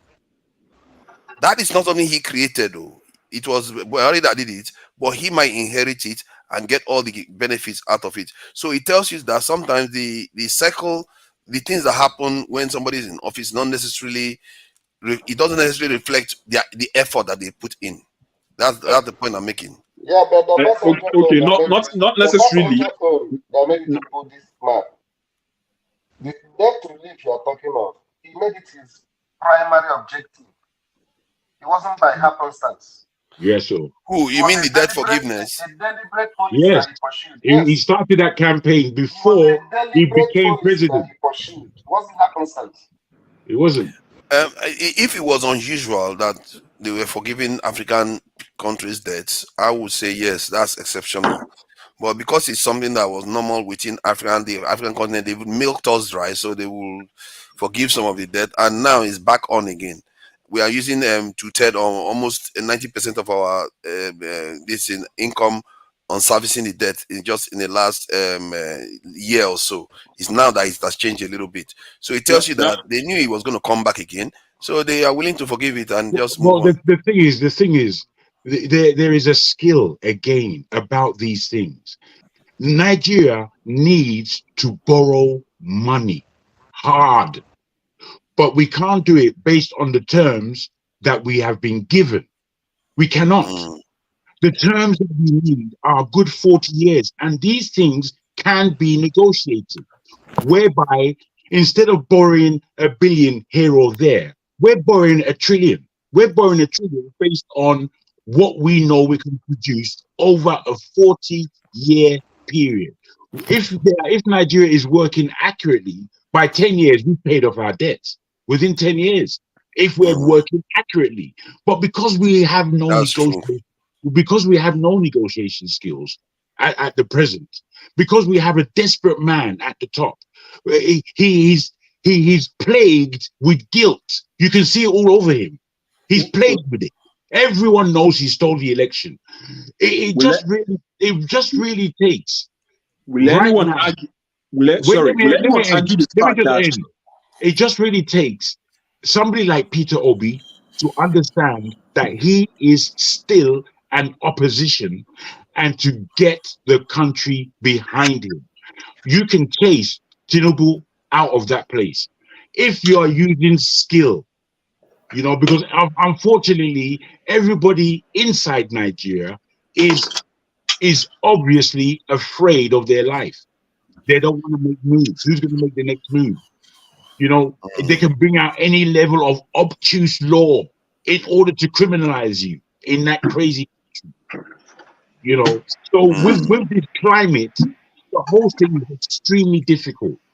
It's getting more and more difficult. It could come to the point where we are taking over again in some sort of neo-colonialism, which is going on. Or it could be that we actually understand, when the things that I see about our people all around the world. The other day I was watching Bodemaya, and he's been in Brazil, he's been in Suriname, and in all these countries, all he's seeing are Africans still doing African things, but not able to speak any African language necessarily. But they're still having so many of the things they want. I saw him there. You see, these are our people. That's on one level. The other thing now is that we see, if you're looking at the internet. Mbore wants to say something. I beg your pardon. Well, yeah, please go ahead, madam. Allow Dragon to please. I just wanted to know, when usually does this forum start? And the one that you said is coming tomorrow, also the time. You're fortunate that you're in America. Yeah, you have to. Go ahead.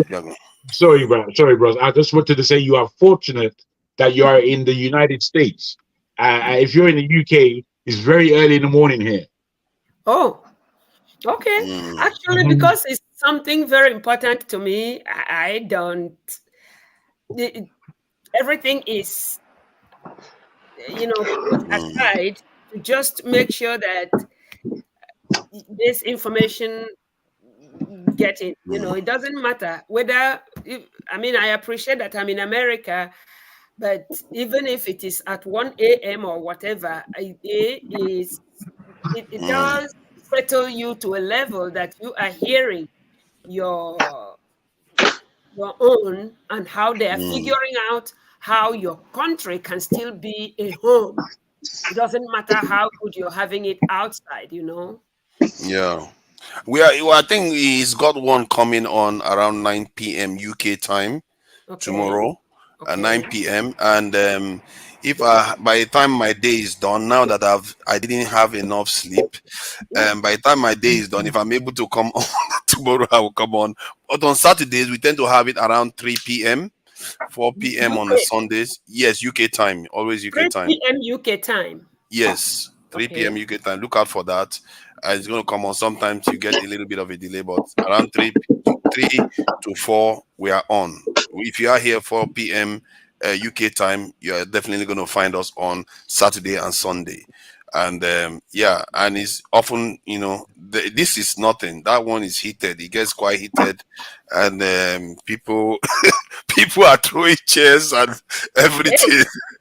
So yeah, that. But I'm just joking. They are a bit more civil. I know.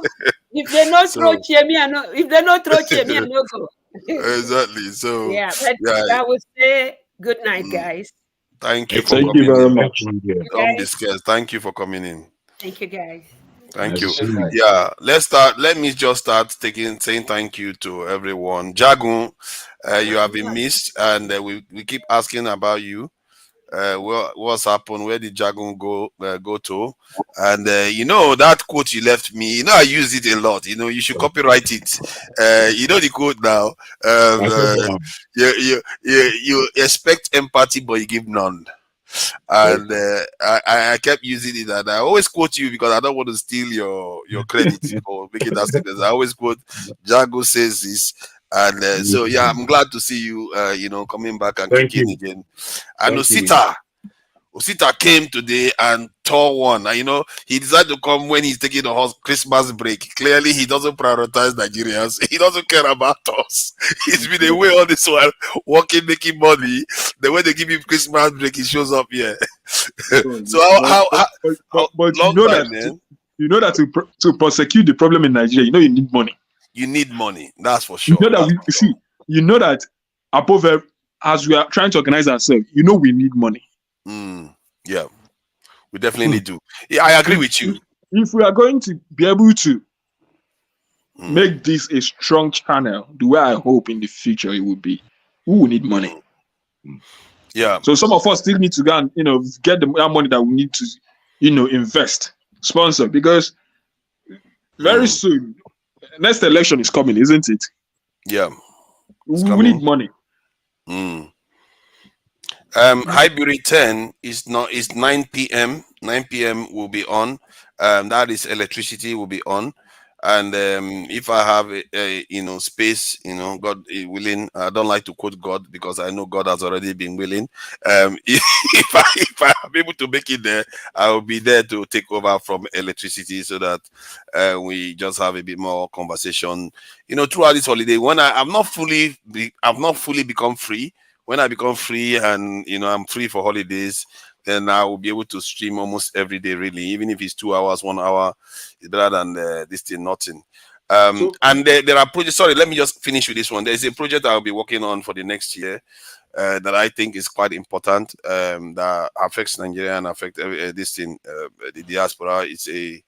It's quite an interesting project to work on, and I've started having a bit of conversation with people on the backstage because we normally have a meeting. I don't know whether you got to get the email. I think I have your email. Yeah, send me email. I send you emails. I never knew it was meeting, a backstage meeting. When I get the emails, I think I used to think, it's the time for the program, the show to start. No, it's a backstage meeting where we will have you click the link. It's not public. It's backstage. We just discuss. It's only once I got an email. Yes. It's only once I got email from you. I think it's going to your junk mail. It's going to junk mail. Let me get your email again. Let me see. Let me check it now. Your email is one of the ones I deliberately put this time because it's here now. Let me copy it and put it in the backstage and see whether you can recognize it. Because I got your email, included it, and sent it off. So okay, maybe sometimes I send it a bit late, and maybe you don't get it. But and check your spam box or junk mail. This thing. Check the backstage. The last one I got is 2 days. It was 2 days ago. Exactly. From 2nigeria@hotmail.com. Yeah. Today's meeting. Okay, Wednesday 20th. That's correct. Yeah, I sent it to you. I will send it during the holiday period. We're going to be having more loose discussion because most people will be free during the holidays, apart from chilling out with family now and again. But the meeting is just about an hour, 2 at most, because we don't want to overdo it until we start doing some serious stuff. So it's just light-hearted meeting to build up, get to know each other. This is very impressive. Yeah. So because we have to get something going, it's not always smooth sailing. If you can see the kind of heated discussion you have here, imagine what happens backstage sometimes. So that too can be a kind of strong discussion, but it's important because we need to build our own kind of ideology and a philosophical approach. That was a form of enlightenment, really, because we haven't truly gone through a dark period where we really appraise our intellectual approach to the world and our own ideological approach to things. This is why politicians jump from one party to another. They don't have ideology. They don't have any direction. They're just looking for the only ideology is money. That's what they want to do. Everybody's there to just make money. And you want to craft a simple idea. I think somebody once said that for the crowd, they need a simple message. You can't complicate things too much for them. So we have to distill it down that in a way that they can absorb, and we too can be able to channel shape the future. Because in the end, if this ones don't change, somebody has to change it, and there has to be redundancies put in. Maybe others are doing the same thing as we are doing, but as we are growing, we are all going to grow together and come together to actually change things. Because that's how, if you read the story of other nations, that's how it happens.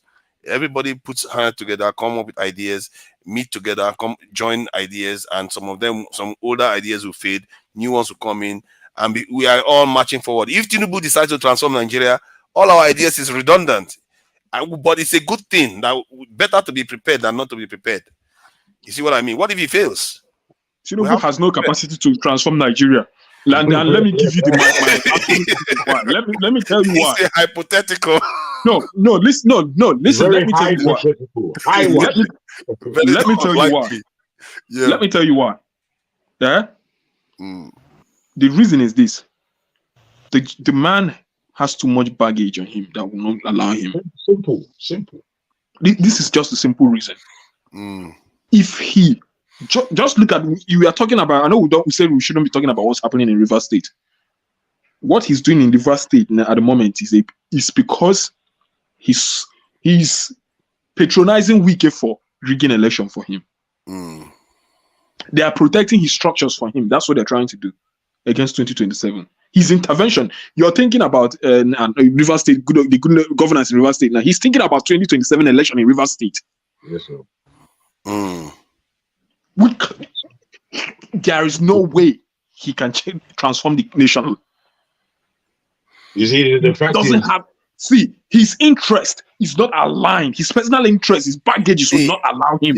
The reason why I say that, you see, he's capable of squandering it. I'm telling you, if Tinubu sits down on one side and just leave the nation on its own, let the military keep doing what they are doing, because Dangote Refinery is coming on stream, by the time, in 4 years' time, if they don't find a way to sabotage it, almost all our Nigerian refineries are going to be online.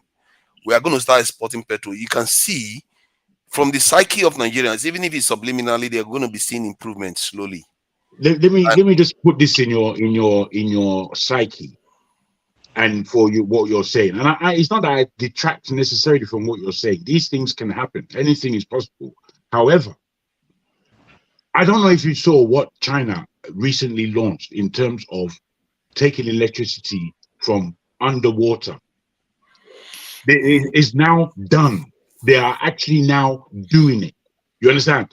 When you look at this technology and what's going on, Nigeria and oil is a headache for the world. As important as Bonny Light, Focodas Light is to the world refineries. If they can stop doing oil, they will. And this is what they are doing at the very moment. Yes, when you see this technology, you're going to be panicked. I mean, the world is already panicked by it. And there are so many other countries looking to take it up because energy is too important. It's too important. When you start saying these sort of things, you may start making me depressed. I think I'm not. My brother, these are the reality. These are the reality. Please don't get forward as depressed. Because I've been concerned that we are very behind in so many things. My brother, we can become obsolete if we do not know how to use the energy of our people. That is where our energy is. The minds of the people, the bodies of the people. That's where the thing is. And unfortunately, these people who are at the top don't know how necessarily to manage and harness the energies of Nigerian people. They only know how to oppress. That's what's going on. It's just been explained to you. You know what they said? They're going to River State is too BRICS. important to these people because that's where the wealth is. And they now are sitting in that position to eat out of there. So I will leave you're this right. question with you, Jagun, though. I will leave this question with you because I've always often puzzled when we say the Nigerian politicians are corrupt and everything, and they just want to guzzle money. I often want to ask, if you are corrupt, though, but you are in a country you want more money to be corrupt with. Don't you think it makes sense to make the money bigger, the pool of the money bigger, so you can get more money out of it, like a You farm? see, what you're talking about is a skilled man. You're talking about a skilled man. These people who are taking over the presidency in Nigeria have a limited time. It's between 4 and 8 years, and they can go there and do their business. And That's true. that's the structure that they're working towards. Mm. They're not looking, unfortunately. You see, the unfortunate thing is that this is the pattern that I've seen repeated over my last 40 years. I've seen it. It was a bad spark in the mid 90s when I finally understood Nigeria, because Nigeria for me was just, I just looked at it and I couldn't understand anything what I was seeing, reading, or hearing. I couldn't understand any of it. You remember what Ferrari said? Something about, he used a term, change or kind of convince the few at the top for the national interest, because I'm not even sure he talked about displacing them necessarily, but changing them. One of the arguments you could make he talked is about that displacing them. He talked about spoke displacing about them. dismantling the whole thing. That's his last Yeah. submission. Okay, He good. talked about the system as a whole. Because at the point when he was talking about whether you can, those elites at the top have to. Okay, he also talked about the elites at the top having a certain mindset, and one of the ways you can do that, because there are a lot of people of our generation that if they make it to the top, they are just going to do the same thing, is to convince them that 95% to still do the same thing. Absolutely. You see, that's the problem. So you have to create a narrative, not even a fake one, it's the real narrative, whereby you let them understand that if you do things the right way, you're actually going to make more money than this chicken change. Our national budget is $27 billion. When the national healthcare budget in the UK is 600 billion. Our entire national budget, that is senseless. So if you convince them that if we do things this way, we are going to create more wealth for ourselves, we are going to enjoy more. We have to understand from this point, I believe. This is the thing we're talking about. If I can, This is what I'm talking about. The packages. Make a land, Joe, if I may. We have to understand that what we are looking at, there is no copy and paste to it in the whole planet. This is a particular thing called Nigeria. And if we are willing or wishing to save it, we have to attack it at a certain point of accuracy that we understand. Right now, I believe that we have a leader in Peter Obi who can bash it from the top based on what he knows he needs to do in order to develop the nation and the people of that nation. And then again, that's bashing it from the top.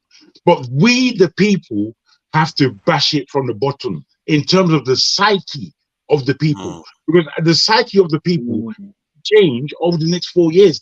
It has to change rapidly. And thank goodness, I suppose, for the internet, that there are ways of changing the psyches of our people at the very bottom. Because at truth and at heart, our people are some of the best individuals in this planet.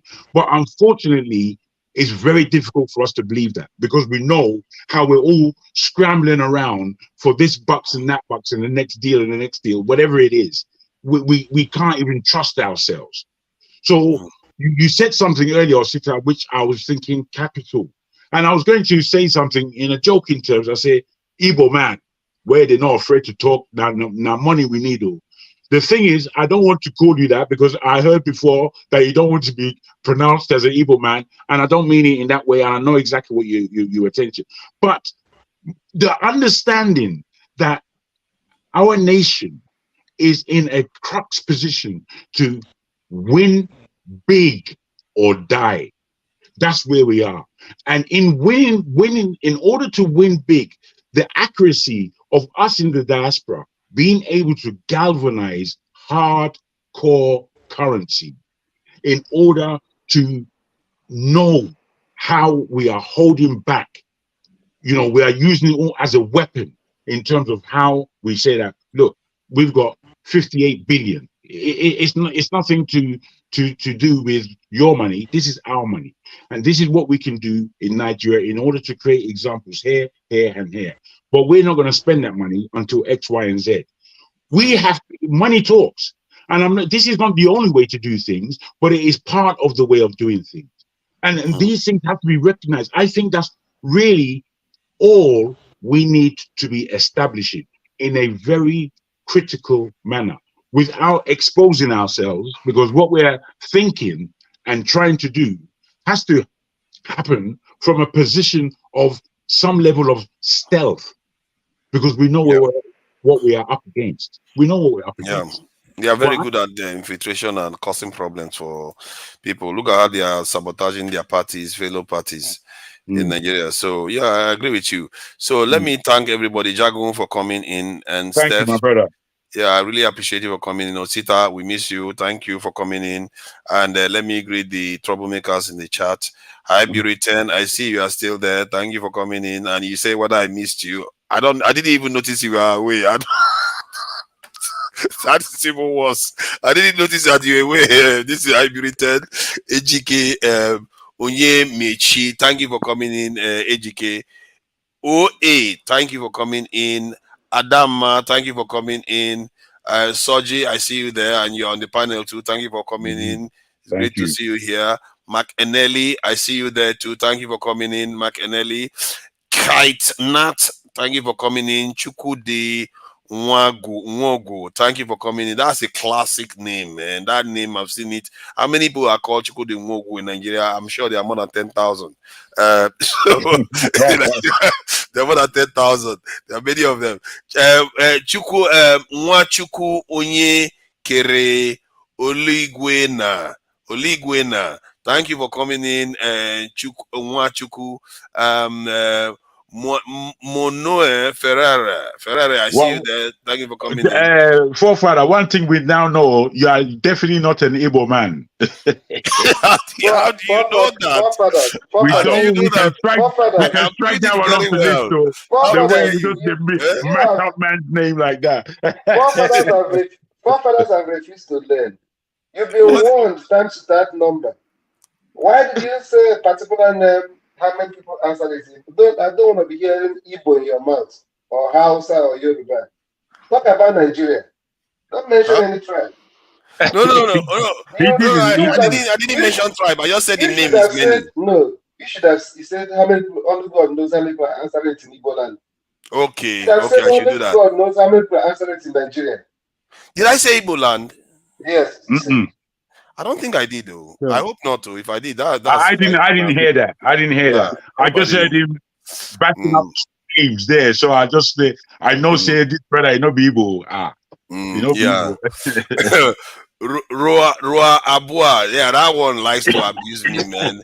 Ray Abua, this guy, man, there's no positive thing he has to say about me, man. You're welcome, Ray Abua. Yeah, thank you all for coming in. And till tomorrow, we're going to catch up again. Let's listen to our president advise us what he wants us to do. Just go through these baby steps of pain. Baby step of pain. that thing will never get old. Go through the baby steps. Why he is not going through baby steps? That's the problem now. I wish he was going through baby steps too. Let me play this. I really enjoy this song. Actually, it's very, very cool, mellow. Song.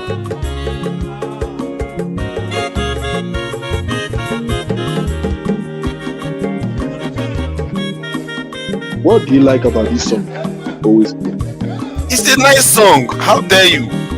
It's very nice. Look at how chill. Look at how he's doing that thing. It's a nice song. You don't like it? I know the song. I like their rendition.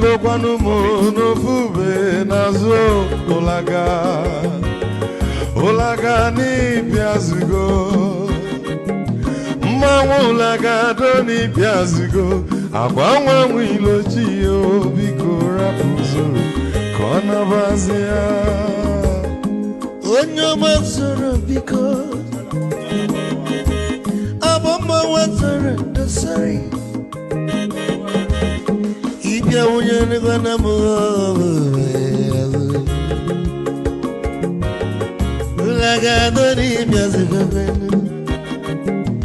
Mo ulagadoni biazego. Abamba wilo chilo. Bigora fuzoro. Ona wazi. Mazi weko mamu.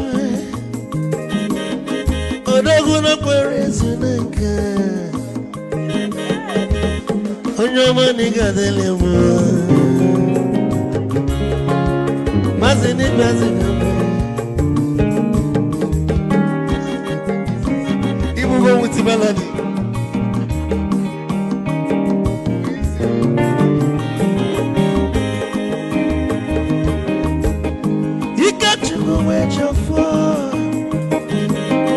Odogu nachala noka. Ezi wande mliga delemo. Olagado ni pezigo noe. Mo olagado ni pezigo. Amama wilo chilo. Bigora muzoro. Anabaze. Te. Onyama zoro de. Mama was sorry. If I were to go on a fool, Mulaga, no Piazugo, Nazaboy, Mulaga, Doni Piazugo, Amama Wilo Chilo, Bigo Rapuzoro, Anabazi, Ice. A dog can never be kitchen for.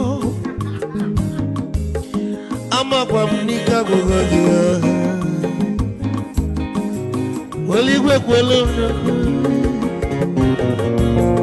you get your mobile bag. Hey, you want?